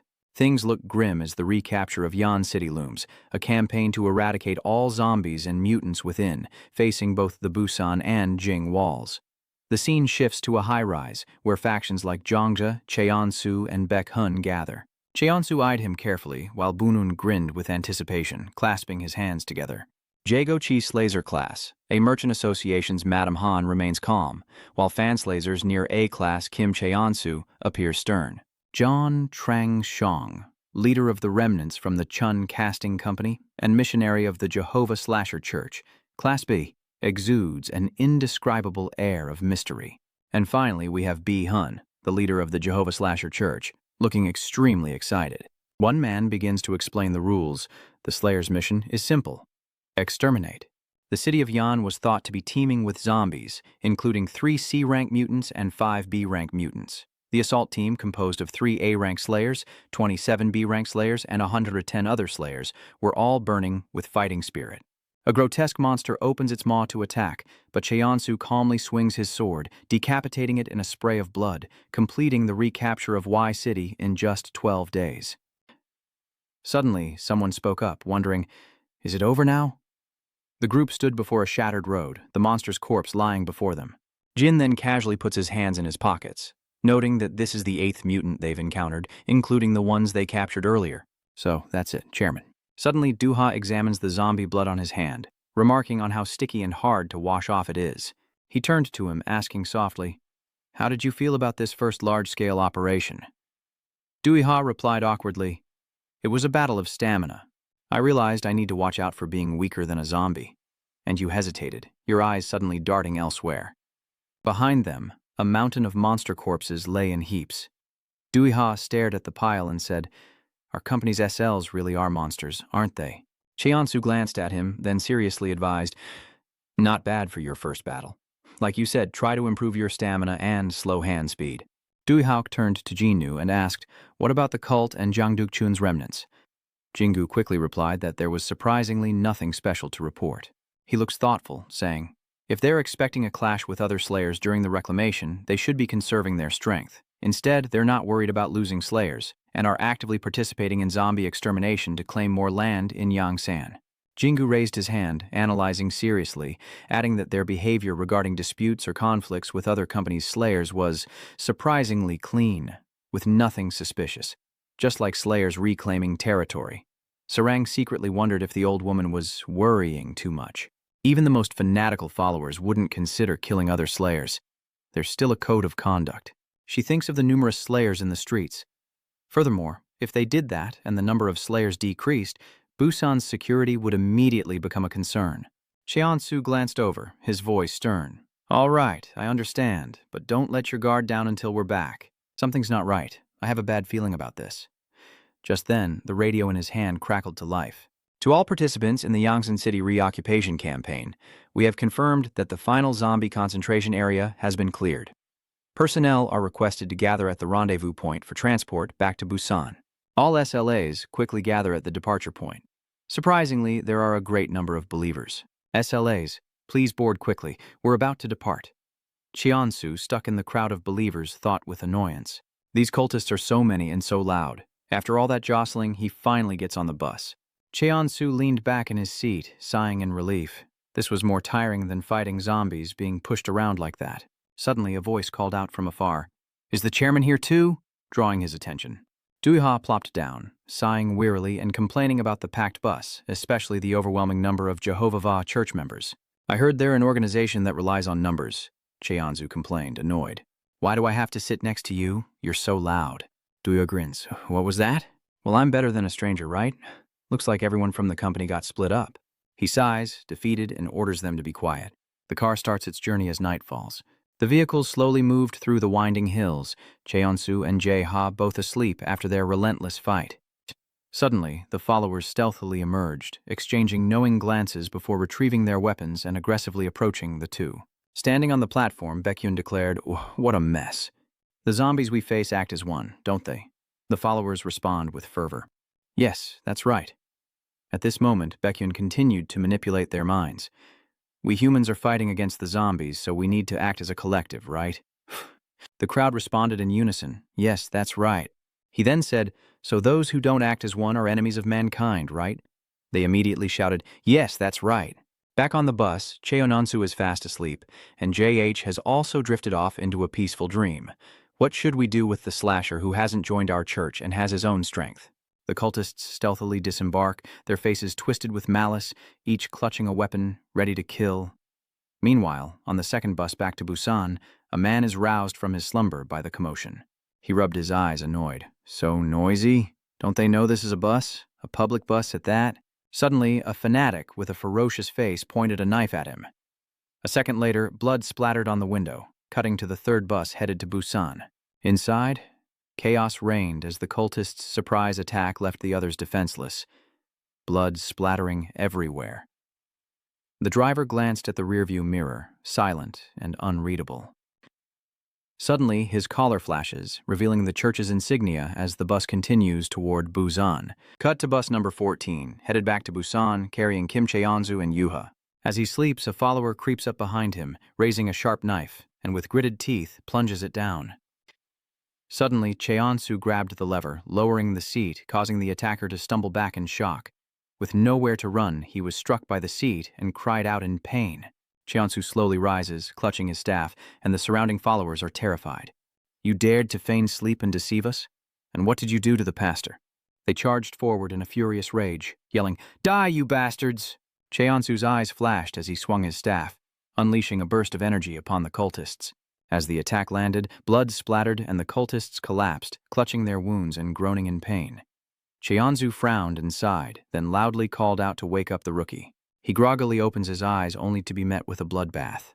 Duha cries out in terror while Cheononshu scolds him, annoyed that he could sleep soundly in such a chaotic bloodbath. If you don't wake up now, your next sight will be hell, kid. Dia, still half asleep, mumbled incoherently. Don't tell me you're going to slaughter every force you dislike, President. He was enraged by this. What kind of person do you think I am? They're the ones who started this fight. The remaining followers hesitated, but still gritted their teeth and pointed their weapons at the two. Seeing their numbers, Duya glanced at him, flustered. What do we do now? Can we really fight them all? Duya wondered if the chairman alone stood a chance. But he stared down the cultists and replied, I'm an A-class slayer, skilled at killing zombies, not people. These bastards are people, not zombies. Not everyone's the same. Hearing that, he hesitated. What should they do? Suddenly, Cheonsu looked surprised. He stared into the distance, then abruptly sat down and fastened his seatbelt. Then, gripping the gear shift, he began to rev the engine, leaving Doya staring in bewilderment.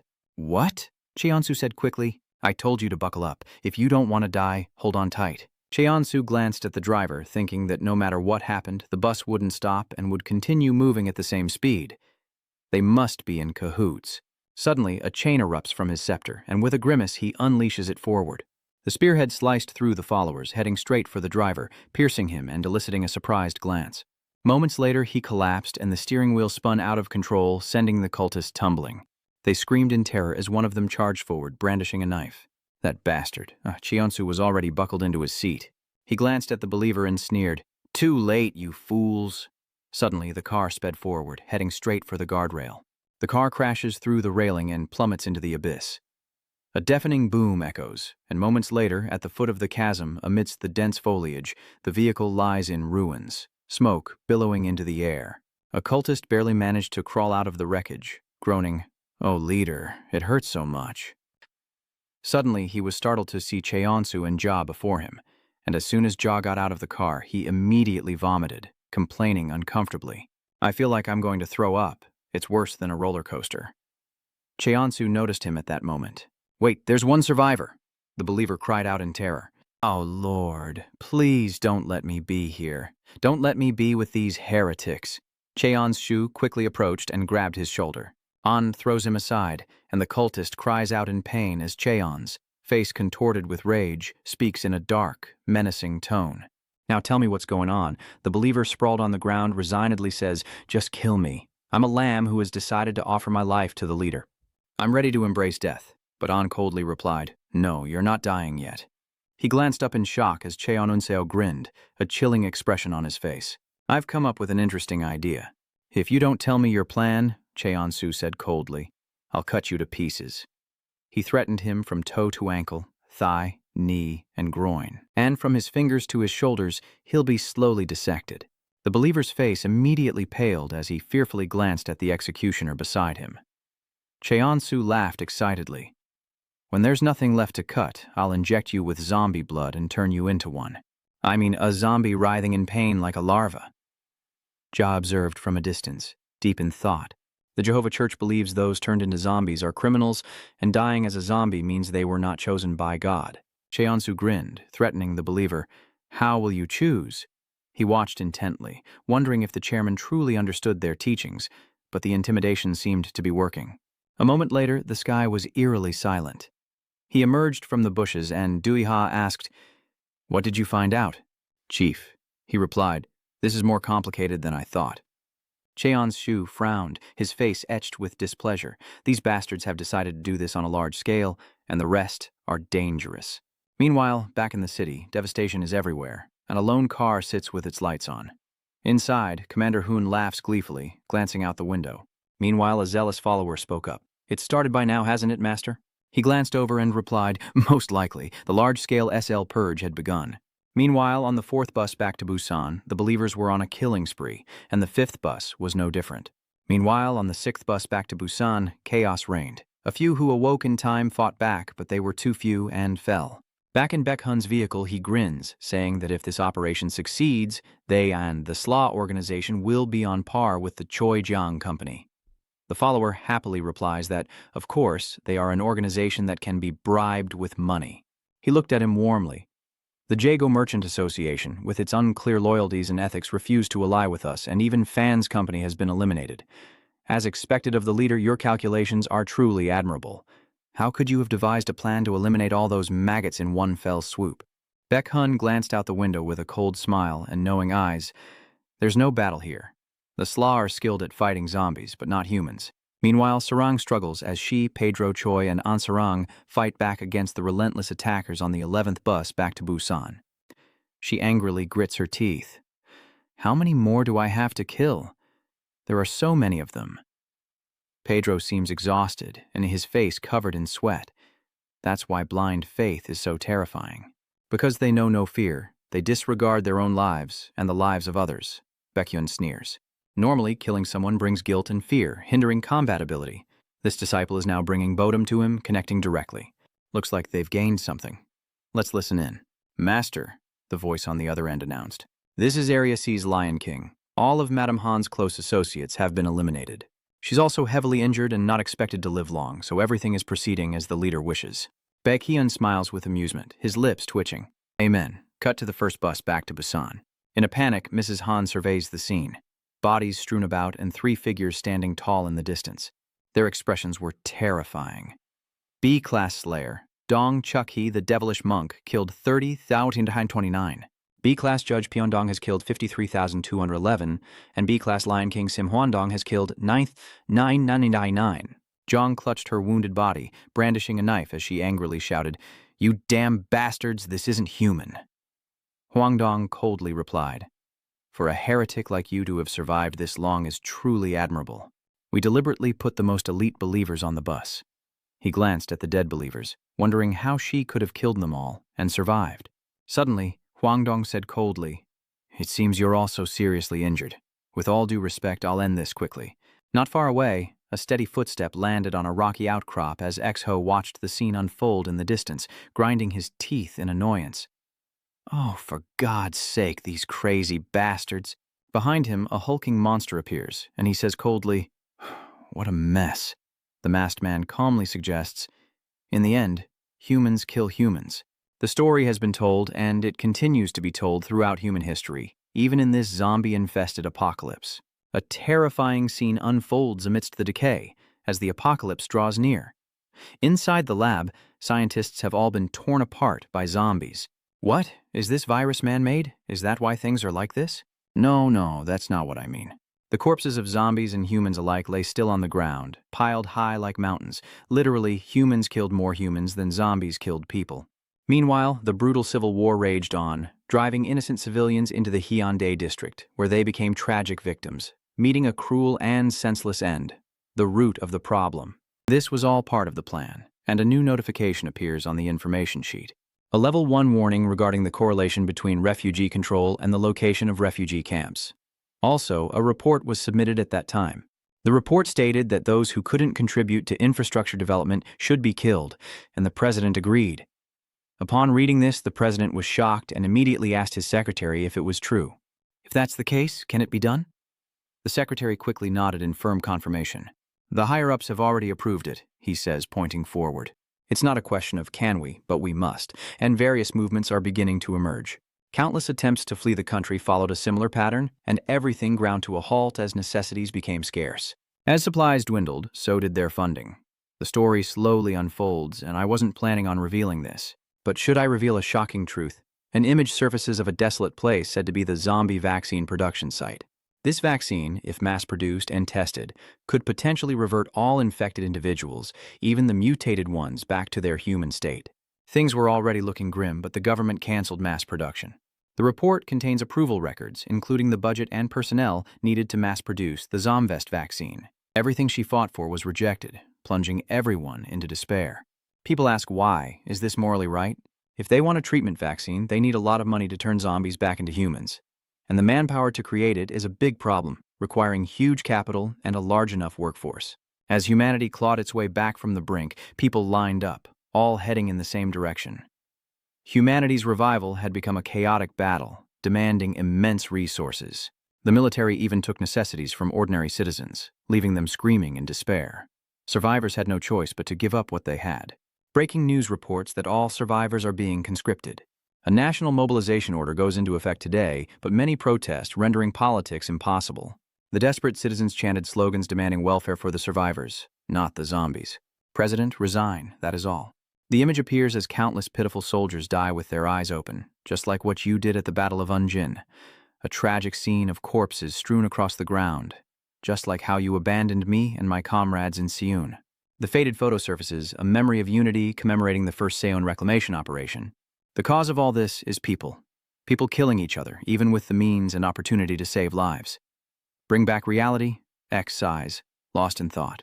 Now I understand, your pain, your world, I sympathize with it all. So I beg you to spare me. He sighed, glanced at the man, and spoke his mind. I've wanted to tell you since the first time we met, but the thought of killing anyone never crossed my mind. So that's it, you're afraid of that, huh? This time he calmly smiled and explained everything more clearly. I didn't mean to. Or is it because he hasn't been a mutant for very long? Is this happening because he can't control his power? Put it down now. Are you trying to mold something? You're scaring people. Hearing this, he quickly drops a coat in front of the man. Remembering something important, Huan Yiheng turned back to call out to Majur, as X, who sitting to the side, mocked in surprise. Hey, you guys were killing each other here before. Now you're begging me for help like I caused this tragedy. Anyone looking at this would think we're mocking them, wouldn't they? He continues to stare at the flower, still standing there. Isn't that right? Old woman, I saved you from near death, didn't I? She sighed, not understanding what had happened to Shu Hu. He was once a healthy young man when they first met. So how did he end up like this? Zhang Shu Hu, how can you control the mutated species? Hearing her words, he lost his composure and stood up to rebuke her. I guess there's no reasoning with this old woman. Seriously, stop saying things that are so easily misunderstood. He slowly approached her, revealing his intentions. I'm not here to kill anyone. I'm here to ask you to pass on a message. As soon as he finished speaking, an attack came flying in from another direction. This startled Suho. He quickly retreated, bracing against the attack. The shovel embedded itself in the wall. Imagine if Suho hadn't dodged. He might have been logged out for good. He sighed, turning to face Cheonsu, who had appeared on the scene. Look, we've already got a misunderstanding brewing. Cheonsu swiftly attacks with his familiar sickle and chain, causing Suho great anxiety as he glances towards the motionless woman amidst the flowers. Old woman, are you all right? The appearance of X only added to his discomfort. What is that bastard doing? Before him stood the massive form of Duk Chun. This confused him, as he saw a familiar face on the large mutated form. Could that body and face really belong to Jiang Duk Chun? Despite his confusion, he tried to regain his composure and think. First, he had to kill it. Cheonsu thought so, and quickly tried to pull back his weapon, but it seemed impossible. He looked back in confusion. Unbeknownst to him, Suo had been firmly holding his weapon, preventing him from retrieving it, leaving Doe Ha in stunned disbelief. He was lost in thought. Who could withstand the chairman's attack with a single hand? X takes Cheonzu's weapon and declares, I really only came to deliver a message today. He even uses Cheonzu's own sword to strike the ground. This weapon is now confiscated, its forceful impact a display of his power. Understanding Suo's intentions, Cheonzu, though furious, couldn't recklessly attack. Sensing the situation, Dui Ha whispered to Cheonanzu, Do you need me to buy you some time to retrieve your weapon, sir? He shook his head, refusing the offer. Forget it, I'll just kill him. Observing everything around him, he dares to speak his own calculations. He could control me by bringing out the haul, but he just stuck it down. I don't think he's here to provoke, but for another purpose. Hearing this, X-Ho laughed and clapped with delight. All right, wonderful, I highly commend you for that. He still didn't understand Suho, who continued the conversation. I was worried you wouldn't survive your injuries and make it back to Busan. Tell the people of Busan what I said. Cheonsu was confused by the hooded man in front of him. Deliver a message? Getting straight to the point, Su raises his finger and declares that in 1 month he will cross the wall and enter Busan with countless zombies and mutants. A warning that leaves Cheonsu in stunned disbelief. Of course, Jae-ah, who was right beside him, was no exception, as Suho continued to speak. Yes, to kill all the survivors in Busan, Huangdong slowly turns to listen. Zhonghua also senses that things are going wrong, and the more Cheonshu thinks about it, the more wrong it feels. Confused, he asks the man before him, You're human too, right? Not just killing one person, but all the people of Busan. Suho remains calm, as if nothing's amiss. Me? Of course I'm human. Suho's voice continued, but he listened in focused silence. Suho pointed at the two and declared, You survivors aren't human either. Zhonghua remained silent, a bit frightened by these words. On the contrary, those infected, the mutated, have been deceived and misled by you, and are now lost in darkness. It was the first time Jehocha sensed danger from the mysterious man. They are considered human because of their sacrifices. With that, Suho clenches his fist with determination. Therefore I will kill you all. I will wipe you out, cure those who have become zombies, and rebuild this nation. Before leaving, Suho issued a warning. Return to Busan and spread the word. Hearing this, Cheonsu became extremely serious, knowing that Suho was not one to make empty threats. Those outside the wall you abandoned. Jang Suho Slazer once risked his life for you. Suddenly, Suo's voice deepened as he declared an all-out war against the filthy humans. Recalling X's words, Cheonsu was in disbelief. A declaration of war? Was he planning to kill everyone inside the wall? He couldn't help but recall the zombie hunters and the military helicopters that always supported the civilians. How absurd. Even if he did, Busan still has hundreds of Esslers. Even with the army divided in Unjin, Busan still has a considerable garrison, and the people have armed themselves. Moreover, if Busan were in danger, the survivors would arm themselves. The more Cheonsu thought about it, the more wrong it felt. How could one person, or even a group led by one individual, possibly kill all the survivors? It's impossible. But why? He sensed that X wasn't one to joke around. Will he really do as he says? The situation is incredibly urgent. He stared at Chuhu, lost in thought, logically assessing the situation. He needed to fight, say he would, and get the old woman back inside the wall. He's carefully calculated everything about this mysterious man named Chuhu, but his reason tells him that if he avoids this fight and lets him go, their next encounter could be far worse. After a moment's thought, Cheonsu gripped his weapon tightly. Or should he just leave? Everyone around Cheonsu awaited his decision, despite his hesitation. Wouldn't a brief skirmish reveal information that could help him deal with X-Ho later? X-Ho is losing his patience. Are you thinking about it? Startled, he didn't know what to do, and X spoke again. Everyone thinks the same way once they reach a certain level. Suho seems to be taking X's words seriously. If you were strong enough, you could save them and return together safely. But amidst the smoke and dust, Ezo quickly threatened. If things get worse, I'll kill everyone here. His eyes hardened as he spoke his mind. The reason I let you live, the last survivors, no, it's not out of pity, but because I want to see your true human nature. So, return to Ban while you still can, since we'll be seeing each other again soon anyway. Oh, one more thing. He quickly stared ahead, offering a reminder. Oh, Dong, tell Choi Dong I'll be coming to see her personally. Time passes, and the moon rises high over a wide road. Su supports Hwandong as they walk forward, while Yuha helps the heavily injured Cheon-Su. After observing the distance, Hwandong speaks up.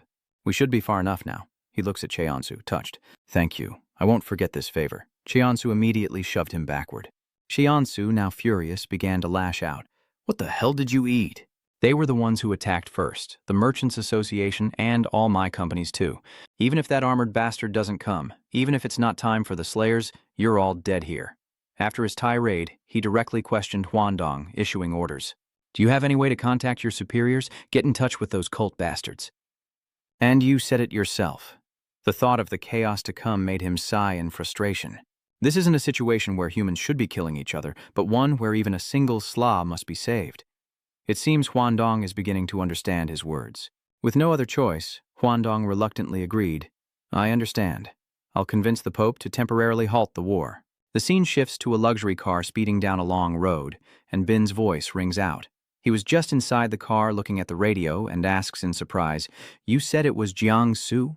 Ha anticipated the worst, Jiang-Suo's sudden appearance, Suho's domineering presence atop the massive form, and Suo's ability to control the mutated creatures at will. Remembering X's warning and declaration to kill all survivors in Busan, the UN command found themselves in an unprecedented and difficult situation. Upon hearing the situation, Bibich Hai had an idea, biting his lip until it bled as he came to a conclusion. He had his own plans brewing, now was not the time for such battles. Remembering the brutal scene of that bloody battle, he was torn, unsure of what to do. A mistake now would turn this war into a purge. At that time, he was also considered an accomplice to all of this, leading to a decrease in the number of Esslers, and he could become a traitor. BCHUN felt utterly helpless, unsure of what to do next, fearing he'd be seen as a savior to the survivors. He imagined ordinary people brutally beating him, and in an instant he'd become a traitor to humanity. He couldn't bear the thought. Ewan finished his call, and Priest Stephen quickly responded. Yes, yes, Your Holiness. After a long period of contemplation, he quickly made his decision. Because you have followed me and contributed greatly to killing zombies and building the church, you will surely go to heaven. Hearing Bin's words, Stephen quickly clasped his hands together and nodded in agreement. Yes, it's an honor to hear you say that, Your Holiness. I, Stephen, will continue to believe in you and follow this path. Before he could finish, Bin pressed on, asking if Stephen would martyr himself for him. This left him utterly bewildered. Not understanding Biyuin's words, he hastily asked, "Pardon me?" He continued with new demands. Go to the Slaw and attack. Stop them. Things are going awry, and someone must take responsibility. I hope the priest will be that person. After hearing these requests, Stephen suddenly fell silent, lost in thought. As he was lost in thought, Buin gently placed his hand on Stephen's, but his face now held a calculating look as he gave the order. Your martyrdom will be forever etched in the church's memory. You are a true servant of God. As if hypnotized, Sai quickly nodded in understanding. I obey your command. The luxurious car sped down the long road, and a voice echoed from within. Brothers and sisters, we will end this battle here. As the car passed, Teachman was knocked to the ground in pain. This war was started by the possessed priest Stephen, whose blood splattered on the cold road. This has nothing to do with my wishes, so please keep that in mind and stop fighting. The people who heard this news were furious but helpless. I repeat, all believers cease fighting and return to Buon. They quickly gripped their knives, but as if compelled by a strange force, they dropped them to the ground. On the other side, the knives quickly fell, despite Sarang and her comrades' fierce battle, and one of them offered a friendly smile. It seems you've misunderstood something. From now on, we won't attack you anymore. Let's just get back to Busan safely. This infuriates Sarang, who yells at the crazy bastards. A teammate, surprised, asks if she believes their words. Time passes, and the moon rises high in the sky. Yang also awoke from his daze, jolting upright as if from a nightmare. Seeing Cho awakened, Ari quickly says, Master Chairman, the old hag has woken up. Cheon-shu sighs. I'm awake too. The more she thought about it, the more helpless she felt, and she sighed. How did things end up like this? He recounts everything that happened. We brought her back into a hospital within the Busan walls, so she's safe. She was deeply moved by everything he had done to help her. I owe you one, the demon hall, you say? Thanks to you, I was able to survive. Cheon-shu calmly replied with a hint of sadness. It's nothing. Protecting you was part of the deal since you sided with us from the start. I'm sorry we couldn't save more people. Remembering something important, she hurriedly asks how the situation is now, and if he's informed the government about Jiang Shu-hu's appearance. He quickly nods in confirmation. Yes, I did. He recalled Stephen's face and reported everything, explaining that Bi Hyung held Priest Stephen responsible for the war, and they successfully cut them off. His voice echoed, emphasizing that this was no time for the Slayers to falter. And now, with their power growing at an unbelievable rate, punishment won't be easy, infuriating Madame Hua. Those corrupt bastards, Cheon-shu continues, there's one more thing. Seeing that there was more to hear, which seemed to confuse her, he looked ahead with a determined gaze and declared, The Slaw Friendship Association has been summoned, and it seems he foresaw the purpose of this meeting. Of course, this isn't just a gathering. This is the temporary headquarters of the Ministry of National Defense. The gates open to welcome a distinguished guest, as Bin and the others step inside to prevent the Slaw's initial attack. Everyone's face turned grim as they realized what was happening. A full-scale war declared on Busan, and a strategy meeting was called. Cheon-su's face turned grim as he announced that the Slaw Friendship Association had been summoned. He seemed to anticipate the purpose of this meeting. Of course, it wasn't just a meeting. The scene shifts to the Ministry of National Defense's temporary headquarters.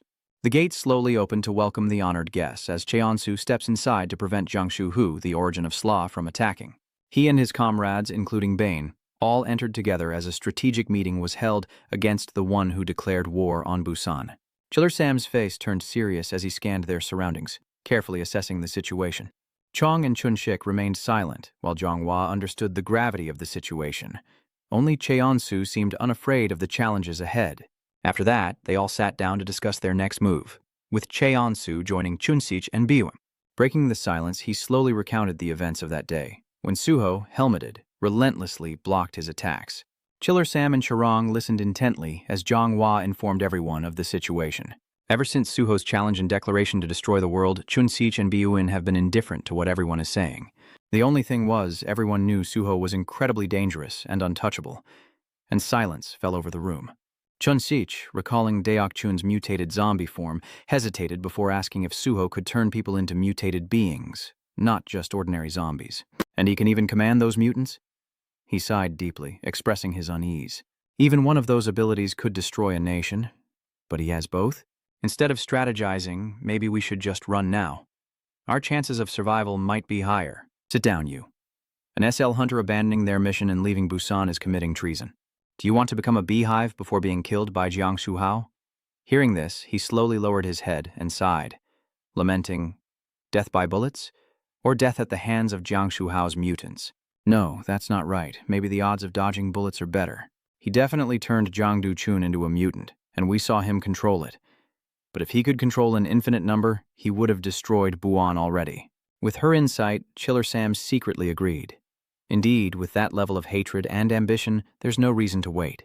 She shared her thoughts with everyone, certain that creating and controlling the mutants had its limits. The 1-month deadline he mentioned must be the amount of time he needs to prepare. Cheonsu nodded, quickly informing everyone.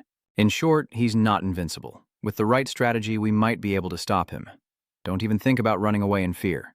Chun-sich was furious at this mockery, as if he were a child who couldn't control his bladder. And here's one who hasn't even killed 100,000 zombies running his mouth. Chun-sich added that he still felt uneasy. Let's hear what they have to say. As the situation escalates, Bion suddenly claps, silencing everyone. He finally spoke up, sharing his thoughts. So, am I to understand that everyone here has decided to make Busan the battlefield and fight the heretic Jiang So? His voice echoed, then I believe you should begin strategizing. Chiller Sam, who had been silently listening, turned his gaze back to the flowers. But before that, I want to be frank, something that displeases her greatly. And as she announces what's next, her face turns menacing. Furthermore, if my conditions aren't met, the Jehovah Church will not participate in this defensive war. Jiang couldn't believe Bion would say such a thing. In case you doubt your ears, allow me to repeat myself. Karong has been silently listening all this time. Cheonsu's face grew more displeased as he continued to make unpleasant remarks. I said that if you don't accept the conditions, we won't participate in the war. Baek Ween turned his gaze to the soldier standing guard on the side. Everyone knew the events at Unjin had left the soldier terrified. The military's strength has dwindled, making a full-scale war impossible. Chiller Sam listened intently to his words. The same goes for your Choi and Jiang company. He quickly paints a picture of a 6-person alliance. Choi and Jiang were once elite slaw companies, but their numbers are few, and even with improved slacers, they'd struggle in a full-scale war. Speaking of which, Bion glances at the flower again, while the Small Businessman Association president is visibly startled. Unfortunately, they've weakened considerably after clashing with us, and they're hardly a slaw force to be reckoned with anymore. Unable to bear these words, she cursed loudly and relentlessly. A conflict? You call that a conflict, you mutt? That was a one-sided attack from your side. Because of that, the assistant manager's people saw her react so violently, while the calm CEO smiled and mocked her relentlessly. Oh my, if the government concludes it's a conflict, then I'll call it a conflict. What's wrong with that? If you were so unhappy, you should have bribed us more. He glanced at Cheon, while dismissing the newly formed fans company as insignificant. Chun-sich turned to Cheonu, who sat silently. He seemed to know more than he let on.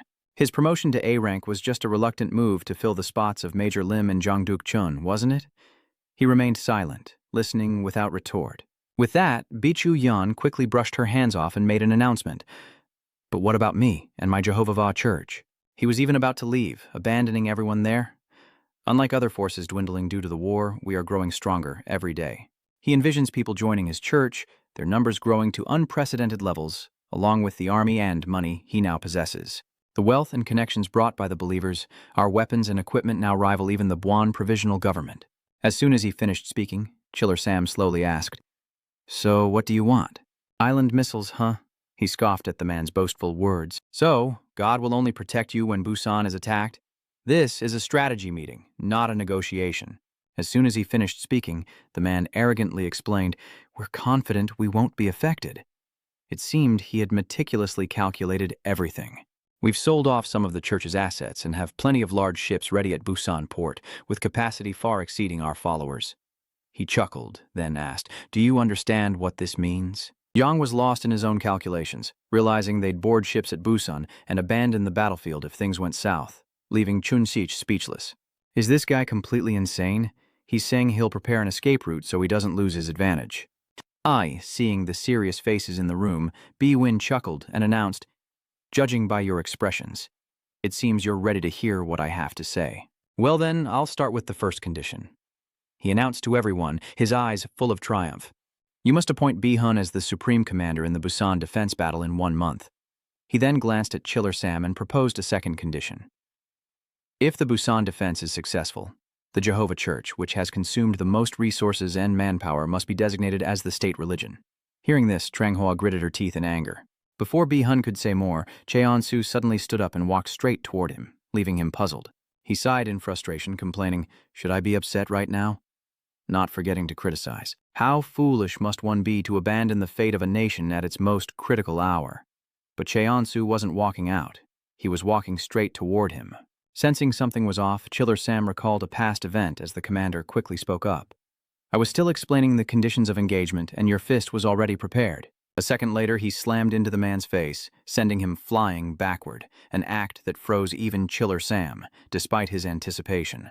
Zhonghua was speechless, while Chun Sich was secretly pleased by the brutal punch. As before, Chorong showed no unusual reaction. Caught off guard, Bion fell hard to the ground, writhing in pain, and coughed helplessly, trying to regain his composure. His face now covered in blood, he continued to curse. "Are you crazy? I hold the power in this negotiation. How dare you strike me?" After his rant, he points at Cheonshu and barks orders. "Where are the others, Sla? Hurry up and kill this man." That's how negotiations begin. Everyone just stood there, watching him get beaten, without reacting. He grabs the man's collar again, startling him, who still doesn't understand why he's so angry. Clenching his fist, Cheonshu prepared to deliver another blow as everyone stood by, seemingly without reaction, and no one rushed to stop Kim Chun-shu. They silently watched as Bichween was brutally beaten, punch after punch. Yes, they were waiting for someone to end that little monster who had gone too far. The scene shifts to the president's office, where Ari's angry voice echoes. "What? You're saying you'll kill BB Hun?" The chairman, other S ranks, and the government won't allow it, but Cheonsu remained calm, having already calculated this. If the conditions are right, no one will stop me. This leaves her in utter confusion as he continues, explaining that the attack on the Small Business Association ended with them cutting off their tails. The government and other top-tier slayers know Bi-hun was behind it all. Cheonsu stood before her, relentlessly voicing his thoughts, and they know there's no guarantee he won't do it again. Moreover, if he doesn't stop now, they all know he aspires to become the nation's government, his voice echoing with conviction. Everyone knows they must stop him, that they must kill him to prevent him, but they can't. Ari has been listening to him all this time, because everyone has their own interests. His face hardened as he finished. "But what about my position?" She considered this, carefully weighing her options. The government hailed him as a hero for eliminating Lieutenant Lim. He also has credibility and loyalty from his time working at Choi and Jiang, so they wouldn't dare touch me. Besides, he's backed by the Small Business Owners Association. Cheonsu nodded in agreement, knowing that if they didn't deal with him quickly, they'd waste time preparing for a political mess. He added that if he didn't solve this, who would? Back in reality, Cheonu grabbed Bui's collar, ignoring the blows as he continued to taunt him. "Do you really think you're strong enough? That you can stop Jiangshu Hu without the Jehovah Church?" Tears of pain streamed down his face as he was told it wasn't too late to leave. Before he could finish, Cheonsu landed another punch, silencing the entire room. Everyone knows Cheonsu's actions are far too dangerous, a reckless gamble alongside events like the church fighting zombies. Then we see the nun and the pastor, the masterminds behind it all, rejoicing, even though the Jehovah Church has grown strong, baring its fangs at other Class A slayers. And so, the story continues, holding humanity's survival hostage to personal ambition. With Buin's image always present, manipulating everyone despite the schemes and tactics. His henchmen relentlessly oppress the innocent, yet the Jehovah Church and Bi-hun have never crossed the line so blatantly. He even remembers to have his body double dye their hair. Baek-hun was meticulous yet cowardly, even as the Messiah, so why has he lost his judgment now? But the answer is simple. It all comes down to method acting. Let's briefly explain this miraculous technique. The acting method is a technique where actors fully immerse themselves in the thoughts and emotions of their characters, becoming one with them. The script clearly defines his role as the Pope of the Jehovah Church and the Savior in the zombie apocalypse. The script clearly detailed various aspects of the zombie apocalypse, with actor Bi-hun playing the role of a heretical pope. Holding the prepared script, Bi-hun remained perfectly calm, and that's what consumed him. Time passed and he reveled in controlling the sanctuary, absorbing Django's remnants as the balance of power shifted in his favor. He even partnered with the military, growing stronger, realizing the government's forces couldn't touch him. Gradually, 550 years had been corrupted by his actions, and the tension faded away. He began to believe in the world he had created, standing alone in the vast cathedral. He believed his ideas were unique, that he was the true savior sent by God to save this world. All his crimes and schemes were for the salvation of the world, and as the strange symbol began to reveal itself, he believed himself to be an omnipotent, immortal being. Ai, Bayek Yu. In stood in the space, sighing. "I'm not acting. He's become someone else, and I've found myself. Back in reality, everyone in the room was silent before Chunshu's actions. Even the soldiers guarding the area are silent, afraid to make a sound as Commander Baek Uin lies still, his face covered in blood. After this operation, the military will lose its function as images of innocent corpses litter the ground. The government can no longer contain the people's discontent, and outside, society is collapsing as citizens take to the streets in protest. The extremely unfair regime and resource distribution system will collapse, as the power to enforce it has vanished. Cheonsu's eyes burn with the desire to destroy him at any moment. The UN executive couldn't even fight back against the barrage of punches to the face, and others in the association were silenced as their own interests grew. As the government crumbles and loses power, that void will be filled by the SLAs. The already powerful Class A SLAs will become even stronger than the old politicians. He couldn't help but recall Wang Tek's words to him long ago. You must take on the mantle of leadership. Wang Tek's words echoed in Cheonsu's mind. A personal charge. What I couldn't achieve, you surely will. After taking a beating, he could only stand there, muttering, I am BCH Hyun, your savior. His eyes were filled with despair, blood splattering across his face. With just a few basic moves, Cheonsu defeated Bin before everyone's eyes. After the fight, he quickly hoisted Bin's limp body and declared, if he lives, he'll seize political power until Jiang Shuho attacks Buan. His voice echoed, suggesting he'd control us by force, just as he planned to purge the Jagochi Merchant Association. Zhang Hua listened in silence. Everyone foresaw the commoners rioting and the grim scene of people killing each other repeating itself. Once again, a fierce battle between the two sides was about to unfold. At this point, Cheon-woo questioned everyone. You all know what the outcome will be, right? If I didn't kill him today, we would have destroyed ourselves before Jiang Shuho and the mutants even arrived. I'm just doing what needs to be done. Is there a problem? After dealing with B. Yuan, he picked up the body and walked out, leaving everyone in the room speechless. Seeing the situation spiral out of control, Chun-sich anxiously asked, Hey, you caused this mess. Where do you think you're going? Even the military was starting to speak up in surprise. We'd like an answer too. What are you planning to do? Ignoring everyone's expectations, Kim Cheonsu boldly declares, I'm going to unite the entire army. These words leave Chiller Sam frozen in place. Unification? He seems incredibly determined to carry out his plan, to unite all the slayers and survivors to face Jiang Shuhu. As I said, someone has to take on this task, right? Things are gradually going back on track, and the first place Kim Cheonsu heads to is the main church of the Jehovah Church. Inside the church, a truck suddenly appears, smashing everything in its path, throwing the people into chaos. Chaos erupts as they struggle to understand what's happening, and Huandong rushes outside, drawn by the strange noise. What's going on? Is it an attack?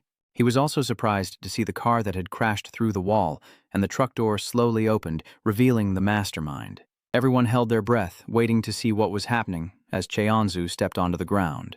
He swiftly throws down Biyuan's lifeless body, announcing to everyone, the so-called savior, or whatever you believe in. This also froze Hoandong and the church members in their tracks, as Cheonsu fearlessly declared before Biyuan's cold corpse. I've killed him, his voice echoed. Now, make your choice. Everyone inside the church froze. He coldly challenged everyone, swear allegiance to this fraud and die with him, or live and fight with me. The story slowly begins to unfold, and the people in the church are utterly astonished. Their absolute savior, BCH Hyun, is now dead, leaving them lost, as their self-made Bible offers no guidance. He was supposed to win the final battle against the zombies and ascend to heaven. Now all they can do is stare at Uin's cold corpse lying still before them. And now he lies dead and pathetic at the hands of that uneducated brute. As if everyone's been hypnotized. They exchanged glances in silence, and strangely no one seemed angry about Bi-hun's death. Instead, they were all silent, as if swallowing bitterness with stunned expressions. One of them was utterly bewildered, thinking, damn it, what do we do now? The others were confused, unsure of what to do. Wasn't that man an emissary of God? I just got promoted to priest and started enjoying the benefits. Why now? Another man approached the priest and asked. The priest, startled and confused, didn't know what to do. After a long breath, he declared to everyone, God has sent us a new pope. This statement immediately froze everyone in the church, and even Cheonsu, seeing this for the first time, was speechless. Seeing everyone's reaction, the priest was flustered, unsure of what to do.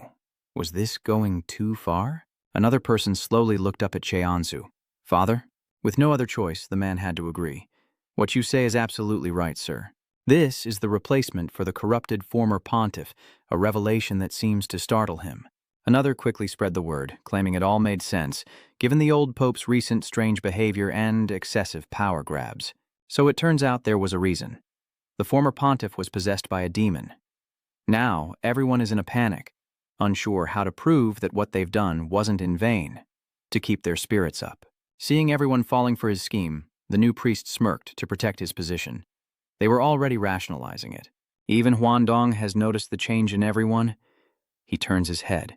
Everyone is losing their composure, but if what just happened isn't explained in that way, the church will fall apart and society will descend into chaos. He couldn't help but recall the scene of Jiang Shuho mocking him while sitting on top of him. If that happened, everyone in Busan would be killed by Jiang Shuho. Thinking this, he quickly turned to Suai with determination, only to see Huandong walking towards him, making Cheon and Seo look curious. Before he could understand, Huandong grabbed his hand, raising it to announce to everyone, "This is my brother, Kim Cheonsu." He climbed to A rank in just 6 months as a slayer. He is the new savior. The moment Huandong finished speaking, everyone froze for a split second, then erupted into a frenzy of cheers. This scene leaves Cheonsu frozen, unsure of what to do. I intended to show them the reality before negotiating, but things have taken a strange turn. However, this was his only purpose for coming here. He quickly glanced away, wondering if he'd done the right thing. Inside the vehicle, Sarangari and Ja waved in admiration, as time shifted back to the meeting where everyone was astonished by Cheonu's story. So, Chiller Sam slowly turns his head back in confusion, asking if he's done convincing the cult and is now trying to convince them. He quickly nodded in confirmation, then glanced at Dong. "And I need to hear your version of the story." Confused, she looked up at him, his eyes resolute as he cut straight to the point about what happened between Jiang Suho and the Soon group. Secretary Park immediately questioned, "What did you hear from Jiang Shuhu?" But then she wondered, "No, even if you did hear something, do you think we'd believe the words of an enemy?" Seeing this, Dong remained stern and waved his hand to stop him, immediately making Secretary Park uneasy. Instead, Dong carefully asks what Jiang Shuhu told him. Cheon Zishu replied that the survivors, the people he trusted as comrades, had abandoned him. He explained that it was the trigger, like how he had lost all faith in the survivors. And silence fell over the room. Dong glanced at Chisam, who nodded in response. Then, Dong made a proposition. "Before you hear the story, promise me one thing." Cheon Shu wondered what it was. Dong's expression suddenly darkened and became wary, stipulating that after hearing the story, he must make an accurate deduction. "Even if it's disgusting and filthy, please continue to be their A-class slayer, their hope. I know I can't save everyone inside the walls because I came from nothing. Even so, I'm determined to fight for them, and I'm working hard now. You think it's all in the past, so I won't let it shake me." This made Dong pause for a moment. She mentioned Jiang Shuhu. Dong recounts that he was once a genius, unmatched in his zombie-slaying talent, and in her eyes the first survivor of the reclamation operation. Dong reveals that he was the first slasher, making a living off of killing zombies. Recalling the past, he recounts how he became a key figure in slasher organizations with overwhelming abilities and leadership skills.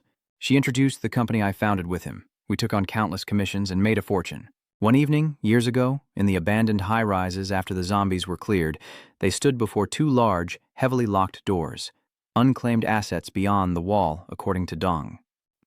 Inside, they found stacks upon stacks of gold, astonishing her. Dong recalls they acquired vast lands after signing a government contract, gaining many soldiers to support them. She thought that we rode that momentum, and she and Jiang Shuhu worked side by side on the missions they both aimed for. Dong remarked that in Busan, where dreams and hopes were dwindling, only they had achieved a different kind of success. Back then, as the group reminisced about their joyful and close-knit past, she felt they were doing essential work while amassing a fortune. Dong acknowledged that they had once been radiant. That day, she cheerfully insisted that the chairman should be the one to propose the toast, flustering Jiang Shuhu. He awkwardly declined. "What are you doing?" I can't do that." Seeing this, the group still smiled kindly at Jiang Shuhu before them. He reluctantly raised his glass, saying, Let's nod in trust to our companions." Jiang Shuhu raises his glass, vowing for a peaceful world, leaving everyone stunned and wondering why they aren't toasting. But the mood quickly picks up again as they celebrate together. Zhang remarks that his strength and leadership aren't just known within the department anymore, but have spread like a legend among soldiers and civilians.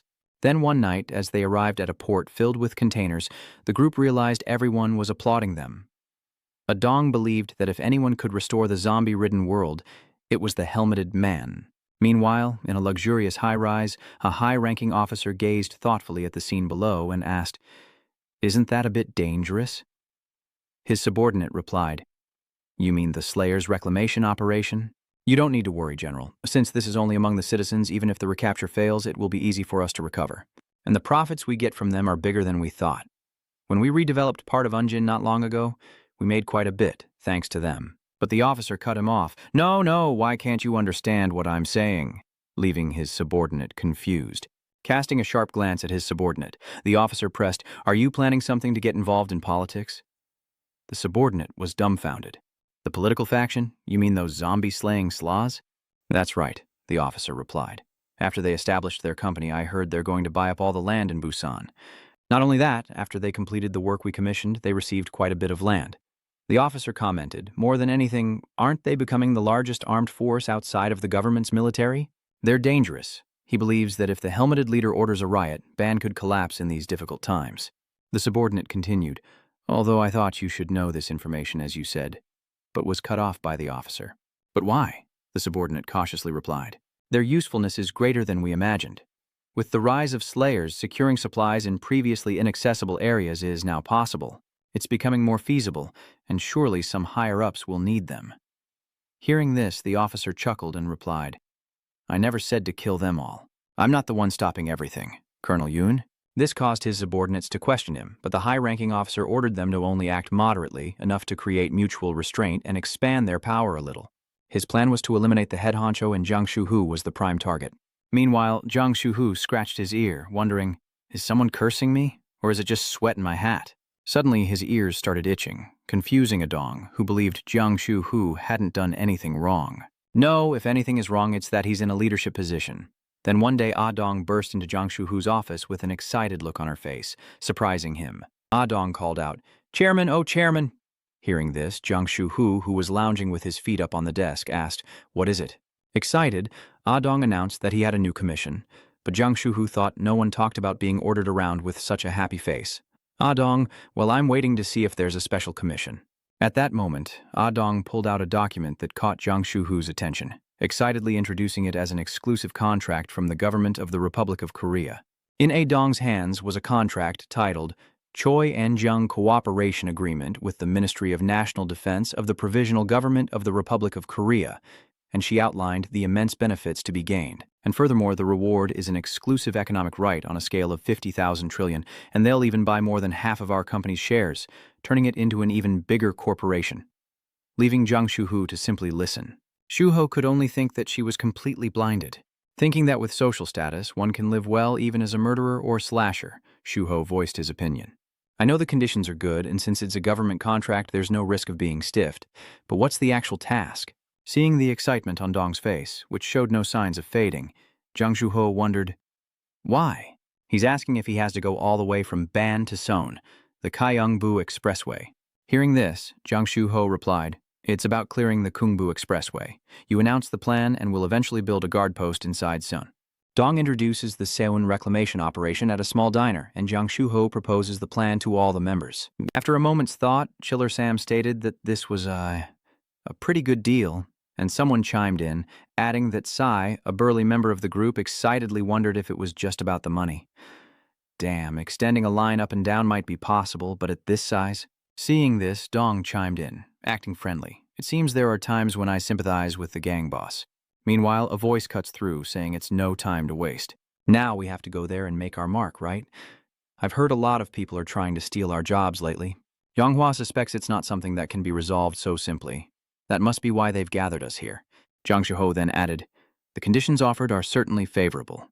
If this gives us the government as an official backer, then compared to our daily grind of zombie extermination, the treatment and compensation for slayers will be much better." Suho also mentioned how those holding company shares are basically sitting on piles of money and don't even need to go outside the wall, right? This made the burly member a little hesitant, as he figured gathering information outside the wall might be easier. Hearing this, Chile Sam pondered for a moment. Finally, Jiang Shuhu concluded, "But perhaps we need to consider the cost of undertaking this commission." Hearing this, the members were taken aback. Suho calculated that the shortest distance from Busan to Seoul was 400 kilometers. The Kungbu Highway, Buon. Even if we hope that no high-level mutants appear, we'll still have to kill hundreds, even thousands, of zombies to reach Seoul. He prepared them for the very real possibility that many of them wouldn't make it back, and that the mission itself might fail. Finally, he asked everyone sternly, "Are you willing to risk your lives for this mission? This mission requires the consent of the majority of hunters. If most disagree, I will not proceed." Everyone began to murmur, torn between the pros and cons of accepting the mission. Why put everyone in such a difficult position? That's a realistic perspective. It's true you can make a lot of money, but this is a life or death mission. If you die, isn't that the end of your S-class career? Since when have you become so afraid of death? Even if it's dangerous, there's always a way. That bastard. Suddenly, someone punched the wall, creating a loud noise, and the muscular man from before angrily shouted, "Damn it, you're saying you want to run and give up this chance? Are you all crazy?" He widened his eyes and shouted, saying, "Haven't you all been fighting with all your might since you started making a living killing zombies? Now you're suddenly afraid to die? Do you really think your empty lives are that precious?" He argues that if they don't take this commission, the Ministry of National Defense will find other Slay organizations to train instead. The room fell silent as everyone pondered, some nodding in agreement, others pounding their chests in anger, as the burly man forcefully argued that they would fall from first to second, and then from second to third. Commissions will dwindle, influence will wane, and in 5 years, we'll be back in Hyundai. He passionately rallied everyone, urging them to seize this once-in-a-lifetime opportunity and live like human beings. Otherwise, we'll return to the bottom, living like the scum we once were. After his impassioned speech, the large man was exhausted and out of breath, but his words had given everyone something to consider. In the end, the big man urged, "How can we go back to living like we used to? The government might not even trust us again. A dog that doesn't listen is worthless, so let's consider this. If we succeed, won't we all be billionaires?" As he continued, thinking of his child growing up in Hyun, day made him hate returning there more than death. Beside Chiller Sam, Yang Hua shook her head, remarking, "I thought you were a cold, heartless old man, but it turns out you've been through so much." Hearing that, Chiller Sam just coughed and replied, "Everyone has their own pain. I don't care if others think I'm cold. Wouldn't we need a lot of money to stop the redevelopment of Jiaoqi Market? That's why I didn't object this time." Yang shared his perspective. Whether he lived or died wasn't the issue, but if he had to go, he would. But seeing everyone voting for Dong, she had a bad feeling. Yang predicted that many would die this time. And so, the Slayers' vote that day resulted in over half agreeing to the Seoul reclamation operation, and hell truly began. Moving to a desolate, ruined city, everyone couldn't help but exclaim, "Damn it!" After struggling with the monster, even the big guy was exhausted. Witnessing the monster's overwhelming size and its crazed destruction, he was rooted to the spot, wondering what to do. Just then, as the monster swung its massive arm at the big guy, a swift and decisive strike severed its arm and half its head, shocking him. Seeing the monster's huge hand cleanly cut off, the big guy stared in disbelief as Chiller Sam, holding a fishing rod, breathed heavily and muttered, "I'm not a babysitter. Why do I have to watch this guy? I'm not as young as I used to be, so moving around is getting harder, you bastard." Just then, something huge suddenly burst from the ground behind him. Chiller Sam is immediately on guard as another massive monster with a drill-like nose charges forward, gripping his bloodied fishing rod. A sharp pain shoots through his arm, and Chiller Sam realizes it's his arm. As the monster, reeking of bloodlust, charged towards him, Chiller Sam prepared to strike, but in a flash it was instantly defeated. Jang Soo-ho appears, announcing that they're done for the day, as further operations will be difficult if things continue this way. The sun is setting and Jang Soo-ho orders them to return. Dong recalls that the government wasn't the only source of help, there was also a commission involved. Within the safety zone secured by the SLAs, they set up a temporary camp to rest, and all team members were assigned to a large government barracks, providing only the bare necessities and safe lodging. Dong felt the military was just feeding them to keep them from starving, like a dog. Just then, as Jang Soo-ho sat pensively in a corner, a voice called out. Jang Soo-ho approached and a government officer asked, "How far have we reclaimed today?" Jang Soo-ho replied, 150? No, about 130. As soon as he finished speaking, the officer looked displeased and questioned him. 130? You mean 130 meters? Seeing this, Jang Soo-ho remained silent, while the officer angrily rebuked, "At this rate, when will we ever retake Seoul? Are you even following the strategy correctly?" Jiang Shu-hu could only fall silent and hang his head low. Just then, the large man appeared, grabbing the officer by the collar and glaring at him. "Damn it! You insolent soldier! Have you even been outside?" The officer was stunned as the hulking man raged, questioning how they could reach Seiyun when the mutations were evolving and growing in scale, slowing their progress. "Is it our fault there are so many zombies in Seiyun?" The other close members could only stand by silently and watch the argument unfold. Dong steps in, saying it doesn't matter how far we have to go or how much we've attacked. She raises the question of how many Esslers are left, while Jiang Shu-hu sits silently, head bowed, delivering the grim news. With 2 casualties today, the remaining slayers are estimated to be around 40, leaving the officer speechless. He cautiously asks, "With that number, can you still reach Seiyun?" Sang-shu spoke up. "If all 40 SLERs were as strong as the chairman, then suddenly it might be possible. But with just us, it's completely impossible. I wasn't going to say anything, but you're all under too much pressure. I can't continue this mission." And so, he makes a decision. To retake Seiyun, they must first regroup in Busan and call for reinforcements to reorganize. "Let's return to Busan, train more slayers, reorganize our attack strategy systematically, and then restart the operation." At this, someone immediately interrupted, calling it nonsense. The officer's face darkened as he shoved the large man away, taken aback, reminding them that they signed a contract with the Republic of Korea's Ministry of National Defense, and they were here to fulfill that contract, so there was no quitting or pausing before the task was completed. Hearing this, Jiang Shu-hu sharply questioned, "So you're telling us to go to Seiyun and die?" But the officer indifferently replied, "Just follow the contract. Even if the operation fails, you are not allowed to give up." These words seemed to push Jiang Shu-hu to his limit, as a palpable bloodlust emanated from him.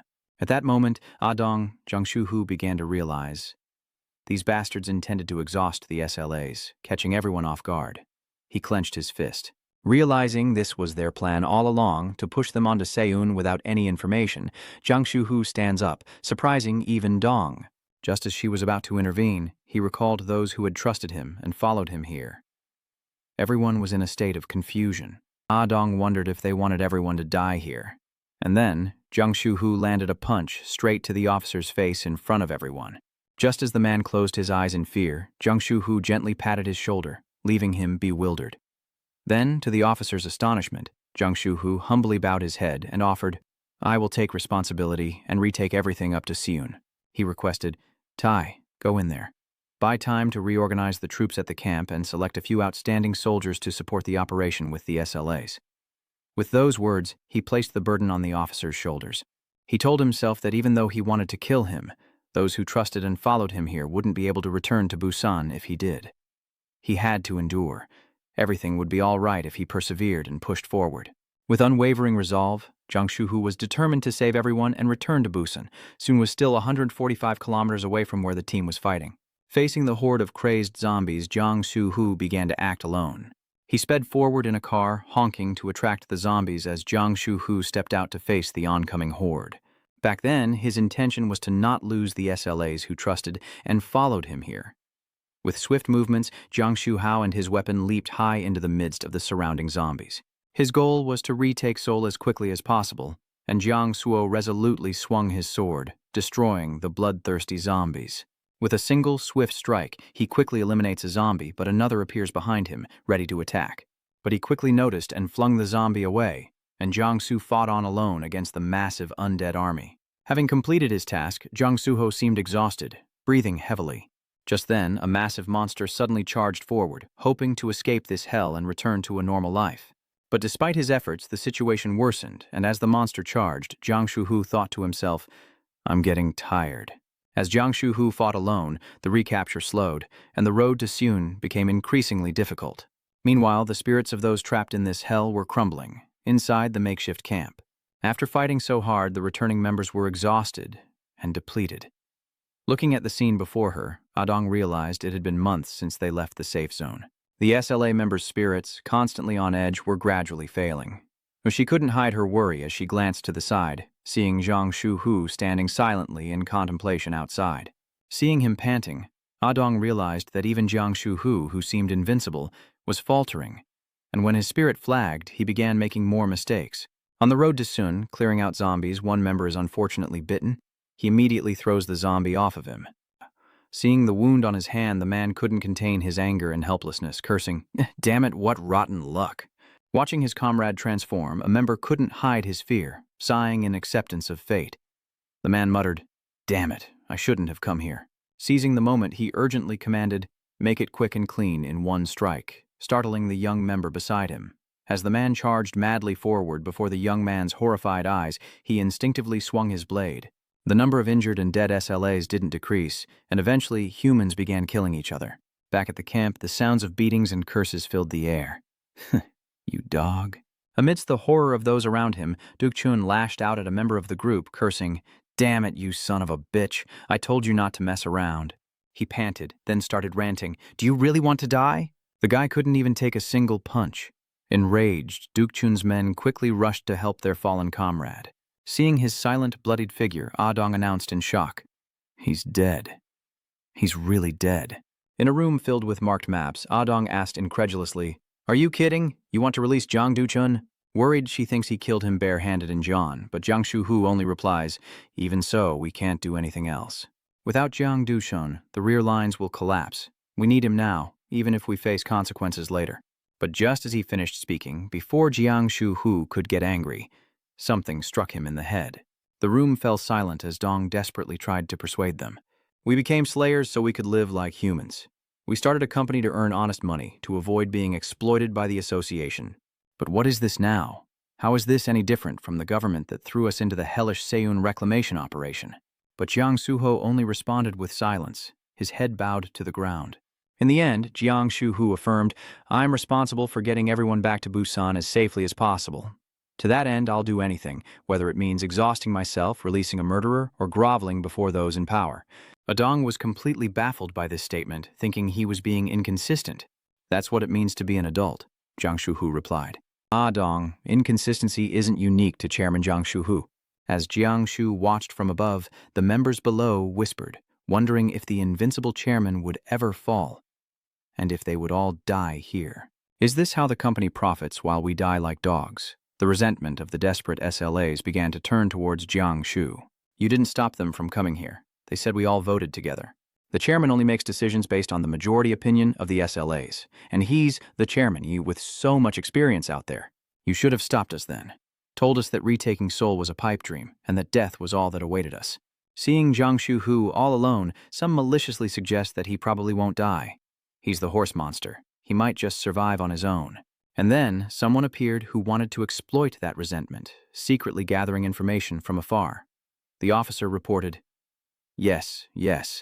It seems the internal division you mentioned has begun. It seems you're isolated among the SLAs as well. They're willing to do anything to return to Busan." "Yes, I'll proceed as planned." Then he announced the order had been approved, and the officer's inside man was none other than Duk Chun. The officer promised the government would pardon his murders and invest in him at a national level. Upon returning to Busan, the empire that Jiang Suho built will crumble, and he and a few surviving slayers will rise as a new force. Hearing this, Duk Chun was even more excited by the incredible offer, replying that just escaping this hellhole would be a blessing. "And they'll treat me this well? Damn, there's no reason to refuse, is there?" But then the officer wondered, "Not that I doubt you, but can you really control that guy, huh?" "Jiang Duchun?" Duchun thought for a moment, then offered his opinion. "Subdue him. Of course not. That Jiang Shuho's strength, stamina, and reflexes are all superhuman. If I show any hostility, he'll subdue me the moment I try to make a surprise attack." Cutting off the officer's reminder that this is different from the contract, Duk Chun spat, "Damn it, listen to me, you old fool. Even if I can't subdue or kill him, I can infect him, since he's exhausted from fighting zombies." Taking advantage of the moment, Duk Chun plunged the knife straight into Jiang Shuhu's stomach, catching him completely off guard. Reacting as quickly as he could, Jiang Shuhu could only cough in pain. In agony, he mustered the strength to turn his head and utter, "Deok Chun." With a mix of fear and ferocity in his eyes, Duk Chun explains, "You look like you want to ask, why is this happening? Why? If someone's better than me, I have to eliminate them," he thought. He believed the survivors in Busan were the same. Human history has always been like that, right? Duk Chun reminds Jiang Shuhu, who is now struggling to keep up. "And honestly, I don't think we can retake Seoul," he said, prompting Jiang Shuhu to question, "We?" Duk Chun coldly replied, "Yes, in this hell, you're the only one still fighting." He says the government won't let them return unless they eliminate him, and shamelessly tries to convince Jiang Shu-hu to take responsibility for them. You like the spirit of sacrifice, huh? He then got in his car and left, leaving Jiang Shu-hao to succumb to his fatal wounds. Beneath his helmet, his eyes burned red with anguish, and dark veins spread across his body. And just like that, Jiang Shu-hu couldn't hold on any longer and collapsed, the sound of Duk Chun's engine echoing with his desperate cries. "Hey everyone!" Duk Chun feigned a panicked expression as he rushed over to deliver the news. "Something's happened. It's Chairman Jiang Shu-hu." Upon hearing that he'd been infected, Chiller Sam, Yang, and Sang Shu were all shocked, exclaiming in disbelief. Upon hearing this shocking news, Chiller Sam could hardly believe his ears and stammered, "It's Jiang Shu, the chairman." Zhanghua was also stunned, wondering, "Infected?" Sang Shu, stunned, agreed, saying that's why he suggested returning to Busan. The leader's passing sparked a flurry of worried discussion. What to do? Should we call off the operation? How can you say that? It was thanks to the chairman's leadership that we broke through the encirclement and got this far. But with the chairman infected, what's the point of attacking? I'm getting out of here first. Dungjan, but he quickly rallied everyone. These guys need to calm down first. Duk Chun, are you sure you saw the chairman get attacked? Upon hearing this, Duk Chun affirmed, of course the old man had 3 Class A mutants jump out at once. He was taken down without a chance. He said he was lucky enough to find a motorcycle and escape. Hearing this, Yanghua worriedly speculated that it was understandable that he was defeated when the mutants appeared, due to accumulated fatigue. Like a moth to a flame, he was ultimately consumed by exhaustion. Before anyone could recover, Duk Chun ordered them to abandon the attack and quickly return to base camp. "Damn it, we'll all die if we hesitate. Are you confident you can handle that mutated monster?" In a flash, Chiller Sam sensed something was wrong. He thought to himself, something's not right. The situation is dire, and the information is fragmented. Chiller Sam considers carefully. We haven't confirmed Chairman Yang's infection with our own eyes. Is it right to retreat? Should I trust that thug's words? Deep down, I want to send people in to confirm things for myself. But considering Jiang Suo's strength, Chiller Sam realizes that if Jiang Duk Chun's words are true, the remaining survivors could be completely wiped out, meaning they'd be nullifying Chairman Jiang's efforts. A hand on Chiller Sam's shoulder snapped him out of his thoughts. Sang Shu reassured him, reminding him that if the chairman fell, he would be the next leader. Before the chaos escalates, we must at least guide the slayers to safety. Placing his hand on Sang Shu's, Chiller Sam realized everyone was likely just as afraid as he was. And then he quickly gave the order. All right, first, let's fall back. Chiller Sam immediately issued the order. Everyone, listen up. First, let's retreat to the base camp to avoid further chaos and stop with the pointless chatter. He carefully reminded everyone. I repeat, hold your positions and retreat to the base camp. Make sure no one gets left behind. In the distance, Duk Chun smirked, a sly grin spreading across his face as he thought, everything is going according to plan. At the Sun Retake Operation Command, everyone is in a state of panic and anxiety, especially Adong, who refuses to believe what she's hearing. Where is he? Whether it's antibiotics or first aid. But faced with Adong's stubbornness, everyone around her fell silent, not saying a word. Dong, confused, questioned everyone. You left him behind. Hearing this, Deok Chun retorted, damn it, should I have carried him back? He was a superhuman as a human who would dare bring back a mutated sea monster? Are you crazy, kid? Behind her, Chisam spoke up hesitantly. I'm sorry. Hearing this, Dong tearfully lamented, you cowardly, ungrateful wretches. He gave you food and clothing and saved your lives countless times. He was your chairman. You think so, yet you abandoned him. Even if it cost you your lives, you have to bring him back. I can't take it anymore. Duk Chun grabbed Adong's hair and snapped, tired of her nagging. Then go out there and bring him back yourself. He taunts, saying to go out and bring back that mutated chairman, causing Adong to look up with tearful eyes full of hatred and resentment. Just then, Jiang Shu stepped forward, grabbed Duk Chun's arm and ordered, Stop it. Are you really so low as to fight with non-combat personnel? Sang Shu also tries to comfort a grief-stricken Adong, and even the young boss stops. He warns that such blind criticism will not sit well with the slayers who have just returned from the brink of death. The argument was put on hold as a voice echoed through the room. I just received a report that Jiang Shu-hu has been infected. He claimed he would break through to Seun. But in the end, it was all just... The officer believes that with useless people like them, success is impossible. A statement that prompts Chiller Sam to grip his fishing rod tightly and question him. What are you implying? You show no mercy and only criticize. With our leader fallen, the zombies could swarm us at any moment. Did you come here just to mock the SLAs? The officer replied, Mock what? I'm here to announce that we've decided further attacks are impossible, and thankfully the higher-ups have authorized a retreat. Withdrawal? A withdrawal? Just as that sly fox had predicted, a triumphant smile crept across his face. But then, Arang noticed something was off. Wait, why are they suddenly allowing a retreat? If it was that easy, why did they keep telling us not to stop and pushing us forward? The officer retorts that the truth is Jiang Shuhu, the representative of the contract, is dead, and that's why the government is showing them mercy. Before the assembled members overwhelmed with emotion, he calmly announced that transport helicopters were on their way, and they should be grateful. At that moment, Ah Dong spoke up. "You bastards, were you just waiting for him to die?" The officer, unnerved, replied, "Why are you talking nonsense?" Remembering Jiang Shuhu's efforts, Ah Jiang angrily recounted, "He left everyone behind and went to the front lines alone." As she charged forward, fists clenched, screaming accusations, Sang-soo quickly struck her down. Chiller Sam praised their efforts, and the officer breathed a sigh of relief. Chiller Sam then suggested, could they delay their return a bit? He needed to confirm Chairman Zhang's status one more time. Furthermore, several SLAs who went to the front lines to assist Chairman Zhang are now missing as well. Hearing this, the officer flatly refused, saying there would be no exceptions. If they weren't on the transport helicopter in 30 minutes, they'd be walking all the way back to Busan. And so, he turned away, leaving them with their conflicted thoughts. A choice between loyalty and isolation in this hellish place. And some began to consider their options, abandon their possibly still living comrades to return home. Some immediately turned away to pack their bags and return home, choosing between becoming a zombie or a traitor.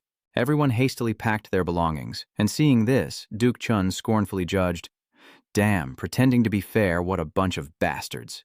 But they couldn't hide their smugness. They had decided to sell their souls to the devil to escape this long-term Zune recapture operation, this place that felt like eternal hell. Soon after, the helicopter landed at the camp, marking the day the SLAs made their cowardly choice. The group boarded the helicopter back to their old refuge as Sang-soo turned back, looking at the painful land, and said to himself, "Sorry for leaving you behind and leaving. One day, we'll come back and let you rest in peace." 80 kilometers from the Seon sign, Jiang Suho's tears of anguish fell. He fought against the changes in his body, wondering, why are they doing this to me? What did I do wrong? Lost in thought, was this an unexpected move by Jiang Duk Chun, or a betrayal plotted by those he trusted? Jiang Suho cried out in agony. "My head, it hurts so much." Gazing at the black veins rising on his hands, he wondered why his head ached so badly. Was he infected? Or is it because he doesn't know if Jiang Duk Chun's words are true? Then memories flood back. "I really don't think we can retake soon." Us? Those words from Duk Chun. That's right. In this hell, only he still wants to struggle. The words echoed in Suho's ears as he gasped for breath. Ming's head was ringing. Suddenly, a loud noise in the sky caught Suho's attention. As he watched the helicopter fly away, he froze, wondering, is that the enraged Kang Suho? He roared, "You bastards!" He was now as enraged as Yang Du-chul had warned, as he watched the SLAs and soldiers retreat as if they had been waiting for this moment. Gasping for breath, Jiang Suho watched as they abandoned him, the helicopter carrying his comrades fading into the distance. A knot forming deep within him. With his last strength, he desperately tried to follow. Remembering all the sacrifices, the kindness, the struggles, the camaraderie, the loyalty, the hardships, the pain of fighting side by side, the tears, the achievements, and the moments shared with those closest to him. Jiang Shuho suddenly realized it was all for nothing as he screamed, "Stop, you bastards!" But it was then that Jiang Shuhu realized he was just a hunting dog to be boiled after death, and he screamed to vent his frustration. Jiang Shuhu had managed a miracle to get this far, a true struggle. But now, with vengeance in mind, he could only drag himself forward, collapsing in despair as the helicopter flew away, bitter tears streaming down his face as he cried out, "You're not human anymore!" As the sun set, he lay defeated on the road.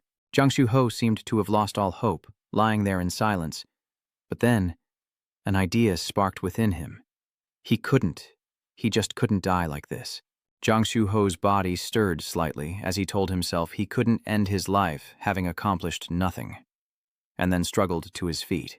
Despite his resolve, he couldn't end his life like a tool discarded after use. But then, his body gave out, and he collapsed. He thought to himself that he hadn't struggled this far to meet such an end, and then he stubbornly stood up again. Each step was a struggle, and Jiang Shuhu could barely breathe. He dragged his broken body, thinking he hadn't sacrificed everything just to be thrown away like this. Even though he's infected, he presses on. Now, consumed by hatred, Jiang Shuhao grits his teeth and curses, "Damn it!" So, it's come to this. I hate the ones who made me like this. And the first thing Jiang Shuhu did was stop the infection. He saw the wound inflicted by Duk Chun's knife changing and spreading, and he understood the situation. Of course, in a situation with no cure, standard surgical tools, or even antibiotics, preventing infection by conventional methods is impossible. So, Jiang Shuhu took an unconventional approach and drew his knife. With ragged breaths and immense effort, Jiang Shuhu plunged his knife into the wound, ignoring the pain, and began cutting away the infected flesh while still conscious. Knowing that some Class C mutants have basic regeneration abilities, Jiang Shuhu continued to treat the spreading infection himself. He thought, if he didn't turn into a regular zombie but instead began to mutate into a Class C mutant or higher, and with that, Jiang Shuhu cut away large infected chunks of flesh. He told himself that if he cut away the infected area, he might survive, staring at the gaping hole in his abdomen. Jiang Shuhao could only resign himself to fate and pray, "Please heal. Please heal." Fortunately, Jiang Suho's wound was actually reconstructed, surprising him greatly, and he began cutting away all the infected areas, the starting point of the mutation. 214 kilometers from Busan, Jiang Shuhao continues to cut away infected organs, leaving a trail of his own flesh behind him. As the infection spread, he would cut away the affected organs, a daily task repeated each time the infection returned. Like a blacksmith forging iron, he relentlessly cut away the infected areas, stimulating and suppressing the mutation to his desired level. And so, Jiang Shuho persevered onward. After nearly a year of constant excisions, he regained control of his limbs and maintained his sanity, enduring the gruesome process of cutting away flesh until his organs were exposed. Looking at his current body, Jiang Shuhu commented, "Good. From my little toe to the tip of my tongue, I'm completely back to how I was in the military. It seems God hasn't completely abandoned me yet. Or perhaps God has abandoned you." Looking at the zombies behind him, he thought, though the first step took quite some time, during the process of forging his body. Seeing them, Jiang Shuho recalled the past, as the zombies devoured the organs he had left behind. He stood stunned for a long moment before growling, "You're disgusting. Get out of here." As soon as he finished speaking, the zombies froze and fearfully fled, much to Jiang Shuho's surprise. He wondered, what? Did those zombies just understand me? Jiang Shuho thought to himself, some zombies were eating the body parts he had cut off, acting as if they understood his words. Seeing a whole horde of zombies staggering towards him, Jiang Shuho told himself that he couldn't completely control them yet. Unfortunately, giving them complex commands is still difficult, but if he could improve and utilize this ability, it could be very useful. He looks up at a sign that reads, Busan, 250. Jiang Shuhu is bitter, thinking that Busan betrayed him. I wonder what you guys are doing now, back in Busan. Meanwhile, the slayers who returned to Busan began to scatter, and with Jiang Shu's collapse, they refused to stay with his company.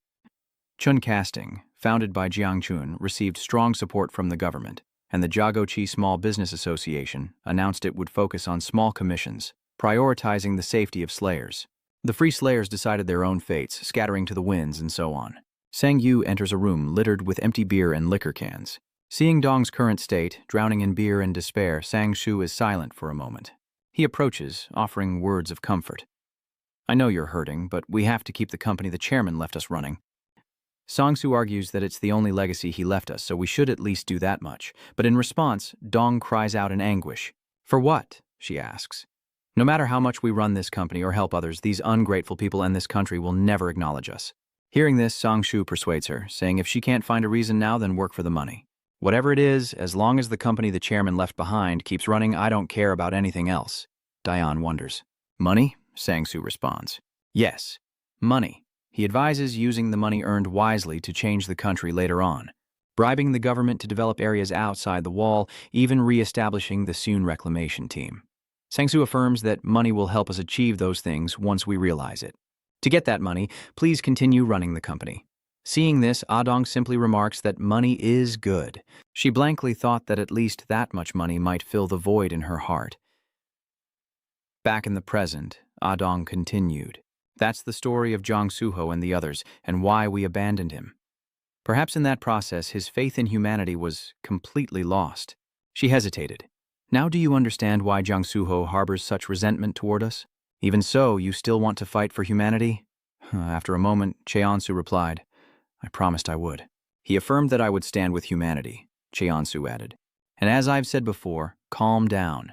Slayers kill zombies. There's no way I'd side with them. Cheonsu finally spoke, after hearing this convoluted story and the promise to fight for humanity. He proposed that she pledge her support to him and his company in preparation for the battle in Busan a month from now, adding that he didn't think Choijiang would resort to taking the people of Busan hostage like Bun did.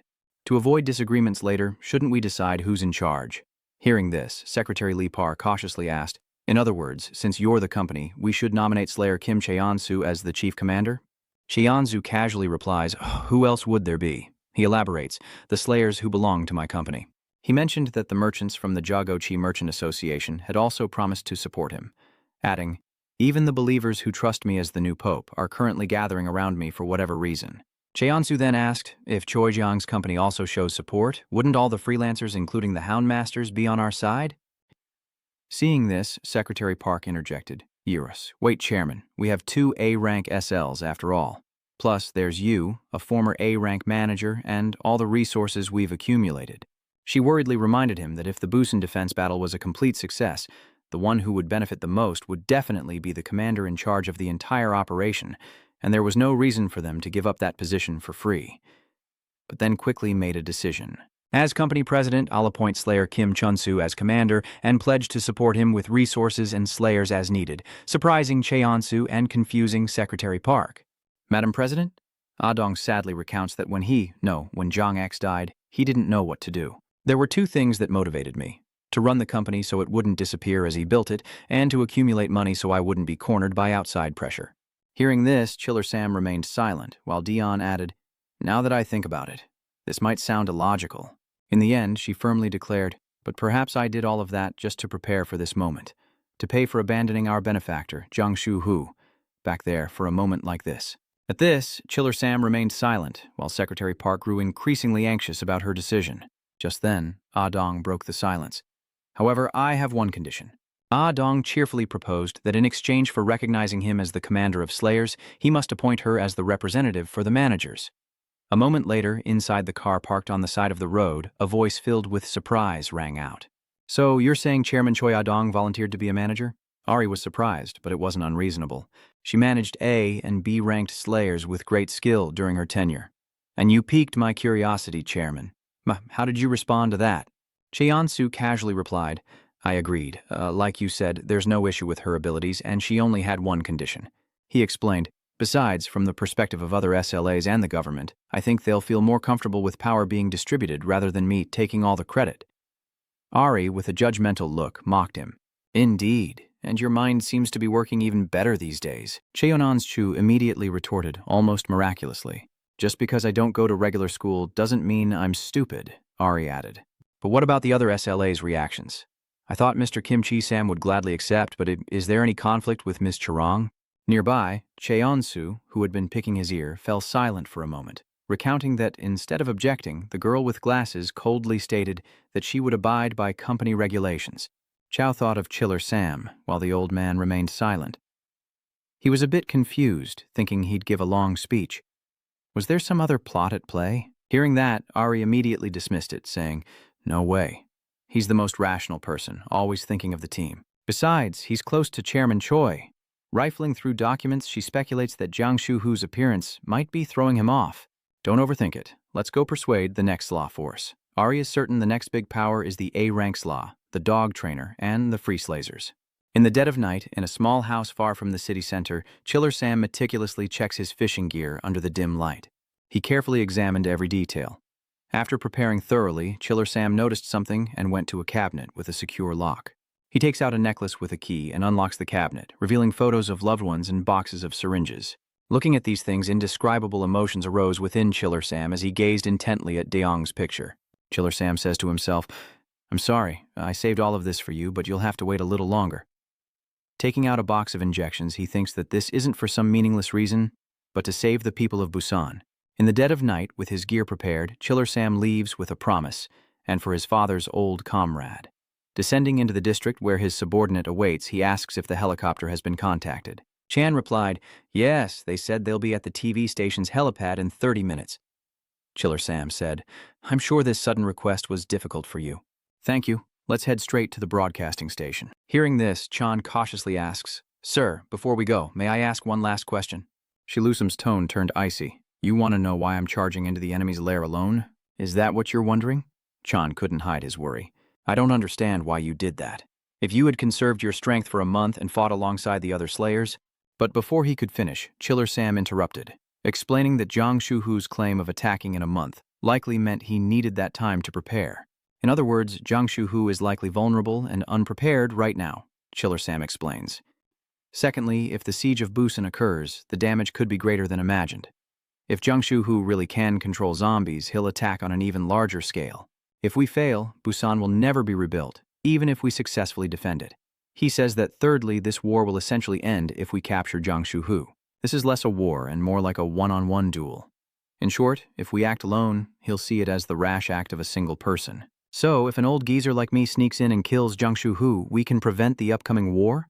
Chiller Sam instructed. "Do you understand now?" Which left Chanji J wondering, but why? He worried why it had to be him. Chanji J believed that even with a small strike team, whether it was him, the lawnmower, or the Karong sisters, sending a young slayer would be better. But then, Chiller Sam simply placed a hand on his shoulder, reassuring Chan that their generation had ruined the world and needed to take responsibility. Chiller Sam believed that Jiang Shuhu's condition was partly his responsibility, and he told me to go and bear that responsibility. "Chanji, Sher Sam is on a plane to soon." Chanji suppressed his unease and prayed fervently, "Please come back safely." "Sir, aboard the departing helicopter." After a moment of contemplation, Chiller Sam seemed ready for anything, and the helicopter flew over the old camp as Jiang Suo watched from afar, wondering, "Didn't I say one win?" He expressed his utter hatred for cheaters, as an extraordinary zombie army escorted him from behind. Recalling their gathering years ago, Jiang Suo suddenly looked up to see Chiller Sam stepping outside, and followed him to find him lighting a cigarette. Seeing this, Chiller Sam wondered, "Why are you out here? You don't even smoke, do you?" He grabbed the cigarette from him and replied, "I don't smoke, I'm just here to stop you from smoking," leaving Chiller Sam puzzled. Jiang Shuhao throws away the cigarette and reminds him that he promised to quit after his daughter had a grandchild. Hearing that, Chiller Sam agreed, right as he was about to speak. But now, Jiang Shuhao gently placed his hand on Chiller Sam's shoulder, reminding him that he said he would save them. And that's why he spent so much money to buy vaccines, so he should try to quit smoking. Chiller Sam was taken aback, asking, "Do you really think I can go to Soon and find them? Do you think that's even possible?" Chiller Sam was taken aback by Jiang Shuhu's resolute response. "Yes." Looking up at the sky, he powerfully declares, "I believe that one day we will reclaim Seun and reunite with our scattered loved ones." "We can do it all," Jiang Shu insisted. "We absolutely have to do it all." Chiller Sam chuckled as he asked, "That's why I'm doing this crazy job outside the wall. What about you? He called you a dreamer, didn't he?" Jiang Suo was puzzled as Chiller Sam turned and muttered to himself, "A warm dreamer." Now, aboard the helicopter, Chiller Sam thinks to himself, if a slayer is haunted by something, this is what haunts me. Over the years, Chiller Sam has stockpiled vaccines for the family members he lost. He sits in silence, lost in thought, remembering those words. "You are haunted by the dream of returning the world to what it once was." Chiller Sam remembers saying that. He was a warm dreamer, and now he seems prepared for anything. Slowly, he opens his eyes, resolute. "I believe that dream still exists somewhere in your heart." Chiller Sam looked down, seeing the shadow of Jiang Shuhu from that year. Looking at the stash of drugs in his bag, he wondered if Jiang Shuhu really meant to kill all the survivors in Buan. He pulled out a vial, and Chiller Sam frowned in contemplation. No matter how betrayed he felt by his abandoned comrades, he refused to believe that Jiang Shuhu could conceive such a ridiculous idea. He recalled Jiang Duo's words. "In a month, I will lead countless mutants and zombies to break down the wall and enter Buan." Chiller Sam surmises that his mind must have become unstable when his body transformed into a zombie, and then removes his earplugs. "Give the order. I'll get off here. Activate the pulley device with determination. I will bring you back." Hearing this, the pilot added, "Good luck and stay strong. This is how I protect Busan and how you can atone, Chiller Sam." Alone, he ventured into the fight. He landed softly on the ground, and upon seeing Cheer Sam, the zombies immediately advanced. Seeing this, Jiang Shuhuo commanded, "Calm yourselves. It seems the other side has something to say before we begin the festivities." "Drop your weapons," Chiller Sam greeted. "Long time no see." "It's been a while, Mr. Ho," Cheer Sam said, To which Jiang Shuho replied sarcastically, "Yes, sir. This is the first time since you abandoned me in Seun, isn't it?" To that, Chiller Sam replied, "I heard from the kid I taught that you were planning to invade Bion with zombies." Remembering Cheonsu, Jiang Shuhu remarked that it was a solid foundation, well balanced too. Rare to see these days. "So you taught him? Seems you're getting old, even taking on disciples." Chiller Sam replied, "Disciple? I only taught him a little because the young miss asked me to." Speaking of Dong, Jiangshu asked, "Are you talking about Dong? Is she doing well?" Pulling out a syringe, Chiller Sam's face darkens as he continues, "That girl still can't escape that day, so I'm going to turn you back into a human and take you back. You'll cooperate, won't you? Or would you rather fight?" Seeing this, Jiang Shuhu lowered his head and complained sarcastically, "That's vaccine. I'm grateful." But then he looked up, rage beginning to swell, and asked, "Sir, did you think I would say something like that?" Jiang Shuhu retorted crudely, "Hey, old man, I said I was going to kill everyone." Chio Sam was a little wary. Facing the army, Jiang Shuho declares he'll lead the abandoned to cleanse everything in Buon. Government, military, survivors, all of them. He taunts, "Seems like you didn't quite catch everything your disciple said, did you? Or has old age finally made you deaf?" Hearing this, Chiller Sam suppressed his grief beneath his large hat and replied, "Actually, I knew you wouldn't cooperate." His eyes immediately filled with determination and murderous intent. Chiller Sam quickly uses his fishing rod to slice through the nearby zombies, seizing the opportunity to aim directly at Jiang Shuhu, but he manages to duck in time, dodging the attack. Jiang Shuhu remarked that even after all this time, his tricks hadn't changed, had they, old man? Unfortunately, the killing blow missed. Chiller Sam simply replied that if it didn't hit, then he'd just pull something else. His fishing rod was being used to its full potential, and in that instant, Jiang Shuhu realized. But Chiller Sam was a step ahead, using all his strength to pull up his fishing rod, slicing through countless zombies in the process. Chiller Sam's attack was swift and decisive, leaving Jiang Shuho no time to react as he ordered the others to duck. But the zombies kept falling like flies. Just then, he sensed them closing in. Seeing the frenzied zombies charging, Chiller Sam throws away his fishing rod and quickly draws an iron rod, sending the zombies to their doom with a few simple strikes. The zombies fell in droves, and he retrieved the fishing rod he'd tossed aside. Chiller Sam shows that his skills haven't diminished with time.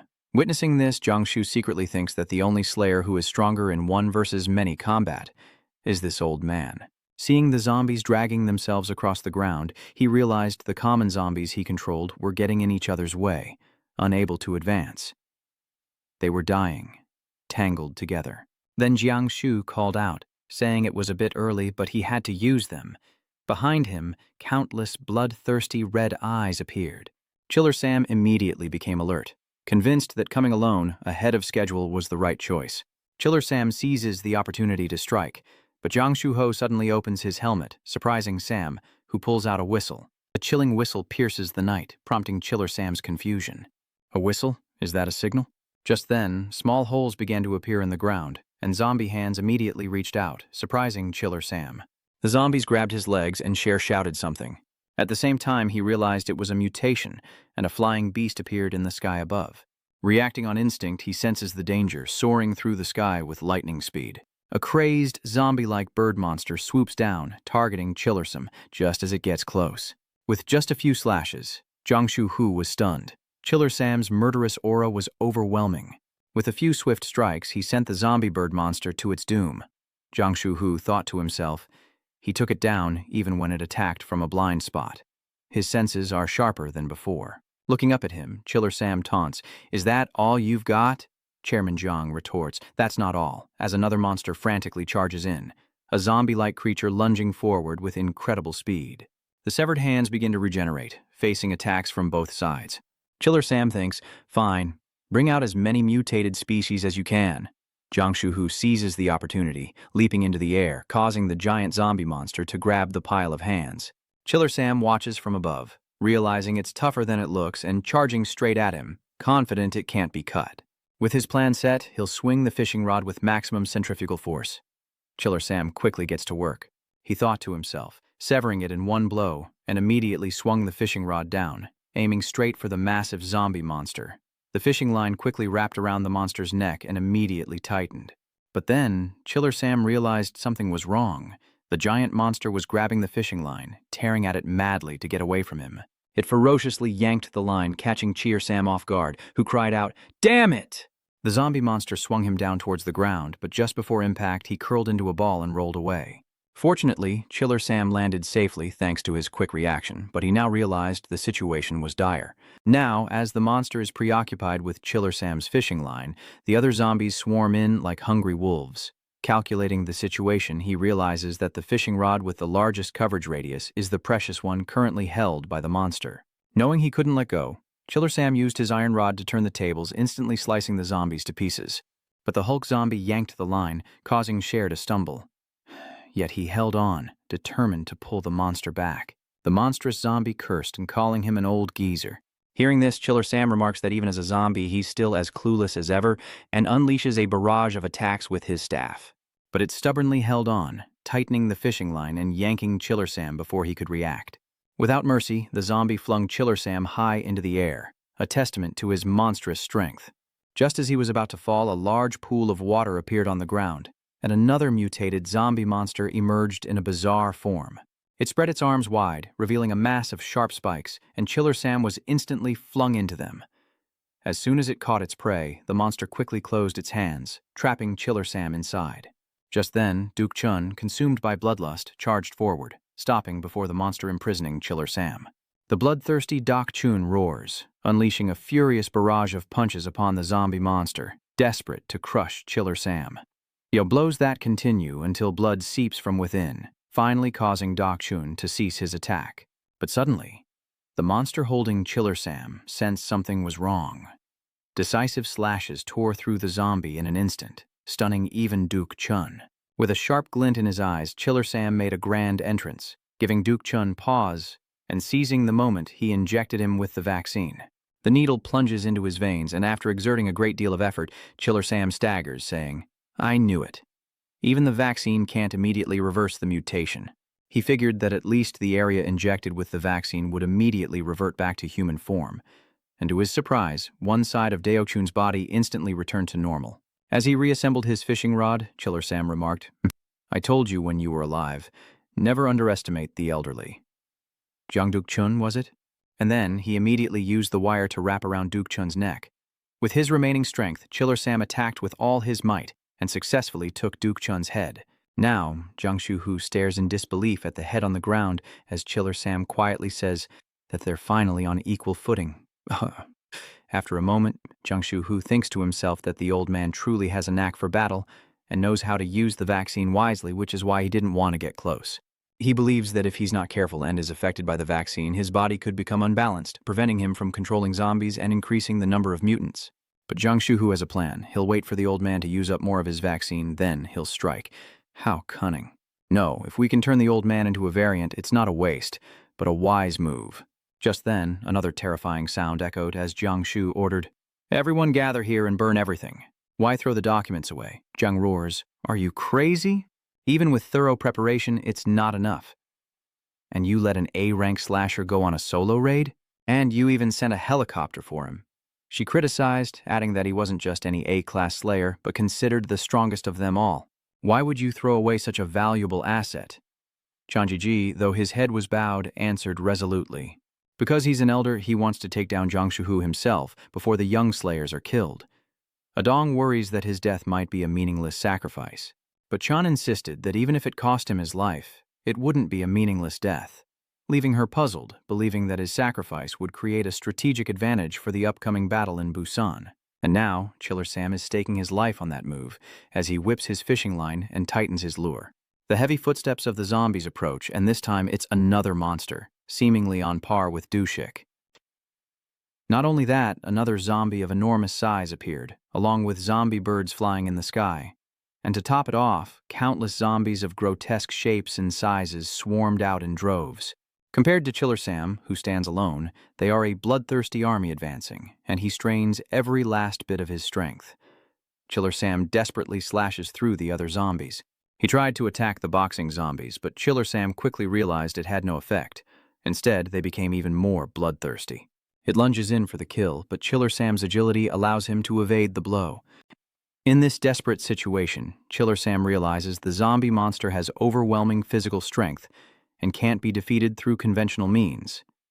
and the boxing zombie monster charges forward.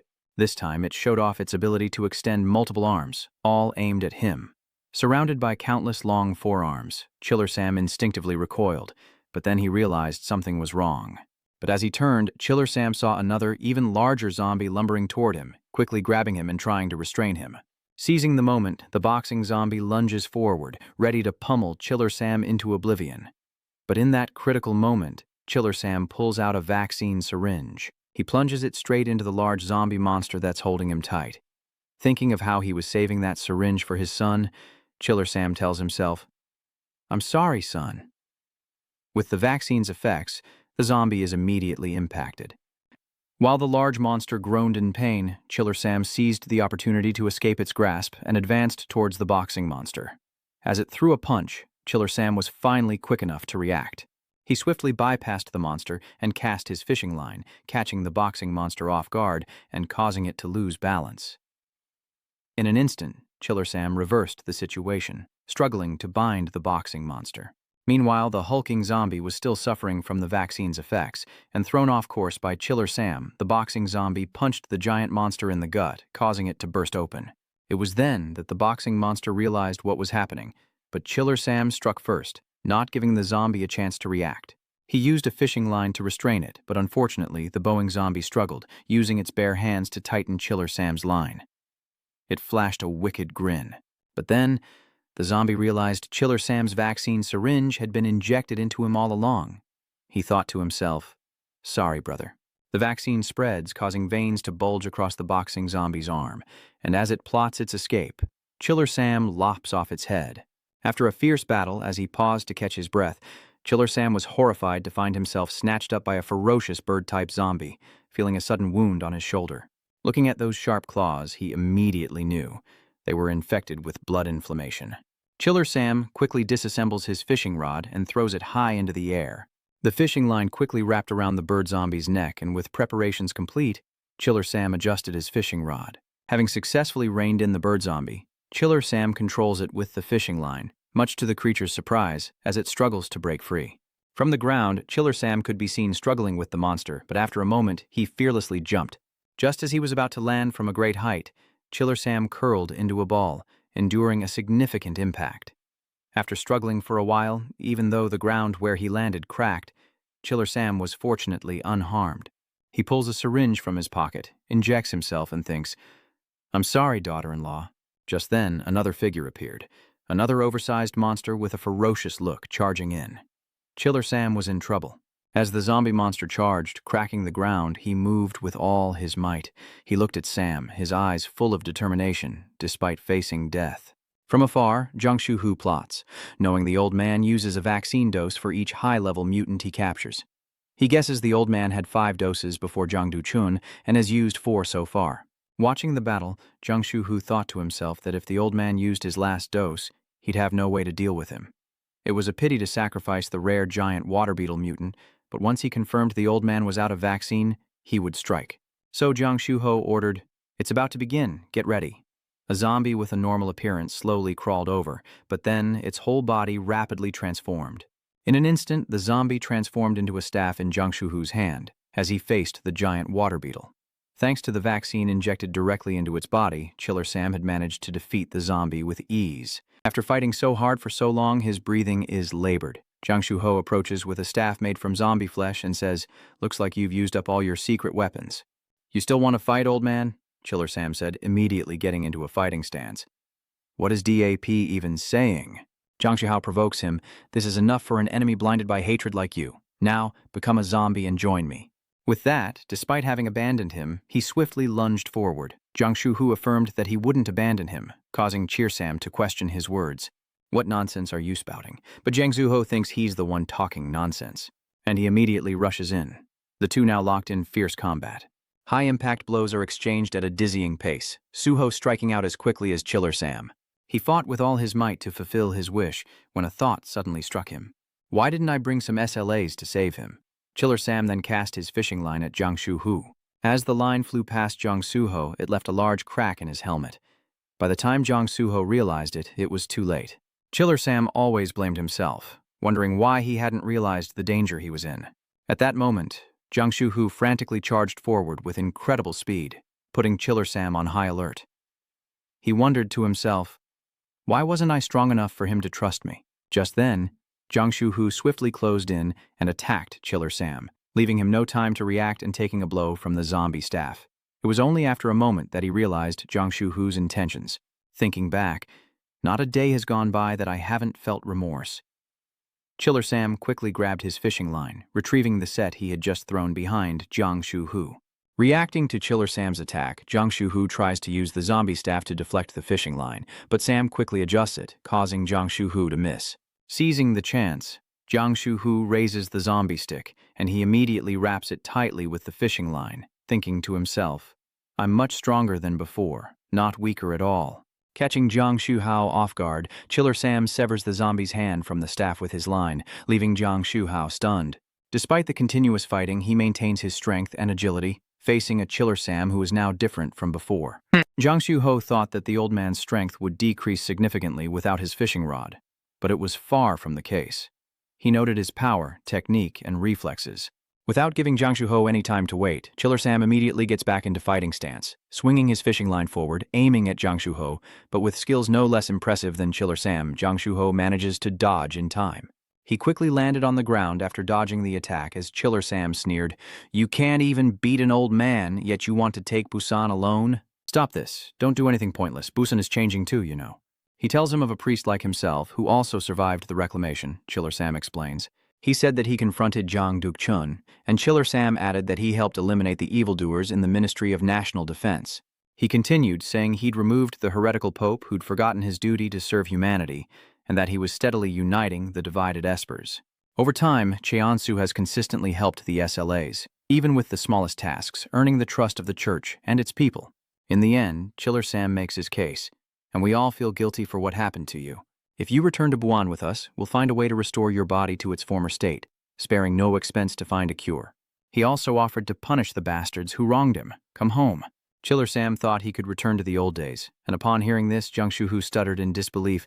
I can go back? Just as Chiller Sam saw this as a positive turning point and replied, Yes, you can return, Jiang Shu-hu immediately cut him off. He spoke with resentment and murderous intent. What nonsense are you spouting?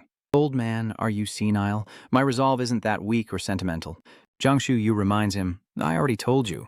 Thinking of humanity's struggle to survive in this world, he considers those within the walls to be cowards and despicable traitors.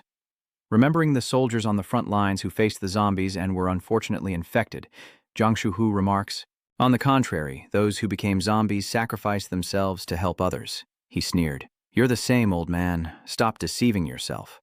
At the same time, 2 other zombies with bloodthirsty eyes slowly approached, a fact Jiang Shu-hu reminded him of, startling Chiller Sam. He recounts that the atmosphere grew strange, as Jiang Shu-hu narrated the scene from that year, how everyone began to resent him, even mentioning that he was growing exhausted.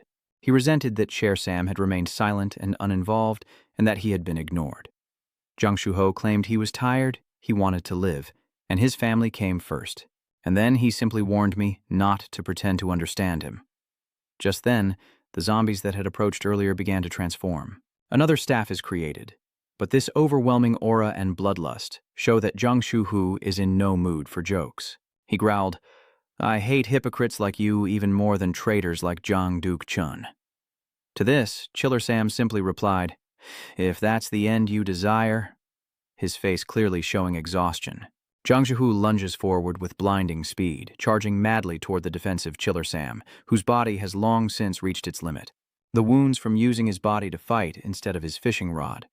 The battles against countless high-ranking mutants as Chiller Sam struggles to inject the zombies. He relentlessly cleaved through enemies while enduring devastating blows, battling the effects of infection and recovery, yet his unwavering will kept him standing. And now, Chiller Sam is pushing past his limits to fight Trang Shu-ho, but like a sandcastle before the tide, his efforts are about to crumble. The wounds from the fishing line bled continuously, and in an instant, Chiller Sam's fingers snapped off, unable to endure any longer. Chiller Sam is immediately at a disadvantage, staring in disbelief at his hand. At that moment, Jiang Shu-hu seized the opportunity, lunging forward and mercilessly impaling Chiller Sam with the zombie staff, leaving him in stunned disbelief. Jiang Shu-hu declares it's over, and the stubborn old man stares in disbelief at the object piercing his abdomen. He staggered, struggling to stay upright, but then collapsed to the ground. Jiang Shu-ho approached and stabbed Chiller Sam in the arm, causing him to scream in agony. Suddenly, Jiang Shu-ho removed his gloves and cut off his little finger, shocking Chiller Sam. Jiang Shu-ho beckons, open wide. I'll turn you into a high-grade mutant, aren't you excited? He couldn't wait to fight his disciple as a zombie, so he grabbed Chiller Sam's chin and hummed with anticipation. But just as that finger entered Chiller Sam's mouth, a surprise attack left Jiang Shu-ho stunned, and with his last strength, Chiller Sam trembled as he threw something forward. With the vaccine plunged into his head, Jiang Shu blankly utters, "Oh." Above, the helicopter continues its surveillance. After Chiller Sam injects him in the head, Jiang Shu staggers back, wondering, how is this possible? He used his last dose on that zombie. He clearly used his last vaccine dose just now.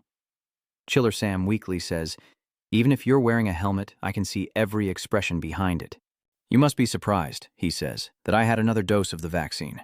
Seeing Jiang Shu stagger before him from the vaccine's effects, Chiller Sam recounted, I've never deceived anyone before. But this is the last time, so I decided to try a trick. So, while facing the giant zombie monster, as it slammed its fist into the ground, creating a massive crack, and Chiller Sam dodged the blow, he knew he couldn't stall for time any longer.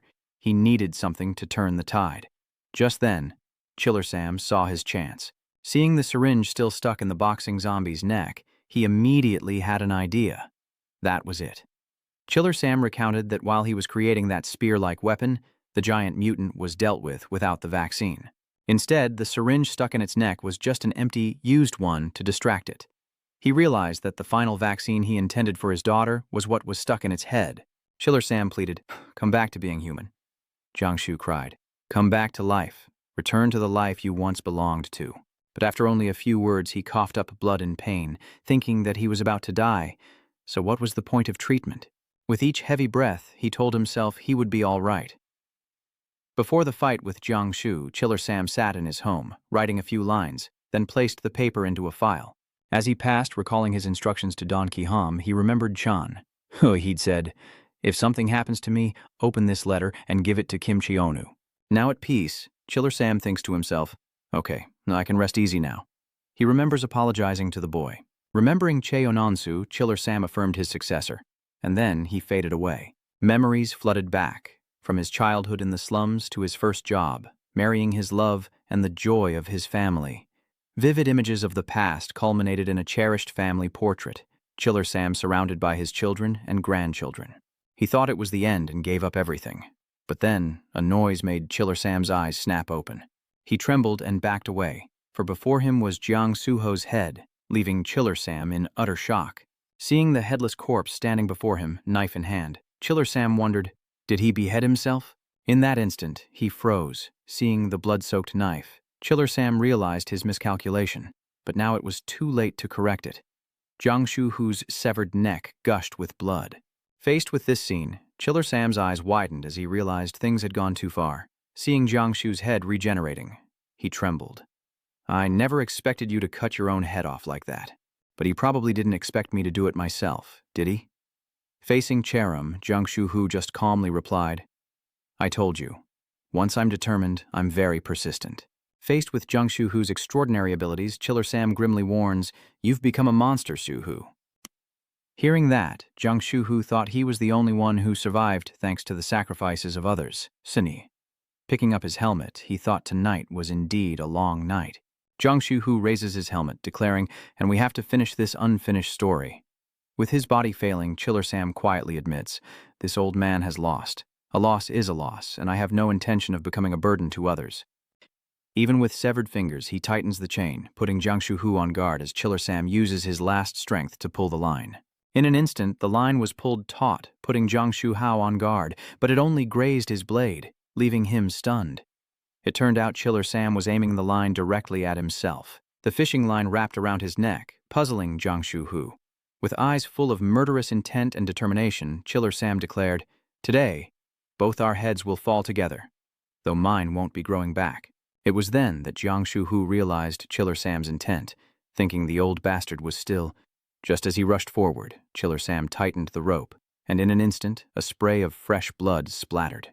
Jiang Shu-ho witnessed the death of his former comrade, and for a moment he reached out as if to stop it. But Jiang Shu immediately clenched his fist, thinking, damn it. He thought to himself, he's been torn to pieces. If the injuries are too severe, I won't be able to turn him into a mutant. In the end, this battle became a trade between the life of an A-class saucer and a high-ranking mutant. He surmised that to maintain their advantage, they must have witnessed his battle with Kim Seo-sam and gathered information about him. Looking at the helicopter above, Jiang Shu thought he had to destroy it as well. From the plane, Chiller Sam's people monitored the situation and filmed the entire battle as a pilot gave an immediate order. Hurry! Accelerate! The final images of him have been recorded. The military helicopter hastily departs. Just then, Jiang Shu ordered them to be brought down, and a flock of zombie birds filled the sky. They flew madly towards the aircraft, and seeing the zombies' ferocity through the window, the cameraman turned pale as a ghost. The zombies relentlessly attacked the window as the cameraman, paralyzed with fear, couldn't bear to watch. Just then, the helicopter door opened, and a man with a weapon fought off the zombies outside, preventing many from causing trouble. It was Sang Shu. Facing the horde of zombies closing in on the plane, witnessing their madness and ferocity, Sang Shu fights back, much like he did in Busan years ago when he took on a gang in a narrow alleyway. He beat them all to a pulp. A knife fell as the man in front of Sang Shu begged for mercy. Stop it. Just then, a hand landed on his shoulder.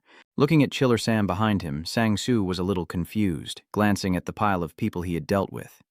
Chiller Sam commented, "You're really strong. Wouldn't it be a waste if you only used this power to compete for supplies?" "You called for the young man?" he asked. "Do you have the courage to go beyond this wall?" Chiller Sam proposes. We cut to Sang Shu, sometime later, struggling against a horde of zombies. He's exhausted after the fight. Just then, another zombie suddenly charged, slamming into Sang Shu and sending him flying. The zombie lunged, eyes burning with bloodlust, but Sang Shu managed to block the attack just in time, though his staff was failing, and he braced for the end. But just then, a slash landed, stopping the zombie in its tracks, and instantly its torso was severed before Sang Shu's bewildered eyes, who hadn't yet grasped what was happening. Then, Chiller Sam spoke up, "What? Why are you looking at me so intensely?" With a stern look, he urged, "Get up now." And so, the two trained together, master and student. Chiller Sam always taught and guided Sang Shu, and Sang Shu respected and listened to his words. On that rainy day years ago, when only Sang Shu, Chiller Sam, and Dong were left, Chiller Sam stood alone, lost in thought with a cigarette in his mouth. Just then, an umbrella appeared. Sang Shu shielded him from the rain. Chiller Sam, who had been smiling faintly on the helicopter, looked at Sang Shu and sighed. "You've grown up so fast, kid." Hearing this, Sang Shu immediately retorted, "Don't talk like you're about to die. Don't cause me any trouble." To this, Chiller Sam just chuckled and joked. "You could have said you'd be sad if I died. You've always tried to act so strong, kid." Sang Woo's heart was filled with complex emotions, but he remained silent. Now, with tears of anguish streaming down his face as he witnesses his master's death, Sang Shu cries out in agony, lamenting that he told the old man not to cause him trouble. Meanwhile, elsewhere, dogs barked as Cheonsu negotiated with Chunsich. Chunsich wondered, "What do you mean? Are you negotiating with me or threatening me? Or is that a threat? What did you say? If you don't defend Busan with us, I'll be a traitor." Cheonsu immediately retorted, "Am I wrong? Did you think I was negotiating with you?" Cheonsu wonders if Chunsich is in league with Bion, negotiating for rewards while everyone prepares to defend Busan. That immediately makes Chunsich uneasy, and he asks, "What's wrong? Are you planning to kill me like Bihan?" He reminds him that it won't be easy. "Look where you're sitting, surrounded by barking dogs. Chunsich believes he could have me killed with a snap of his fingers." Cheonsu retorts that if he intended to kill him like Bihan, he wouldn't have walked into the lion's den he built, adding that his presence here proves he doesn't consider him and Bihan to be equals. During that car ride, they mentioned the rank A free slasher, the dog trainer. In other words, Eri thought his defining trait compared to other slashers was his solitary nature. Cheonsu wondered, "True. He's a bit of a recluse. He even left the strategy conference on his own. How do we convince him?" Eri replied that within the Slazer world, he only holds an A rank and has never received any special treatment. She wondered if he had social anxiety or if he just hated people. Ari recalled that apart from regular meetings, he hardly ever appeared at any public events. She suggests that his reclusive lifestyle has given him a bad reputation among the Slayers, regardless of his talent or disdain for others, and advises Cheonsu to try acknowledging and understanding him when persuading the dog trainer. Ari suggests that the more someone avoids people, the more they crave connection, just like someone they know. Cheonsu silently agrees, thinking that might be true. Now, with a serious face, Cheonsu asks, "So you're going to ignore those who disrupt your life?" Cheonsu remarks, "You've calculated everything yourself, but I don't think it's selfish." Silencing Chunsich, Cheonsu offered, "Come with me to Jiangsu SLGE." He asked, "Even if I hadn't come to persuade you, you would have fought to protect Busan anyway, right?" Chunsich had no choice but to accept. He knew. All right, I get it. My conscience is killing me here." He also warned, "Don't think that convincing those guys will make them act like me." That brought a satisfied smile to Cheonsu's face as he asked, "Really?" Despite his expression, Chunsich remained silent with a look of weariness as Cheons confidently asserted that he could survive in the slaw world alone, without anyone's help. Let our manager prove just how influential he is. Let's wait and see. Seeing Chonu's message that Ge Jiangsu was successfully persuaded and the rest was up to her, Ari felt empowered and happily announced, "News breaks that Ge Jiangsu, the A-rank SL and dog trainer, has agreed to work with the guild hall, and the community is immediately abuzz. If even the dog trainer is working for the demon hall, doesn't that mean all the A-class slayers have joined forces?" That Ge Jiang is quick to calculate. He didn't participate in the first reset tide, did he? Everyone thought that if someone with his kind of power was participating, it was worth a shot. Jiang Shuho and his zombie horde. Back in the car, AA excitedly claimed that this incident should be credited to me as well.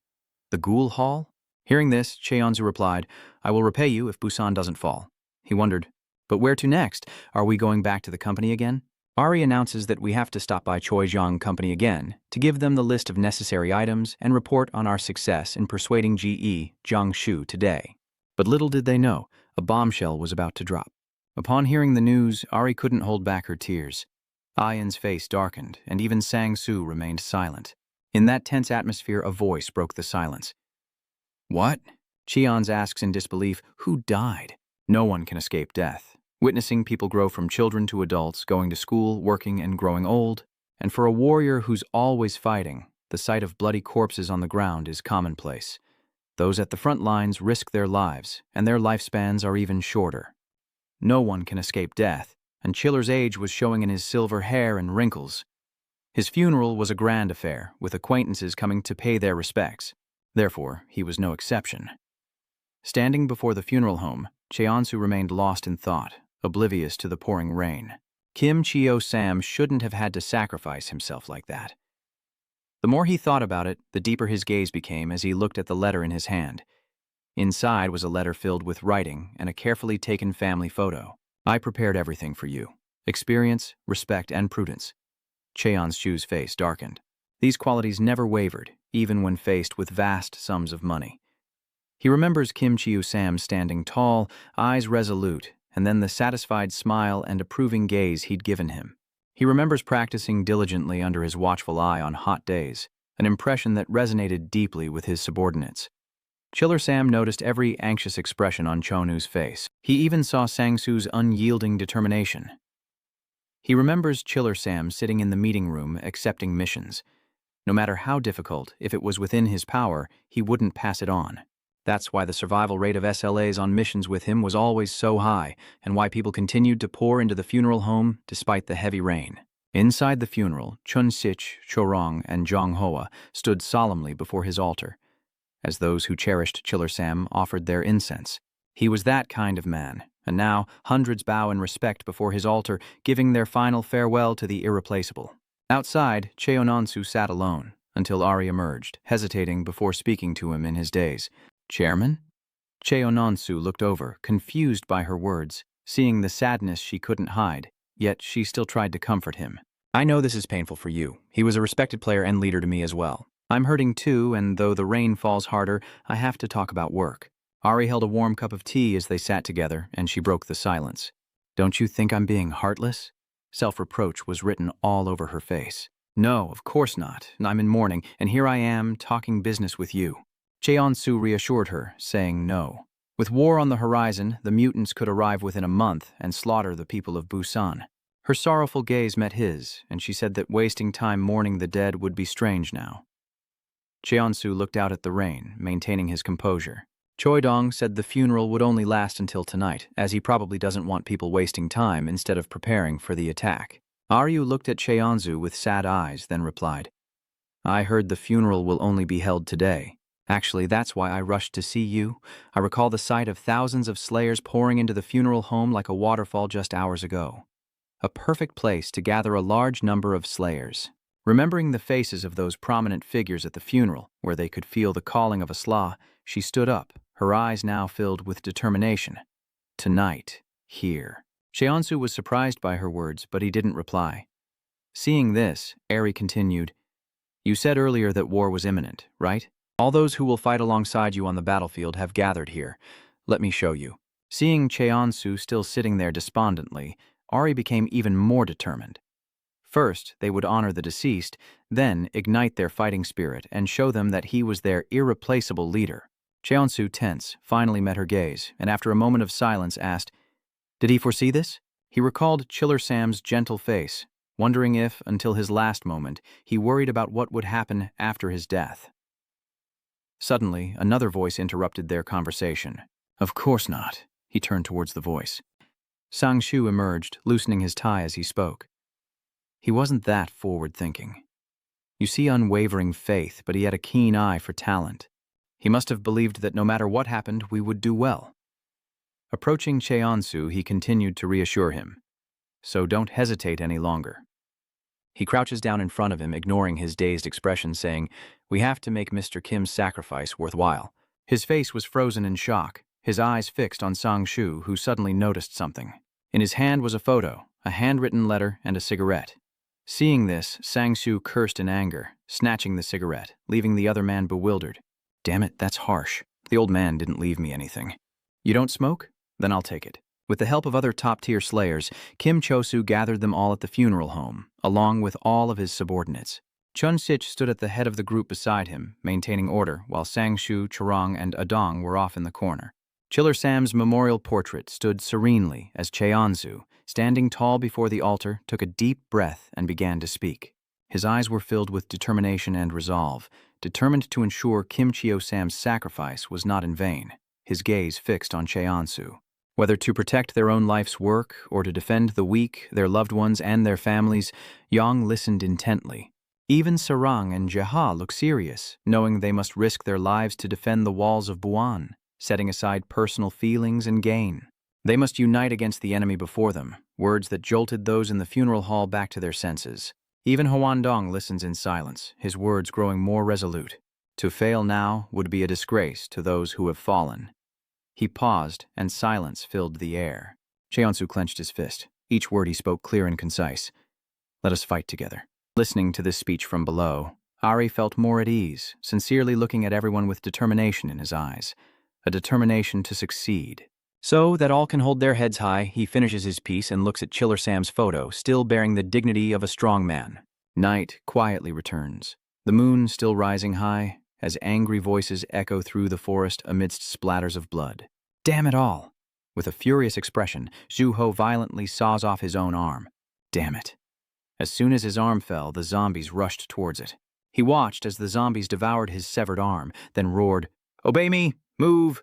But they remained still. What a bunch of useless trash. But no matter how loud he shouts, the zombies remain still. Seeing them like that only made him grind his teeth in anger. Suddenly, his severed arm returned, bearing the marks of the zombies' ravenous attack. In a flash, he slammed a zombie into the ground, leaving a deep crater. When he lifted his hand, it was covered in blood, but completely healed.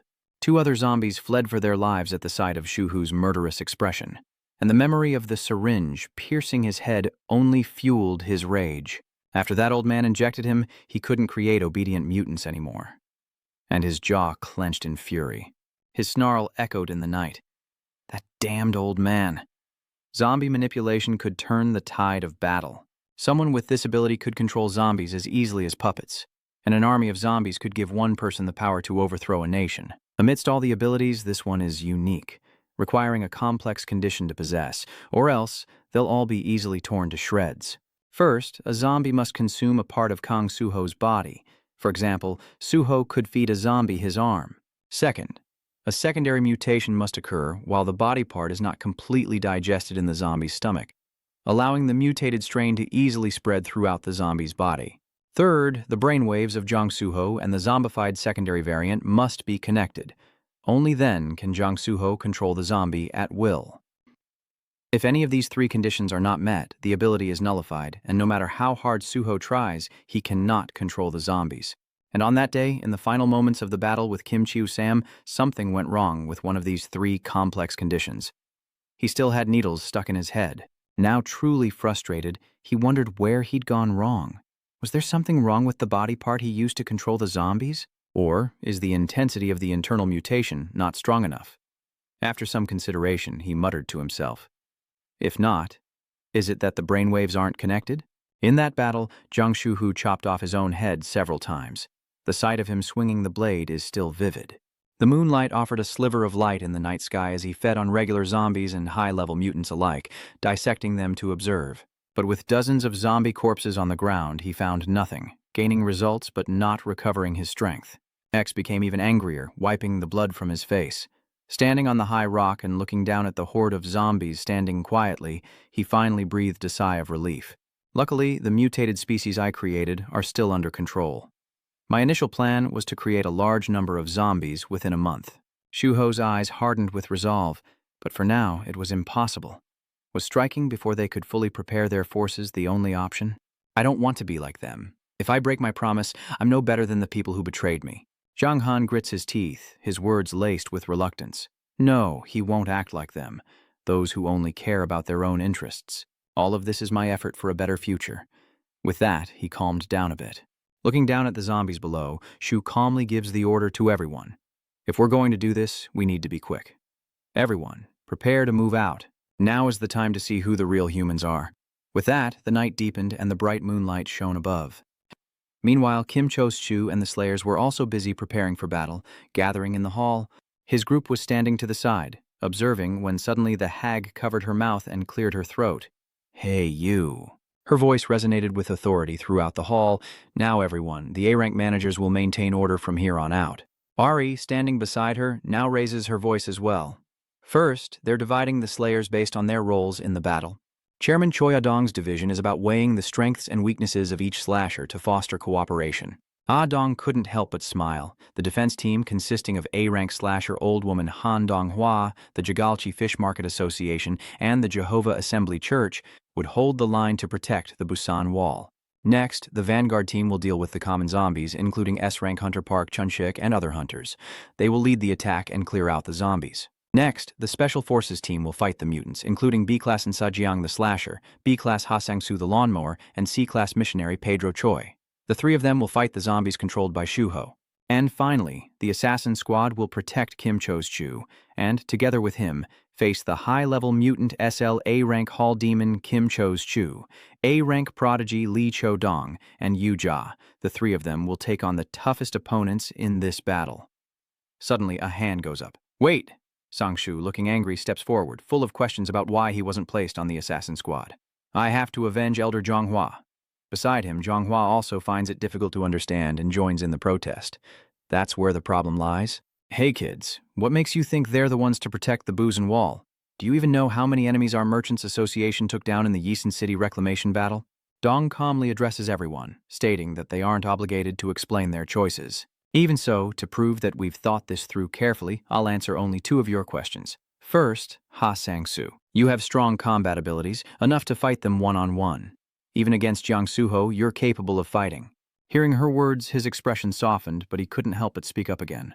She knew all this, so why did I still fall for it? Was she just going to let him talk?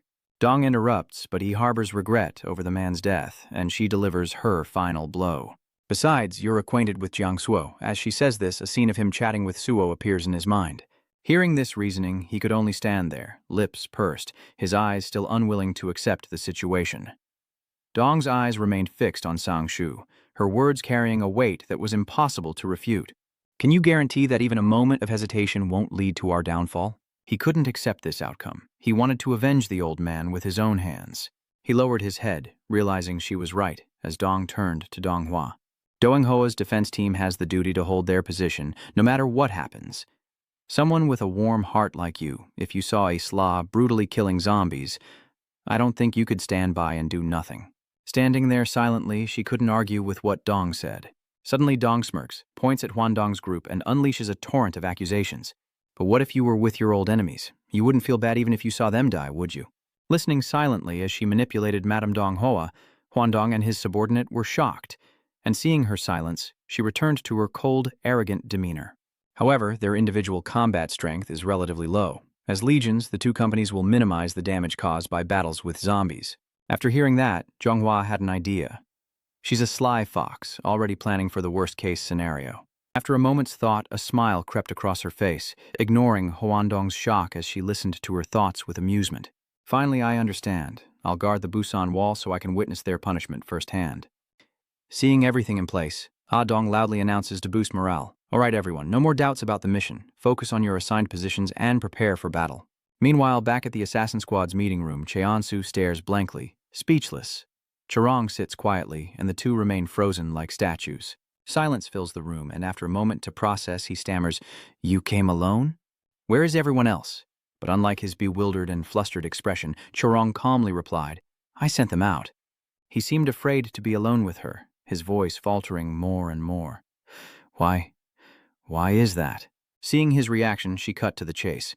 "Because I have something to discuss with you, something private between us." Cheonu was visibly confused by this. Chorong sat down, but Cheonu was still confused. Something private between them? Were we even that close? Aside from seeing Choi Adong at the office, I've never even spoken to her, let alone had a private conversation. And so, the two sat facing each other, enveloped in silence, until Chorong finally spoke. "The zombies have risen, and we are dwindling in every way." Hearing this, Cheonsu is reminded of their dwindling manpower, killed off by the zombie outbreak. Next is the issue of food. The warehouses are all empty, and finally, the land to live on and the assets. The remaining money in this world is just waste paper, and the fertile land is gradually being trampled by zombies. Even relationships have changed, laughter is gone, and families have been torn apart by the zombie outbreak. Looking directly at Cheonsu, Chorong asks what was the only thing that was increasing, and his curiosity was piqued. "What's increasing?" She paused, then said seriously, "The number of orphans. In society, the saying goes, prioritize saving children, women, and the elderly. But if you can only save one, save the children first. A long-standing principle, like on a sinking yacht. In the chaos, those on the ship desperately tried to save the children, a principle that still applied even in a zombie-infested world. As the zombies gave chase and everyone ran in terror, a tall man spotted something. On the ground, a woman desperately tries to hand her baby to a man, her serious injuries and tearful, pleading eyes telling a story of despair. Even in dire circumstances, people have no mind to care about other things, and no one would refuse to save a child. The man was no different. He took the child and ran. Seeing her child safely away, a smile graced her lips as her breath grew faint, watching the man's silhouette. Each adult saved at least one child, some even managing to fill a whole cart. The rescuers strained to pull the carts along. They've done nothing wrong. Two men stand anxiously outside the shelter, discussing the unexpected number of children. The number of orphans that orphanages and civilian groups can take in. Even including those willing to adopt, it's less than 20% of the children currently being cared for. Inside, the frightened children burst into tears, as those nearby feigned ignorance of the adults' desperate discussions. "I heard that if the financial burden is shared, more businesses will take responsibility for the children." Amidst the adults' worries and haste, the child is still fast asleep. The overwhelming number of children would be divided and dispersed like burdens, and I was one of them. The children tried to care for each other, their eyes fixed on the places they were destined to go. This orphanage was hastily built by an organization blinded by government subsidies. A simple banner, and it became the children's new home. Inside stood a fat man, with a stern-looking figure behind him. With government subsidies, they initially fed us porridge. Nourished by thin porridge, the children grew day by day as the orphanage director reviewed something in his office. Seeing what was in the documents, he flew into a rage, cursing that they'd have to beg. "At this rate, I'll go bankrupt." With funds dwindling, they forced the children to earn money. A beggar feigns dementia, while a child in filthy clothes stands in the street, bowl in hand, begging for spare change. Another child picks pockets. They force us to do anything dirty for money. In a world where even adults struggle to survive, children are even more oppressed. At that time, Chorong was still just a little girl, staring blankly up. Before her eyes, a body hangs lifeless, its skin pale as the faint sunlight touches the girl's face. Seeing this, Chorong could only purse her lips, thinking, if this was the plan, why save us in the first place? She then bent down to take off her own shoes. Chorong carefully put her shoes on the dead girl's feet, her heart heavy with the resentment that filled this nation. If that was the plan, then why bring us inside Busan's walls? Still, her expression remained calm. Suddenly, tears streamed down her face, and looking at the child's corpse again, Chorong felt even more pain. If this is how things were going to be, we shouldn't have been born at all. To reduce the orphanage's population, they sold us to those participating in the territory reclamation operation. Recalling the director's cruel face as she sold them off, a hint of resentment crept into her voice. They used us as bait for the zombies. That day, I stepped outside the Busan walls. The children beside me were crying in fear, but Chorong calmly looked ahead. At that moment, she and 5 others were surrounded by zombies, and as the battle unfolded, the 3 children couldn't bear to watch. One of the men's baseball bats fell to the ground as Chorong silently pondered something. Then I awakened my power, leaving the 3 children in stunned silence. A small, pale hand grips a baseball bat, blood dripping down as she knows her target. Standing atop a mountain of zombie corpses, Chorong calmly looks at the 3 children, covered head to toe in blood. An orphan like me pushed forward relentlessly until I became a special hunter. But suddenly, Cheonu held up a hand, saying, "Wait, stop." Sitting across the table, he asked, bewildered, "Why are you telling me this sob story? We've just met." Chorong coldly judged, "You're definitely not a good person." Usually, people listen to stories like this until the end, but even so, she told him about the money I made as a slur. That money is still being used to run 20 training camps and orphanages? Cheonsu was quite surprised to hear this. But Chorong calmly clasped her hands together and continued to entrust him. "If I die, please help me. Don't let those places collapse. This is the condition for me to join you on the battlefield." Cheonsu found this difficult to understand. "Just keep those places running. The burden I carry is heavy enough as it is." Disagreeing with him, Chorong reiterates her point. All the strongest slayers in history are gathering here to fight zombies. Even the dog trainer will likely die. It wouldn't be strange if I died too, but I want your guarantee. Outside, the door to their room remained closed as Chorong's voice continued steadily. "Can you guarantee I won't die? Because we're both under Choijang, I know all about your actions. You were the only survivor of the recapture operation." She recalls Cheonsu sitting atop a pile of zombies, wielding a spade to kill more, even facing a government conspiracy where soldiers fell to the undead. The scene of utter devastation. I remember when he was caught by Duk Chun while wielding a cleaver, and even after fighting Duk Chun head-on, he survived. And even when ambushed at the Jing Ai construction site, when a giant bug suddenly attacked him and Airy during a mission, and during Major Lim's coup, he had to fight to survive.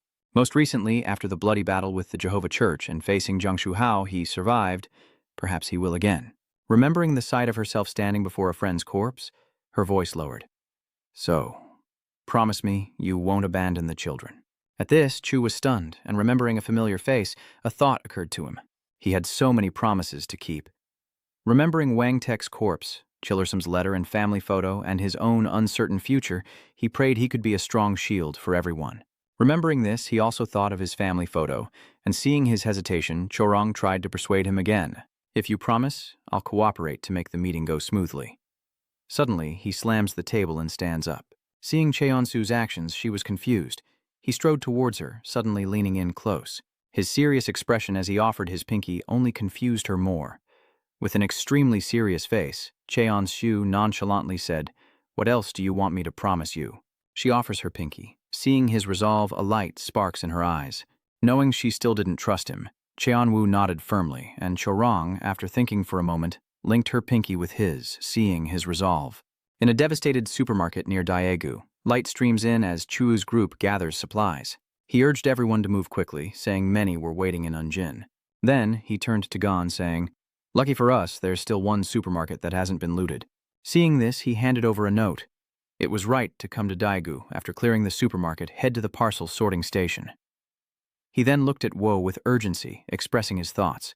"Now that Taewoo is gone, who will lead us? We can't go back to Busan, I'm really worried.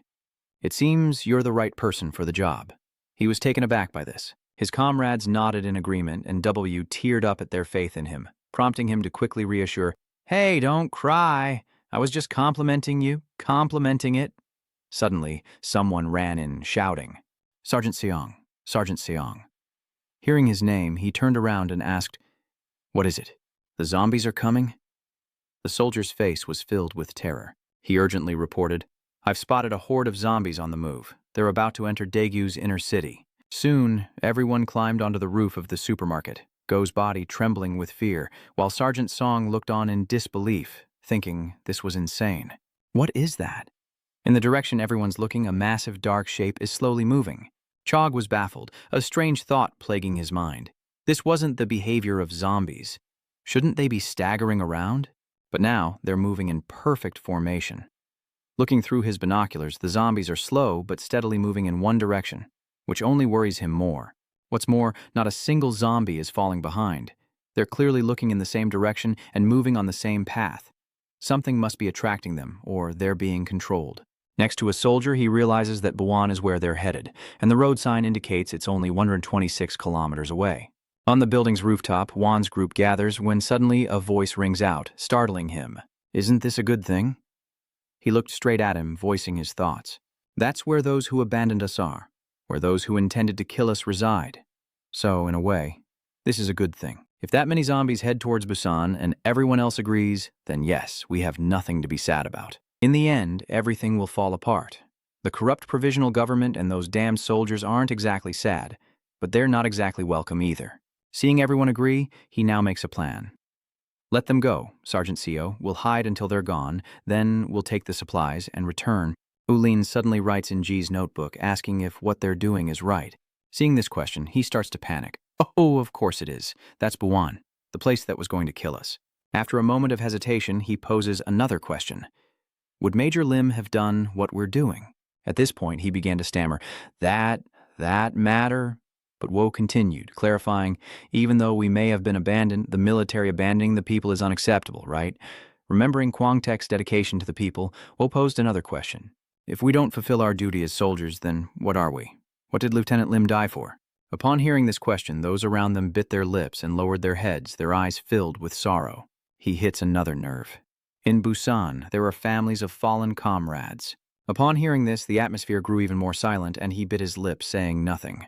After some deliberation, the group finally spoke up, saying they just needed to give them a heads up. Don't make us feel worse with your complaints, he finally agreed. I have a short-range walkie-talkie to contact Ulin. If we use it, we can reach Busan. Just let them know. That's right. Let's just inform them, he said, looking directly at him. Seeing everyone agree, Ji is also happy. The major would have done the same. Meanwhile, in the assassin squad's meeting room, 3 members, along with Dong and Ari, were inside when someone suddenly burst through the door. Does Kim Cheonsu have the Slaw Demon Hall here? He hurriedly calls for Cheonsu. Someone wants to speak with you. He's confused, but answers anyway. Come with me. Is that so? I'm in an important meeting, but he quickly retorts that this matter could render the meeting pointless.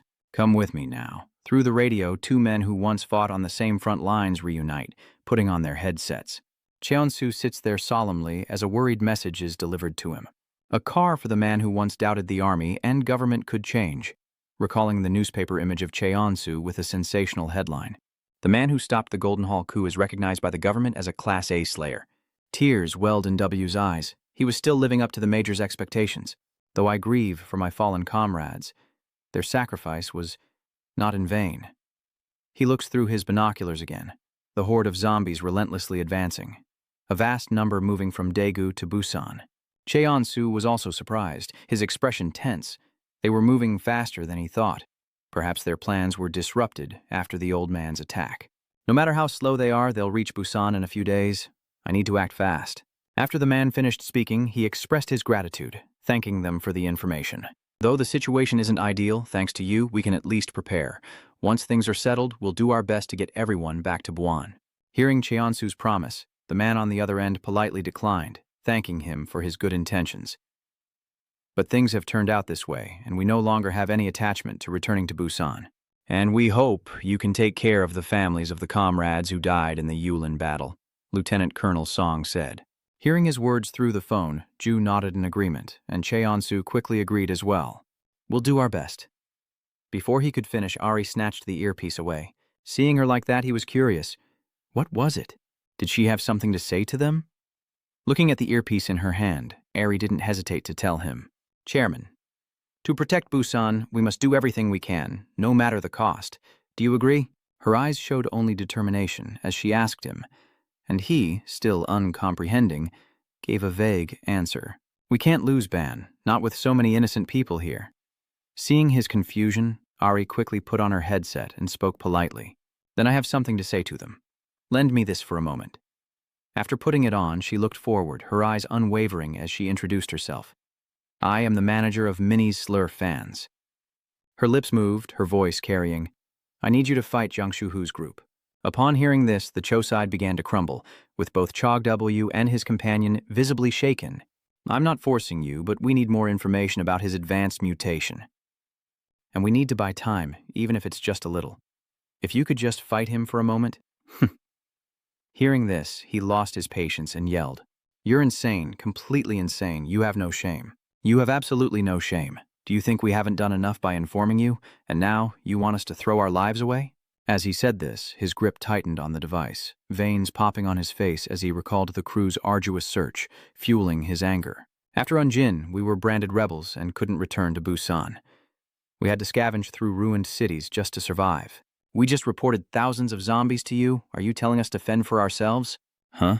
Seeing his rage, those around him knew better than to speak.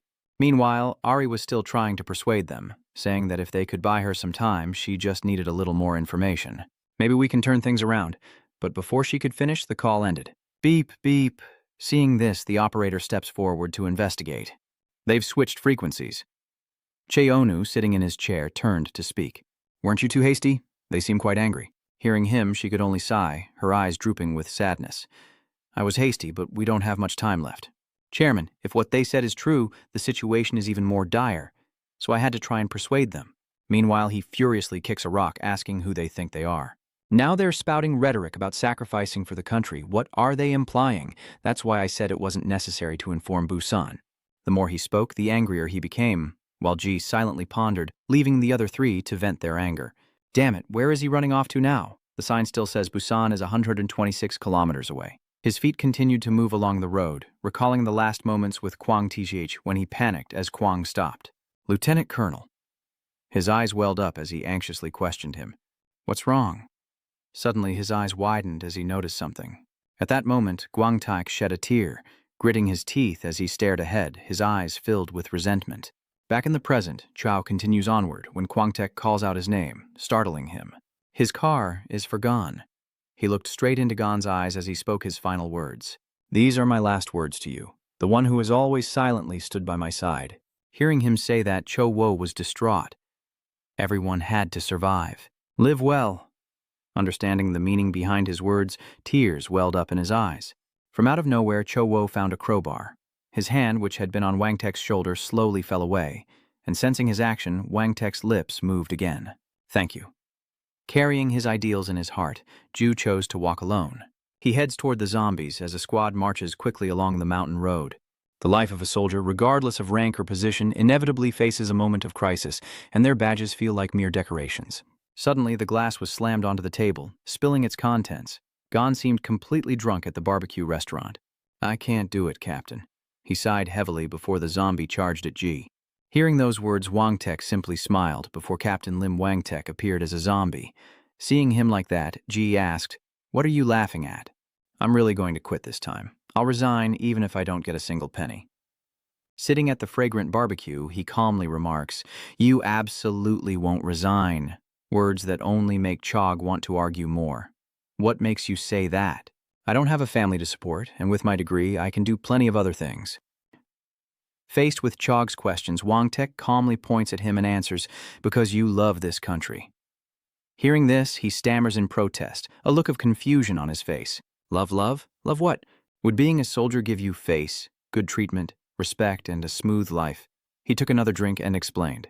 Frankly, you don't have a family to take care of, so you don't get many benefits. Looking at you squirm, stuck in this situation, you can't even date a girl. So why did you choose this profession? He asked, looking directly into Chogu's eyes. Why did you become a soldier? Sergeant Songchu was taken aback by the question, and Choguo was speechless. As Lai poured him another drink, Wang Tek continued to analyze, pointing out that there was no good reason, was there? Because that's your patriotism and your mission. At this point, he didn't know what else to say, so he just went along with it. Let's just say I'm making concessions and being patriotic. Call it love for the country if you want. But this country doesn't love us. It treats us worse than ordinary people. As he poured the drink, Wang Tek grew serious, listening to his words. Did I say the country would reciprocate that love? What we're doing is voluntary, a one-sided love we can never have. Hearing him speak, he could only listen in silence as Wang Tek smiled, seeing his dazed expression. But isn't that wonderful? To love unconditionally, even if that love is unrequited, and to persevere to the very end. At this moment, his will reached Go's heart, and a smile crept across his lips as Wo criticized him. He sounded crazy, like a stalker, but Wang Tek wasn't angry despite the teasing. This guy is contradicting himself. We're in Yongwan together, after all. Ending his reminiscence, Go's feet continued to move forward. Major, I should have argued back then. Moving straight ahead, his steps never falter, his staff striking the stones with a resounding echo. But perhaps you were right. Unrequited love means you can't bear to see even a hated object destroyed by another's hand. As he thought this, the sun shone brightly on his figure. Looking ahead, Chao could only sigh in frustration. If only he could have learned more and warned them, but they wouldn't cooperate, making this truly difficult. But he alone was enough to buy them time. And as he thought this, a horde of zombies appeared before him. The staff in his hand trembled slightly as he tried to calm himself, knowing that holding out for a few more hours, or even minutes, could turn the tide of the battle in Busan. And this front line was no place to run. At that, Zhou's eyes turned fierce, while Zhu Ho wondered what was happening on his side. What is that, a slaw? Looking at Gon, he grew more curious, wondering if he was an abandoned slayer or a scout on a mission, unsure if he was losing courage or frozen in fear. X-Hu's eyes hardened as he raised his hand, signaling, "But if you want to stop me, you'll die." Receiving his order, the zombies charged forward, his eyes fixed on Cho'Gon, calculating how quickly he could end this with his mutation. Perhaps some coward is trying to gather information, just like that old man. Thinking this, he remembers the cameraman who was trying to film. He looked back at him, a certainty growing within. Surely such a large number of zombies would be enough to defeat one person. Just then, a zombie lunged at him, but a flash of light appeared, spinning Gon around and tearing the surrounding zombies to shreds. The bodies of the first zombies in line are sent flying. Now, no zombie around him is still moving. A glint of light flashes in his eyes, a fierce look taking over as the zombies rush in again, like moths to a flame. Chog swung his weapon, cleaving through the zombies with ease, their bodies flying apart with clean cuts. Chuan's Ho is stained with blood, and he wonders how many more zombies he can kill. I shouldn't dwell on that. It's always been this way. If it's the land I'm standing on, I will rule it. As he thought this, no zombie could approach him. Another zombie charges from behind, catching his attention. Without hesitation, he swiftly swings his axe, eliminating it. Surrounded, Gon is like a tasty treat, drawing the zombies in droves, but he unleashes a flurry of attacks. The national staff in his hand strikes the zombie's head, when suddenly something catches his eye. The bamboo spear impaling the zombie's head is seized, and Gon struggles to pull it free. But the zombie's strength was considerable, and they struggled for another half-minute. Then, the hoe slipped from his grasp, and without hesitation, he kicked the zombie away. His stamina dwindling, he somehow produces a scythe and an iron rod. The zombies gave him no rest, immediately lunging forward, and he swung his staff as they approached. Watching from the sidelines, Zhu Ho was quite surprised. He's lasted longer than expected, and it seems the zombies are being pushed back. From above, he could clearly see him swinging and attacking the horde of zombies below, who continued to fight back. He was panting, but he wanted to keep going, to do well, like the Major. Was this the mantra of someone in love? He remembered Kwang Tek's last words. You have to survive. Live a good life. His eyes seemed empty. Major, I'm about to... Suddenly, a scream snaps him back to reality. Cho quickly turned to look, and a tanker truck was speeding toward where he was standing. Inside the cab, a hand gripped the wheel tightly. Without hesitation, the driver floors it, tires screeching as the vehicle plows through any zombies in its path. Cho quickly jumps to the side as the tanker fearlessly charges forward. Passing by him on the ground, the vehicle slams into a zombie ahead, then suddenly swerves, its wheels lifting off the ground. The tanker flipped over a short distance from Cho, and Suho watched in stunned silence. Behind Cho, surprise flickers as the driver's side door swings open, piquing his curiosity. A man leaps out, his voice laced with fury. Damn it, I already regret this. Running a hand over his buzz cut, a look of discontent crossed his face as the zombies stealthily climbed onto the truck unnoticed. The zombie roared as if showing off its triumph, but oil had already begun to pool from the container, and he ignited his lighter. Without looking back, he hurled it behind him. Following the arc of the lighter, he lamented, Busan, you bastards. The reason I fight is for the families of my fallen comrades back in Busan. As he finished speaking, the lighter was about to fall into the oil slick. In mere seconds, the car explodes in a fiery inferno. He stares at Cho Wan, still speechless. That's exactly why we fight. Hearing this, he was also very surprised. Beneath the car, a zombie had been lurking, its eyes now burning red as it stared at the two. Suddenly, a shell flies toward the zombies, and Woe, startled by the sound, covers his head. But after waiting a moment and seeing nothing, he turned to look. There, his comrades with whom he had shared life and death were running toward him. Major, the unrequited love you spoke of. Chu turns to confirm with him amidst the worried faces of his comrades in the vehicle, and seeing him like that, he nods in affirmation. Head held high, a thought sparked within him.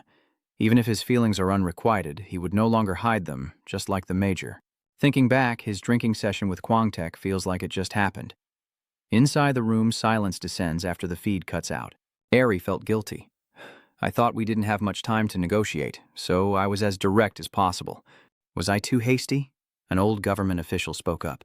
Even so, considering that we were able to act faster than expected and pinpoint their location when they passed through Daegu, her actions were not without merit. Thank you for your time. Based on the information we have, I believe we should hold a meeting. I don't think they'll contact us again, he said, his eyes piercing into him. Cheol suddenly interjected. Let's wait a little longer. They'll contact us. Hearing this, everyone except Ari was shocked, and the operator, seemingly in disbelief, quickly retorted. How could that be? They just rejected our request. And it seems they were quite angry, but Cheonsu remained calm in his seat. He stared at the device, knowing it was an outrageous request. Of course they were angry, but perhaps they would accept if they calmed down. Behind him, the old government official couldn't believe it. How could he be so sure? Seeing his expression, Cheonsu replied, because I saw it with my own eyes. Remembering Wang Tet and his three comrades, Chonu's words gained a hint of confidence, fueled by the chaos in Unjin. They're not driven by greed, so they won't reject us so brutally, I hope. Even as he said it, uncertainty crept in, and he trailed off. The old man, losing his composure, scowled and roared. Are you defending these rebels now, you devil? They're rebels, criminals who should never return to Buon. They're a terrorist organization. The more he spoke, the louder he got, pointing his finger directly at him. Suddenly, the equipment operator beside him spoke up in his defense, saying that he wasn't entirely wrong. Major Lim's men also played a big role in eliminating the zombies, and a mishap now could lead to the destruction of the nuclear power plant. But on the other hand, we can repair the equipment and protect the safety of the people of Buon. This brought the two nuclear power plants to everyone's minds. Cheonsu remained silent in his seat, turning to watch the man still trying to persuade the elder. After all, without their warning, we wouldn't have known Jiang Suho's battle was coming early, and we'd have suffered an irreversible defeat. His serious expression seemed to soften the old man slightly, but he still couldn't bring himself to trust Go's group. Even if we concede 100 times and owe them for the nuclear power plant, there's no way those runaways would dare confront Jiang Suho's zombies. Suddenly, a voice crackles over the radio. Hello, can you hear us? This is Daegu. Is the guild still there? At the sound, everyone turned. The operator quickly put on his headset and replied, This is Busan. We read you loud and clear. From the radio, a voice echoed, Repeat, this is Daegu. We have something to say to the Demon Society. Hearing this, Cheonsu nodded in agreement as someone stood on a building's rooftop. A soldier observes through binoculars, reporting the current situation as Sergeant Song Chog engages the enemy after connecting with them. We're holding them off as long as we can, and have convinced the soldiers who wanted to retreat to stay and fight. I'm ordered to report to you continuously on the characteristics and movements of the zombies heading to Busan. Through his binoculars, he takes in the current state of the battle as Cheonsu, wearing a headset, asks how long he thinks they can hold out. You just said their forces were insufficient. As he spoke, the soldiers listened intently and relayed the information. Even so, we can hold out for quite a while. Below, another person is running for their life. We've arrived in the danger zone to resupply Unjin, and we're all elite soldiers who've fought alongside Major Lim. As if to prove his point, he turns to look at the machine gun squad. Everyone looked serious, and one of the leaders shouted, Alpha Team, get ready. As soon as he finished speaking, the group opened fire on the zombies. The onrushing zombies had no defense against the hail of bullets piercing their bodies, followed by artillery fire from afar. The massive explosion caught Wo's attention, and he turned back in surprise as someone reported near the artillery gun. Beta Team ready. Elsewhere, a bomb is being armed, as soldiers hastily plant explosives beneath a bridge. Standing nearby, another person reported into a radio, Team Gamma is ready. At this point, the team's plan was clear. Machine guns are positioned along the main roads where the zombies will pass, slowing their advance while mortars provide continuous fire. This should thin out the zombie horde, and finally, bombs will detonate at the right moment to collapse the bridge, buying them more time to retreat. The zombies could also fall when the bridge collapses, and those above are moved by the sight of everyone. I thought I'd be fighting alone, but they truly are seasoned zombie combat experts. To come up with a strategy like this so quickly? If they do well, they could not only buy time or distract the mutants, but even break the will of those heading to ban. Thinking this, his gaze shifted to a nearby sign. Meanwhile, X-Ho remained still, observing the battlefield, his hand scratching his head, a clear sign of impatience. Don't they know when to quit? It's such insignificant insects acting like they matter so much? Do they think they won't be caught? The battle intensifies as his voice echoes. Do those pathetic insects really think they can accomplish something by buzzing around? It's disgusting. But even so, traitors must die. Those willing to sacrifice will be saved, and good will always triumph over evil. As soon as he finished speaking, a mutated zombie appeared beside him. An A-class mutated sword demon. Standing before it, X calmly pointed towards Go's group. Following the direction of his finger from a military vehicle at the bridge's end, he waved his hand, drawing a line in the air. Now, wipe them out. The sword demon, following his command, took a massive step forward. Her hands clasped together, fingers elongating as she readied her attack.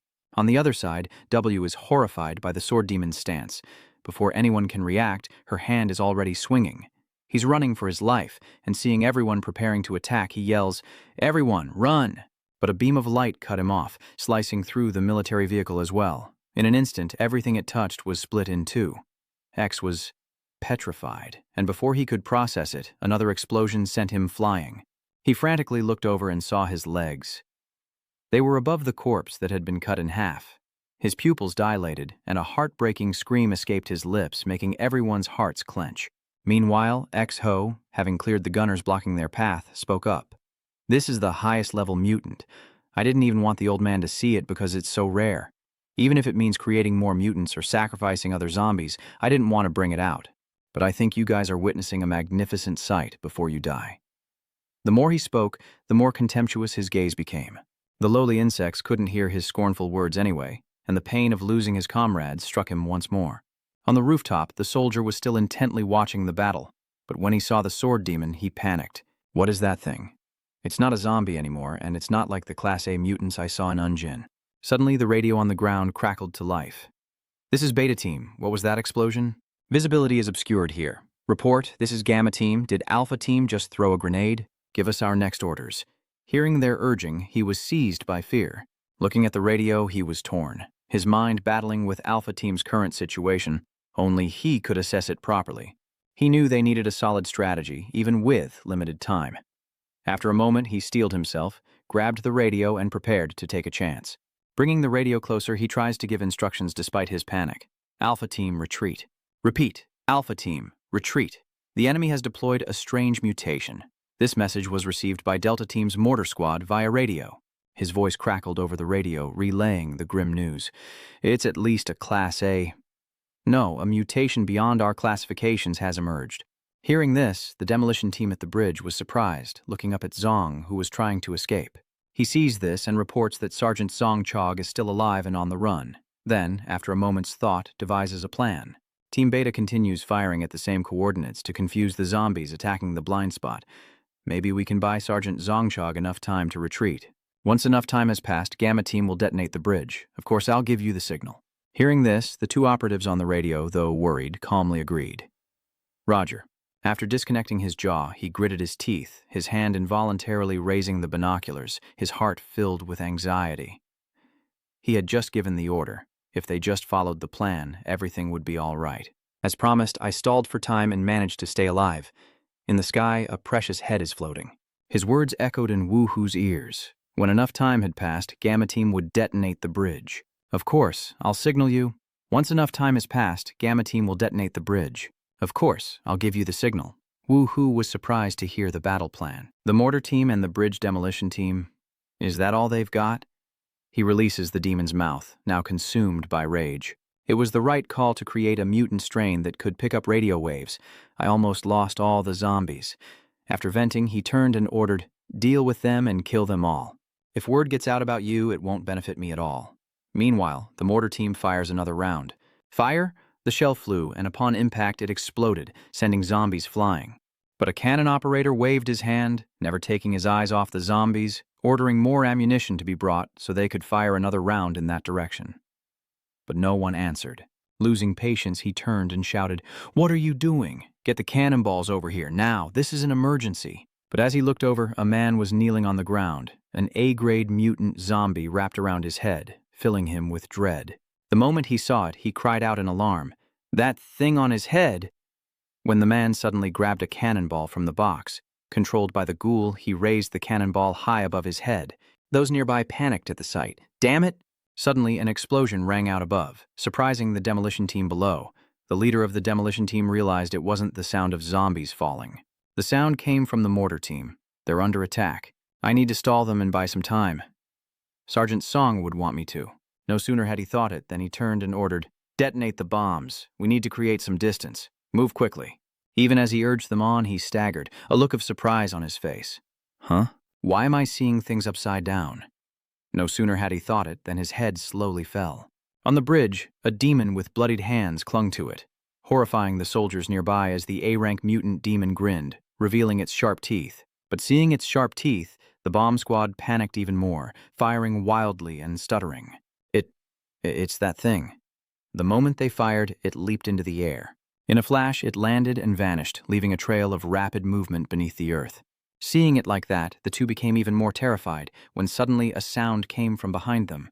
The sunken ghoul lunged with its jaws wide open, and the other man froze, startled by its sudden appearance. While above, the messenger gritted his teeth as he watched the scene unfold through his binoculars. Damn it. Throwing down his binoculars, he despaired, blaming himself.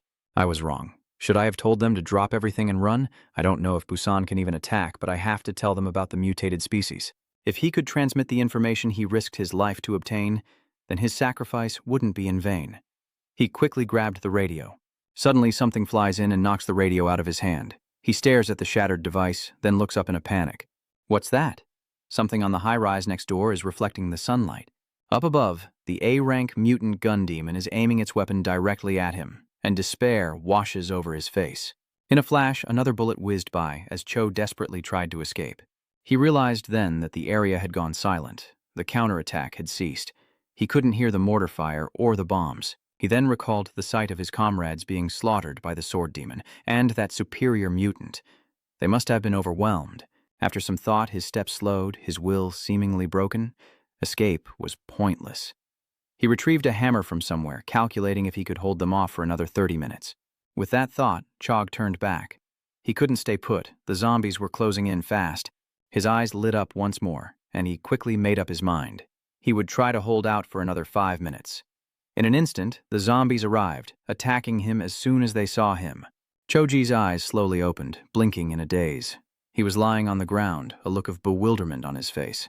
Looking up at the clear sky, Cho-wo quickly pushed himself up. Suddenly, someone approached and spoke, surprising him. They were all gone. "Hey, you, get over here." 3 familiar figures appeared on the field, staring at him in disbelief as he scrambled to his feet. Someone sighed in exasperation. "Why must we die on the battlefield, even in death?" Standing before him, Kwang Taik simply asked, "Did you do your best?" Hearing his question, he pondered for a moment, then looked up and declared, 5 minutes, I gave it my all, and then 5 minutes more." Hearing that, a smile crept across his face, and without hesitation, Kwang Tai praised him. "You've done well. You've worked hard. That boring, one-sided love?" He could almost see the nation's flag in his eyes. Time to mobilize dozens of soldiers who are moving to prepare for the attack. Soldiers frantically load shells into cannons while others plant timed explosives on the bridge's supports below. A soldier clutches a radio, his face etched with terror as he shouts into it. He recalls Ji's last stand against 7 zombies, a mere 40 minutes of soldiers firing before being cut down. Chiansu's collapse at the sight of his fallen comrades, the bridge attack by the drowned ghoul, the leader's swift death at its hands, and the mangled remains of the messenger, the mutation's secrets lost with him. Some might call it a meaningless death, but their sacrifice was not in vain. Suho, his face etched with tension, knew that while a battle lasted only 40 minutes, it took Jiangsu half a day to reorganize the scattered front lines and assess the damage. Thinking of the zombies on the road, he knew they couldn't follow complex orders like humans. So once this formation broke, it would take even longer to reorganize and prevent total chaos. At this, he gritted his teeth and exclaimed, "How troublesome." Moreover, even though information about the mutated species hasn't been disseminated, those in the room are worried, and the operator bows his head, looking pale. But the slayers in Busan can sense it instinctively, Cheonsu stated, despite the tension. They've resolved to fight bravely, so they can't just change their minds like flipping a switch. Perhaps they're under such heavy fire that they can't report back and are dying out there. Maybe Jiang Suho's zombies have something overwhelmingly powerful. Ari, hearing this, spoke up. I'll warn the slayers facing Jiang Suho's zombies. If possible, I'll send reinforcements that way. Busan should finally be able to pinpoint Jiang Suho's location and direction. A line was drawn from beginning to end on the map as the operator pointed and began to analyze. We know where they're coming from and how they're moving, so I think we can prepare. Our troops will reduce the number of zombies and block their attack route. At this moment, his face was full of worry as he made the proposal.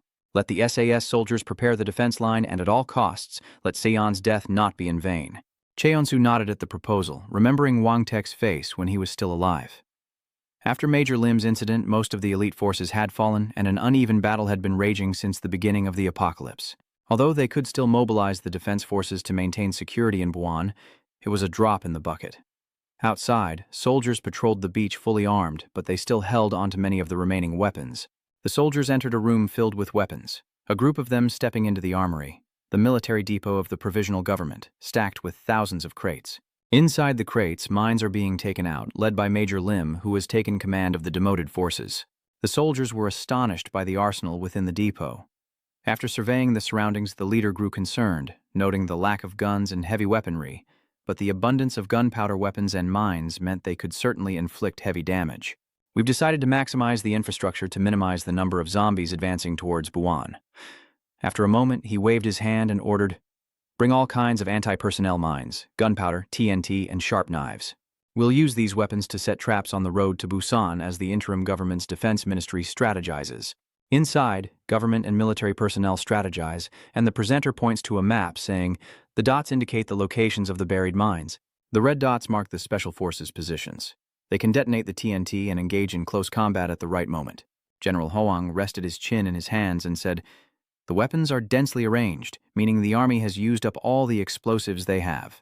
Hearing his words, the person next to him sweated with worry.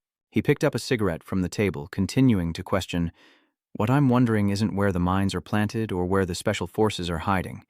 He put the cigarette in his mouth and coldly urged, "Answer me. Can we really stop Jiang Shu-hu from entering Busan that way?"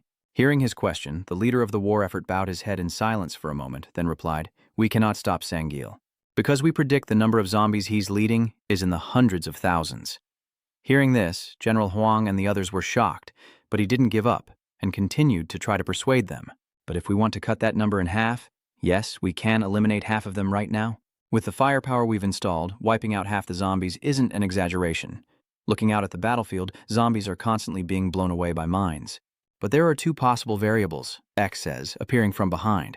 He gestures to 7 zombies amidst the fallen corpses of their brethren.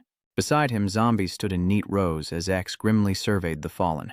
With this situation, they can't move to nearby areas. Not only the front, but all 4 sides must be mined. Looking at the bodies strewn across the ground, he says, "I didn't expect them to be this defensive. Looks like the military's gotten smarter." But first, Jiang Shu-hu, the leader of this zombie horde, is familiar with anti-zombie tactics. Suho said coldly, "Do they think I don't know their anti-zombie strategies? And I'm just a reserve player." As he spoke, his face darkened. "I have to step in." As soon as he said that, a gigantic zombie appeared. Secondly, Jiang Shu-hao commands terrifying mutant strains the likes of which we've never seen. Its foot crushes the zombies below. Each step sends zombies flying, and as he gazes up at the creature, a thought sparks in his mind. "I discovered a new mutant in a town on the outskirts of Gyeonggi Province. Not the kind that can be easily created by a single mutation, but one that requires many mutants at once, organically fused together. This is a rare, high-level mutant that can only be created through unification. And the scene of its transformation comes to mind. A giant Fiend Class A mutant roams the city, and he knows it will be useful as a means to break through Buon." The giant ogre continued its advance, the ground cracking beneath its feet. Suddenly, it stomped the ground, kicking up dust and detonating mines, injuring its leg. But the giant ogre stopped, and the wounds vanished. Observing it, X-Ho thought to himself that the giant demon's defense was absolute. Even if injured, its internal systems would regenerate the damaged parts. Just as he thought, the wound on its leg quickly vanished completely, and suddenly his eyes lit up as he stared intently at the giant ogre in his grasp. The giant demon's only weakness is its laziness and lack of aggression, but I can compensate by controlling it myself. In other words, the only hope of destroying zombies with modern weapons is about to vanish completely. Machine guns and heavy artillery will be useless, and so those treacherous bastards. Shuho closed his eyes in satisfaction, thinking, "Perish, all of you. Open your eyes and see what those you abandoned have become, and regret it." As he thought this, the giant ogre took a few more steps forward, and a group of soldiers finally saw it. The soldiers could only gape in disbelief. "What in the world is that? Absorbing the mines with its body?" A soldier cried out in disbelief. How could those mines stop that thing? One of them gritted their teeth in anger as the giant ogre continued forward, but the soldiers retreated. Its feet hit the ground, shaking the earth and sending dust flying. Standing high above, Jiang Shuho's eyes remained fixed on Busan, wondering if this was the place, the territory of the traitors. Standing atop the giant demon, Shuho proclaims, "I've returned. I've reached the city walls." Gazing into the distance, a sardonic expression crossed his face as he continued. "Oh, beloved homeland, the scene has shifted to the side of the Dijiang district wall." The crazed zombies marched forward, having locked onto their target as X-Ho watched intently from above. His face turned eerily calm as he remarked, "If you're going to return home in glory, shouldn't you at least dress the part?" The zombies under his command approached, carrying items as Shuhao quickly unwound the strange coil. He even throws his jacket to the ground, puts on a new one, and now X-Ho looks incredibly cool. Standing high above, he surveys the scene below, a plan forming behind his serene expression. Gazing at the distant light, his eyes reflected deep contemplation. Though he didn't know who the commander was, he knew they wouldn't be able to stop him at Duijiang. Two bright spots appear on the map: Busan and Duijiang. A gentle breeze blows as X-Ho calmly glances forward and sighs, wondering if they might be more capable than she thought. On the other side, the commander stood motionless, awaiting orders from the zombie assault, while inside the meeting room, everyone watched with puzzled concern. "Huh?" Ah Dong was completely surprised and looked up at Jingu. "You're saying you'll stop him at Jiang? Why does it have to be Jijiang?" Even Ari, sitting off to the side, grew worried, saying, I think you should reconsider." "Jinu?" Ari quickly voiced her thoughts in front of everyone. "The deeper we go into Ban, the stronger the wall becomes. If we buy enough time for Jiang Shuhu to break the outer wall like Duijiang, we might come up with another trump card." After hearing Ari's words, Cheonsu finally spoke up after a period of silence. "I'm no strategist, so I won't stop you. Just explain it to me." Jinu listened intently to their instructions, quickly nodding in understanding. "President Choi and Miss Airy have a point." He looked towards Ari and Dong, who were sitting quietly. "Based on the time and information Sergeant Song gave I've come to a conclusion. As you said, the odds of winning a battle in downtown Busan might be higher." His face turned serious, his voice a frighteningly deep contemplation. "If things played out this way, Busan would lose its ability to function as a city entirely." Jinu's voice echoed, explaining that most food and water sources were located outside Busan's inner city. Images of different locations flashed as he spoke, and he continued, "If we provide these things for free, what happens when the people outside Busan come in and fight for food?" Upon hearing his question, Ari and Dong were lost in thought, and even Chonu looked perplexed. After a long period of thought, he finally voiced his opinion. If that were to happen, Jiangsu would not participate in the all-out offensive. After hearing this, Ari slowly contributed her opinion to the meeting. "Surely we can hold out until Buon, who is besieged, runs out of supplies and dies, right?" Upon hearing this, Jin snapped his fingers and made a decision. Indeed, the thinking of those in charge is completely different. Once bound, it's hard to break free. His voice echoed, and as the isolation dragged on, crowds began to appear. People in cramped and impoverished living conditions will riot under the pressure. Ari's face turned strangely serious upon hearing this. "To solve that would waste even more soldiers and slayers," Dong said with some concern. "Jiang Shuho only needs to wait for our forces to weaken, then he'll overwhelm Busan, and it's game over." Jinu concluded, "So we must stop him at Jiang no matter what." His face was serious as he announced the purpose of the meeting, to protect those in Busan, not just repel the zombies. Everyone in the meeting room grew serious, anticipating what was to come. "So let's prepare an absolute defense." Cheonsu quickly moved to oversee the situation. Before them, a wave of zombies stood ready to attack, the mindless horde crawling relentlessly toward the wall. Seeing their numbers swell, Cheonsu sighs wearily. So many. Where did all these dangerous ones come from? He quickly turned his head, unsure where the others were hiding, as a voice chimed in from nearby. No matter how dangerous or numerous they were, Jingu, unusually serious, announces that they must use everything at their disposal. The divided teams must play their parts and do everything we can, for even with this zombie horde, neither of them fear the storm. Because we're SLA. SLA kills zombies. Just do your job and kill zombies. Sensing Ren Hung's hidden meaning, Cheonsu quickly glanced at Jingu, lightly placing a hand on his shoulder with an amused chuckle. I thought only handsome guys spoke the truth, but I guess not. This infuriated Jinu. After regaining his composure, Cheonsu cleared his throat and began to ponder, deep in thought. The problem is these zombies have a smart leader, and their scale is unprecedented. But I think you can make up for that with your own intelligence. What does size matter? A smug grin spreads across his face. Since when do humans have more enemies than zombies? As the two were deep in conversation, a voice quickly echoed from behind. Sarang and the other zombie hunters have been fully assembled, and she quickly announces that the team assignments are complete. Seeing everyone gathered there, Chun-shik stammered, fear rendering him speechless. Damn, is that all the sweep found? It's not even clear if we can win, and you're saying strange things. Sang-hee was speechless and turned to lecture him. Damn it, we're just dealing with normal zombies, so the survival rate is still high, right? We're all going to die eventually anyway. Idiots, we just need to not fight each other. Seeing everyone assembled, Cheonsu nodded thoughtfully. All right, the zombies on this side are gone. He turned to Jinu beside him. How long could the soldiers hold out? Jinu quickly reported everything. Several platoons and artillery units brought field guns from behind the wall this time.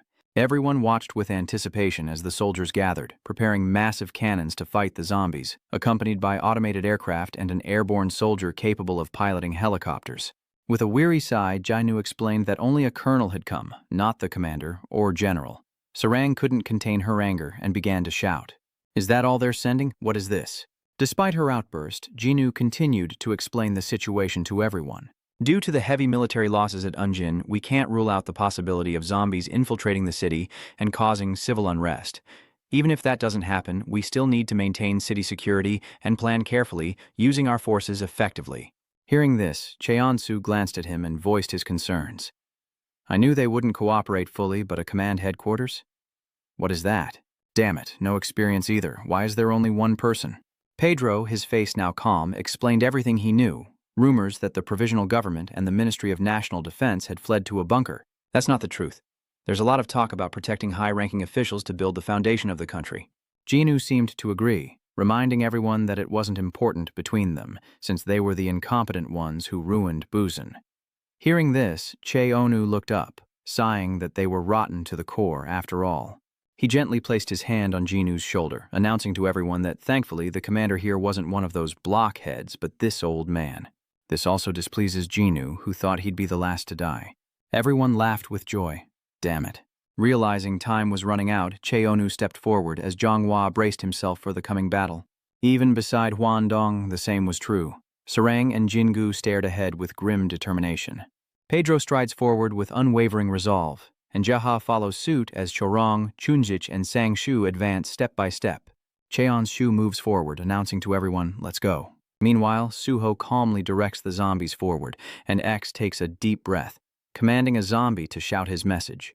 From now on, anyone who surrenders, I'll turn you into conscious mutants. At least I'll let you survive until Bion completely collapses.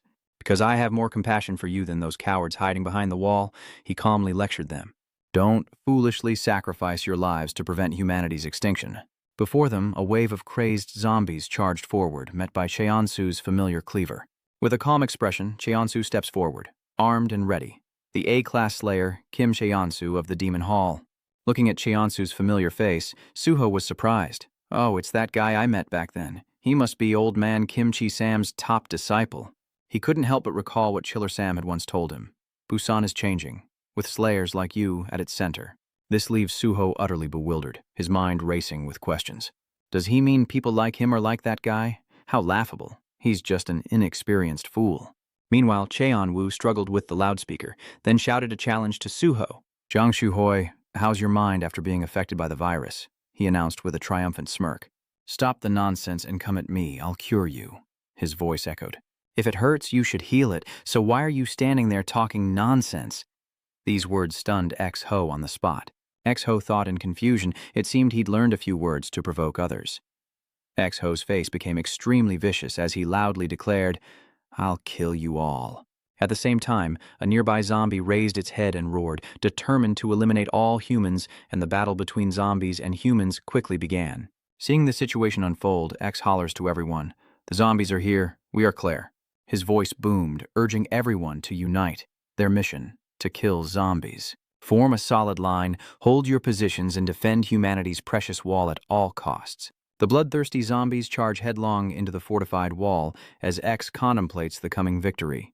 The Cheonsu fortress and its defenders await the outcome between the zombies and the SLA. A fierce battle between humans and the undead is about to unfold. The final battle, the desperate fight at the Jiang, begins. The opening scene shows both sides struggling fiercely, relentlessly attacking with clubs. So-called war, in the end, is just a conflict between factions. Time passes, and once again, humans use shields to attack each other.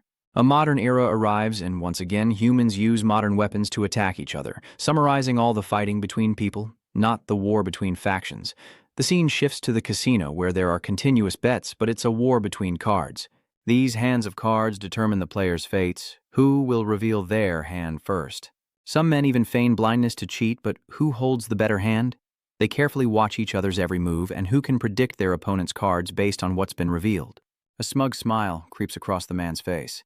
This is the kind of battle he craves. But his opponent remains emotionless. Back in reality, Suho calmly looks ahead. Not to be outdone, Chae-Soo Woo carefully observes the situation, realizing the sheer scale of this battle.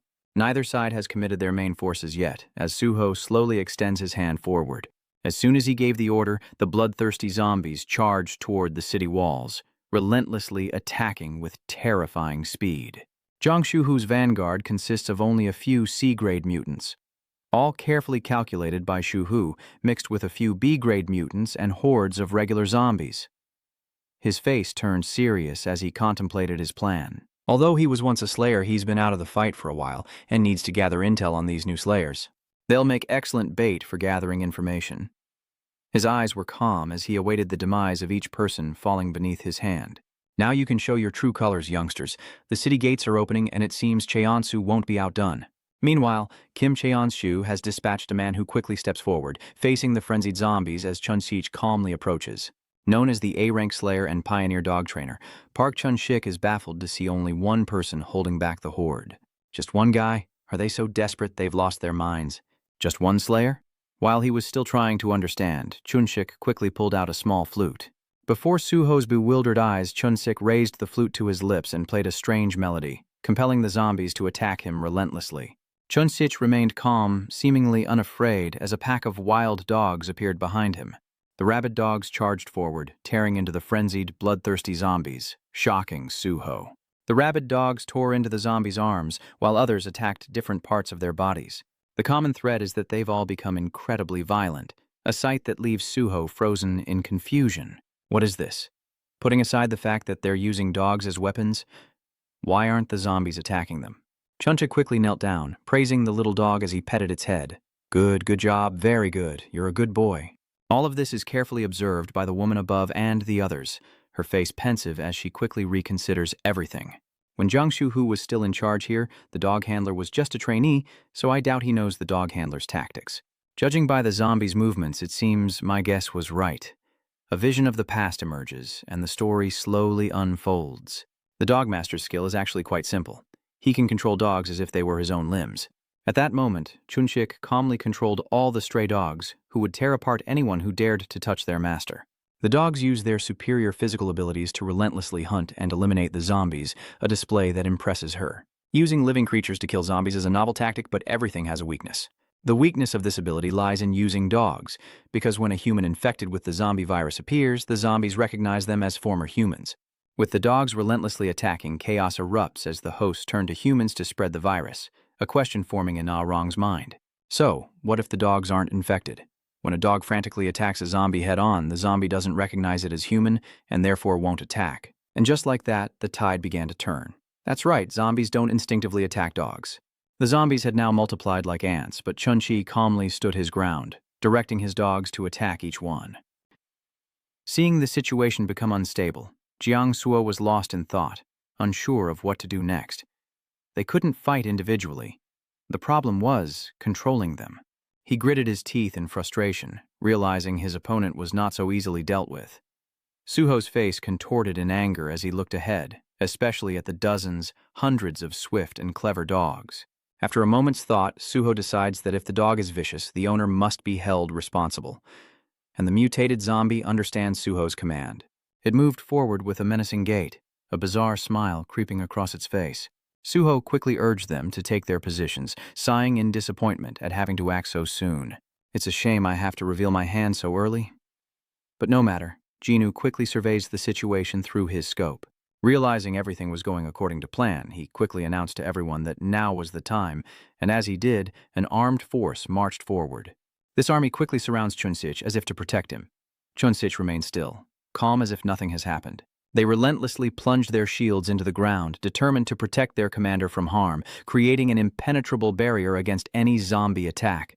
The gun zombie relentlessly fires at Chunjij, but to its dismay, it's met with an impenetrable wall. Unfortunately, one man couldn't hold on any longer and was blown away from his shield, falling hard to the ground. Seeing one man fall, another quickly takes his place with a shield, the transition seamless. This surprised X-Ho so much that he could barely believe it. Did they predict the gun demon would appear? A satisfied smirk crept across Jin Gunu's face as his plans unfolded. Of course, he'd predicted they'd target the Beastmaster. Killing one person is much easier than dealing with hundreds of dogs. He couldn't help but recall that afternoon when he met with the zombie hunters and discussed their plans. That's why I convinced the free SLAs. Instead of splitting up and reducing their chances of survival, they should protect the dog trainer together. Thinking this, he became extremely proud of the plan he had devised. Attack with dogs, defend with people, just like an airship fleet. Meanwhile, Zhu Ho was impressed, acknowledging it as a brilliant tactic, but as he looked at the scene before him, he was taken by surprise. But Zhu Ho's eyes now blaze with anger as he makes a decision. He didn't just order the gun demons. The scene shifts to the sturdy wall where a massive footstep approaches, and a mutated zombie quickly appears, a Class A mutant, the Silent Ghoul. This time, it targeted the gap, slowly revealing Chunsich. Raising the larva high, the sunken demon grinned wickedly, locked onto its target, and hurled it towards the fortified wall protecting Chunsich. The corpse devourer larva hurtles towards Chunsich with terrifying speed. A truly grotesque sight. It's a grotesque, tentacled monster, one of the A-grade mutants Jiang Shu-hu can control, and when it was small, it seemed no match for human strength. Initially, its small size and weak stamina made it difficult to kill a person. Soldiers even mocked the tiny creature relentlessly. So, for a long time, it wasn't classified as an A-level mutant. Its teeth became grotesque, fueled by the rage of being mocked. In its fury, it leapt high into the air. But the reason it's now considered one of the most terrifying mutations is because this time it targeted the face of one of the soldiers, because it can latch onto people's faces. As it controlled the soldier's head, the others recoiled in fear. Sensing the situation turning dire, one of his comrades quickly raised his gun to aim. The bullet immediately fires toward the unfortunate man, who is attacked by this parasite and controlled by its strange power. As it grows, it is also exploited by other monsters. But the monster hurled the demonic organ at the wall of soldiers, revealing the demonic cult, its target, the face of one of them, meaning the loss of a comrade and having to kill their own. Thinking this, Su became much more hesitant. Sending someone strong enough to deal with regular zombies like Sla who controls dogs was your mistake. A smug grin spreads across his face. He was good when he was on your side, but what if he were on mine? He quickly imagined the fierce battle to come, knowing how difficult it already was to deal with the zombies. These thoughts consumed X. So, can you handle trained dogs? Seeing their comrade taken over by the pseudo-demon, those inside the control room were thrown into utter confusion. Inside, screams echoed alongside the relentless gunfire, but after a long while, the parasite remained standing, seemingly impervious to pain. Seeing it unharmed only added to the soldiers' confusion. The dog trainer. The parasite continued to turn and manipulate as it pleased. It directly controlled the parasitized man, forcing him to attack his comrades, and so, the possessed man relentlessly assaulted his allies. Witnessing this scene, they grew anxious, exchanging worried glances and asking, "What's on the dog handler's face? What kind of mutation is that?" One of them even reminded the others that they needed to calm the dog trainer down first. "We can't let him die. We need to calm him down so we can remove that thing from his face."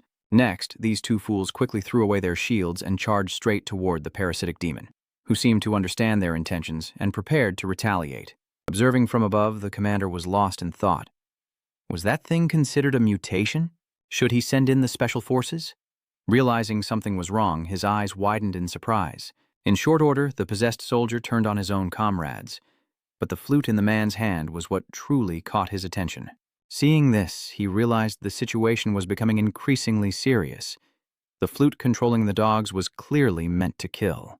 Helpless, he could only think to command the dogs, while Suo continued to issue orders to kill the other slayers.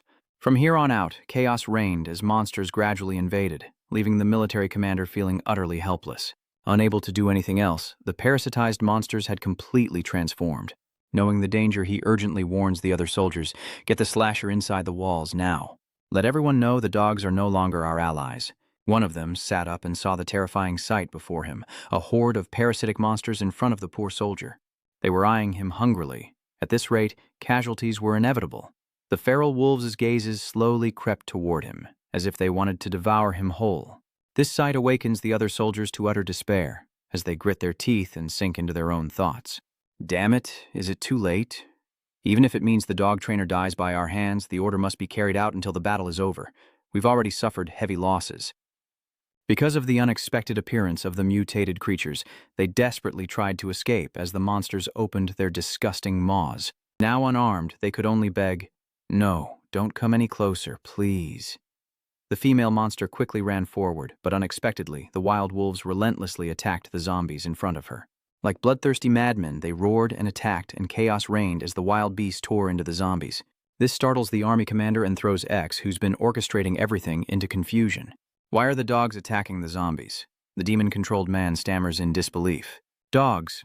Despite his pain, he doesn't care. They won't bite people. He continues to mutter strange words. Dogs are good. An old story begins to unfold. To me, dogs were better than people. Or more accurately, I used to hate people. The poor student carries his box of books amidst the jeers of his classmates. No, to be precise, I used to hate people. All because of poverty, clearly printed on the box, a recipient of basic living assistance. On his way back to class, a foot swiftly tripped him, sending the poor man and his belongings crashing to the ground. In the restroom, they relentlessly poured dirty water over his head, and no matter what he did in class, he was always the laughingstock, stuttering, and a pain that would never heal. I had no friends, just a degrading nickname that started with one bully. They relentlessly mocked me, saying I smelled like a wet dog, driving me to despair. As if bullying wasn't enough, the poor guy even had cigarette butts thrown in his face. From then on, whenever I was harassed or even beaten down by my fat friends, he couldn't fight them all. The bullies, the thugs, they all called him Dog. As he grew older, the poor guy came to a realization. Perhaps that's why he hated being bothered by others the most. His first job was managing a dog farm, but the dogs there all loved him. He slowly reached out his hand. Funnily enough, the poor pup seemed to understand his heart and shared his sorrow. I used to hate being called a dog. Finding solace in the animals, he was deeply moved, and the more time he spent with the dogs, the more he grew to love them. Looking at the pitiful dogs, he imagined they were just like him, unaware of where they were or where they came from. And so began his monotonous routine. But what fate awaited him? He was surprised by the dogs that were brought in, simply because he fed them, spent time with them, and occasionally spoiled them. Their eyes look at him with pity, as if in sympathy. And when did they start caring for him? What's done is done. The vehicles depart, leaving him alone with the animals. Even if others criticize me for doing a disgusting job in a disgusting place, it seems you're all too familiar with everything that's happened to you. To be surrounded by these non-human creatures and be showered with affection instead of hatred. That was already a comfort to me. I was just waiting for the day I could take these creatures who brought me warmth away from this place. And then, that day arrived. The poor guy was quickly pushed back by a man. He wondered what he had done to deserve this pain, as dogs rained down from above to protect him. One of the zombies quickly lunged at him, and all he could do was sit there, believing his life was about to end. As the poor man awaited his end, a loud noise erupted beside him. The dogs he'd cared for were attacking the zombies to protect him. This astonished him, and as he watched the dogs free him, he realized something important. How could I not love them? I only helped a little, and they're already repaying me by saving my life. How could I not love them? Back in reality, the poor man is still being controlled by the demon? Surely, my loyal companions understand. But he stood there, gazing at the dogs he had raised, knowing he would never order them to kill. He could feel himself changing. He slowly approached them all, their eyes now filled with a fierce hunger as their master was controlled. His pleading voice echoed, "Kill me!" As soon as he finished speaking, the dogs leapt to attack him, and before he closed his eyes, he thought, just as I thought.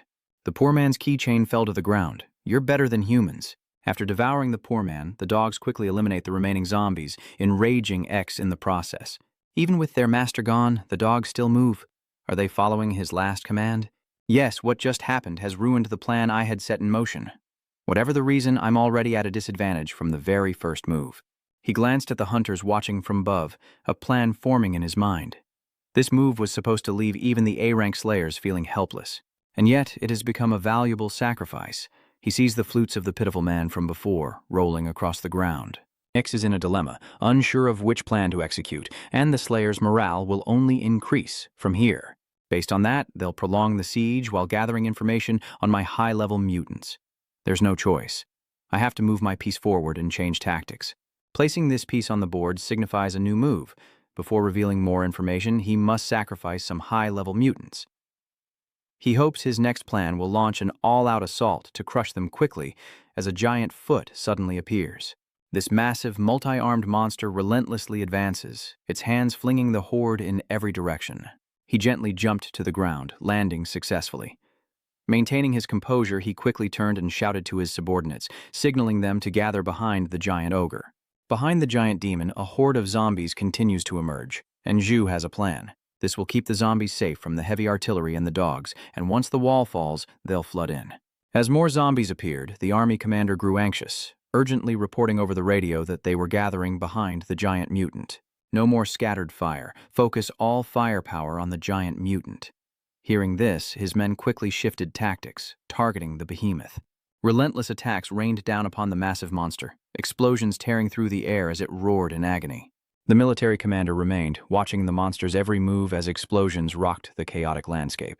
Things are becoming increasingly brutal, and after a long barrage, the commander quickly raises his hand, signaling a ceasefire. As the dust settles, the landscape is reduced to ruins, and the commander's eyes are filled with hope that the giant demon is dead. Unfortunately, his hope was in vain, as the giant demon stood there unfazed. This left everyone watching in stunned silence. X-Ho had foreseen all of this, even musing with a hint of disdain that those pathetic cannons hadn't even left a scratch. On its way here, even Claymore mines didn't faze it, and they still try this? Looking at his giant ogre monster still advancing, he sighed in disapproval. You guys really can't learn, can you? As it advances, the giant ogre suddenly looks up to the sky and roars, then stomps its foot, creating a massive tremor. This leaves the commander seemingly helpless, lost in thought, wondering what other mutations they're hiding. Though he can't know and counter everything, he knows that Suho has a massive monster from the records of the clash with the National Army, and he quickly notices Suho's figure standing on the monster's head, controlling its actions. His eyes hardened, lost in thought. If Suho thinks he's caught me off guard, he's dead wrong. Following Suho's commands, the giant ogre stomped forward, its heavy steps threatening to sink the earth, and it roared in confusion, sensing something was amiss. It turns out a massive pit had been prepared beneath the surface, causing the giant beast to stumble and halt, a fact the commander had foreseen with satisfaction. They prepared a hole large enough to make the giant monster fall. Seeing his monster suddenly falter, Suho was utterly perplexed. This sent the military into a frenzy of cheers. "We did it!" The giant demon thrashed on the ground, roaring to the heavens. Sensing their moment, the commander grabs the radio and announces, "Execute now. Special Forces, Assassination Squad." The Assassination Squad, prepared within the dark bunker, quickly rushed out. Chiansu and the assassins sprinted forward, and seeing everyone mobilized, the commander felt a twinge of worry, trying to reassure herself. "I've assigned the Special Ops team to handle the variants they can manage. I don't think we can eliminate them all." He knew something important was happening, but the dust made it hard to see through the chaos as the monster slowly climbed out of the ground, and Pedro charged to attack. The next monster is the gun demon, charging forward, and Sarang is about to face it. The sword demon, wielding a skeleton, rushes to engage and stall for time, and facing her is Sang-hyun Cheon-su, along with the rest of the battle-ready team, poised to end this fight. Suho calmly gazed at the enemies before him, ready to strike, while X gently approached the giant ogre, pleading, "Stop, ogre. Don't get caught up in this." His eyes were calm as he prepared to command it. There was no other way. As his voice echoed, scattering, the giant demon's eyes widened as if it had heard a command. Its body lay still on the ground without any strange reaction. Taking a deep breath, it quickly spewed out hundreds of thousands of zombies from its mouth. These zombies rushed forward, eager to attack the humans. The unexpected attack caused widespread panic, leaving them with no choice but to fight as the bloodthirsty zombies relentlessly charged toward the commander.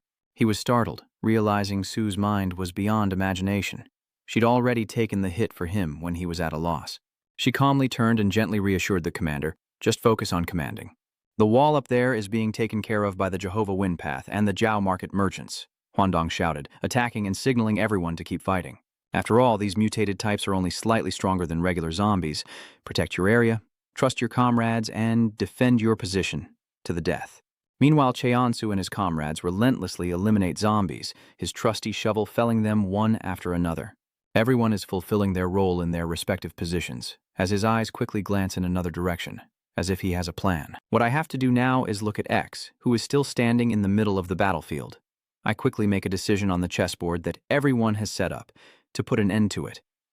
While I'm still hesitating, I'm startled to realize that my opponent has appeared in front of me. A massive 8-packed mutant zombie appears before him, putting him in a tight spot. But before Cheonsu can react, an axe is swung. Thankfully, Chorong used her axe to attack the giant zombies, buying him time and urged him onward.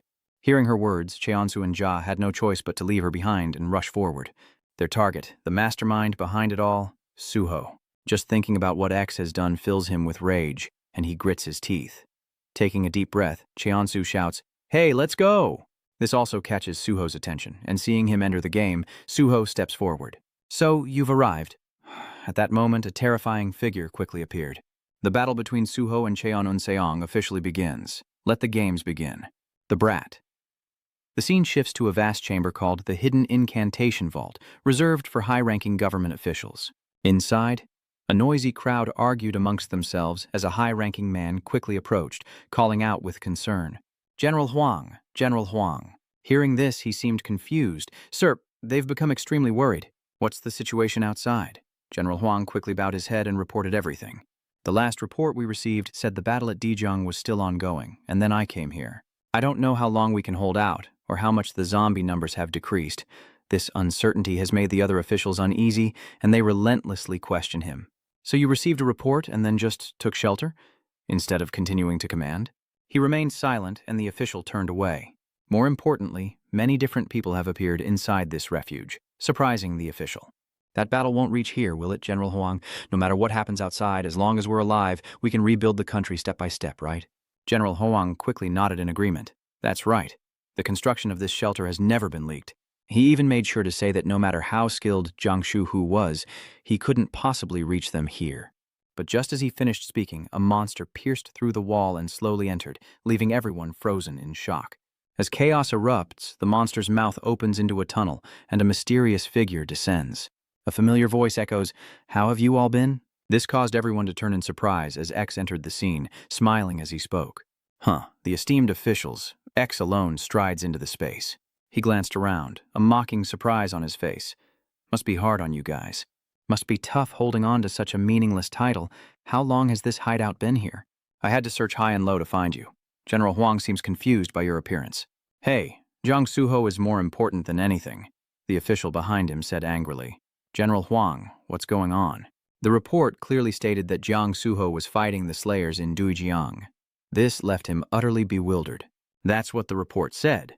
Suho chuckled at this. "That's a decoy," he announced, his face calm as he looked ahead. "It's just a copy." Suho had already calculated all of this. He calmly explained to the group, "Unlike you powerless people with your bottomless greed, earlier this terrifying monster was the A-rank mutant, Thuong Son Gui Suho, who quickly approached it, preparing to control it." Obeying his command, the Sun Gui's body gradually transformed in a way no one could understand. As predicted, Suho had created another copy of himself. The potential of a mutant is limitless. Hearing this, one official grits his teeth in anger. He quickly turned and announced to everyone that the figure was a zombie, ordering them to be dealt with immediately. As soon as he finished speaking, the generals drew their guns and aimed them at Shu. They opened fire, but he remained unafraid. He stood there, letting them fire. Bullets tore through him as everyone watched in horror. Shuho collapses to the ground, and General Huan finally breathes a sigh of relief. But the officials, still terrified, quickly shouted, "General Huan, is he dead yet?" "Deal with him quickly. What are you waiting for? Hurry." As soon as he said that, So asked in surprise, "Zombies have to be dealt with immediately." He had a crazy plan in mind. If they turned into zombies, would Liu end his own life? Hearing that only fueled the general's rage. This bastard was all talk. He rushed toward X, collapsing dead at his feet, unaware of the small insect flying toward him. The small insect flies straight into the general's mouth, who's frozen in place. A second later, the general clutches his throat and screams, causing chaos around him. Everyone froze at the horrifying scene. Even the most seasoned guards were paralyzed. Now, instead of pointing their guns at X-Ho, they all aim at the trembling General Huang, finally heeding his earlier command. The disgraced general and the officials behind him screamed, "Shoot! Shoot, you fools!"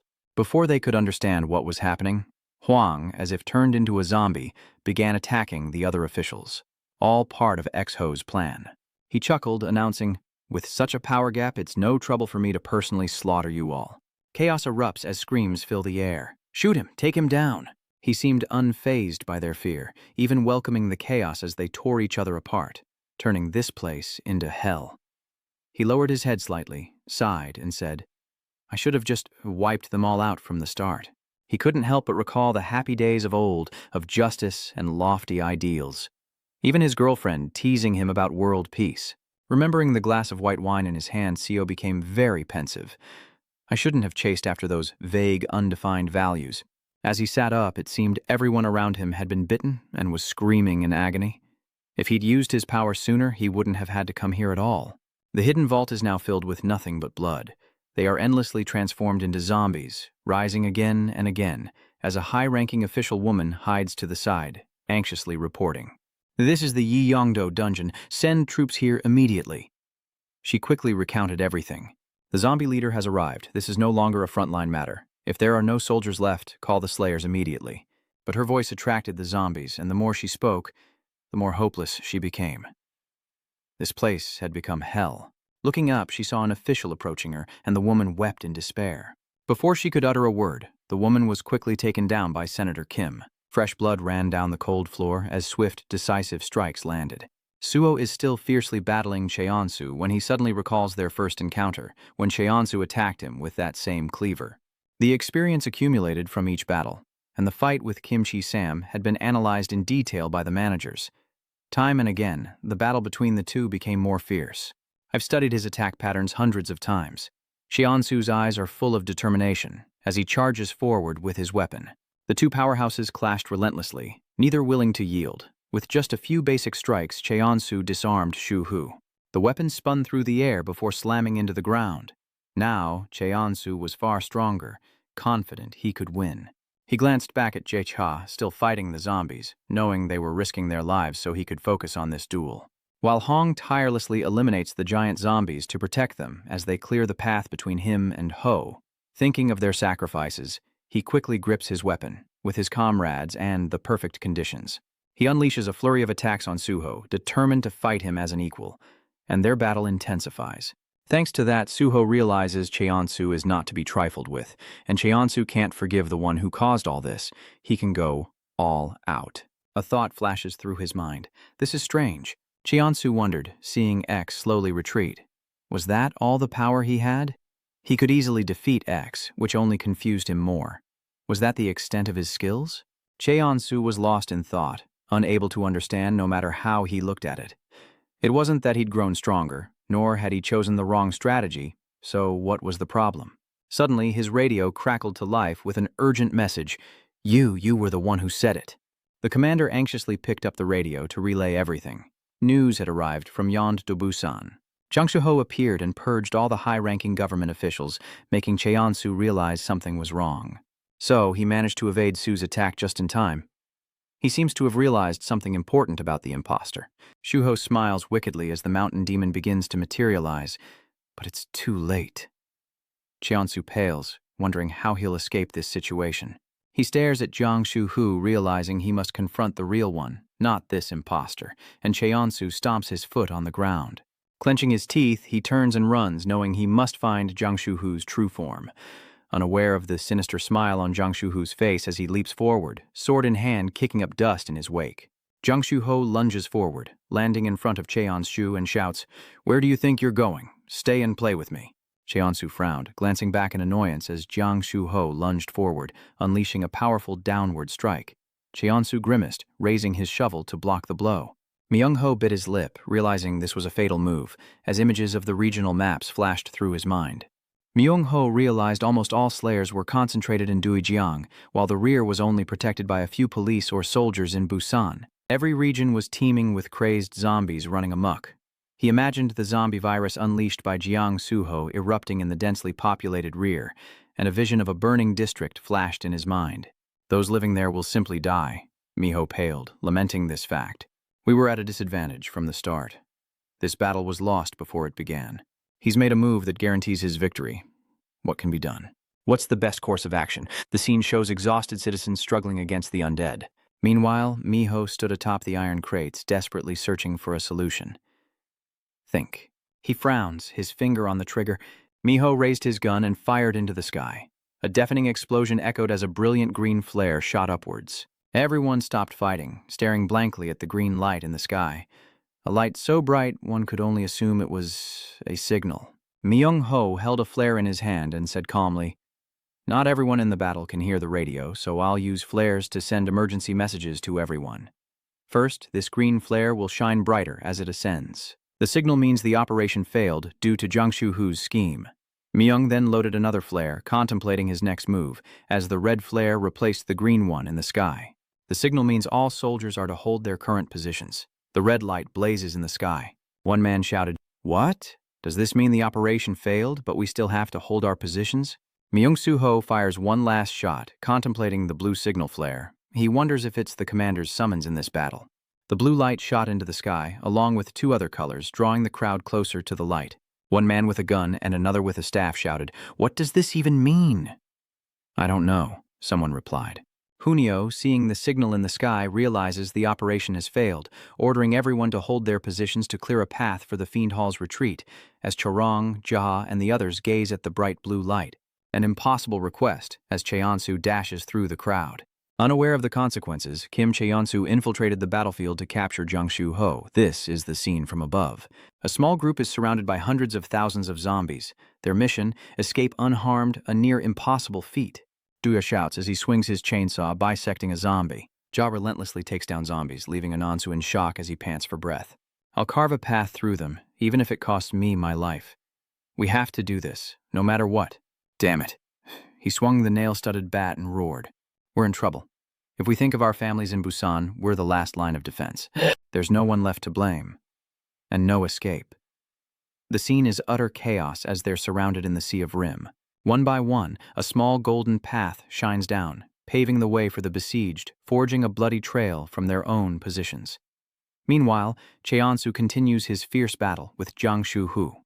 Cheonsu, panting, says, "The road is long and you're already a nuisance." Jiang Shu-ho laughs with glee, unleashing a horizontal slash. Jiang Shu was momentarily stunned as a blue light shot from Chorong's blade, but he quickly crouched down, and a few strands of his hair were cut off, floating in the air. Chorong's blade descends and Jiang Shu-ho turns to face her. Chorong plants her blade in the ground and grits out, "Go now. Go where you truly need to be. Toward a world where he can protect abandoned children, just like they promised." A dark image of her childhood friend, hanging from a tree, flashes in her mind. She yells, "Hurry!" Ryanzu freezes. He turns and runs in the opposite direction of Jiangsu. Jiangsu's expression shows slight displeasure.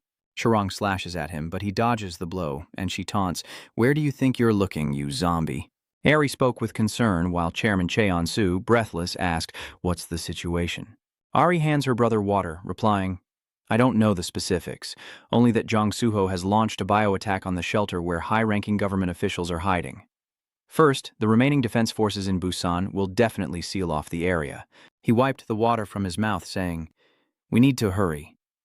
Ari and he ran quickly, wondering, "But is there any way to get there in time?" "I heard there's a special forces helicopter, but taking it would compromise defenses." Ari announced as they ran that she had already prepared one for him. Cheonsu was curious, and Ari replied that she was someone who solved problems with money. Ari continues, saying she's a former S-class manager. The two stop in front of a helicopter as Durong frowns, mocking their slowness. "Hurry it up, you devil." Cheonsu seemed hopeful for a moment, then boarded the helicopter as Ari watched. Suddenly, Cheonsu stopped, turned back and asked, "Without me here, Can you all stop those zombies? Ari simply chuckled. It's not a matter of can they, but they must, just like how you're sure to defeat Jiangsu. She encouraged him not to give up. As Ari watched Cheonsu leave, she silently wished for him to develop the power and wealth to make others accept the ideals he spoke of at the meeting. She smiled brightly and watched him go, hoping he would slap them hard. Cheonsu steps up, ready to awaken them from this madness, as Ari declares she'll join him as support. He retorts, "Are you crazy? You're a manager, not a slayer. Aren't you incapable of fighting?" Back in the day when times were tough, managers had to protect themselves. She frowned and replied, "I'm going because I have something to do." Dedong laughs, "Don't worry, debtor, I won't be a burden. Why am I already a debtor? I paid off that debt a long time ago." Cheon's frowned. "Well, you've been in the slaw business for years, so you must have a plan, right?" She suddenly looks at him silently and says, "Don't die." Dong mutters that he's spouting nonsense, just like that person used to. Helicopters fly in the darkening sky. At the entrance to Yondo's A-10 bunker, workers try to force the door open, while behind them, armed soldiers prepare to ambush. General Hoang worried, cursing under his breath, wondering how long the sealed entrance to the hideout would hold. The sound of the vault door made the welders jump and stop what they were doing. A welder panicked. "Sir, there's a noise. Have they reached the exit?" The vault door shook violently, terrifying everyone outside. The worker fell back, exclaiming, "Oh God, the vault door's been kicked open." Jiang Shuhu coldly replied, "Doors should be locked from the inside." Behind Jiang Shuhu, a horde of bloodthirsty zombies surged forth, and he laughed. It wasn't locked from the outside. General Huang frowned, pointed at the zombies, ordered the other soldiers, and shouted, "Fire! Fire!" General Huang is stunned as Jiang Shuhu slaughters his men, mocking them with disdain. "How ironic," he cuts down another soldier. "Where were you when I needed protection and begged for help? You hid away then, but now that it's happened and you've lost something, you're quick to change your tune." Dismembered soldiers lay scattered in pools of blood as Jiang Shuho stood calmly, when a voice called out from behind. "You're here sooner than I expected. I thought you were isolated and dead in Yang?" Cheonsu frowned slightly. "Enough with the fake pleasantries, let's get down to business." Jiangsu silently replied, knife in hand. "How heartless. After all, I'm your senior." Cheonsu gritted his teeth and charged, while Jiang Suho calmly stood his ground. The sky brightened as the two wasted no time clashing weapons. Jiang Su Hyun rushed forward, closing in on Cheonsu. The blade aimed for Cheonsu's face, but he narrowly dodged it, though the blade grazed his cheek, drawing blood. Jiang Shuhu frowned menacingly, pulling out a spike and lunging at Cheonsu, who quickly retreated, digging his heels into the ground to regain his balance, still gripping his staff. Cheonsu looked down, thinking that the real thing was indeed different, as Jiang Shuhu carefully observed his weapon, causing him to contemplate. Though there's a power gap, this guy knows how to use his strength. Has he prepared to face me at full power? He remembers the cameraman in the helicopter and thinks about the recording the old man left behind. He recalls discussing attack strategies with Miho, realizing that with so little time to prepare for Jiang Shuhu, he couldn't possibly keep up with him. But he grits his teeth, considering that with multiple attacks and patterns at once, he wouldn't be able to block them all. Jiang Shuhu continued his assault, leaving him stunned. He had no chance in a fair fight.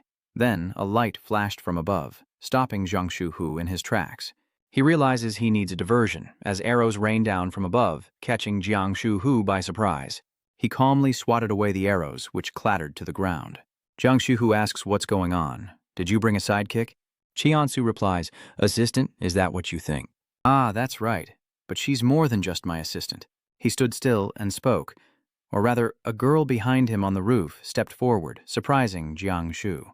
Jiang steps out and Cheonan Shu introduces his former assistant. Jiang Shu looks up, stunned. "Ah, so is Dong." She stares intently at him. Kim Che-onu has disappeared, yet the battle rages on. If the front lines are breached, defending the rear becomes meaningless. A figure watches from above. Myung-ho considered the common zombies to be low-level threats, believing they weren't a major concern due to their familiarity with dispatching them. Even B and C-class mutants are manageable, but the A-class, those A-class mutants keep throwing curveballs. Myung-ho ordered that to secure total victory, they must quickly eliminate those mutants. "Special Forces, what's the situation?" Sarang rushes forward. "I'm doing my best to close the gap." She leaps over the undead, slipping past them with agility. Sarang dashes forward, shouting, "The gun devil is too far." She grins. Don't worry, Uncle. I think I have an idea how to beat it. Ew. Miho watches her speed through the zombies, thinking she's closing the distance with the gun devil. The reason she can close the distance undetected by the gun demon is that the high-level mutants only attack or notice SLAs that kill many zombies or high-level SLAs, like the 3 currently struggling with the undead. Ansarang's instincts recognized Zhanghua, Chorong, Chunsik, and the others that Jiang Suo had ordered them to prioritize eliminating. Sarang easily dodges the zombies' attacks and stops killing them for now. She only needs to kill that one mutant. She frowned, calculating. So, there's no need to attract the attention of regular zombies or low-level mutants. There's no reason to waste energy. Taking down this one is worth 10 others. She sets her sights on the gun devil, determined to eliminate it. With a mighty leap, Sarang grips her axe, determined to stop the gun devil before it slays more slayers. She gripped her axe and leaped to attack the gun devil from behind, aiming for its blind spot where it couldn't easily turn its guns. She swung her axe, striking the gun devil with a mighty blow. She smirked as the gun devil turned, then panicked, realizing just how hard its head was. The axe flashed as it swung, but she was thrown back. Sarang worried, why is its head so hard? The gun demon raised its hand towards her as she gripped her axe and screamed. Damn it, Sarang realized. She instinctively tried to block the gun barrel, thinking it fired bullets. The gun demon raised its hand and she wondered if it would work. Sarang turned back and shouted, Everyone, get down! The fighting stops as a wave of light expands, and a massive explosion rocks everything around them. Thick gray smoke billows as charred remains litter the ground, the undead scattered by the blast, and Sarang is left reeling. Her heart pounds as her twin axes spin through the air and slam into the ground exactly where she was standing. She gasps, wide-eyed, amidst the smoldering wreckage. She sighs in relief, touching Barong. Thank goodness she eliminated the Class A mutant, the gun devil. The hammer in his hand swung high, and the man brought it down with tremendous force on the transforming creature below. But suddenly something was hurtling towards him, at the speed of light. Reacting on instinct, he turned around in a panic, but before he could respond, a silent demon emerged from the ground. It gripped his head with both hands, then slammed him headfirst into the ground, leaving only his legs sticking straight up. One by one, the mud demons killed them in the same way. By planting them into the ground, everyone was fighting for their lives. A demon lurched to attack from behind, but a heavily armored man charged in, slamming into it. He grimaced, gritting his teeth as he spoke directly to the demon, because you have to calculate the time you appear on the surface. Then, with a mighty grip, he hurls the mud demon forward, leaving his injured comrades to watch from the sidelines. The man then lifted it high, and with the time he'd created, the demon's massive body slammed into the solid wall. The man declared, You won't be burrowing underground anymore. This game of toying with human lives ends here. He unleashed a flurry of punches on the demon, blood erupting from its body when suddenly a tainted one lunged at him. It quickly pinned the man to the ground, but was thrown off with just a punch or two, giving the demon time to escape. It digs a large hole in the ground to escape, but a chain is launched toward it. The demon of silence froze, its escape thwarted by the last survivors. Standing on the rooftop, the man yelled, Finish it, Father! If it gets away, we'll never catch it. The priest seemed hesitant, though. He stared at the sunken ghoul and said, I abandoned the past and the false teachings I followed. Now I see the truth. The man stepped forward, a new path ahead, and with a slight clench of his hands, he smiled contentedly. Working together toward a common goal and starting with these understandings, the Special Task Force was created to confront high-level mutants. Their accomplishments were more impressive than anyone thought. They successfully eliminated the gun demons targeting the SLAs from afar. Next, they successfully supported the SLs, eliminating those who disrupted the battle. Although not the Special Forces' achievement, thanks to the commander's efforts, all potential internal conflicts were eliminated. As the A-rank SLA, Dong, ended the battle, Li Chirong's image of killing the Sangshan devil flashed before her eyes, and she paused, panting slightly. The head rolling on the ground signified their success in eliminating the A-grade mutant, the Sangshan devil. A man with brownish hair covered in blood appeared. It was none other than B-rank SL Sangshu, facing off against the sword demon. He now faces death, the massive form of the sword demon looming before him, his eyes wide with terror as his mind races. This thing's movements are unlike any high-level mutant I've ever seen. I've crushed 2 or 3 B ranks before, even though I'm not A rank. But this is different. The demon lunges forward, its eyes filled with rage, a zombie wielding human swordsmanship. Sang Yu began to feel helpless. He never thought he could win. He ducked to avoid the sword demon's blow. Even so, I can't give up. Past moments flashed through my mind. The old man endured until his last breath. His fallen comrades flashed before his eyes. He must fight and crush it, whatever it takes. Their hopeful gazes rested on his bravery, for it would prolong their lifeline. Sang-Soo's resolve hardened like a nail hammered into place. Fight, and only fight. The sound of the cutter echoed intensely. He charged towards the sword demon like the wind, yelling, "Come on, you zombie!" The sword demon seemed ready to meet Sang-Soo head-on. Seeing him charge, she seemed to hesitate for a moment as the sword demon clenched her fists, one hand beginning to transform. Sang-Soo lightly braced his foot, narrowly dodging the enemy's deadly blow. The sword demon was stunned, and Sang-Soo closed in, charging forward with his weapon. His face tightens. Countering that last attack was pure luck, and he can't predict the next one. Sang-Soo steels himself. He has to push forward. The sword demon didn't hesitate either. It was kill or be killed. Sang-Soo's eyes gleamed, knowing that before either of them fell, they would clash again and again until the very end. Sang-Soo slashes the cutter forward, but the demon sword easily evades it. They exchange fierce blows, attacking and defending in rapid succession at the start of the battle, leaving Sang-Soo covered in blood, and the demon sword is no better off. The battle left onlookers stunned by the sheer number of attacks unleashed in its opening moments, a high-speed clash where no one could discern who blocked or struck true. One of the onlookers, drenched in sweat, wondered which one of them was the real monster. In less than a minute, Jiangsu swings the guillotine, deciding the battle's outcome as an arm flies into the air. Sword Demon's arm, to her shock. Everyone watched in stunned silence as the Sword Demon grinned savagely and charged forward, unfazed. Just then, Sang-Soo suddenly felt dizzy and his weapon fell to the ground. In horror, Sang-Soo realized the old man had... His terror peaked as he saw the Sword Demon was completely unharmed. Facing such a foe, even his best efforts would be futile. What is he supposed to do? Sang-Soo has lost an arm and is cornered. He cried out in frustration, "Damn it, why can't I do it? Why can't I be cool?" Sang-Soo recalls a conversation with Chiller Sam, who cheerfully remarked, "That lobby brat is climbing the ranks so fast while you're stuck in place." Why is that? Sang-Soo was annoyed, feeling like he was being accused of childish jealousy. But it wasn't that. He was just irritated that an unproven kid was ranked higher than him. Chiller Sam chuckled, saying that while comparing disciples was difficult, Sang-Soo had more kills and combat experience in major operations. If not for the young mistress assigning only secret missions, he would have reached rank A long ago. Sang-Soo was taken aback by his next words, "But I believe there's one thing the demon has over you." Chiller Sam's face turns serious. It's killer intent. Sang-Soo is confused. Killer intent. He explains that it's the fierce drive to rush toward a goal, and Chiller Sam seems to recall the terrifying expression and relentless bloodlust from before, even as his throat was being torn. He looked intently at Sang-Soo, saying that if he could acquire that killing intent, he too could transcend his limits. But Sang-Soo remained silent. Back in reality, the sword demon raises her healed arm, then strikes forward with blinding speed. Sang-Soo suddenly unleashes his killing intent, narrowly dodging the blow. The sword demon is surprised that he dodged her attack. She turns to see Sang-Soo standing before his guillotine. Sang-Soo muttered, "I lack killing intent, don't I?" The silent Saw seemed to agree.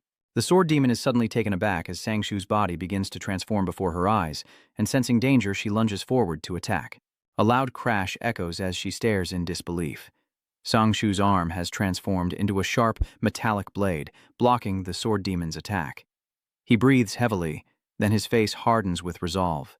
And he begins. "Round 2, perhaps?" Sang-Soo's taunt sends the sword demon into a rage, but he doesn't flinch, meeting her head-on. The two sides clashed in a fierce battle, with Sang-Soo retreating. His face contorts as dark veins spread. The mutation is happening and time is running out. Sang-Soo steels himself and lets out a mighty roar. Everyone watching was stunned as Sang-Soo flew towards the sword demon, the scene shifting to a place with clear skies and white clouds. Shuho murmurs, "That's right, your weapon is also a crossbow, Adong." Adong replies coldly, "Because it was the first weapon you ever bought me." A flashback to the forge. Adong's frantic voice echoes. She clutches a crossbow in surprise. "But I don't know how to shoot." Shuho waved it off. "Learn it. You're too small to use melee weapons and your hands get hurt easily." She stammered a thank you, and Exho smiled. "Hey kid, learn quickly and protect my back well." Back to the present, Exho's face darkens. "I said I'd let you protect my back, not shoot arrows into it." Arong paused before speaking. "I'm helping you." Exho doesn't understand. Adong explained that stopping him was helping him, seriously questioning if this insane massacre was right. Stop here. Yuho's face darkens. Not only are those fighting their hardest in this war dying, but innocent people are also perishing. Adong recalls the images of those determined to fight. Those who became slayers admired the path we walked, and the soldiers on the front lines who enlisted for their country. She remembers the innocent civilians, those who came inside the wall just to survive. Adong cries out, "Is there any justice here? Is this the world we once dreamed of?" Cheon's Chu glanced at her, slightly surprised, as Adong's voice trembled. "Stop it. This is enough. Let's go back." Everything falls silent. Shuho remains quiet, his face cold. Is her mind broken, idealizing those old memories now? Adong was stunned to hear those words. Shuhu calmly looked at Cheonu. Had that palace devil not conveyed my words correctly? Let me say it again. Every word he spoke was infuriating. I will kill everyone inside the wall and start over. The people inside, the corrupt government officials, all of you. X spoke coldly. From the day you all turned your backs on me, the one who sacrificed everything for you, it all began that day. Adong cries out, "But we didn't know you were still alive that day." His face darkens. "I knew it. I suspected you were deceived by Duk Chun and those government fools." Suo's words left Adong speechless. "So you thought I was beyond saving, and lived with the guilt? Do the survivors thank those who became zombies or dream of the world my former self tried to create?" "No," he says, drawing his knife, consumed by bloodlust. "I must cleanse this world of those who stain their hands with the blood of the Forsaken, like you, and begin anew." That was the conclusion I came to. Cheonsu, unmoved by X's words, said, "Enough talk. Let's overwhelm him with force first. We can talk after he's subdued." Dong thought to himself, "At least I've never forgotten that day." Then put on his mask, understanding dawning on him. The battle began with Cheonsu attacking Suho's position, but he leapt away to dodge. From above, Dong took aim, and an arrow shot forward at high speed. Suho immediately spotted the arrow, quickly raising his arm to block it, the wound healing almost instantly. She thought to herself, his regeneration ability was recorded in Kim Chu-sam's video. Silently, she observed the battle unfold. As he fought the Halu demon, he planned to use his regeneration to block the crossbow bolts. Dong realized she had a decision to make. Dong tells herself that she must bring him back, the Jiangshu of the past. The average survival time for SLs killing zombies outside the wall is less than 8 hours, but Jiangshu stands tall on the battlefield. Everything around him was in ruins, corpses lay scattered, and dust filled the air, and that included travel time. He took a drag of his cigarette, his eyes filled with disdain. "If you're not confident you'll survive, don't even bother going out there." Oh, humanity. A can of kerosene spills, slowly spreading beside the bloodied corpses. "But I can make more money than anyone." Sangshu flicks his cigarette. "There's a reason people keep their distance from me. We see a crowd of people lining up to receive their pay." Having received his payment, he was about to leave, but Sangshu paused, his eyes fixed on the stack of money. He then turned back toward the manager, surprising her as she looked at him with a puzzled expression. "What is it? Is it not enough?" "This can't be happening," Sangshu said sternly, slamming something on the table. "Funeral money for the dead. Compensate them or their families. As for me, I need nothing more." Night falls and the buildings light up. "But why?" Sangshu grits his teeth in fury as he swings his weapon forward. "Why am I even fighting like this?" Sangshu relentlessly attacks the sword demon, dust flying everywhere. Why did I choose to be a slayer? The two powers collided instantly, creating a massive explosion. Suddenly, the sword demon leaps into the air and lunges toward him. Why am I even involved with these people? She swings her arm back, and the sword demon unleashes a powerful strike, flying straight towards Sangshu. He frowns, clenches his teeth, and glares at the incoming attack. "For money?" Sangshu raises his hand.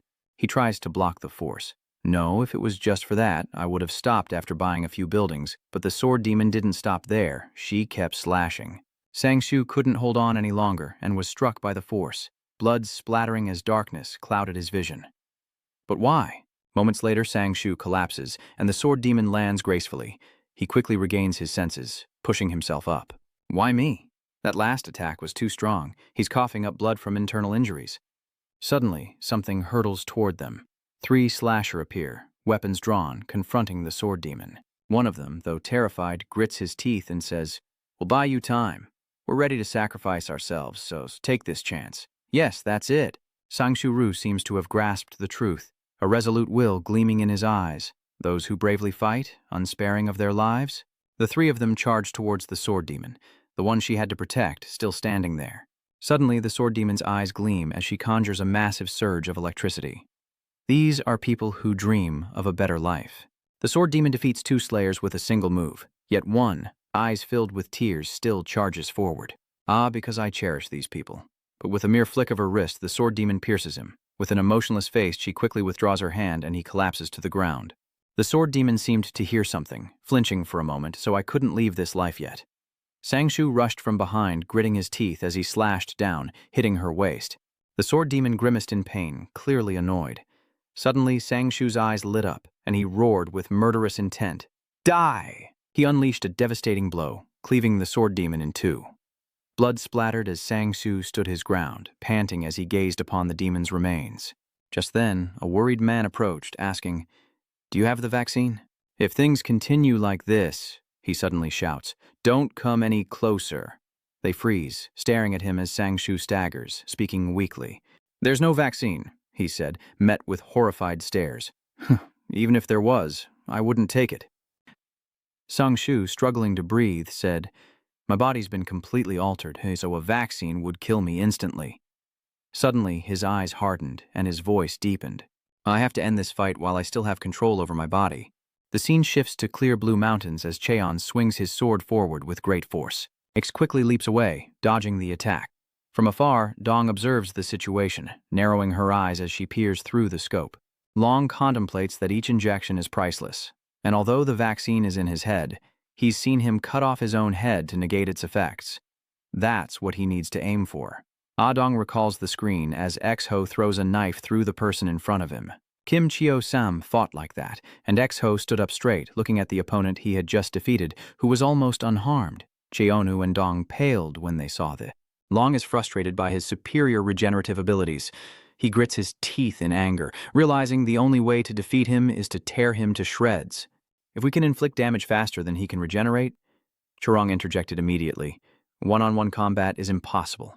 We'd need to mobilize all B and A rank slayers to restrain his limbs. Of course, the zombies won't just stand by." Jinu stroked his chin thoughtfully, then spoke. "But seeing him get injected with the vaccine and immediately cut off his own head, it's clear the vaccine works." He continued, "If he can sever body parts and stop the vaccine from spreading, it's unlikely we can weaponize it." Suddenly, a voice spoke up, "Me." Jin was surprised and looked over. Dong says sternly, realizing the opportunity to attack with the vaccine, and both are astonished as they stare intently at her. The remote control is here." She points to the screen and explains that during the final battle, the only place defended was where he mistook Kim's suicide as an attack. On the screen, Chiller Sam was trying to attack X-Ho, who instinctively blocked the blow with his sword. Doang thought if he injected it, the vaccine could spread throughout the body via the bloodstream. At that moment, X was rushing towards Cheon, his heart and veins glowing brightly, pounding relentlessly. Doang narrowed his eyes, contemplating, wondering if he could do it, if he had to. Meanwhile, X-Ho attacks Cheon's, who blocks with his fan, but X-Ho suddenly raises his other hand, preparing to strike from behind. An arrow suddenly flies in, piercing X-Ho's hand, startling him. He stares blankly at the arrow. Is it a vaccine? X throws his weapon to the ground, grabs his knife, and decisively severs his own arm.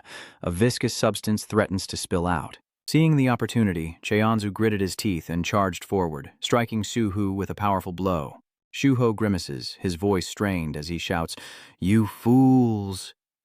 Cheon-shu watches anxiously, gripping his weapon, wary of Shuho. He's shocked. The regeneration is too fast. Cheon-su's previous slash wound has already healed. He frowned, just as Choi Ah-dong said, the only way is to inject the vaccine into the heart. Cheon-su grimly charged towards Shuho. Here, he'll temporarily stop attacking and restraining to expose the heart. He slips behind, then quickly uses the sword to hug the controller of X-Ho tightly. Cheon-shu shouts to fire as Shuho angrily glares back, gritting his teeth. Cheon-shu, looking frantic, yelled, "I can't hold on much longer. Hurry!" From afar, Dong has locked onto her target. With a stern face, she says, "Brother, please, pull the trigger immediately." "Please." The arrow soars towards them, returning them to their human forms. Dong prayed relentlessly, recalling their joyful memories. The group gathered together, raising a glass for a peaceful world. Cheon-su panted, looking at Suho with anticipation. Suho is hit and freezes for a moment, but despite his struggles, Cheon-su holds him tight. Shuho grits his teeth in pain as Ian intently observes, her eyes filled with anticipation. Now, she'll confirm whether this heart is real or not. The heart beats normally, the aim was true, then suddenly races. Cheonsu recoils, a look of confusion on his face. Did it hit? She stares down, as Long thinks it must have pierced the heart. The vaccine will destroy the zombie virus and finally transform him back into a human. It's only a matter of time. He'll surely return to being human. Suddenly, Suho's eyes sharpened, a glint in his gaze. Seeing this, Adong's face paled as she realized he never gives up. She stared at Suho, realizing she'd forgotten the man named Jang Suho. He felt responsible for bringing everyone home safely. To do that, even if it means destroying himself, releasing a killer, or licking the boots of those in power, he's willing to do anything to get everyone back to Buon safely. Even if others abandon him, he'll never give up on himself. Shuho tensed up, tearing his clothes. Mucus appeared on his body as he roared, and the pressure shifted. She realized that Jiangsu's plan and ultimate goal, to destroy humanity and seize control of the Korean peninsula, meant he hadn't given up his mutation abilities, and she had to slow the vaccine's effects. X grits his teeth, his eyes glowing white. To do it, he must transform into his most inhuman form. In an instant, Liang Shu-hu grew two bizarre extra arms. His biceps bulged, blocking the vaccine's absorption, and his calves rapidly swelled, tearing his pants. Cheonsu, witnessing this scene, couldn't help but break out in a cold sweat, utterly bewildered. Damn it. As Jonda watches X, her face darkens with terror. X has successfully transformed into a truly terrifying form.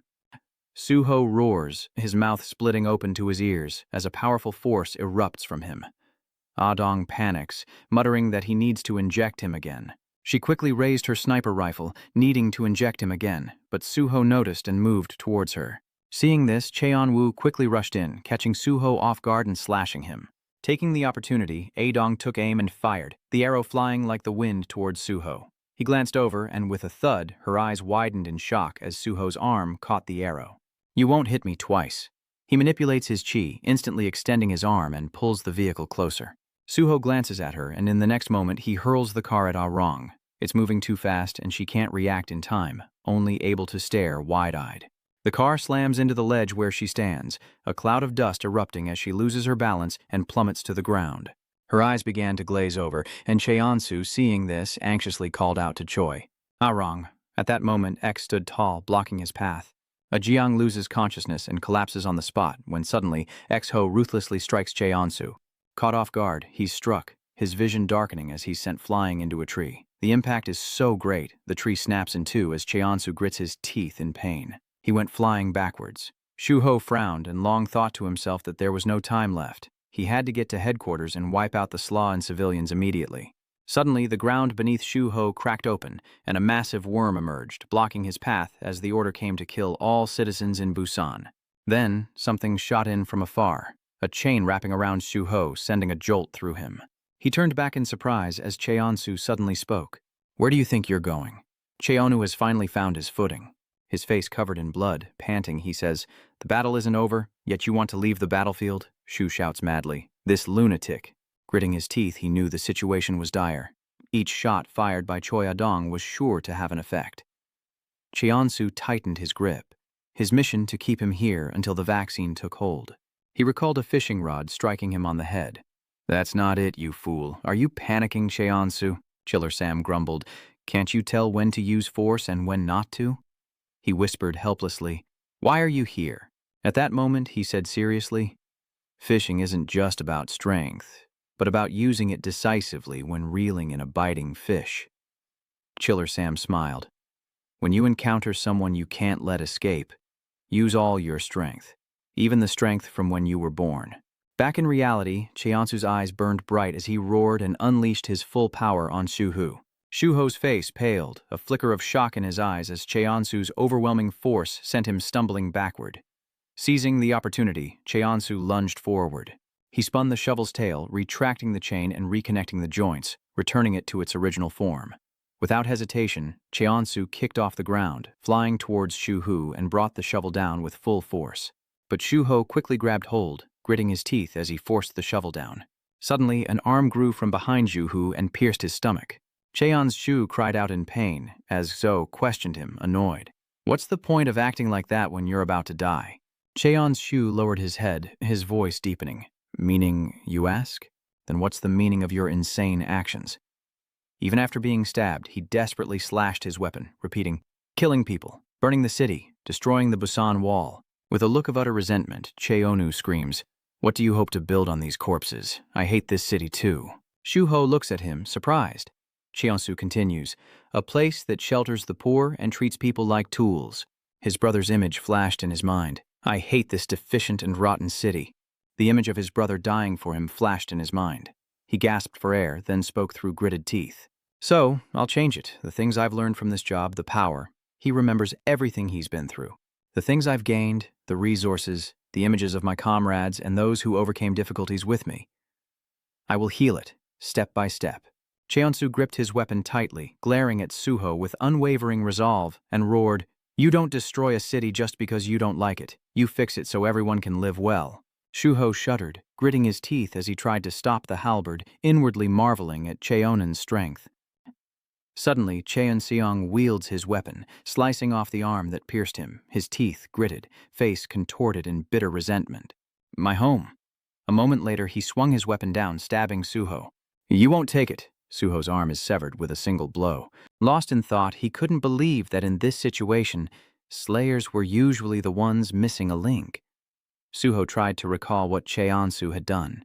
To get what he wants, he's willing to blur the lines of right and wrong and sneak into a horde of zombies. It's then that something dawns on Suho. Observing Cheonsu's attack style, Suho muses, is this guy a disciple of that old man?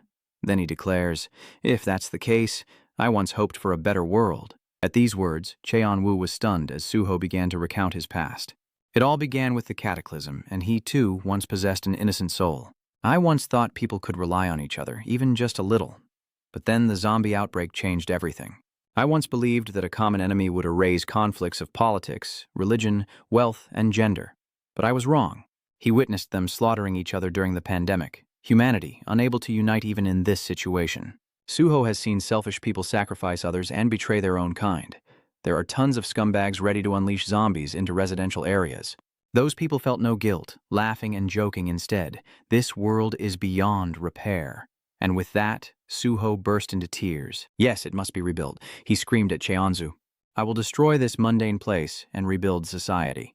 I am the world's last hope, not you. The two clash and are thrown back. Cheon scoffs at Suho's words, calling them nonsense. Suho is confused by Cheon's words, but without hesitation, Cheon-woo attacks Cheonsu again. Suho quickly dodges the attack, then immediately retaliates. He throws a powerful punch straight into Cheon's chest, sending them both reeling back into defensive stances, ready to attack. Weakened from the previous attack, Suho was exhausted, growling with clouded eyes. X drains his power. His arm, severed by Cheon-shu's blade, regenerates, as if new. Cheon calmly grips his card, knowing he can only seize the opportunity when Suho transforms. He points the card at Suho, his gaze unwavering, and declares, it's not the right choice. Suho no longer trusted humanity, seeing them as monsters in human skin, worse than himself. Cheon frowned, knowing words were useless. They were too different to understand each other. Suho nods in agreement. Slayers, this is clearly a fierce battle between one who wants to destroy everything to start over and you, who wants to protect it, no matter what. Between one who wants to overturn the game and one who wants to protect their position to the end, the final battle between two who cannot coexist has begun. The battle has barely begun, and Suho is already reeling from a blow to the chest, grabbing Cheon's arm to block the next attack. Cheonsu attempts a sneak attack, but X-Ho anticipates it, blocking with his arms, sending Cheonsu flying back. X-Ho takes a stance while Cheonsu struggles to get back on his feet. X-Ho turns to leave and Cheonsu gives chase, striking a decisive blow to his back. Shuho screamed in pain as Cheonsu struggled to stand. If he can just hold on a little longer, Choi Ah-dong's vaccine will surely take effect. This must be X-Ho's last struggle. Cheonsu thought of his fellow assassins, knowing that if he could just hold on a little longer, his comrades fighting outside could protect everyone. Just as he lunged to attack, Suho grabbed his arm and glared. He was caught. Another arm rises from behind Suho, and he slams it down on Cheonsu with full force. Suho stares down at Cheonsu triumphantly, declaring victory over the Slayer. He then used his other hand to grab Cheonsu's head, quickly slamming it into the ground. His hand was now covered in blood, and Suho stared blankly at Cheon-woo. He gasped for breath, exhausted, and soon after, Suho turned and walked away. But suddenly, a noise made him turn back in surprise. Against all odds, Cheonsu was still standing after that attack. Suho stared in disbelief, then angrily shouted at Cheonunsu. "Why haven't you fallen yet? Something even I couldn't do." Suho furiously shouts, "Why do you believe you can do this?" Cheonsu stands silently, offering no reply. Enraged, Suho lifted a nearby truck with his bare hands, and it was then that Cheonsu finally spoke. In that instant, Cheonsu recalled his childhood, the day his brother planned to leave him. Young Cheonsu silently watches his brother leave, knowing he won't blame him if he never returns. He realized it was all because of this world, where no one lived with their eyes open. So now, he remembered everything. Cheonsu also thought of Chiller Sam's family, his daughter's family, and Mr. Kim, remembering those who sacrificed themselves for the greater good, as beautiful memories flooded his mind. Everything that everyone has missed and lost. He remembers Ari's sorrowful eyes as she confided in him. "I want to take it back for them, for my fallen comrade." Cheonsu clutches the keepsake in his hand. "Bless you." At that moment, as the truck flew overhead, he declared he would become an unyielding shield. Cheonsu gritted his teeth, shouting, "I am the bulwark that protects all of humanity." He swung the staff again, cleaving the truck in two with a single blow.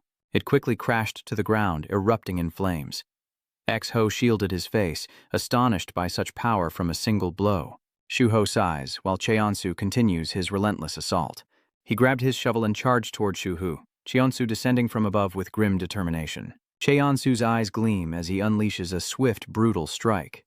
Suho's eyes burn crimson as he roars, a flurry of shovel strikes erupting across his body.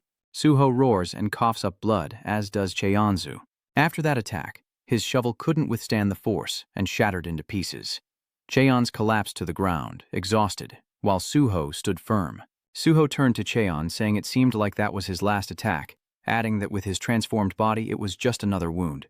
Now, as this drawn-out fight continues, Suho asks, "Do you know the difference between a destroyer and a protector?" Cheonsu ignored Suho's words, speaking to someone else. "What are you doing?" "I exposed his heart," he said. Su was stunned to hear this. Suddenly, something hurtled towards him, an arrow piercing X-Ho's chest, leaving him in shock. X-Ho turns to see who it is, his eyes widening at the figure before him. The one who fired the arrow was none other than Dong, and X-Ho stared at the arrow lodged in his chest. His legs began to falter, and X-Ho trembled uncontrollably. He cried out in agony. X-Ho screamed in despair. He gradually returns to his human form. Even the arm he lost moments ago is now spurting blood everywhere. Dong slowly steps forward. This time it's certain.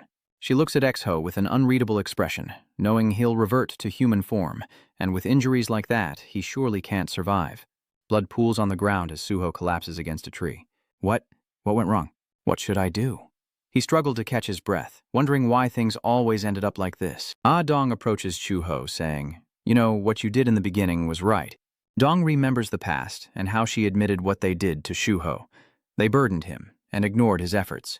She also admits that everyone was too afraid to save Suho, leading to his current state, and that they lacked the courage to go back for him because they couldn't overcome their fear. Her face was covered in Zhu Hao's blood, and tears streamed down her cheeks as she declared she couldn't ignore the senseless killing and world-destroying plot.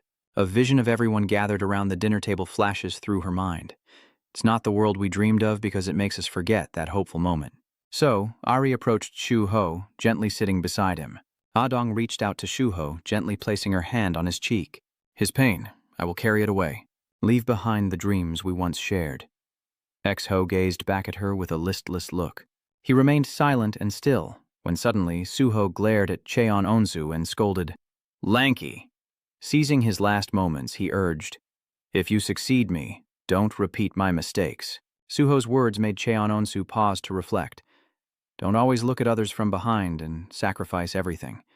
Suho continued to advise, those who stand above others only worry about their own safety and will always drag you down. Then he asked Cheonsu, "Can you endure it every time that happens?" Cheonsu quietly replied, "It's okay." He spoke slowly as images of the other assassins flashed through Cheonsu's mind. "I won't carry this burden alone like you did." He looks at Suho. "Everything will be all right." Suho's expression shifted as if he'd realized something. Cheonsu Shu nodded at him, and Suho sensed the happiness he once had. With that, Suho breathed a sigh of relief. "Is that so? Unexpectedly, he smiles at this moment, while those garbage superiors are already dead. I won't be alone on my road to hell. Suho's eyes suddenly filled with emotion. He recalls happier times when Dong shared laughter with him. Say something, a chairman should offer congratulations. Back then, Suho was still so innocent, shy around everyone. What is she doing? I can't do that. His other friends smile and watch. His friends always wished him success, and a shy Suho raised his glass. And so, he nods, raising his glass for a world of peace. His hand falls to the ground and he fades away in bliss. Dong held X-Ho tightly, sobbing uncontrollably, each moment clinging even tighter. Cheonsu silently watched her without a word, to which Ari replied, I'm just crying for a bit, then I'll go help the others. It was a long battle, and Jiangsu had fallen. The battle against the zombies who sought to destroy Busan at his command. Meanwhile, Cheonsu rushed back to assist Ari and the Slayers, who were trying to stop it, stepping alone into the container yard. He gripped his scythe tightly, swinging it relentlessly, zombie blood splattering with each strike. As dawn breaks, the battle seems to be over, with the corpses of zombies piled high on the ground, and Cheonsu sits atop the gruesome mound. The others were stunned, unable to believe it was true. It seemed the demon hunter had just killed the last zombie. Yes, it's over. Tears of joy begin to flow. We survived, the others cheered, raising their weapons in celebration. We won. Sarang lies exhausted on the ground. Splashing water on his face to recover, Cho panted heavily, completely exhausted. Chun Sich lies on a stretcher, badly wounded, while Hoan Dong silently watches everyone from the corner. Dong Hua was severely injured and helped to safety, while Gacha collapsed on the ground, gasping for air. Suddenly, someone frantically ran over, calling for Sheonan and Sangju, the ghost hall's ghosts.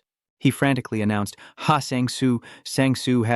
Sangsu had become a zombie, and the man began to explain. He seems to have intentionally been infected with the virus during the fight with the mutated species in order to use its power.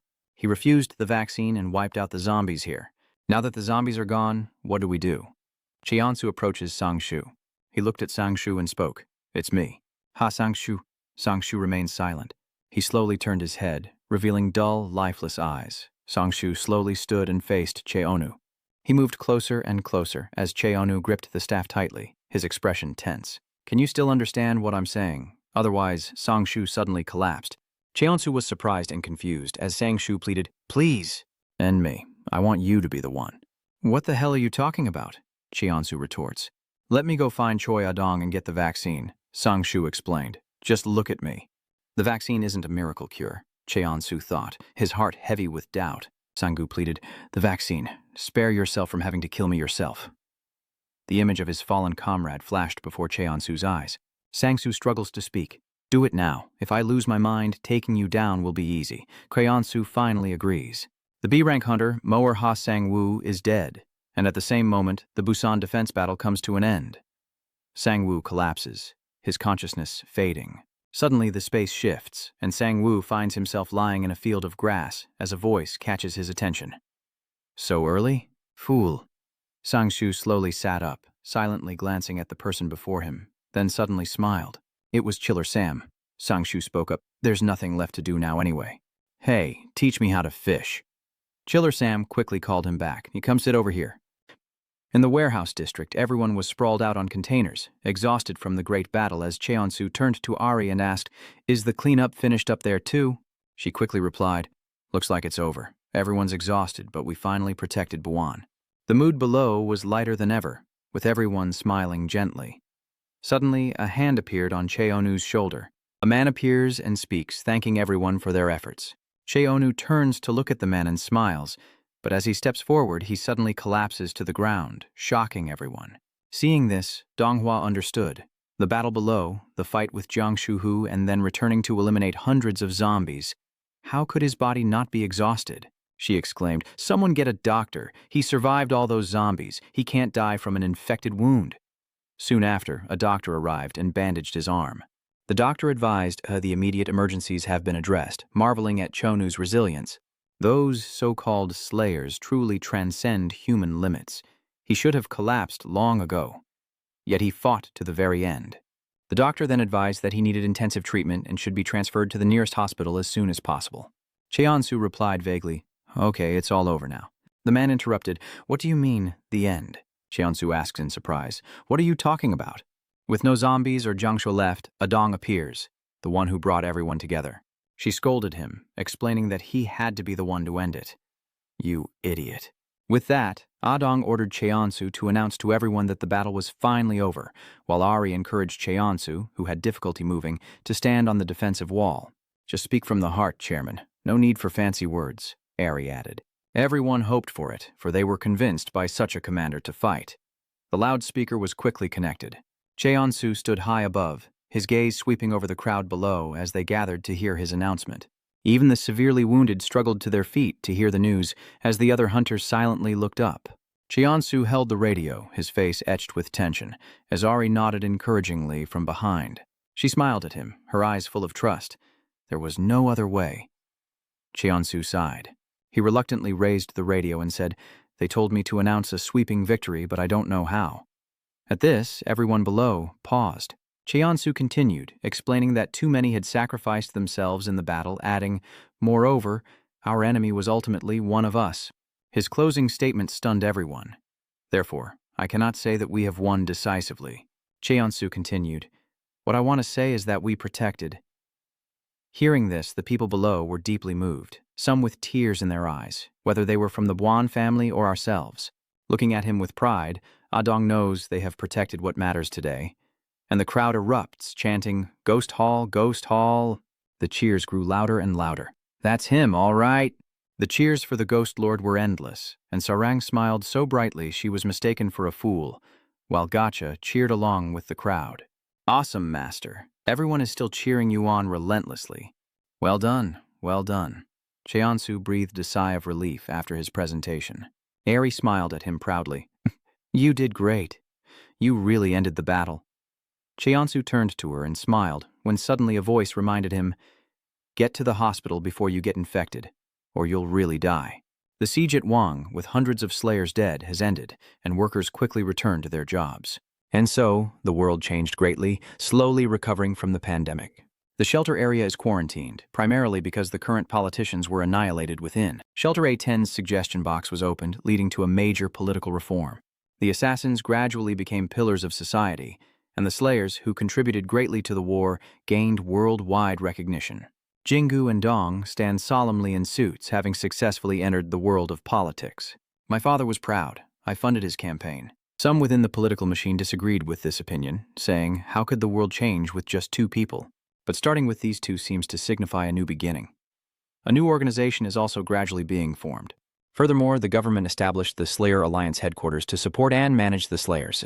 Slayers gradually moved into this new organization, along with managers seeking a stable and comfortable life. One by one, they transferred to headquarters, and despite his young age, Chong earned a high position commensurate with his contributions. They say they were rewarded handsomely based on their achievements, while other assassins chose to return to a normal life. Of course, some didn't trust the current government, and Sarang chose her own path. Others who didn't want to join any organization became freelance slayers or joined private companies, continuing their work as slayers. Cheonsu was now the center of attention. But what was our protagonist up to? He took a vacation to sort out his thoughts. Cheonsu stood blankly in front of the house, clutching a shovel in his hand, digging up the garden. He also took the time to fix up the house, transforming it in no time at all. Finally, night falls, and Cheonsu sits in his yard, gazing at the night sky. He quietly observes this piece with a few cans of beer, and Cheonsu smiles contentedly. Having enjoyed all the comforts of home, something suddenly makes Cheonsu turn his head. "I'll be back," he declares with resolve. Cheonsu feels the presence of his lost brother and quietly smiles. Kim Cheonsu makes a series of shocking announcements at the party, met with disbelief from everyone around him. What did he just say? Cheonsu looks at everyone. Having made up his mind, he declares he's going to Seoul, as the scene shifts to the year-end party. Everyone froze at Cheonsu's words, hardly believing what they were hearing. What did he just say? Of course, Dong couldn't believe it, and she asked again in confusion. "Seoul, has he lost his mind?" Jin, standing nearby, calmly shares his thoughts, seemingly to expand his business. "So, Seoul's a bit of a handful, huh? But Sarang just can't bring herself to believe it. It's not difficult, it's impossible. Even on the way to Unjin, there are already so many zombies." She quickly grabs Duiha's head and shakes it, leaving him completely bewildered. So, do I have to go? I'm busy training my successor." Cheonsu seriously announced to everyone, "I'm not going for work." Hearing that, Jay breathed a sigh of relief. "So I don't have to go?" Just as he felt relieved he wouldn't have to go, Cheonsu spoke again. Quite the opposite. His next words silenced everyone in the room. I'm planning to quit being a slayer. Chunu was completely bewildered, and he quickly looked up at Cheonsu. Then why go to Seon, of all dangerous places? Without hesitation, Cheonsu pulls out a letter addressed to Kim Treo. With unwavering resolve, he declared to everyone that he was doing it to keep a promise, his gaze fixed on the happy family photo. Perhaps Cheonsu also needs to find his own happiness, to find the whereabouts of my family. And so the story slowly unfolds. Kim Cheonsu has poured out all of his accumulated wealth while also helping him immensely. He used his shares in the fans, where he was chairman, and the compensation he received after Jiang Shuhu's incident. Then Chonu appeared before Dong. He used all his assets except for his house to find Dong's shack, and as she understood his intentions, she felt a strange attachment. Is he really going through with this? Cheonsu didn't respond, only nodding slightly as if to confirm it. Seeing her silence, he spoke again. That's right. After a moment's thought, Dong hands him a small suitcase, saying it contains the various vaccine medications he requested. After handing it over, Dong looked at the information sheets in her hands. This is way more than the vaccine cost. Let me return the extra money. In stark contrast to his attitude towards her, Cheonsu was resolute, quickly reminding her before taking the vaccine-filled case. Use that money to research vaccine production. This is all I need. Knowing she couldn't dissuade him, she waited in silence, until Dong remembered something important. There's one more thing, she announced with a very serious expression. Let me know when you're leaving. Everyone wants to know. Cheonsu seemed curious, a strange smile appearing on his lips. Why are you trying to follow me all the way to Sun? She sighed inwardly, finally voicing her thoughts. Some would beg to follow you anywhere, even Seun, because the whole world owes you. I'm one of them. Seeing her so pensive, Cheonu was silent, a little reluctant, unable to speak. Feeling something was amiss, he quickly laughed, dispelling her guard. Come on, you didn't even forget to explain. The one the old man asked for help was me, and going alone will reduce the chance of encountering zombies. This time, his eyes were extremely determined as he looked towards Dong. This is a promise I have to keep. Everyone else has their own work to do. She listened in stunned silence as Cheonu, having said all he needed to, turned and quickly left with his suitcase, not forgetting to wave goodbye. Until I return, please tend to the garden for me. I'm off. Feeling a little reluctant, are we? Dong finally spoke. Don't die. Hearing her words, he turned back in surprise. Deader, there's something strange about your face, but I can't abandon my original purpose. A faint smile crept across his lips. As if understanding each other, the two step outside the building, and Cheonsu bids farewell to his old friend. I'm really leaving.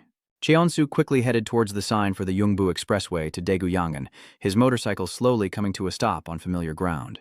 Cheonsu quickly removed his helmet, gazing at the scene before him. The Daejeong district wall, where he and Ari now stood.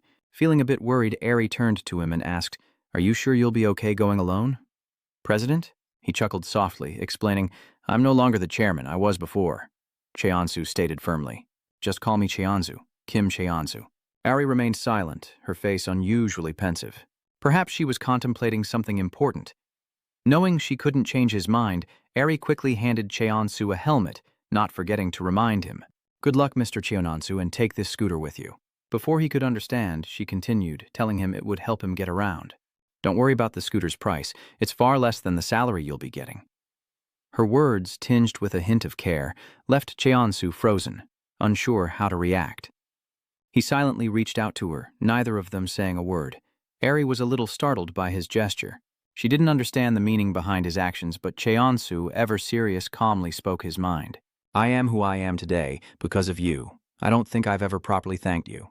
Hearing these warm words, a smile finally graces Ari's lips, a smile unseen for so long. A memory of a pure girl with a kind smile on her face. They had been through so much, with Duk Chun constantly tormenting her. And when Cheonsu was hospitalized, despite her own wounds, Ari devoted her time and energy to caring for him. The two had been together for a long time, always side by side. Back in reality, Ari gently reached out and took Cheonsu's hand. The two stood there like old friends, holding hands in a final farewell, as Ari smiled softly and glanced at him, speaking. It's all thanks to you, Cheonsu. You can be proud of yourself. Looking at the darkening sky and thinking of Cheonsu, she quickly reminded him, Come on, it's getting late.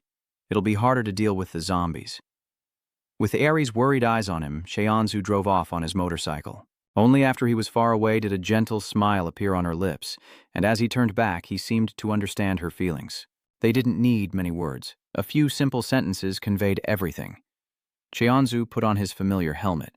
He left that place far behind, and as he disappeared into the distance, Ari quietly wished for his safe return.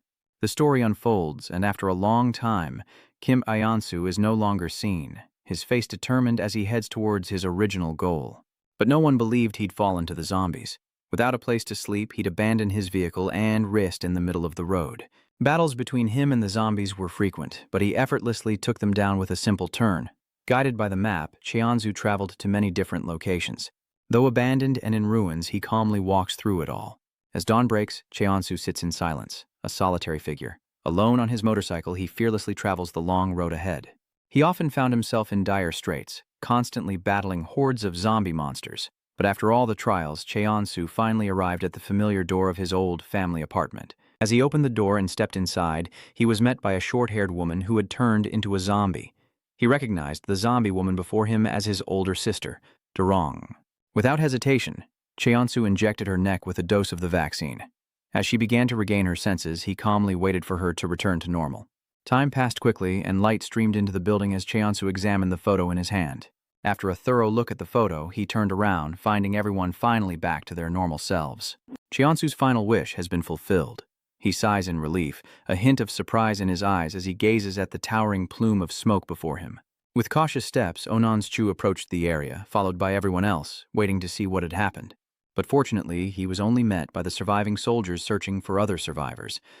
Day by day, things gradually improved. Inside the camp, everything returned to normal. Families forgot the dangers of the world and greeted each other with joy. Unknowingly, a smile that had been gone for a long time appeared on Cheon's lips. Realizing something was wrong, he quickly glanced behind him. A happy family seemed to be reborn before his very eyes as the middle-aged woman shed tears of joy upon seeing Cheonu again. Even he was stunned, unable to believe the scene before him, as she gently walked over and embraced him tightly, as if never wanting to let go again. Time continues to pass in this familiar place, where high walls keep the zombies at bay. The gates slowly open, and Cheonsu's familiar footsteps echo once more. But this time, he didn't return alone. He finally came back with his family. A large family quickly gathered before the city walls, awaiting what would happen next. Facing him were all his smiling comrades, welcoming him back. Cheonsu felt the happiness of life, and a warm smile finally appeared on his lips. Before the expectant eyes of everyone, he smiled and announced, "I'm back."